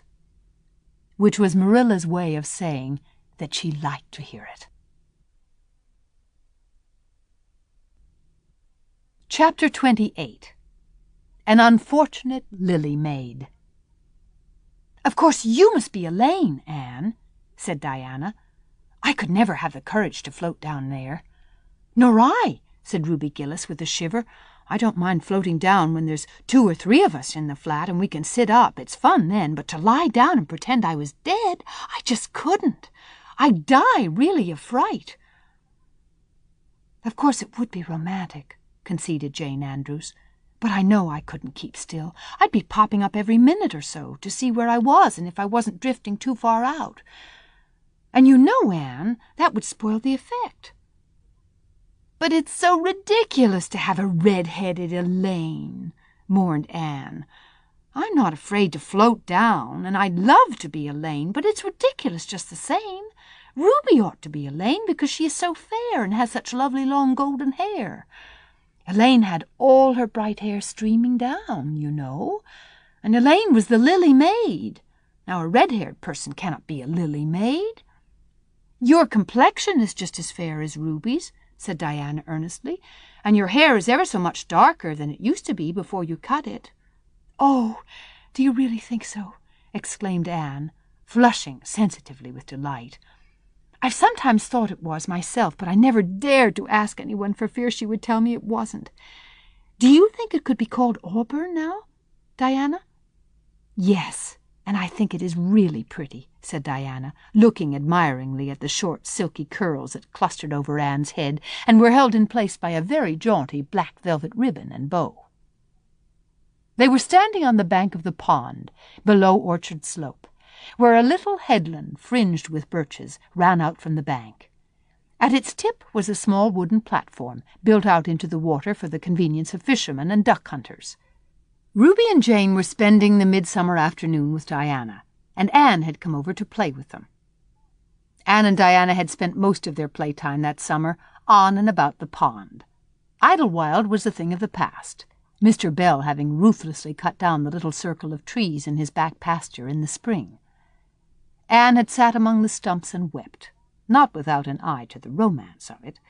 But she was speedily consoled, for after all, as she and Diana said, big girls of 13, going on 14, were too old for such childish amusements as playhouses, and there were more fascinating sports to be found about the pond. It was splendid to fish for trout over the bridge, and the two girls learned to row themselves about in the little flat-bottomed dory Mr. Barry kept for duck shooting. It was Anne's idea that they dramatize Elaine. They had studied Tennyson's poem in school the preceding winter, the superintendent of education having prescribed it in the English course for the Prince Edward Island schools. They had analyzed and parsed it and torn it to pieces in general, until it was a wonder there was any meaning at all left in it for them. But at least the fair Lily Maid and Lancelot and Guinevere and King Arthur had become very real people to them, and Anne was devoured by secret regret that she had not been born in Camelot. Those days, she said, were so much more romantic than the present. Anne's plan was hailed with enthusiasm. The girls had discovered that if the flat were pushed off from the landing place, it would drift down with the current under the bridge, and finally strand itself on another headland, lower down, which ran out at a curve in the pond. They had often gone down like this, and nothing could be more convenient for playing Elaine. "Well, I'll be Elaine," said Anne, yielding reluctantly, for although she would have been delighted to play the principal character, yet her artistic sense demanded fitness for it, and this, she felt, her limitations made impossible. "Ruby, you must be King Arthur, and Jane will be Guinevere, and Diana must be Lancelot. But first you must be the brothers and the father. We can't have the old dumb servitor, because there isn't room for two in the flat when one is lying down. We must pall the barge all its length in blackest samite. That old black shawl of your mother's will be just the thing, Diana." The black shawl having been procured, Anne spread it over the flat and then lay down on the bottom, with closed eyes and hands folded over her breast. "Oh, she does look really dead," whispered Ruby Gillis nervously, watching the still white little face under the flickering shadows of the birches. "It makes me feel frightened, girls. Do you suppose it's really right to act like this? Mrs. Lynde says that all play acting is abominably wicked."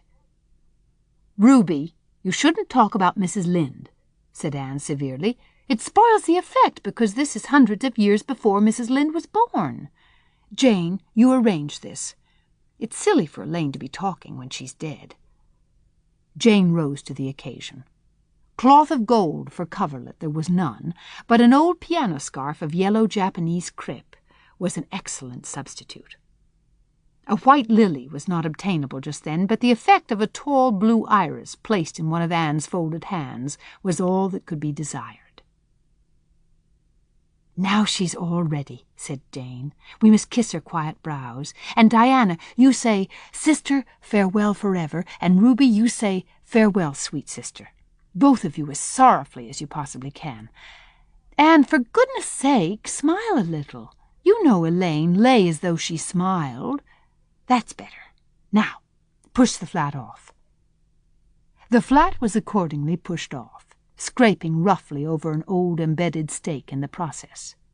Diana and Jane and Ruby only waited long enough to see it caught in the current and headed for the bridge before scampering up through the woods, across the road and down to the lower headland, where, as Lancelot and Guinevere and the king, they were to be in readiness to receive the Lily Maid. For a few minutes Anne, drifting slowly down, enjoyed the romance of her situation to the full. Then something happened not at all romantic. The flat began to leak. In a very few moments it was necessary for Elaine to scramble to her feet, pick up her cloth of gold coverlet and pall of blackest samite, and gaze blankly at a big crack in the bottom of her barge through which the water was literally pouring. That sharp stake at the landing had torn off the strip of batting nailed on the flat. Anne did not know this, but it did not take her long to realize that she was in a dangerous plight. At this rate the flat would fill and sink long before it could drift to the lower headland. Where were the oars? Left behind at the landing! Anne gave one gasping little scream which nobody ever heard. She was white to the lips, but she did not lose her self-possession. There was one chance, just one. "I was horribly frightened," she told Mrs. Allen the next day, "and it seemed like years while the flat was drifting down to the bridge and the water rising in it every moment. I prayed, Mrs. Allen, most earnestly, but I didn't shut my eyes to pray, for I knew the only way God could save me was to let the flat float close enough to one of the bridge piles for me to climb up on it. You know the piles are just old tree trunks, and there are lots of knots and old branch stubs on them. It was proper to pray, but I had to do my part by watching out, and right well I knew it. I just said, 'Dear God, please take the flat close to a pile, and I'll do the rest,' over and over again. Under such circumstances you don't think much about making a flowery prayer. But mine was answered, for the flat bumped right into a pile for a minute, and I flung the scarf and the shawl over my shoulder and scrambled up on a big providential stub. And there I was, Mrs. Allen, clinging to that slippery old pile with no way of getting up or down.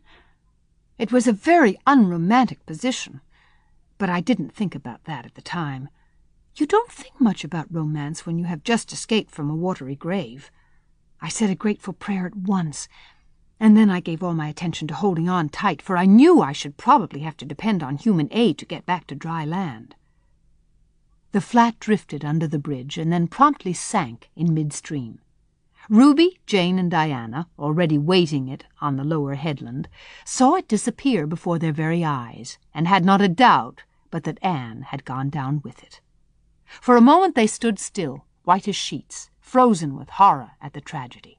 Then, shrieking at the top of their voices, they started on a frantic run up through the woods, never pausing as they crossed the main road to glance the way of the bridge. Anne, clinging desperately to her precarious foothold, saw their flying forms and heard their shrieks. Help would soon come, but meanwhile her position was a very uncomfortable one. The minutes passed by, each seeming an hour to the unfortunate Lily Maid. Why didn't somebody come? Where had the girls gone? Suppose they had fainted, one and all? Suppose nobody ever came? Suppose she grew so tired and cramped that she could hold on no longer? Anne looked at the wicked green depths below her, wavering with long oily shadows, and shivered.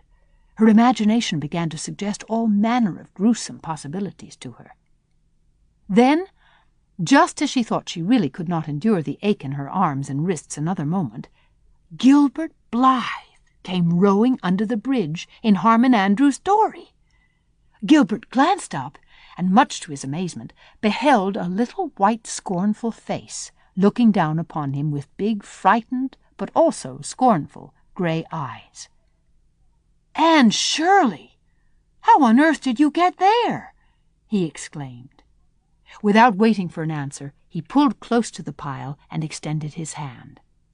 There was no help for it. Anne, clinging to Gilbert Blythe's hand, scrambled down into the dory, where she sat, drabbled and furious, in the stern, with her arms full of dripping shawl and wet crepe. It was certainly extremely difficult to be dignified under the circumstances. "What has happened, Anne?" asked Gilbert, taking up his oars. "We were playing Elaine," explained Anne frigidly, without even looking at her rescuer, "and I had to drift down to Camelot in the barge, the flat. The flat began to leak, and I climbed out on the pile. The girls went for help. Will you be kind enough to row me to the landing?" Gilbert obligingly rowed to the landing, and Anne, disdaining assistance, sprang nimbly on shore. "I'm very much obliged to you," she said haughtily as she turned away. But Gilbert had also sprung from the boat, and now laid a detaining hand on her arm. "Anne," he said hurriedly, "look here. Can't we be good friends? I'm awfully sorry I made fun of your hair that time. I didn't mean to vex you, and I only meant it for a joke. Besides, it's so long ago. I think your hair's awfully pretty now. Honest I do. Let's be friends." For a moment Anne hesitated. She had an odd, newly awakened consciousness under all her outraged dignity that the half-shy, half-eager expression in Gilbert's hazel eyes was something that was very good to see. Her heart gave a quick, queer little beat. But the bitterness of her old grievance promptly stiffened up her wavering determination. That scene of 2 years before flashed back into her recollection as vividly as if it had taken place yesterday. Gilbert had called her carrots, and had brought about her disgrace before the whole school. Her resentment, which to other and older people might be as laughable as its cause, was in no whit allayed and softened by time, seemingly. She hated Gilbert Blythe. She would never forgive him. "No," she said coldly, "I shall never be friends with you, Gilbert Blythe, and I don't want to be." "All right." Gilbert sprung into his skiff with an angry color in his cheeks. "I'll never ask you to be friends again, Anne Shirley, and I don't care either." He pulled away with swift, defiant strokes, and Anne went up the steep, ferny little path under the maples. She held her head very high, but she was conscious of an odd feeling of regret. She almost wished she had answered Gilbert differently. Of course he had insulted her terribly, but still, altogether, Anne rather thought it would be a relief to sit down and have a good cry. She was really quite unstrung, for the reaction from her fright and cramped clinging was making itself felt. Halfway up the path she met Jane and Diana rushing back to the pond in a state narrowly removed from positive frenzy. They had found nobody at Orchard Slope, both Mr. and Mrs. Barry being away. Here Ruby Gillis had succumbed to hysterics, and was left to recover from them as best she might, while Jane and Diana flew through the haunted wood and across the brook to Green Gables. There they had found nobody either, for Marilla had gone to Carmody, and Matthew was making hay in the back field. "Oh, Anne!" gasped Diana, fairly falling on the former's neck and weeping with relief and delight. "Oh, Anne, we thought you were drowned, and we felt like murderers because we had made you be Elaine. And Ruby is in hysterics. Oh, Anne, how did you escape?" "I climbed up on one of the piles," explained Anne wearily, "and Gilbert Blythe came along and Mr. Andrews Dory and brought me to land." "Oh, Anne, how splendid of him! Why, it's so romantic," said Jane, finding breath enough for utterance at last. "Of course you'll speak to him after this." "Of course I won't," flashed Anne, with a momentary return of her old spirit. "And I don't want ever to hear the word romantic again, Jane Andrews. I'm awfully sorry you were so frightened, girls. It's all my fault. I feel sure I was born under an unlucky star. Everything I do gets me or my dearest friends into a scrape. We've gone and lost your father's flat, Diana, and I have a presentiment that we'll not be allowed to row on the pond any more." Anne's presentiment proved more trustworthy than presentiments are apt to do. Great was the consternation in the Barry and Cuthbert households when the events of the afternoon became known. "Will you ever have any sense, Anne?" groaned Marilla. "Oh, yes, I think I will, Marilla," returned Anne optimistically. A good cry, indulged in the grateful solitude of the east gable, had soothed her nerves and restored her to her wonted cheerfulness. "I think my prospects of becoming sensible are brighter now than ever." "I don't see how," said Marilla. "Well," explained Anne, "I've learned a new and valuable lesson today. Ever since I came to Green Gables I've been making mistakes, and each mistake has helped to cure me of some great shortcoming. The affair of the amethyst brooch cured me of meddling with things that didn't belong to me. The haunted wood mistake cured me of letting my imagination run away with me. The liniment cake mistake cured me of carelessness in cooking. Dyeing my hair cured me of vanity. I never think about my hair and nose now, at least very seldom. But today's mistake is going to cure me of being too romantic. I have come to the conclusion that it is no use trying to be romantic in Avonlea. It was probably easy enough in towered Camelot, hundreds of years ago, but romance is not appreciated now. I feel quite sure that you will soon see a great improvement in me in this respect, Marilla." "I'm sure I hope so," said Marilla skeptically. But Matthew, who had been sitting mutely in his corner, laid a hand on Anne's shoulder when Marilla had gone out. "Don't give up all your romance, Anne," he whispered shyly. A little of it is a good thing. Not too much, of course. But keep a little of it, Anne. Keep a little of it. Chapter 29. An Epoch in Anne's Life. Anne was bringing the cows home from the back pasture by way of Lover's Lane. It was a September evening, and all the gaps and clearings in the woods were brimmed up with ruby sunset light.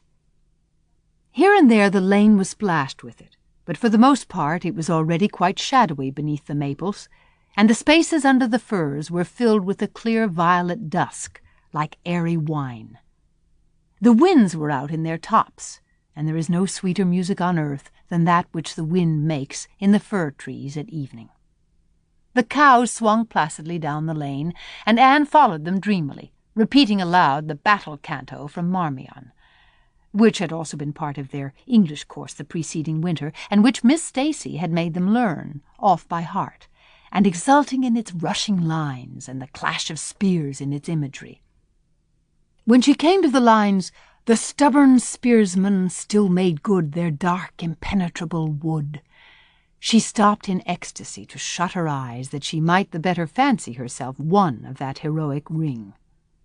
When she opened them again, it was to behold Diana coming through the gate that led into the Barry field, and looking so important that Anne instantly divined there was news to be told. But betray too eager curiosity she would not. "Isn't this evening just like a purple dream, Diana? It makes me so glad to be alive. In the mornings I always think the mornings are best, but when evening comes I think it's lovelier still." "It's a very fine evening," said Diana. "But oh, I have such news, Anne! Guess! You can have 3 guesses." "Charlotte Gillis is going to be married in the church after all, and Mrs. Allen wants us to decorate it," cried Anne. "No? Charlotte's beau won't agree to that, because nobody ever has been married in the church yet, and he thinks it would seem too much like a funeral. It's too mean, because it would be such fun. Guess again."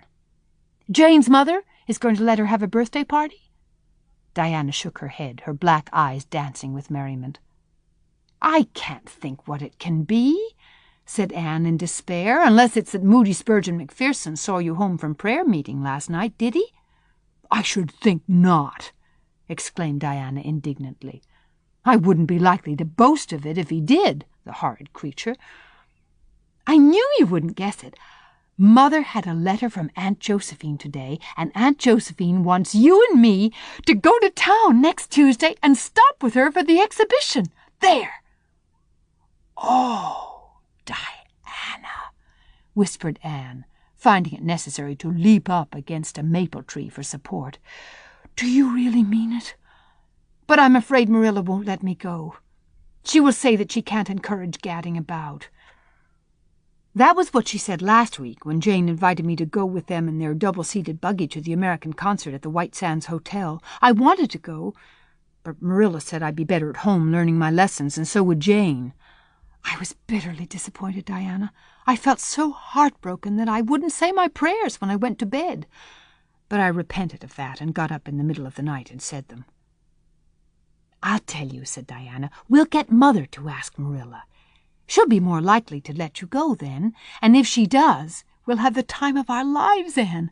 I've never been to an exhibition, and it's so aggravating to hear the other girls talking about their trips. Jane and Ruby have been twice, and they're going this year again." "I'm not going to think about it at all until I know whether I can go or not," said Anne resolutely. "If I did and then was disappointed, it would be more than I could bear. But in case I do go, I'm very glad my new coat will be ready by that time. Marilla didn't think I needed a new coat. She said my old one would do very well for another winter, and that I ought to be satisfied with having a new dress. The dress is very pretty, Diana, navy blue, and made so fashionably. Marilla always makes my dresses fashionably now, because she says she doesn't intend to have Matthew going to Mrs. Lynde to make them. I'm so glad. It is ever so much easier to be good if your clothes are fashionable. At least it is easier for me. I suppose it doesn't make such a difference to naturally good people. But Matthew said I must have a new coat, so Marilla bought a lovely piece of blue broadcloth, and it's being made by a real dressmaker over at Carmody. It's to be done Saturday night, and I'm trying not to imagine myself walking up the church aisle on Sunday in my new suit and cap, because I'm afraid it isn't right to imagine such things, but it just slips into my mind in spite of me. My cap is so pretty. Matthew bought it for me the day we were over at Carmody. It is one of those little blue velvet ones that are all the rage, with gold cord and tassels. Your new hat is elegant, Diana, and so becoming. When I saw you come into church last Sunday, my heart swelled with pride to think you were my dearest friend. Do you suppose it's wrong for us to think so much about our clothes? Marilla says it is very sinful. But it is such an interesting subject, isn't it? Marilla agreed to let Anne go to town, and it was arranged that Mr. Barry should take the girls in on the following Tuesday. As Charlottetown was 30 miles away, and Mr. Barry wished to go and return the same day, it was necessary to make a very early start. But Anne counted it all joy, and was up before sunrise on Tuesday morning. A glance from her window assured her that the day would be fine, for the eastern sky behind the firs of the haunted wood was all silvery and cloudless. Through the gap in the trees a light was shining in the western gable of Orchard Slope, a token that Diana was also up. Anne was dressed by the time Matthew had the fire on, and had the breakfast ready when Marilla came down, but for her own part was much too excited to eat. After breakfast the jaunty new cap and jacket were donned, and Anne hastened over the brook and up through the firs to Orchard Slope. Mr. Barry and Diana were waiting for her, and they were soon on the road. It was a long drive, but Anne and Diana enjoyed every minute of it. It was delightful to rattle along over the moist roads in the early red sunlight that was creeping across the shorn harvest fields. The air was fresh and crisp, and little smoke-blue mists curled through the valleys and floated off from the hills. Sometimes the road went through woods where maples were beginning to hang out scarlet banners. Sometimes it crossed rivers on bridges that made Anne's flesh cringe with the old, half-delightful fear. Sometimes it wound along a harbor shore and passed by a little cluster of weather-gray fishing huts. Again it mounted to hills, whence a far sweep of curving upland or misty blue sky could be seen. But wherever it went there was much of interest to discuss. It was almost noon when they reached town and found their way to Beechwood. It was quite a fine old mansion, set back from the street in the seclusion of green elms and branching beeches. Miss Barry met them at the door with a twinkle in her sharp black eyes. "So you've come to see me at last, you Anne girl," she said. "Mercy, child, how you have grown! You're taller than I am, I declare. And you're ever so much better looking than you used to be, too. But I dare say you know that without being told." "Indeed I didn't," said Anne radiantly. "I know I'm not so freckled as I used to be, so I've much to be thankful for, but I really hadn't dared to hope there was any other improvement. I'm so glad you think there is, Miss Barry." Miss Barry's house was furnished with great magnificence, as Anne told Marilla afterwards. The two little country girls were rather abashed by the splendor of the parlor where Miss Barry left them when she went to see about dinner. "Isn't it just like a palace?" whispered Diana. "I never was in Aunt Josephine's house before, and I'd no idea it was so grand. I just wish Julia Bell could see this. She puts on such airs about her mother's parlor." "Velvet carpet," sighed Anne luxuriously, "and silk curtains. I've dreamed of such things, Diana. But do you know, I don't believe I feel very comfortable with them after all. There are so many things in this room, and all so splendid, that there is no scope for imagination. That is one consolation when you are poor. There are so many more things you can imagine about." Their sojourn in town was something that Anne and Diana dated from for years. From first to last it was crowded with delights. On Wednesday, Miss Barry took them to the exhibition grounds and kept them there all day. "It was splendid," Anne related to Marilla later on.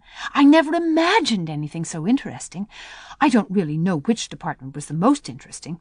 I think I liked the horses and the flowers and the fancy work best. Josie Pye took first prize for knitted lace.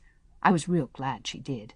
And I was glad that I felt glad, for it shows I'm improving, don't you think, Marilla, when I can rejoice in Josie's success? Mr. Harmon Andrews took second prize for Gravenstein apples, and Mr. Bell took first prize for a pig. Diana said she thought it was ridiculous for a Sunday school superintendent to take a prize in pigs, but I don't see why, do you? She said she would always think of it after this when he was praying so solemnly. Clara Louise McPherson took a prize for painting, and Mrs. Lynde got first prize for homemade butter and cheese. So Avonlea was pretty well represented, wasn't it? Mrs. Lynde was there that day, and I never knew how much I really liked her until I saw her familiar face among all those strangers. There were thousands of people there, Marilla. It made me feel dreadfully insignificant, and Miss Barry took us up to the grandstand to see the horse races. Mrs. Lynde wouldn't go. She said horse racing was an abomination, and she, being a church member, thought it her bounden duty to set a good example by staying away. But there were so many there, I don't believe Mrs. Lynde's absence would ever be noticed. I don't think, though, that I ought to go very often to horse races, because they are awfully fascinating. Diana got so excited that she offered to bet me 10 cents that the red horse would win. I didn't believe he would, but I refused to bet because I wanted to tell Mrs. Allen all about everything, and I felt sure it wouldn't do to tell her that. It's always wrong to do anything you can't tell the minister's wife. It's as good as any extra conscience to have a minister's wife for your friend. And I was very glad I didn't bet, because the red horse did win, and I would have lost 10 cents. So you see that virtue was its own reward. We saw a man go up in a balloon. I'd love to go up in a balloon, Marilla. It would be simply thrilling. And we saw a man selling fortunes. You paid him 10 cents, and a little bird picked out your fortune for you. Miss Barry gave Diana and me 10 cents each to have our fortunes told. Mine was that I would marry a dark-complected man who was very wealthy, and I would go across water to live. I looked carefully at all the dark men I saw after that, but I didn't care much for any of them, and anyhow I suppose it's too early to be looking out for 'em yet. Oh, it was a never-to-be-forgotten day, Marilla. I was so tired I couldn't sleep at night. Miss Barry put us in the spare room, according to promise. It was an elegant room, Marilla, but somehow sleeping in a spare room isn't what I used to think it was.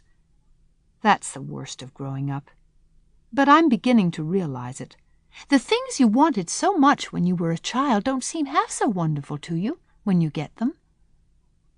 Thursday, the girls had a drive in the park, and in the evening Miss Barry took them to a concert in the Academy of Music, where a noted prima donna was to sing. To Anne, the evening was a glittering vision of delight. Oh, Marilla, it was beyond description. I was so excited I couldn't even talk. So you may know what it was like. I just sat in enraptured silence. Madame Selitsky was perfectly beautiful and wore white satin and diamonds. But when she began to sing, I never thought about anything else. Oh, I can't tell you how I felt, but it seemed to me that it could never be hard to be good any more. I felt like I do when I look up to the stars. Tears came into my eyes. But oh, they were such happy tears. I was so sorry when it was all over, and I told Miss Barry I didn't see how I was ever to return to common life again. She said she thought if we went over to the restaurant across the street and had an ice cream, it might help me. That sounded so prosaic, but to my surprise I found it true. The ice cream was delicious, Marilla, and it was so lovely and dissipated to be sitting there eating it at 11 o'clock at night. Diana said she believed she was born for city life. Miss Barry asked me what my opinion was, but I said I would have to think it over very seriously before I could tell her what I really thought. So I thought it over after I went to bed. That is the best time to think things out. And I came to the conclusion, Marilla, that I wasn't born for city life, and that I was glad of it. It's nice to be eating ice cream at brilliant restaurants at 11 o'clock at night once in a while, but as a regular thing, I'd rather be in the East Gable at 11, sound asleep, but kind of knowing, even in my sleep, that the stars were shining outside and that the wind was blowing in the firs across the brook. I told Miss Barry so at breakfast the next morning, and she laughed. Miss Barry generally laughed at anything I said, even when I said the most solemn things. I don't think I liked it, Marilla, because I wasn't trying to be funny. But she is a most hospitable lady, and treated us royally. Friday brought going home time, and Mr. Barry drove in for the girls. "Well, I hope you enjoyed yourself," said Miss Barry as she bade them good-bye. "Indeed we have," said Diana. "And you, Anne girl?" "I've enjoyed every minute of the time," said Anne, throwing her arms impulsively about the old woman's neck and kissing her wrinkled cheek. Diana would never have dared to do such a thing, and felt rather aghast at Anne's freedom. But Miss Barry was pleased, and she stood on her veranda and watched the buggy out of sight. Then she went back into her big house with a sigh. It seemed very lonely, lacking those fresh young lives. Miss Barry was a rather selfish old lady, if the truth must be told, and had never cared much for anybody but herself. She valued people only as they were of service to her or amused her. Anne had amused her, and consequently stood high in the old lady's good graces. But Miss Barry found herself thinking less about Anne's quaint speeches than of her fresh enthusiasms, her transparent emotions, her little winning ways, and the sweetness of her eyes and lips. "I thought Marilla Cuthbert was an old fool when I heard she'd adopted a girl out of an orphan asylum," she said to herself.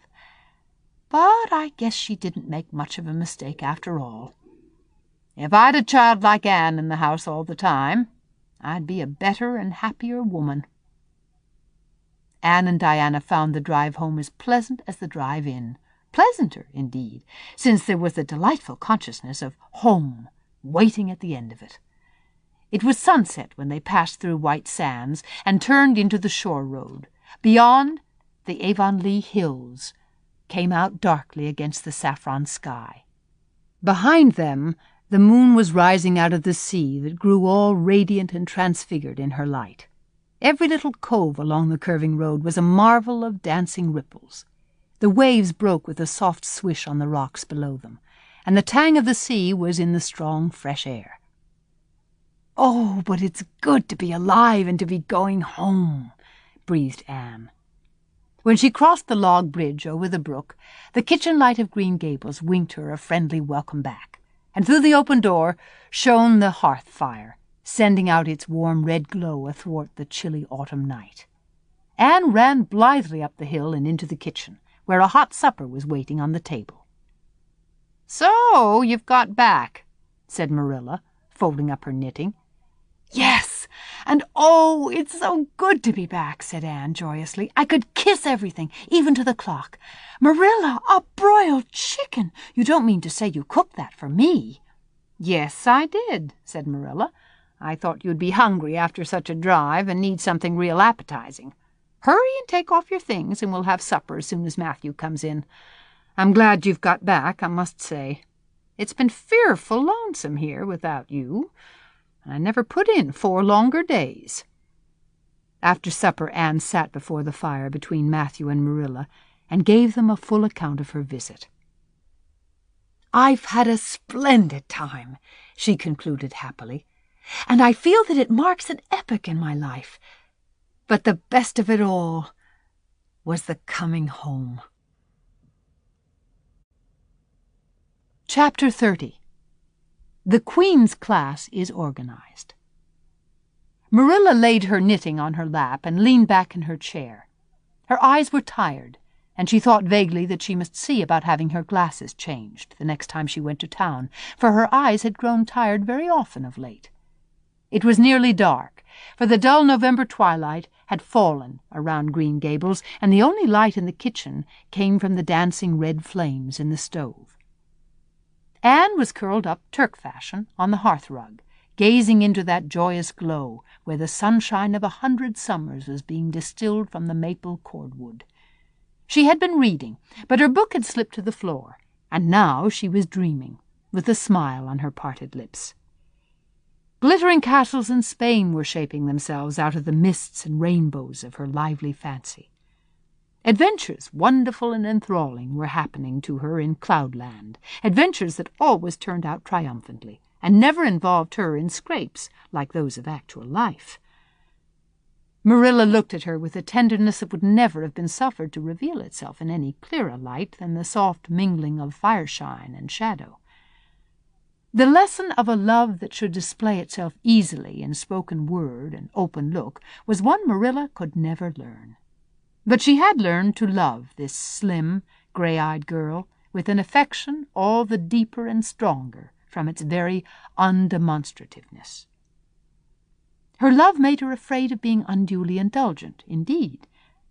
She had an uneasy feeling that it was rather sinful to set one's heart so intensely on any human creature as she had set hers on Anne, and perhaps she performed a sort of unconscious penance for this by being stricter and more critical than if the girl had been less dear to her. Certainly Anne herself had no idea how Marilla loved her. She sometimes thought wistfully that Marilla was very hard to please and distinctly lacking in sympathy and understanding, but she always checked the thought reproachfully, remembering what she owed to Marilla. "Anne," said Marilla abruptly, "Miss Stacy was here this afternoon when you were out with Diana." Anne came back from her other world with a start and a sigh. "Was she? Oh, I'm so sorry I wasn't in. Why didn't you call me, Marilla? Diana and I were only over in the haunted wood. It's lovely in the woods now. All the little wood things, the ferns and the satin leaves and the crackerberries have gone to sleep, just as if somebody had tucked them away until spring under a blanket of leaves. I think it was a little gray fairy with a rainbow scarf that came tiptoeing along the last moonlight night and did it. Diana wouldn't say much about that, though. Diana has never forgotten the scolding her mother gave her about imagining ghosts into the haunted wood. It had a very bad effect on Diana's imagination. It blighted it. Mrs. Lynde says Myrtle Bell is a blighted being. I asked Ruby Gillis why Myrtle was blighted, and Ruby said she guessed it was because her young man had gone back on her. Ruby Gillis thinks of nothing but young men, and the older she gets, the worse she is. Young men are all very well in their place, but it doesn't do to drag them into everything, does it? Diana and I are thinking seriously of promising each other that we will never marry, but be nice old maids and live together forever. Diana hasn't quite made up her mind, though, because she thinks perhaps it would be nobler to marry some wild, dashing, wicked young man and reform him. Diana and I talk a great deal about serious subjects now, you know. We feel that we're so much older than we used to be that it isn't becoming to talk of childish matters. It's such a solemn thing to be almost 14, Marilla. Miss Stacy took all us girls who are in our teens down to the brook last Wednesday and talked to us about it. She said we couldn't be too careful what habits we formed and what ideals we acquired in our teens, because by the time we were 20, our characters would be developed and the foundation laid for our whole future life. And she said if the foundation was shaky, we could never build anything really worthwhile on it. Diana and I talked the matter over coming home from school. We felt extremely solemn, Marilla, and we decided that we would try to be very careful indeed and form respectable habits and learn all we could and be as sensible as possible, so that by the time we were 20, our characters would be properly developed. It's perfectly appalling to think of being 20, Marilla. It sounds so fearfully old and grown up. But why was Miss Stacy here this afternoon? That is what I want to tell you, Anne, if you'll ever give me a chance to get a word in edgewise. She was talking about you. About me? Anne looked rather scared. Then she flushed and exclaimed, "Oh, I know what she was saying. I meant to tell you, Marilla, honestly I did, but I forgot. Miss Stacy caught me reading Ben-Hur in school yesterday afternoon when I should have been studying my Canadian history. Jane Andrews lent it to me. I was reading it at dinner hour, and I had just got to the chariot race when school went in. I was simply wild to know how it turned out, although I felt sure Ben-Hur must win because it wouldn't be poetical justice if he didn't. So I spread the history open on my desk lid and then tucked Ben-Hur between the desk and my knee.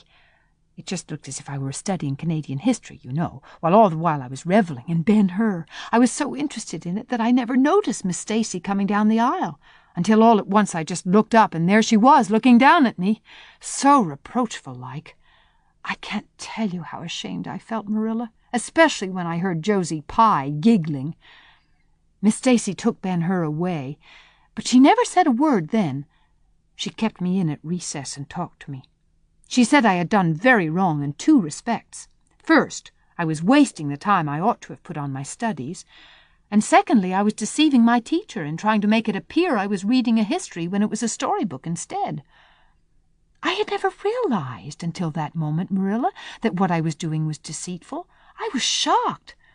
I cried bitterly and asked Miss Stacy to forgive me, and I'd never do such a thing again. And I offered to do penance by never so much as looking at Ben-Hur for a whole week, not even to see how the chariot race turned out. But Miss Stacy said she wouldn't require that, and she forgave me freely. So I think it wasn't very kind of her to come up here to you about it, after all. Miss Stacy never mentioned such a thing to me, Anne, and it's only your guilty conscience that's the matter with you. You have no business to be taking storybooks to school. You read too many novels anyhow. When I was a girl, I wasn't so much as allowed to look at a novel. Oh, how can you call Ben-Hur a novel when it's really such a religious book? Protested Anne. Of course, it's a little too exciting to be proper reading for Sunday, and I only read it on weekdays. And I never read any book now unless either Miss Stacy or Mrs. Allen thinks it is a proper book for a girl 13 3/4 to read. Miss Stacy made me promise that. She found me reading a book one day called The Lurid Mystery of the Haunted Hall. It was one Ruby Gillis had lent me, and oh, Marilla, it was so fascinating and creepy. It just curdled the blood in my veins. But Miss Stacy said it was a very silly, unwholesome book, and she asked me not to read any more of it, or any like it. I didn't mind promising not to read any more like it, but it was agonizing to give back that book without knowing how it turned out. But my love for Miss Stacy stood the test, and I did. It's really wonderful, Marilla, what you can do when you're truly anxious to please a certain person. Well, I guess I'll light the lamp and get to work, said Marilla. I see plainly that you don't want to hear what Miss Stacy had to say. You're more interested in the sound of your own tongue than in anything else. Oh, indeed, Marilla, I do want to hear it, cried Anne contritely. I won't say another word, not one. I know I talk too much, but I am really trying to overcome it, and although I say far too much, yet if you only knew how many things I want to say and don't, you'd give me some credit for it. Please tell me, Marilla. Well, Miss Stacy wants to organize a class among her advanced students who mean to study for the entrance examination into Queen's. She intends to give them extra lessons for an hour after school, and she came to ask Matthew and me if we would like to have you join it. What do you think about it yourself, Anne? Would you like to go to Queen's and pass for a teacher? Oh, Marilla! Anne straightened to her knees and clasped her hands. It's been the dream of my life. That is, for the last 6 months, ever since Ruby and Jane began talk of studying for the entrance. But I didn't say anything about it because I supposed it would be perfectly useless. I'd love to be a teacher. But won't it be dreadfully expensive? Mr. Andrews says it cost him $150 to put Prissy through, and Prissy wasn't a dunce in geometry.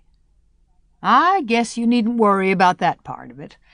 When Matthew and I took you to bring up, we resolved we would do the best we could for you and give you a good education. I believe in a girl being fitted to earn her own living, whether she ever has to or not. You'll always have a home at Green Gables as long as Matthew and I are here, but nobody knows what is going to happen in this uncertain world, and it's just as well to be prepared. So you can join the Queen's class if you like, Anne. Oh, Marilla, thank you. Anne flung her arms about Marilla's waist and looked up earnestly into her face. I'm extremely grateful to you and Matthew, and I'll study as hard as I can and do my very best to be a credit to you. I warn you not to expect much in geometry, but I think I can hold my own in anything else if I work hard. I dare say you'll get along well enough. Miss Stacy says you are bright and diligent. Not for worlds would Marilla have told Anne just what Miss Stacy had said about her. That would have been to pamper vanity. You needn't rush to any extreme of killing yourself over your books. There is no hurry. You won't be ready to try the entrance for 1.5 years yet. But it's well to begin in time and be thoroughly grounded, Miss Stacy says. I shall take more interest than ever in my studies now, said Anne blissfully, because I have a purpose in life. Mr. Allen says everybody should have a purpose in life and pursue it faithfully. Only he says we must first make sure that it is a worthy purpose. I would call it a worthy purpose to want to be a teacher like Miss Stacy, wouldn't you, Marilla? I think it's a very noble profession. The Queen's class was organized in due time. Gilbert Blythe, Anne Shirley, Ruby Gillis, Jane Andrews, Josie Pye, Charlie Sloane, and Moody Spurgeon McPherson joined it. Diana Barry did not, as her parents did not intend to send her to Queen's. This seemed nothing short of a calamity to Anne. Never, since the night on which Minnie May had had the croup, had she and Diana been separated in anything. On the evening when the Queen's class first remained in school for the extra lessons, and Anne saw Diana go slowly out with the others to walk home alone through the birch path and violet vale, it was all the former could do to keep her seat and refrain from rushing impulsively after her chum. A lump came into her throat, and she hastily retired behind the pages of her uplifted Latin grammar to hide the tears in her eyes. Not for worlds would Anne have had Gilbert Blythe or Josie Pye see those tears. But oh, Marilla, I really felt that I had tasted the bitterness of death, as Mr. Allen said in his sermon last Sunday when I saw Diana go out alone, she said mournfully that night. I thought how splendid it would have been if Diana had only been going to study for the entrance, too. But we can't have things perfect in this imperfect world, as Mrs. Lynde says. Mrs. Lynde isn't exactly a comforting person sometimes, but there's no doubt she says a great many very true things. And I think the Queen's class is going to be extremely interesting. Jane and Ruby are just going to study to be teachers. That is the height of their ambition. Ruby says she will only teach for 2 years after she gets through, and then she intends to be married. Jane says she will devote her whole life to teaching and never, never marry, because you are paid a salary for teaching, but a husband won't pay you anything and growls if you ask for a share in the egg and butter money. I expect Jane speaks from mournful experience, for Mrs. Lynde says that her father is a perfect old crank and meaner than second skimmings. Josie Pye says she is just going to college for education's sake, because she won't have to earn her own living. She says, of course, it is different with orphans who are living on charity. They have to hustle. Moody Spurgeon is going to be a minister. Mrs. Lynde says he couldn't be anything else with a name like that to live up to. I hope it isn't wicked of me, Marilla, but really the thought of Moody Spurgeon being a minister makes me laugh. He's such a funny-looking boy with that big fat face and his little blue eyes and his ears sticking out like flaps. But perhaps he will be more intellectual-looking when he grows up. Charlie Sloane says he's going to go into politics and be a member of Parliament, but Mrs. Lynde says he'll never succeed at that because the Sloanes are all honest people and it's only rascals that get on in politics nowadays. "What is Gilbert Blythe going to be?" queried Marilla, seeing that Anne was opening her Caesar. I don't happen to know what Gilbert Blythe's ambition in life is, if he has any, said Anne scornfully. There was open rivalry between Gilbert and Anne now. Previously the rivalry had been rather one-sided, but there was no longer any doubt that Gilbert was as determined to be first in class as Anne was. He was a foeman worthy of her steel. The other members of the class tacitly acknowledged their superiority and never dreamed of trying to compete with them. Since the day by the pond, when she had refused to listen to his plea for forgiveness, Gilbert, save for the aforesaid determined rivalry, had evinced no recognition whatever of the existence of Anne Shirley. He talked and jested with the other girls, exchanged books and puzzles with them, discussed lessons and plans, sometimes walked home with one or the other of them from prayer meeting or debating club. But Anne Shirley he simply ignored, and Anne found out that it is not pleasant to be ignored. It was in vain that she told herself with a toss of her head that she did not care. Deep down in her wayward, feminine little heart, she knew that she did care, and that if she had that chance of the Lake of Shining Waters again, she would answer very differently. All at once, as it seemed, and to her secret dismay, she found that the old resentment she had cherished against him was gone just when she most needed its sustaining power. It was in vain that she recalled every incident and emotion of that memorable occasion and tried to feel the old satisfying anger. That day by the pond had witnessed its last spasmodic flicker. Anne realized that she had forgiven and forgotten without knowing it. But it was too late. And at least neither Gilbert nor anybody else, not even Diana, should ever suspect how sorry she was and how much she wished she hadn't been so proud and horrid. She determined to shroud her feelings in deepest oblivion, and it may be stated here and now that she did it, so successfully that Gilbert, who possibly was not quite so indifferent as he seemed, could not console himself with any belief that Anne felt his retaliatory scorn. The only poor comfort he had was that she snubbed Charlie Sloane unmercifully, continually, and undeservedly. Otherwise the winter passed away in a round of pleasant duties and studies. For Anne, the days slipped by like golden beads on the necklace of the year. She was happy, eager, interested. There were lessons to be learned and honors to be won, delightful books to read, new pieces to be practiced for the Sunday school choir, pleasant Saturday afternoons at the manse with Mrs. Allen, and then, almost before Anne realized it, spring had come again to Green Gables, and all the world was abloom once more. Studies pulled just a wee bit then. The Queen's class, left behind in school while the others scattered to green lanes and leafy woodcuts and meadow byways, looked wistfully out of the windows and discovered that Latin verbs and French exercises had somehow lost the tang and zest they had possessed in the crisp winter months. Even Anne and Gilbert lagged and grew indifferent. Teacher and taught were alike glad when the term was ended and the glad vacation days stretched rosily before them. "But you've done good work this past year," Miss Stacy told them on the last evening, "and you deserve a good jolly vacation. Have the best time you can in the out-of-door world, and lay in a good stock of health and vitality and ambition to carry you through next year. It will be the tug of war, you know, the last year before the entrance." "Are you going to be back next year, Miss Stacy?" asked Josie Pye. Josie Pye never scrupled to ask questions. In this instance, the rest of the class felt grateful to her. None of them would have dared to ask it of Miss Stacy, but all wanted to, for there had been alarming rumors running at large through the school for some time that Miss Stacy was not coming back the next year, that she had been offered a position in the graded school of her own home district and meant to accept. The Queen's class listened in breathless suspense for her answer. "Yes, I think I will," said Miss Stacy. "I thought of taking another school, but I have decided to come back to Avonlea. To tell the truth, I've grown so interested in my pupils here that I found I couldn't leave them. So I'll stay and see you through." "Hurrah!" said Moody Spurgeon. Moody Spurgeon had never been so carried away by his feelings before, and he blushed uncomfortably every time he thought about it for a week. "Oh, I'm so glad," said Anne with shining eyes. "Dear Miss Stacy, it would be perfectly dreadful if you didn't come back. I don't believe I could have the heart to go on with my studies at all if another teacher came here." When Anne got home that night, she stacked all her textbooks away in an old trunk in the attic, locked it, and threw the key into the blanket box.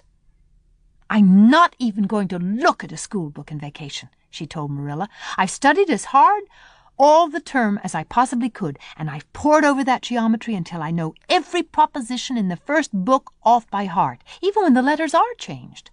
I just feel tired of everything sensible, and I'm going to let my imagination run riot for the summer. Oh, you needn't be alarmed, Marilla. I'll only let it run riot within reasonable limits. But I want to have a real good jolly time this summer, for maybe it's the last summer I'll be a little girl. Mrs. Lynde says that if I keep stretching out next year, as I've done this, I'll have to put on longer skirts. She says I'm all running to legs and eyes, and when I put on longer skirts I shall feel that I have to live up to them and be very dignified. It won't even do to believe in fairies then, I'm afraid, so I'm going to believe in them with all my whole heart this summer. I think we're going to have a very gay vacation. Ruby Gillis is going to have a birthday party soon, and there's a Sunday school picnic, and the missionary concert next month. And Mr. Barry says that some evening he'll take Diana and me over to the White Sands Hotel and have dinner there. They have dinner there in the evening, you know. Jane Andrews was over once last summer, and she says it was a dazzling sight to see the electric lights and the flowers and all the lady guests in such beautiful dresses. Jane says it was her first glimpse into high life, and she'll never forget it to her dying day. Mrs. Lynde came up the next afternoon to find out why Marilla had not been at the aid meeting on Thursday. When Marilla was not at aid meeting, people knew there was something wrong at Green Gables.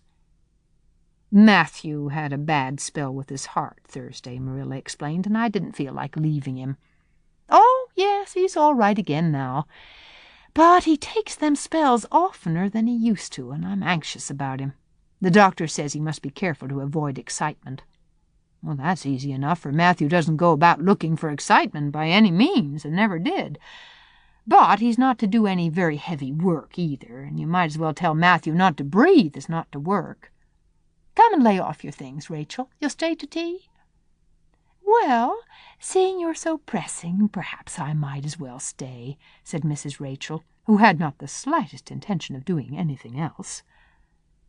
Mrs. Rachel and Marilla sat comfortably in the parlor, while Anne got the tea and made hot biscuits that were light and white enough to defy even Mrs. Rachel's criticism.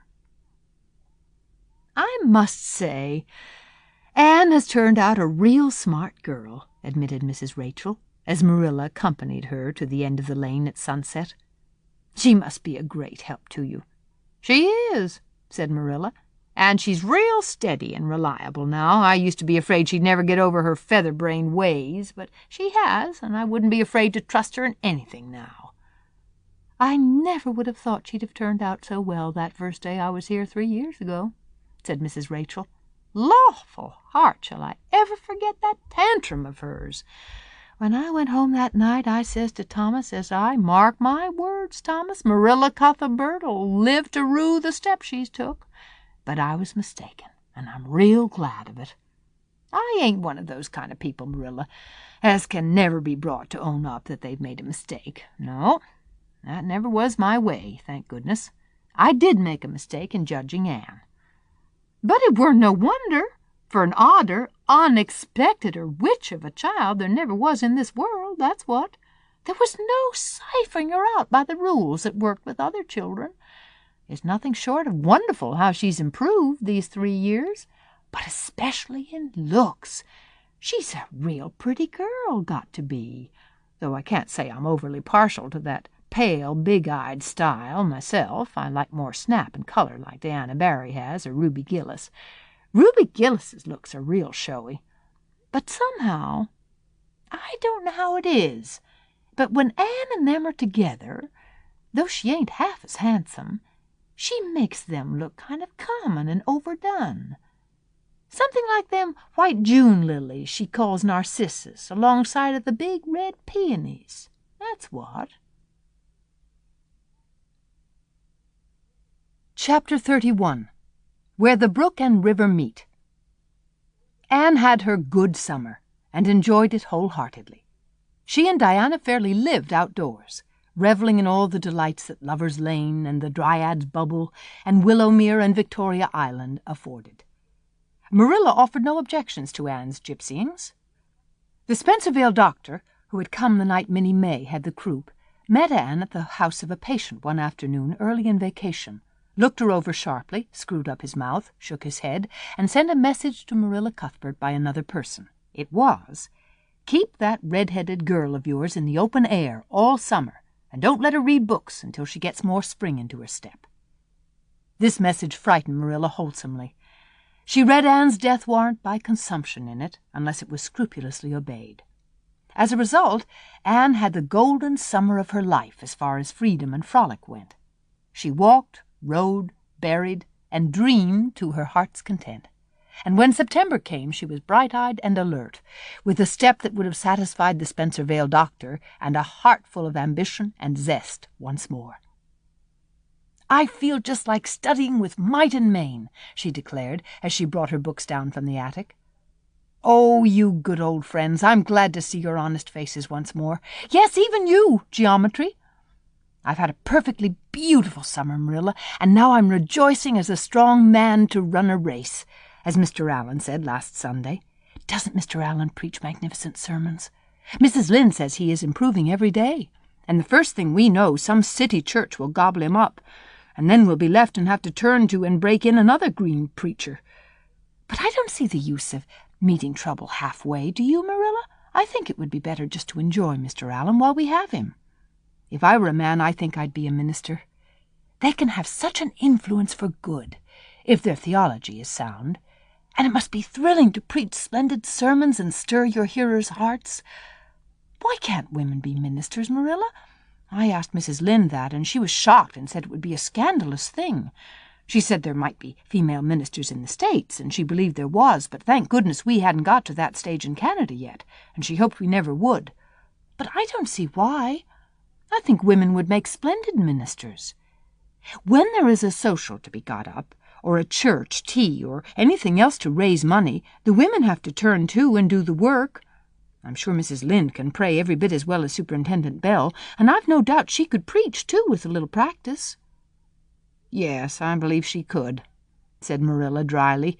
She does plenty of unofficial preaching as it is. Nobody has much of a chance to go wrong in Avonlea with Rachel to oversee them. Marilla, said Anne in a burst of confidence, I want to tell you something and ask you what you think about it. It has worried me terribly. On Sunday afternoons, that is, when I think specially about such matters, I do really want to be good, and when I'm with you, or Mrs. Allen, or Miss Stacy, I want it more than ever, and I want to do just what would please you, and what you would approve of. But mostly when I'm with Mrs. Lynde, I feel desperately wicked, and as if I wanted to go and do the very thing she tells me I oughtn't to do. I feel irresistibly tempted to do it. Now, what do you think is the reason I feel like that? Do you think it's because I'm really bad and unregenerate? Marilla looked dubious for a moment. Then she laughed. If you are, I guess I am too, Anne, for Rachel often has that very effect on me. I sometimes think she'd have more of an influence for good, as you say yourself, if she didn't keep nagging people to do right. There should have been a special commandment against nagging. But there, I shouldn't talk so. Rachel is a good Christian woman, and she means well. There isn't a kinder soul in Avonlea, and she never shirks her share of work. I'm very glad you feel the same, said Anne decidedly. It's so encouraging. I shan't worry so much over that after this, but I dare say there'll be other things to worry me. They keep coming up new all the time. Things to perplex you, you know. You settle one question, and there's another right after. There are so many things to be thought over and decided when you're beginning to grow up. It keeps me busy all the time, thinking them over and deciding what is right. It's a serious thing to grow up, isn't it, Marilla? But when I have such good friends as you and Matthew and Mrs. Allen and Miss Stacy, I ought to grow up successfully. And I'm sure it will be my own fault if I don't. I feel it's a great responsibility, because I have only the one chance. If I don't grow up right, I can't go back and begin over again. I've grown 2 inches this summer, Marilla. Mr. Gillis measured me at Ruby's party. I'm so glad you made my new dresses longer. That dark green one is so pretty, and it was sweet of you to put on the flounce. Of course, I know it wasn't really necessary, but flounces are so stylish this fall, and Josie Pye has flounces on all her dresses. I know I'll be able to study better because of mine. I shall have such a comfortable feeling deep down in my mind about that flounce. It's worth something to have that, admitted Marilla. Miss Stacy came back to Avonlea School and found all her pupils eager for work once more.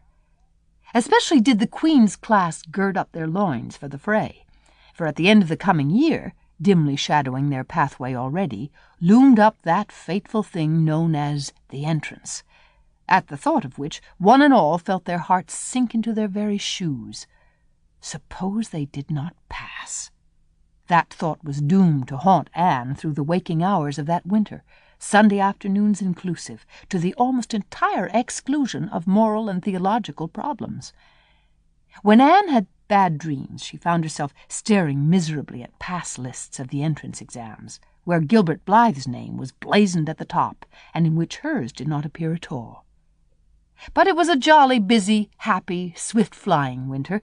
Schoolwork was as interesting, class rivalry as absorbing as of yore. New worlds of thought, feeling, and ambition, Fresh, fascinating fields of unexplored knowledge seemed to be opening out before Anne's eager eyes. Hills peeped o'er hill, and Alps on Alps arose. Much of all this was due to Miss Stacy's tactful, careful, broad-minded guidance. She led her class to think and explore and discover for themselves, and encouraged straying from the old beaten paths to a degree that quite shocked Mrs. Lynde and the school trustees, who viewed all innovations on established methods rather dubiously. Apart from her studies, Anne expanded socially, for Marilla, mindful of the Spencervale doctor's dictum, no longer vetoed occasional outings. The debating club flourished and gave several concerts. There were 1 or 2 parties almost verging on grown-up affairs. There were sleigh rides and skating frolics galore. Between times, Anne grew, shooting up so rapidly that Marilla was astonished one day, when they were standing side by side, to find the girl was taller than herself. "Why, Anne, how you've grown," she said, almost unbelievingly. A sigh followed on the words. Marilla felt a queer regret over Anne's inches. The child she had learned to love had vanished somehow, and here was this tall, serious-eyed girl of 15, with the thoughtful brow and the proudly poised little head in her place. Marilla loved the girl as much as she had loved the child, but she was conscious of a queer, sorrowful sense of loss. And that night, when Anne had gone to prayer meeting with Diana, Marilla sat alone in the wintry twilight and indulged in the weakness of a cry. Matthew, coming in with a lantern, caught her at it and gazed at her in such consternation that Marilla had to laugh through her tears. "I was thinking about Anne," she explained. "She's got to be such a big girl, and she'll probably be away from us next winter. I'll miss her terrible." "She'll be able to come home often," comforted Matthew, to whom Anne was as yet, and always would be, the little, eager girl he had brought home from Bright River on that June evening 4 years before. "The branch railroad will be built to Carmody by that time." "It won't be the same thing as having her here all the time," sighed Marilla gloomily, determined to enjoy her luxury of grief uncomforted. "But there, men can't understand these things." There were other changes in Anne, no less real than the physical change. For one thing, she became much quieter. Perhaps she thought all the more, and dreamed as much as ever, but she certainly talked less. Marilla noticed, and commented on this also. "You don't chatter half as much as you used to, Anne, nor use half as many big words. What has come over you?" Anne colored and laughed a little, as she dropped her book and looked dreamily out of the window, where big fat red buds were bursting out on the creeper in response to the lure of the spring sunshine. "I don't know. I don't want to talk as much," she said, denting her chin thoughtfully with her forefinger. "It's nicer to think dear, pretty thoughts and keep them in one's heart, like treasures. I don't like to have them laughed at or wondered over, and somehow I don't want to use big words any more. It's almost a pity, isn't it, now that I'm really growing big enough to say them if I did want to.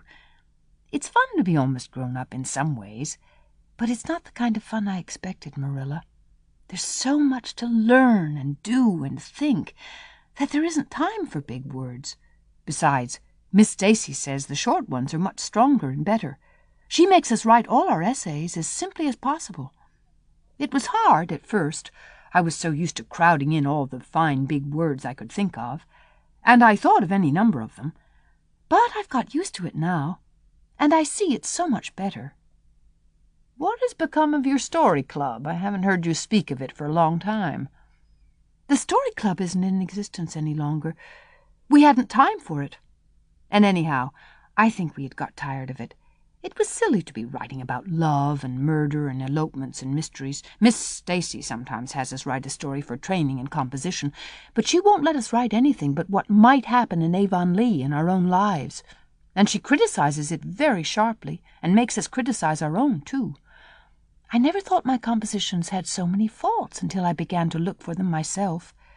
I felt so ashamed I wanted to give up altogether. But Miss Stacy said I could learn to write well if I only trained myself to be my own severest critic. And so I am trying to. "You've only 2 more months before the entrance," said Marilla. "Do you think you'll be able to get through?" Anne shivered. "I don't know. Sometimes I think I'll be all right, and then I get horribly afraid. We've studied hard, and Miss Stacy has drilled us thoroughly, but we mayn't get through for all that. We've each got a stumbling block. Mine is geometry, of course, and Jane's is Latin, and Ruby's and Charlie's is algebra, and Josie's is arithmetic. Moody Spurgeon says he feels it in his bones that he is going to fail in English history.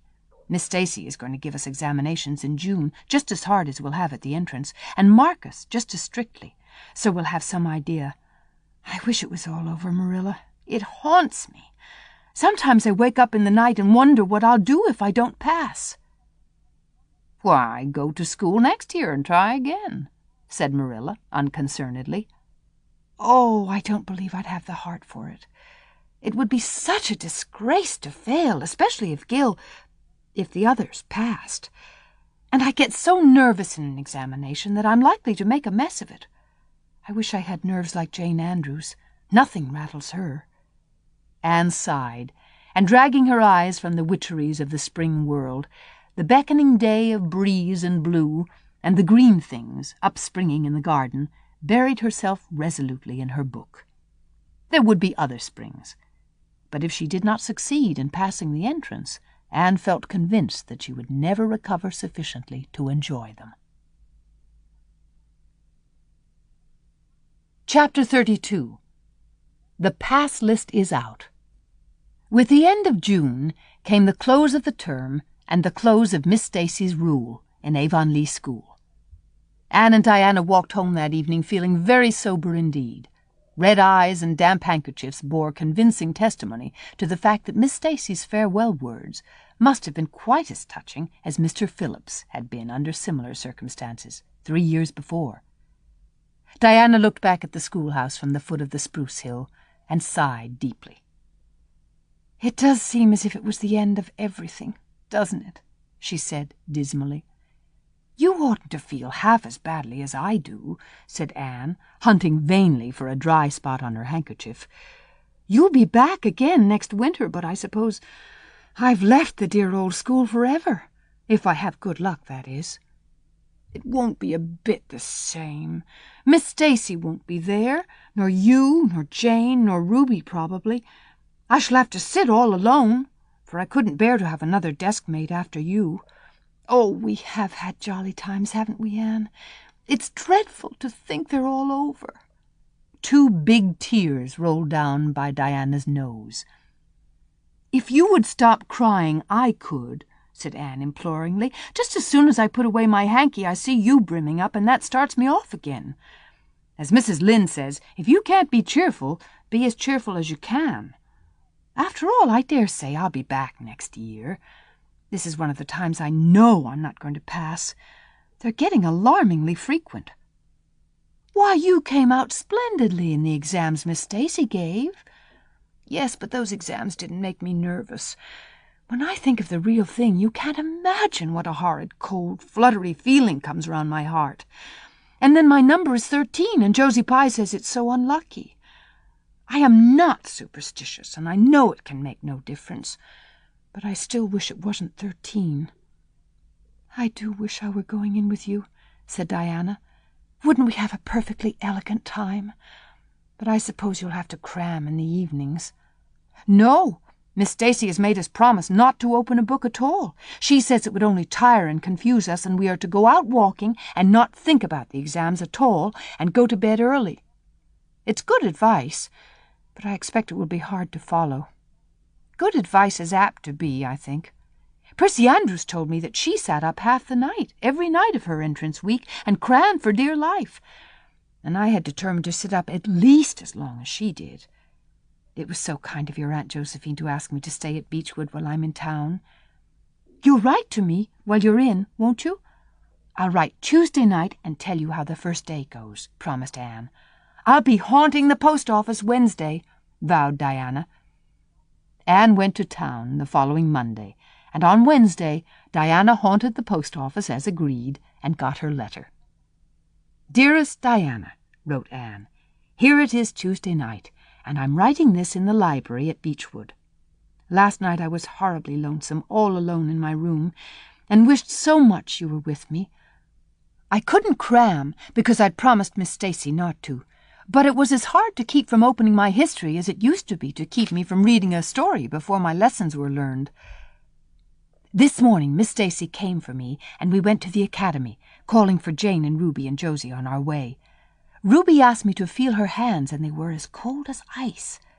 Josie said I looked as if I hadn't slept a wink, and she didn't believe I was strong enough to stand the grind of the teacher's course even if I did get through. There are times and seasons, even yet, when I don't feel that I've made any great headway in learning to like Josie Pye.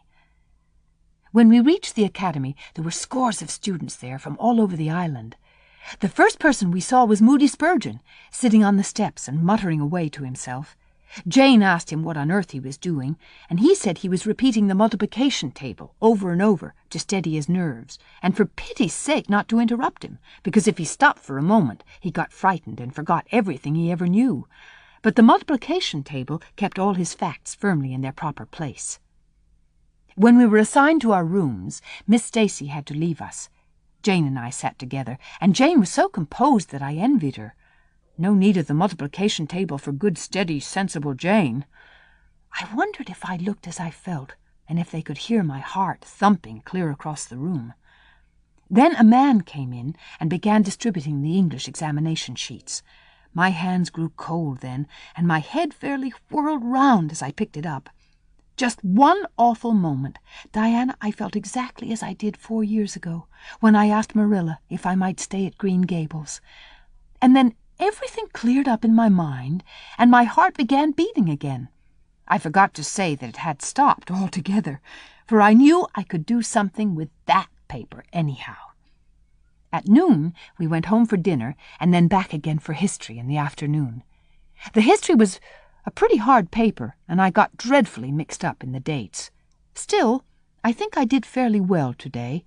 But oh, Diana, tomorrow the geometry exam comes off, and when I think of it, it takes every bit of determination I possess to keep from opening my Euclid. If I thought the multiplication table would help me any, I would recite it from now till tomorrow morning. I went down to see the other girls this evening. On my way I met Moody Spurgeon, wandering distractedly around. He said he knew he had failed in history, and he was born to be a disappointment to his parents, and he was going home on the morning train, and it would be easier to be a carpenter than a minister, anyhow.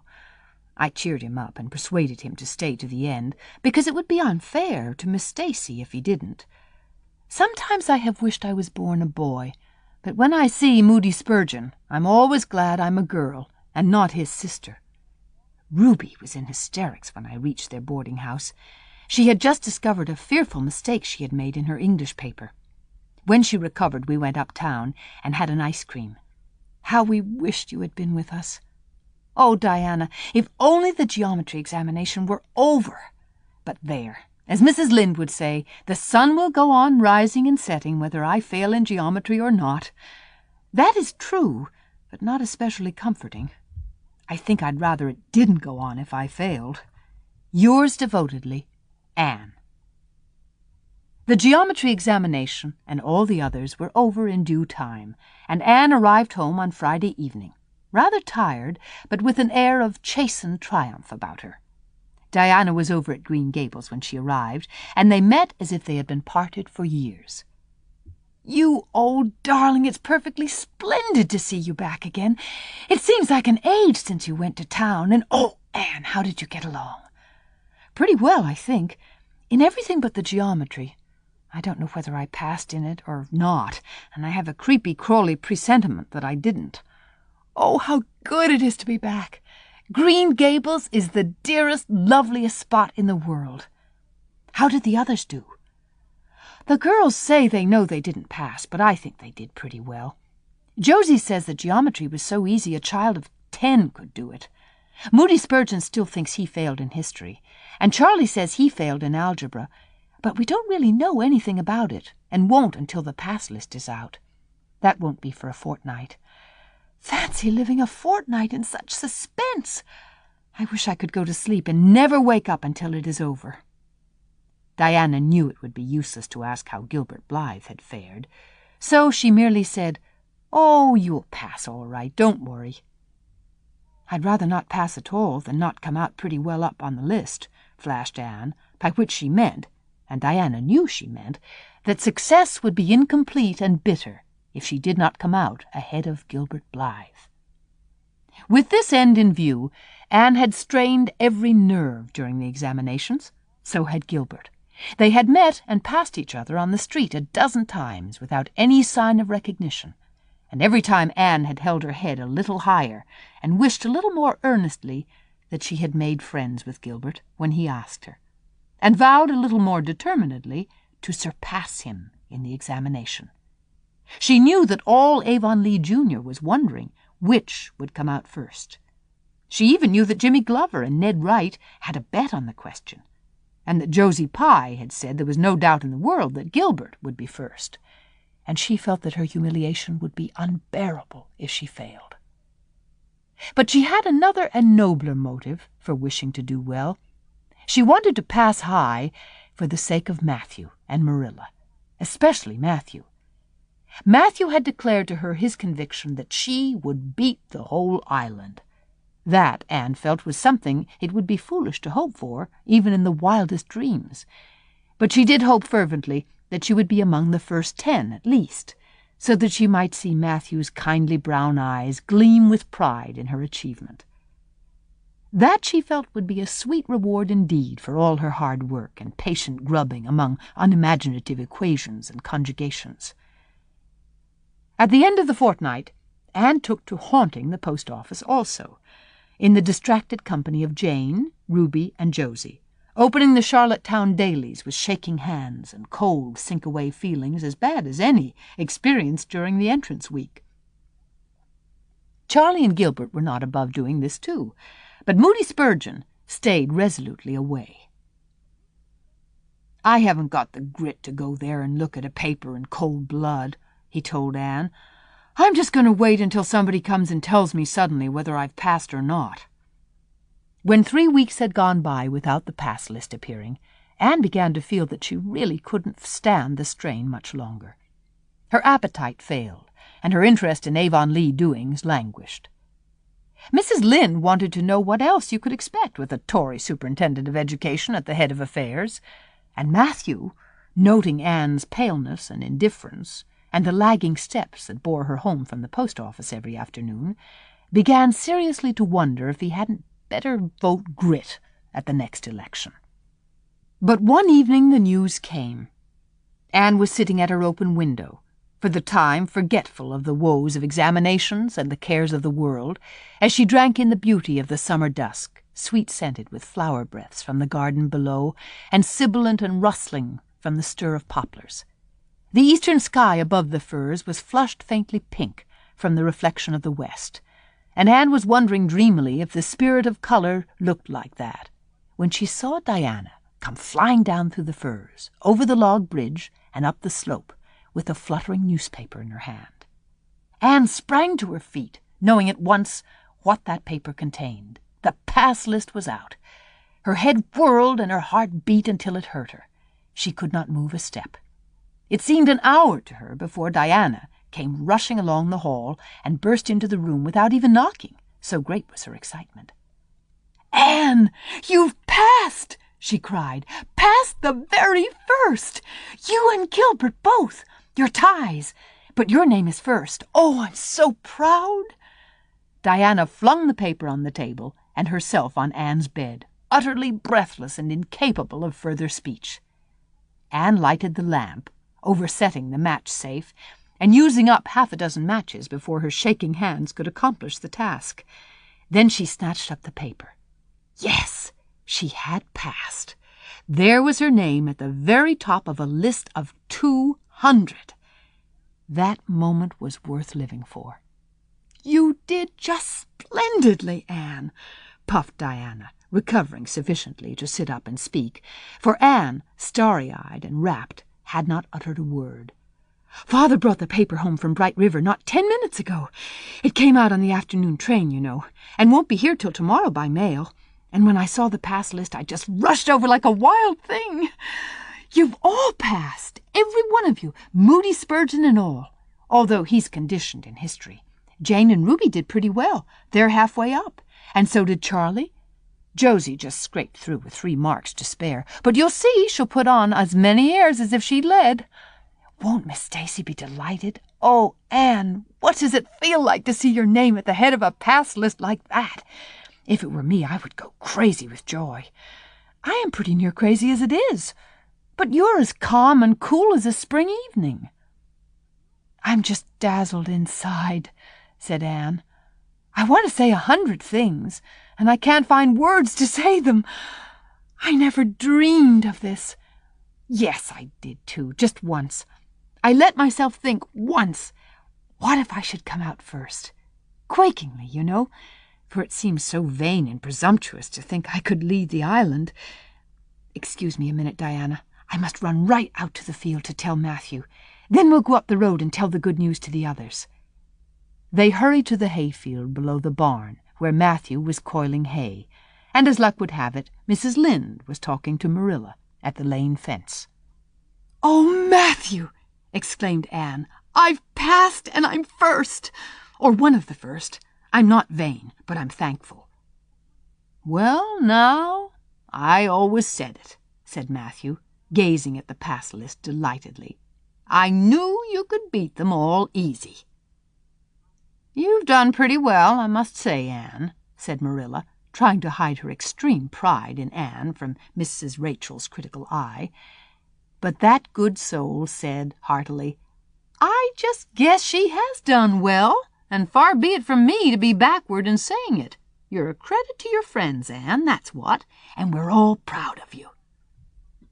That night Anne, who had wound up a delightful evening by a serious little talk with Mrs. Allan at the manse, knelt sweetly by her open window in a great sheen of moonshine, and murmured a prayer of gratitude and aspiration that came straight from her heart. There was in it thankfulness for the past and reverent petition for the future. And when she slept on her white pillow, her dreams were as fair and bright and beautiful as maidenhood might desire. Chapter 33. The Hotel Concert.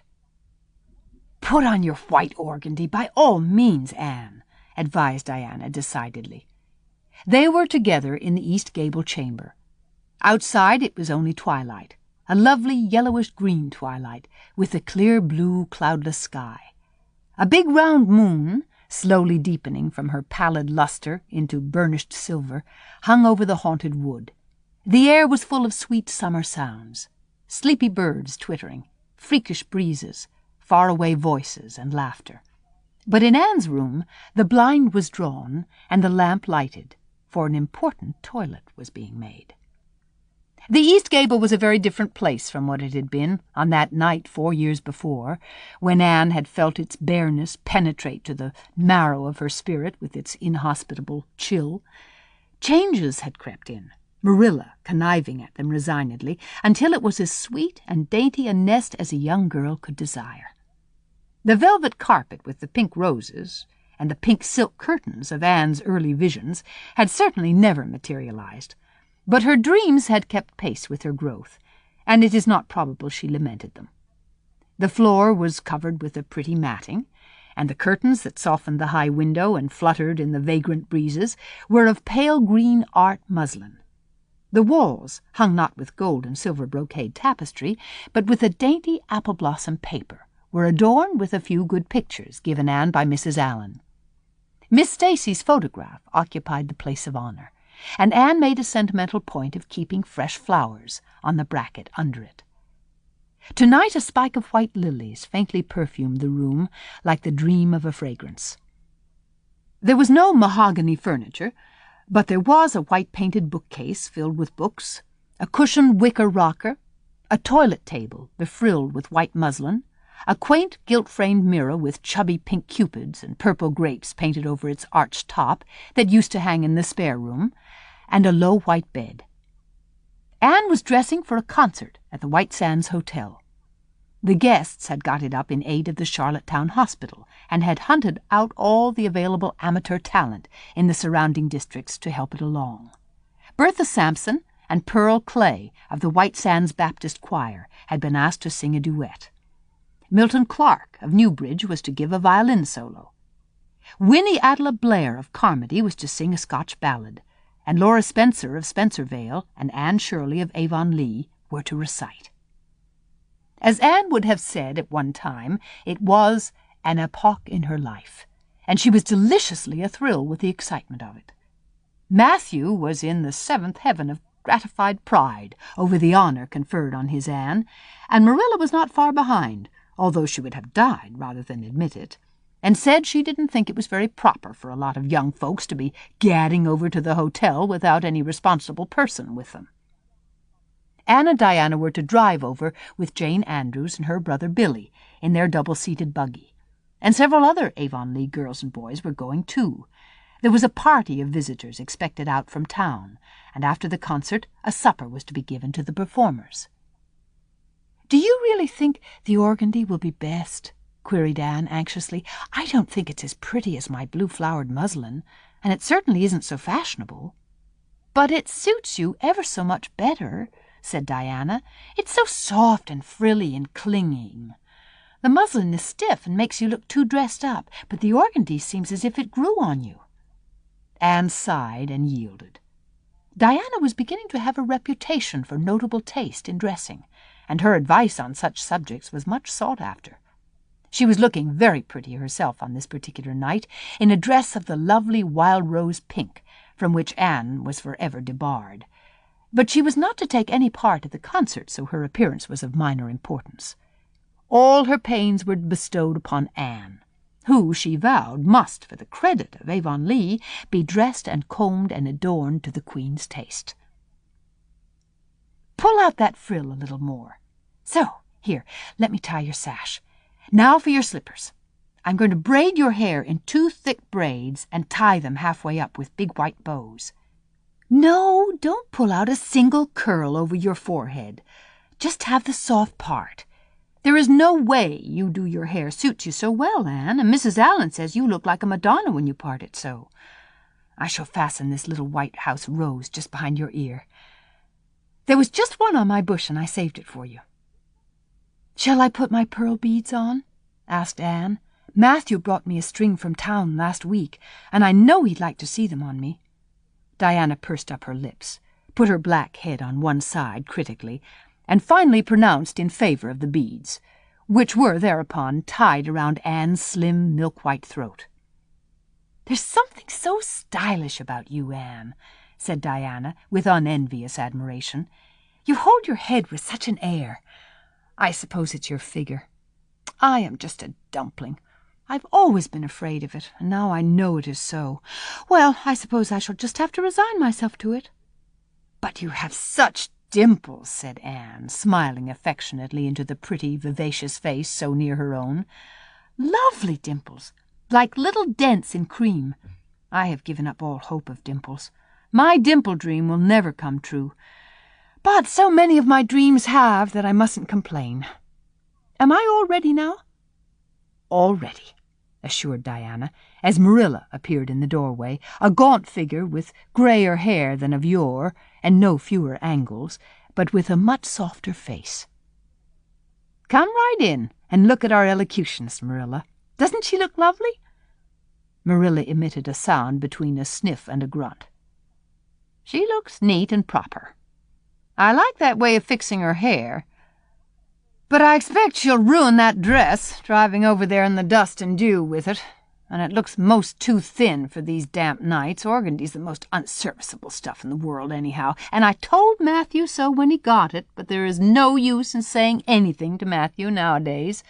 Time was when he would take my advice, but now he just buys things for Anne regardless, and the clerks at Carmody know they can palm anything off on him. Just let them tell him a thing is pretty and fashionable, and Matthew plunks his money down for it. Mind you keep your skirt clear of the wheel, Anne, and put your warm jacket on." Then Marilla stalked downstairs, thinking proudly how sweet Anne looked, and with that one moonbeam from the forehead to the crown, and regretting that she could not go to the concert herself to hear her girl recite. "I wonder if it is too damp for my dress," said Anne anxiously. "Not a bit of it," said Diana, pulling up the window blind. "It's a perfect night, and there won't be any dew. Look at the moonlight." "I'm so glad my window looks east into the sun rising," said Anne, going over to Diana. "It's so splendid to see the morning coming up over those long hills and glowing through those sharp fir tops. It's new every morning, and I feel as if I washed my very soul in that bath of earliest sunshine. Oh, Diana, I love this little room so dearly. I don't know how I'll get along without it when I go to town next month." "Don't speak of your going away tonight," begged Diana. "I don't want to think of it. It makes me so miserable. And I do want to have a good time this evening. What are you going to recite, Anne? And are you nervous?" "Not a bit. I've recited so often in public I don't mind at all now. I've decided to give The Maiden's Vow. It's so pathetic. Laura Spencer is going to give a comic recitation, but I'd rather make people cry than laugh." "What will you recite if they encore you?" "They won't dream of encoring me," scoffed Anne, who was not without her own secret hopes that they would, and already visioned herself telling Matthew all about it at the next morning's breakfast table. "There are Billy and Jane now. I hear the wheels. Come on." Billy Andrews insisted that Anne should ride on the front seat with him, so she unwillingly climbed up. She would have much preferred to sit back with the girls, where she could have laughed and chattered to her heart's content. There was not much of either laughter or chatter in Billy. He was a big, fat, stolid youth of 20, with a round, expressionless face and a painful lack of conversational gifts. But he admired Anne immensely, and was puffed up with pride over the prospect of driving to White Sands with that slim, upright figure beside him. Anne, by dint of talking over her shoulder to the girls and occasionally passing a sop of civility to Billy, who grinned and chuckled and never could think of any reply until it was too late, contrived to enjoy the drive in spite of all. It was a night for enjoyment. The road was full of buggies, all bound for the hotel, and laughter, silver clear, echoed and re-echoed along it. When they reached the hotel, it was a blaze of light from top to bottom. They were met by the ladies of the concert committee, one of whom took Anne off to the performers' dressing room, which was filled with the members of a Charlottetown symphony club, among whom Anne felt suddenly shy and frightened and countrified. Her dress, which in the East Gable had seemed so dainty and pretty, now seemed simple and plain. Too simple and plain, she thought, among all the silks and laces that glistened and rustled around her. What were her pearl beads compared to the diamonds of the big, handsome lady near her? And how poor her one wee white rose must look beside all the hothouse flowers the others wore. Anne laid her hat and jacket away and shrank miserably into a corner.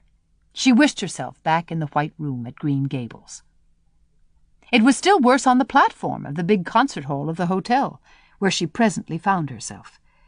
The electric lights dazzled her eyes. The perfume and hum bewildered her. She wished she were sitting down in the audience with Diana and Jane, who seemed to be having a splendid time away at the back.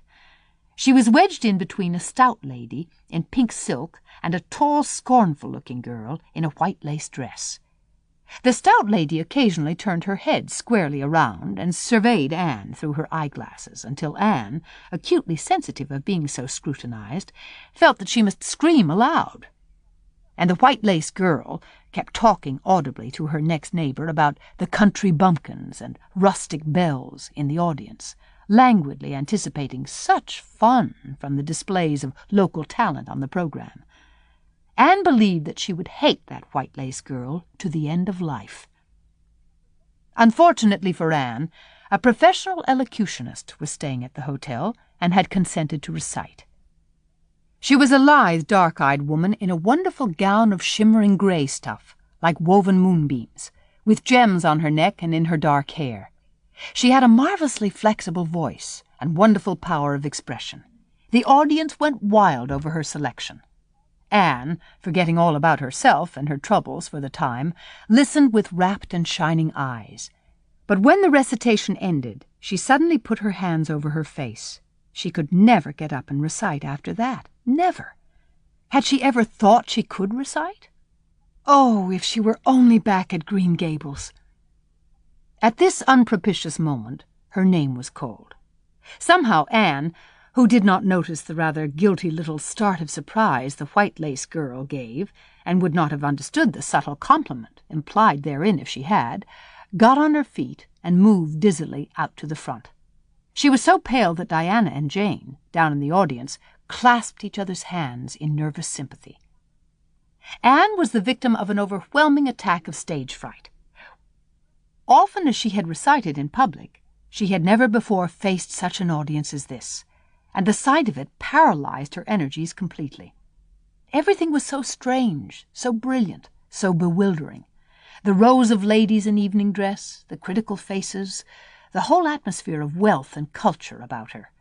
Very different, this, from the plain benches at the debating club, filled with the homely, sympathetic faces of friends and neighbors. These people, she thought, would be merciless critics. Perhaps, like the white-lace girl, they anticipated amusement from her rustic efforts. She felt hopelessly, helplessly ashamed and miserable. Her knees trembled, her heart fluttered. A horrible faintness came over her. Not a word could she utter, and the next moment she would have fled from the platform, despite the humiliation which she felt must ever after be her portion if she did so.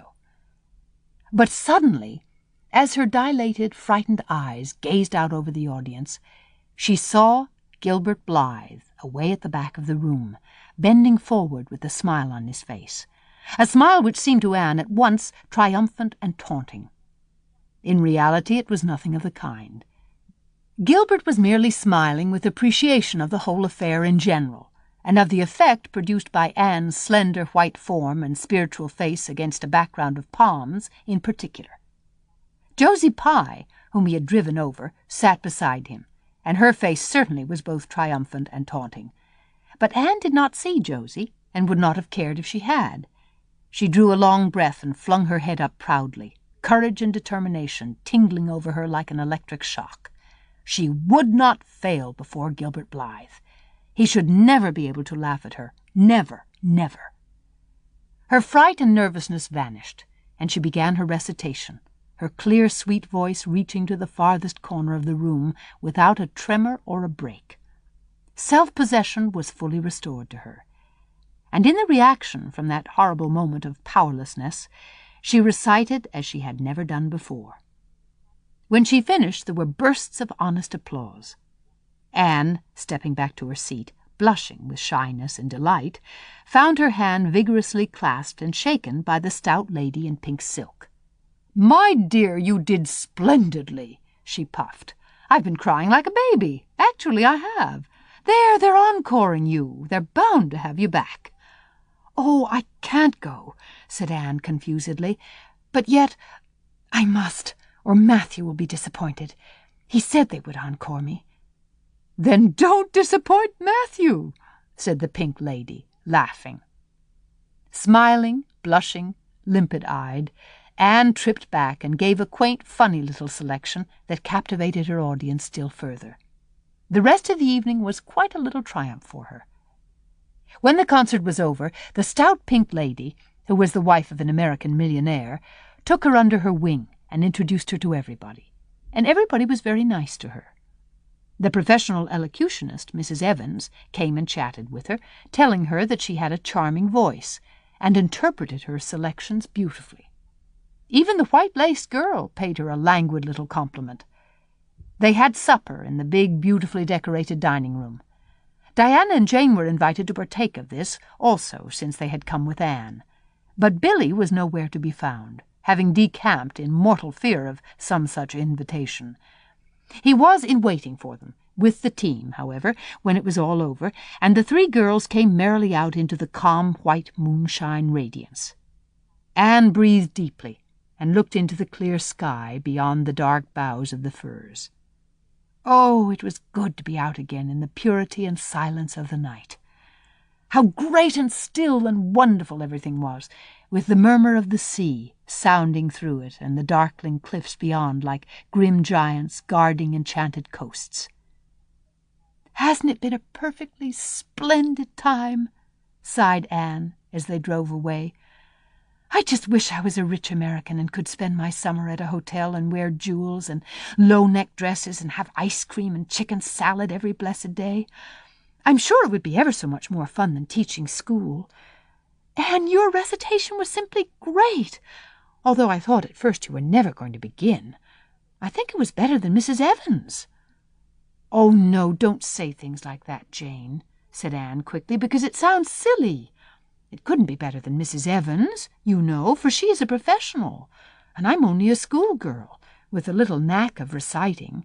I'm quite satisfied if the people just like mine pretty well." "I've a compliment for you, Anne," said Diana. "At least I think it must be a compliment because of the tone he said it in. Part of it, anyhow. There was an American sitting behind Jane and me, such a romantic-looking man, with coal-black hair and eyes. Josie Pye says he's a distinguished artist, and that her mother's cousin in Boston is married to a man that used to go to school with him. Well, we heard him say, didn't we, Jane, 'Who is that girl on the platform with the splendid Titian hair?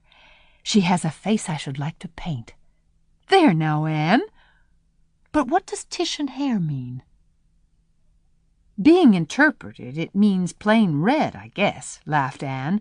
"Titian was a very famous artist who liked to paint red-haired women." "Did you see all the diamonds those ladies wore?" sighed Jane. "They were simply dazzling. Wouldn't you just love to be rich girls?"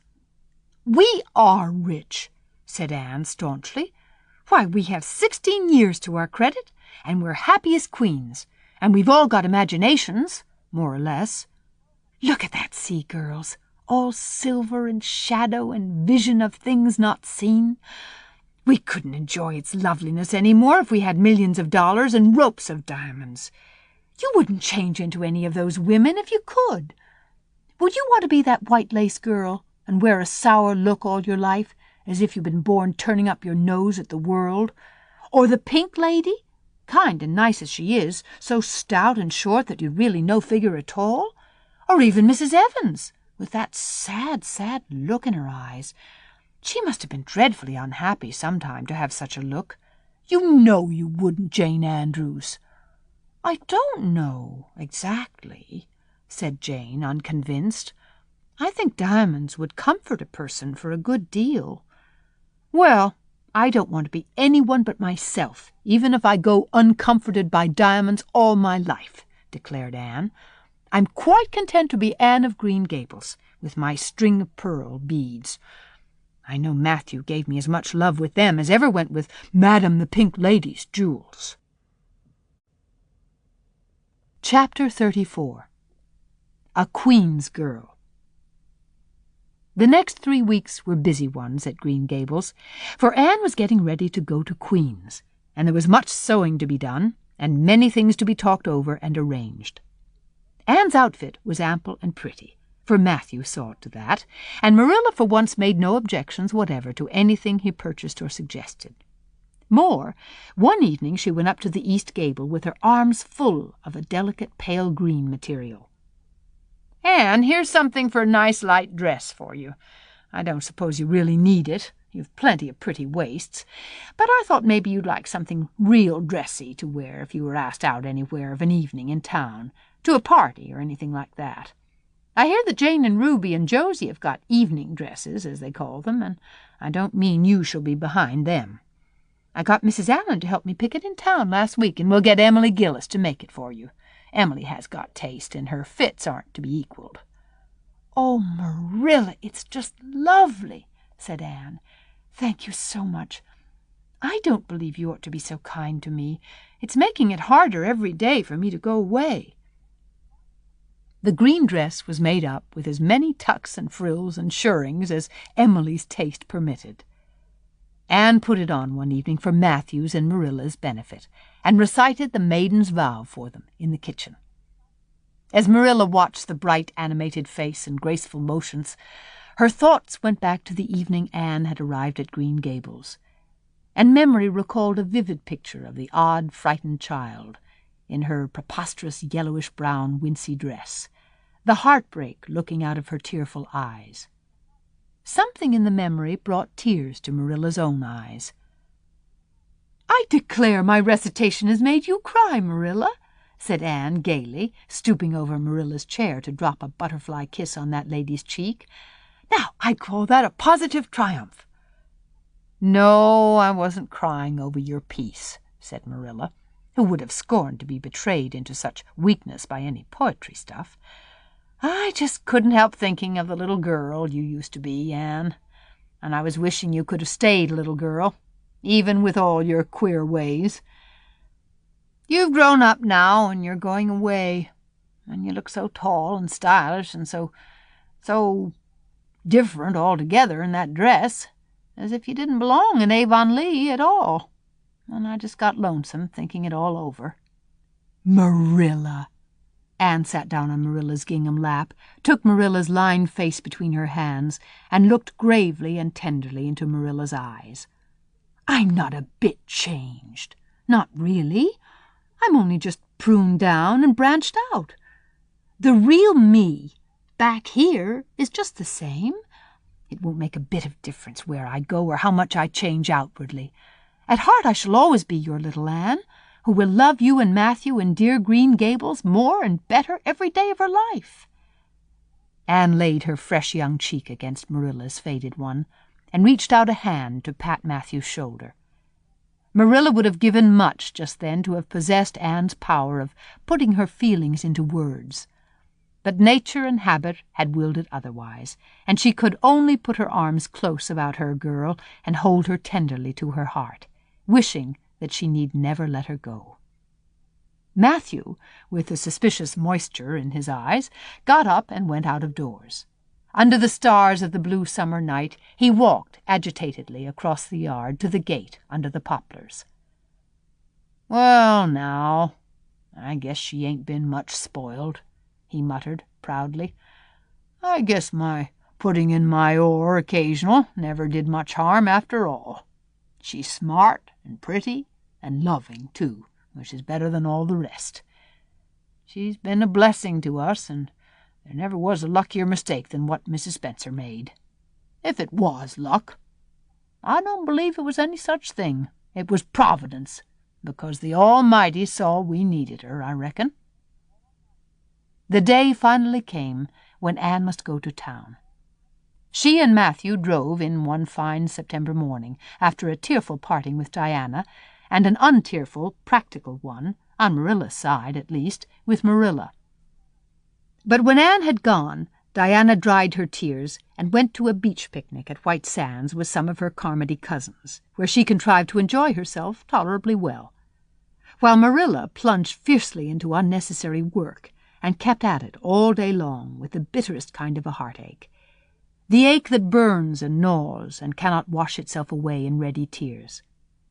But that night, when Marilla went to bed, acutely and miserably conscious that the little gable room at the end of the hall was untenanted by any vivid young life and unstirred by any soft breathing, she buried her face in her pillow and wept for her girl in a passion of sobs that appalled her when she grew calm enough to reflect how very wicked it must be to take on so about a sinful fellow creature.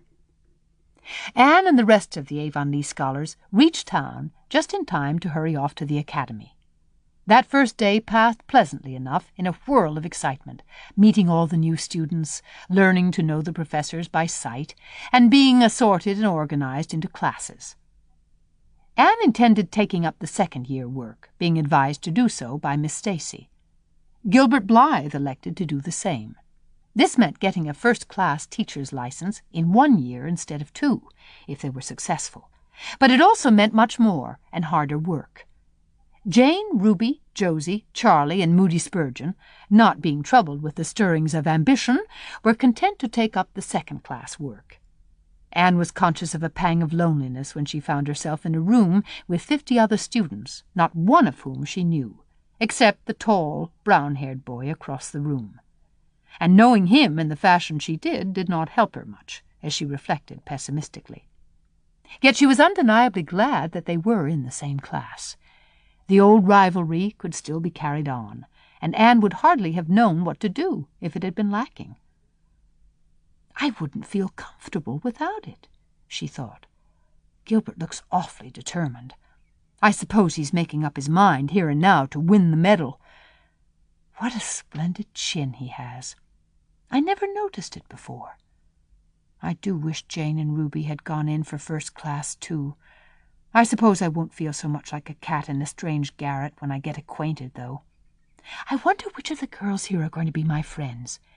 It's really an interesting speculation. Of course, I promised Diana that no Queen's girl, no matter how much I liked her, should ever be as dear to me as she is. But I've lots of second-best affections to bestow.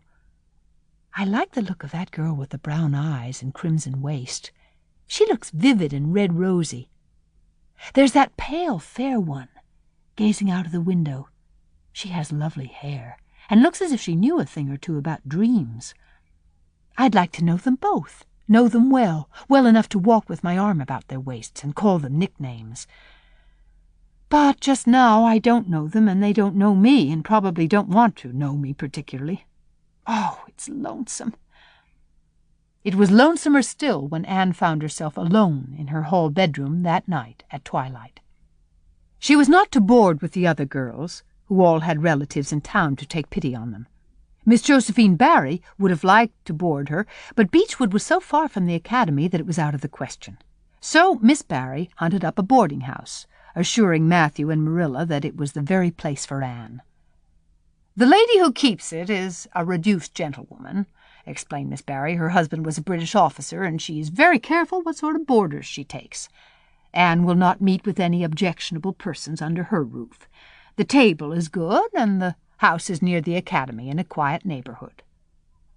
All this might be quite true, and indeed proved to be so, but it did not materially help Anne in the first agony of homesickness that seized upon her. She looked dismally about her narrow little room, with its dull-papered, pictureless walls, its small iron bedstead and empty bookcase, and a horrible choke came into her throat as she thought of her own white room at Green Gables, where she would have the pleasant consciousness of a great green still outdoors, of sweet peas growing in the garden, and moonlight falling on the orchard, of the brook below the slope, and the spruce boughs tossing in the night wind beyond it, of a vast starry sky, and the light from Diana's window shining out through the gap in the trees. There was nothing of this. Anne knew that outside of her window was a hard street, with a network of telephone wires shutting out the sky, the tramp of alien feet, and 1,000 lights gleaming on stranger faces. She knew that she was going to cry, and fought against it. "I won't cry. It's silly and weak. There's the 3rd tear splashing down by my nose. There are more coming. I must think of something funny to stop them. But there's nothing funny except what is connected with Avonlea, and that only makes things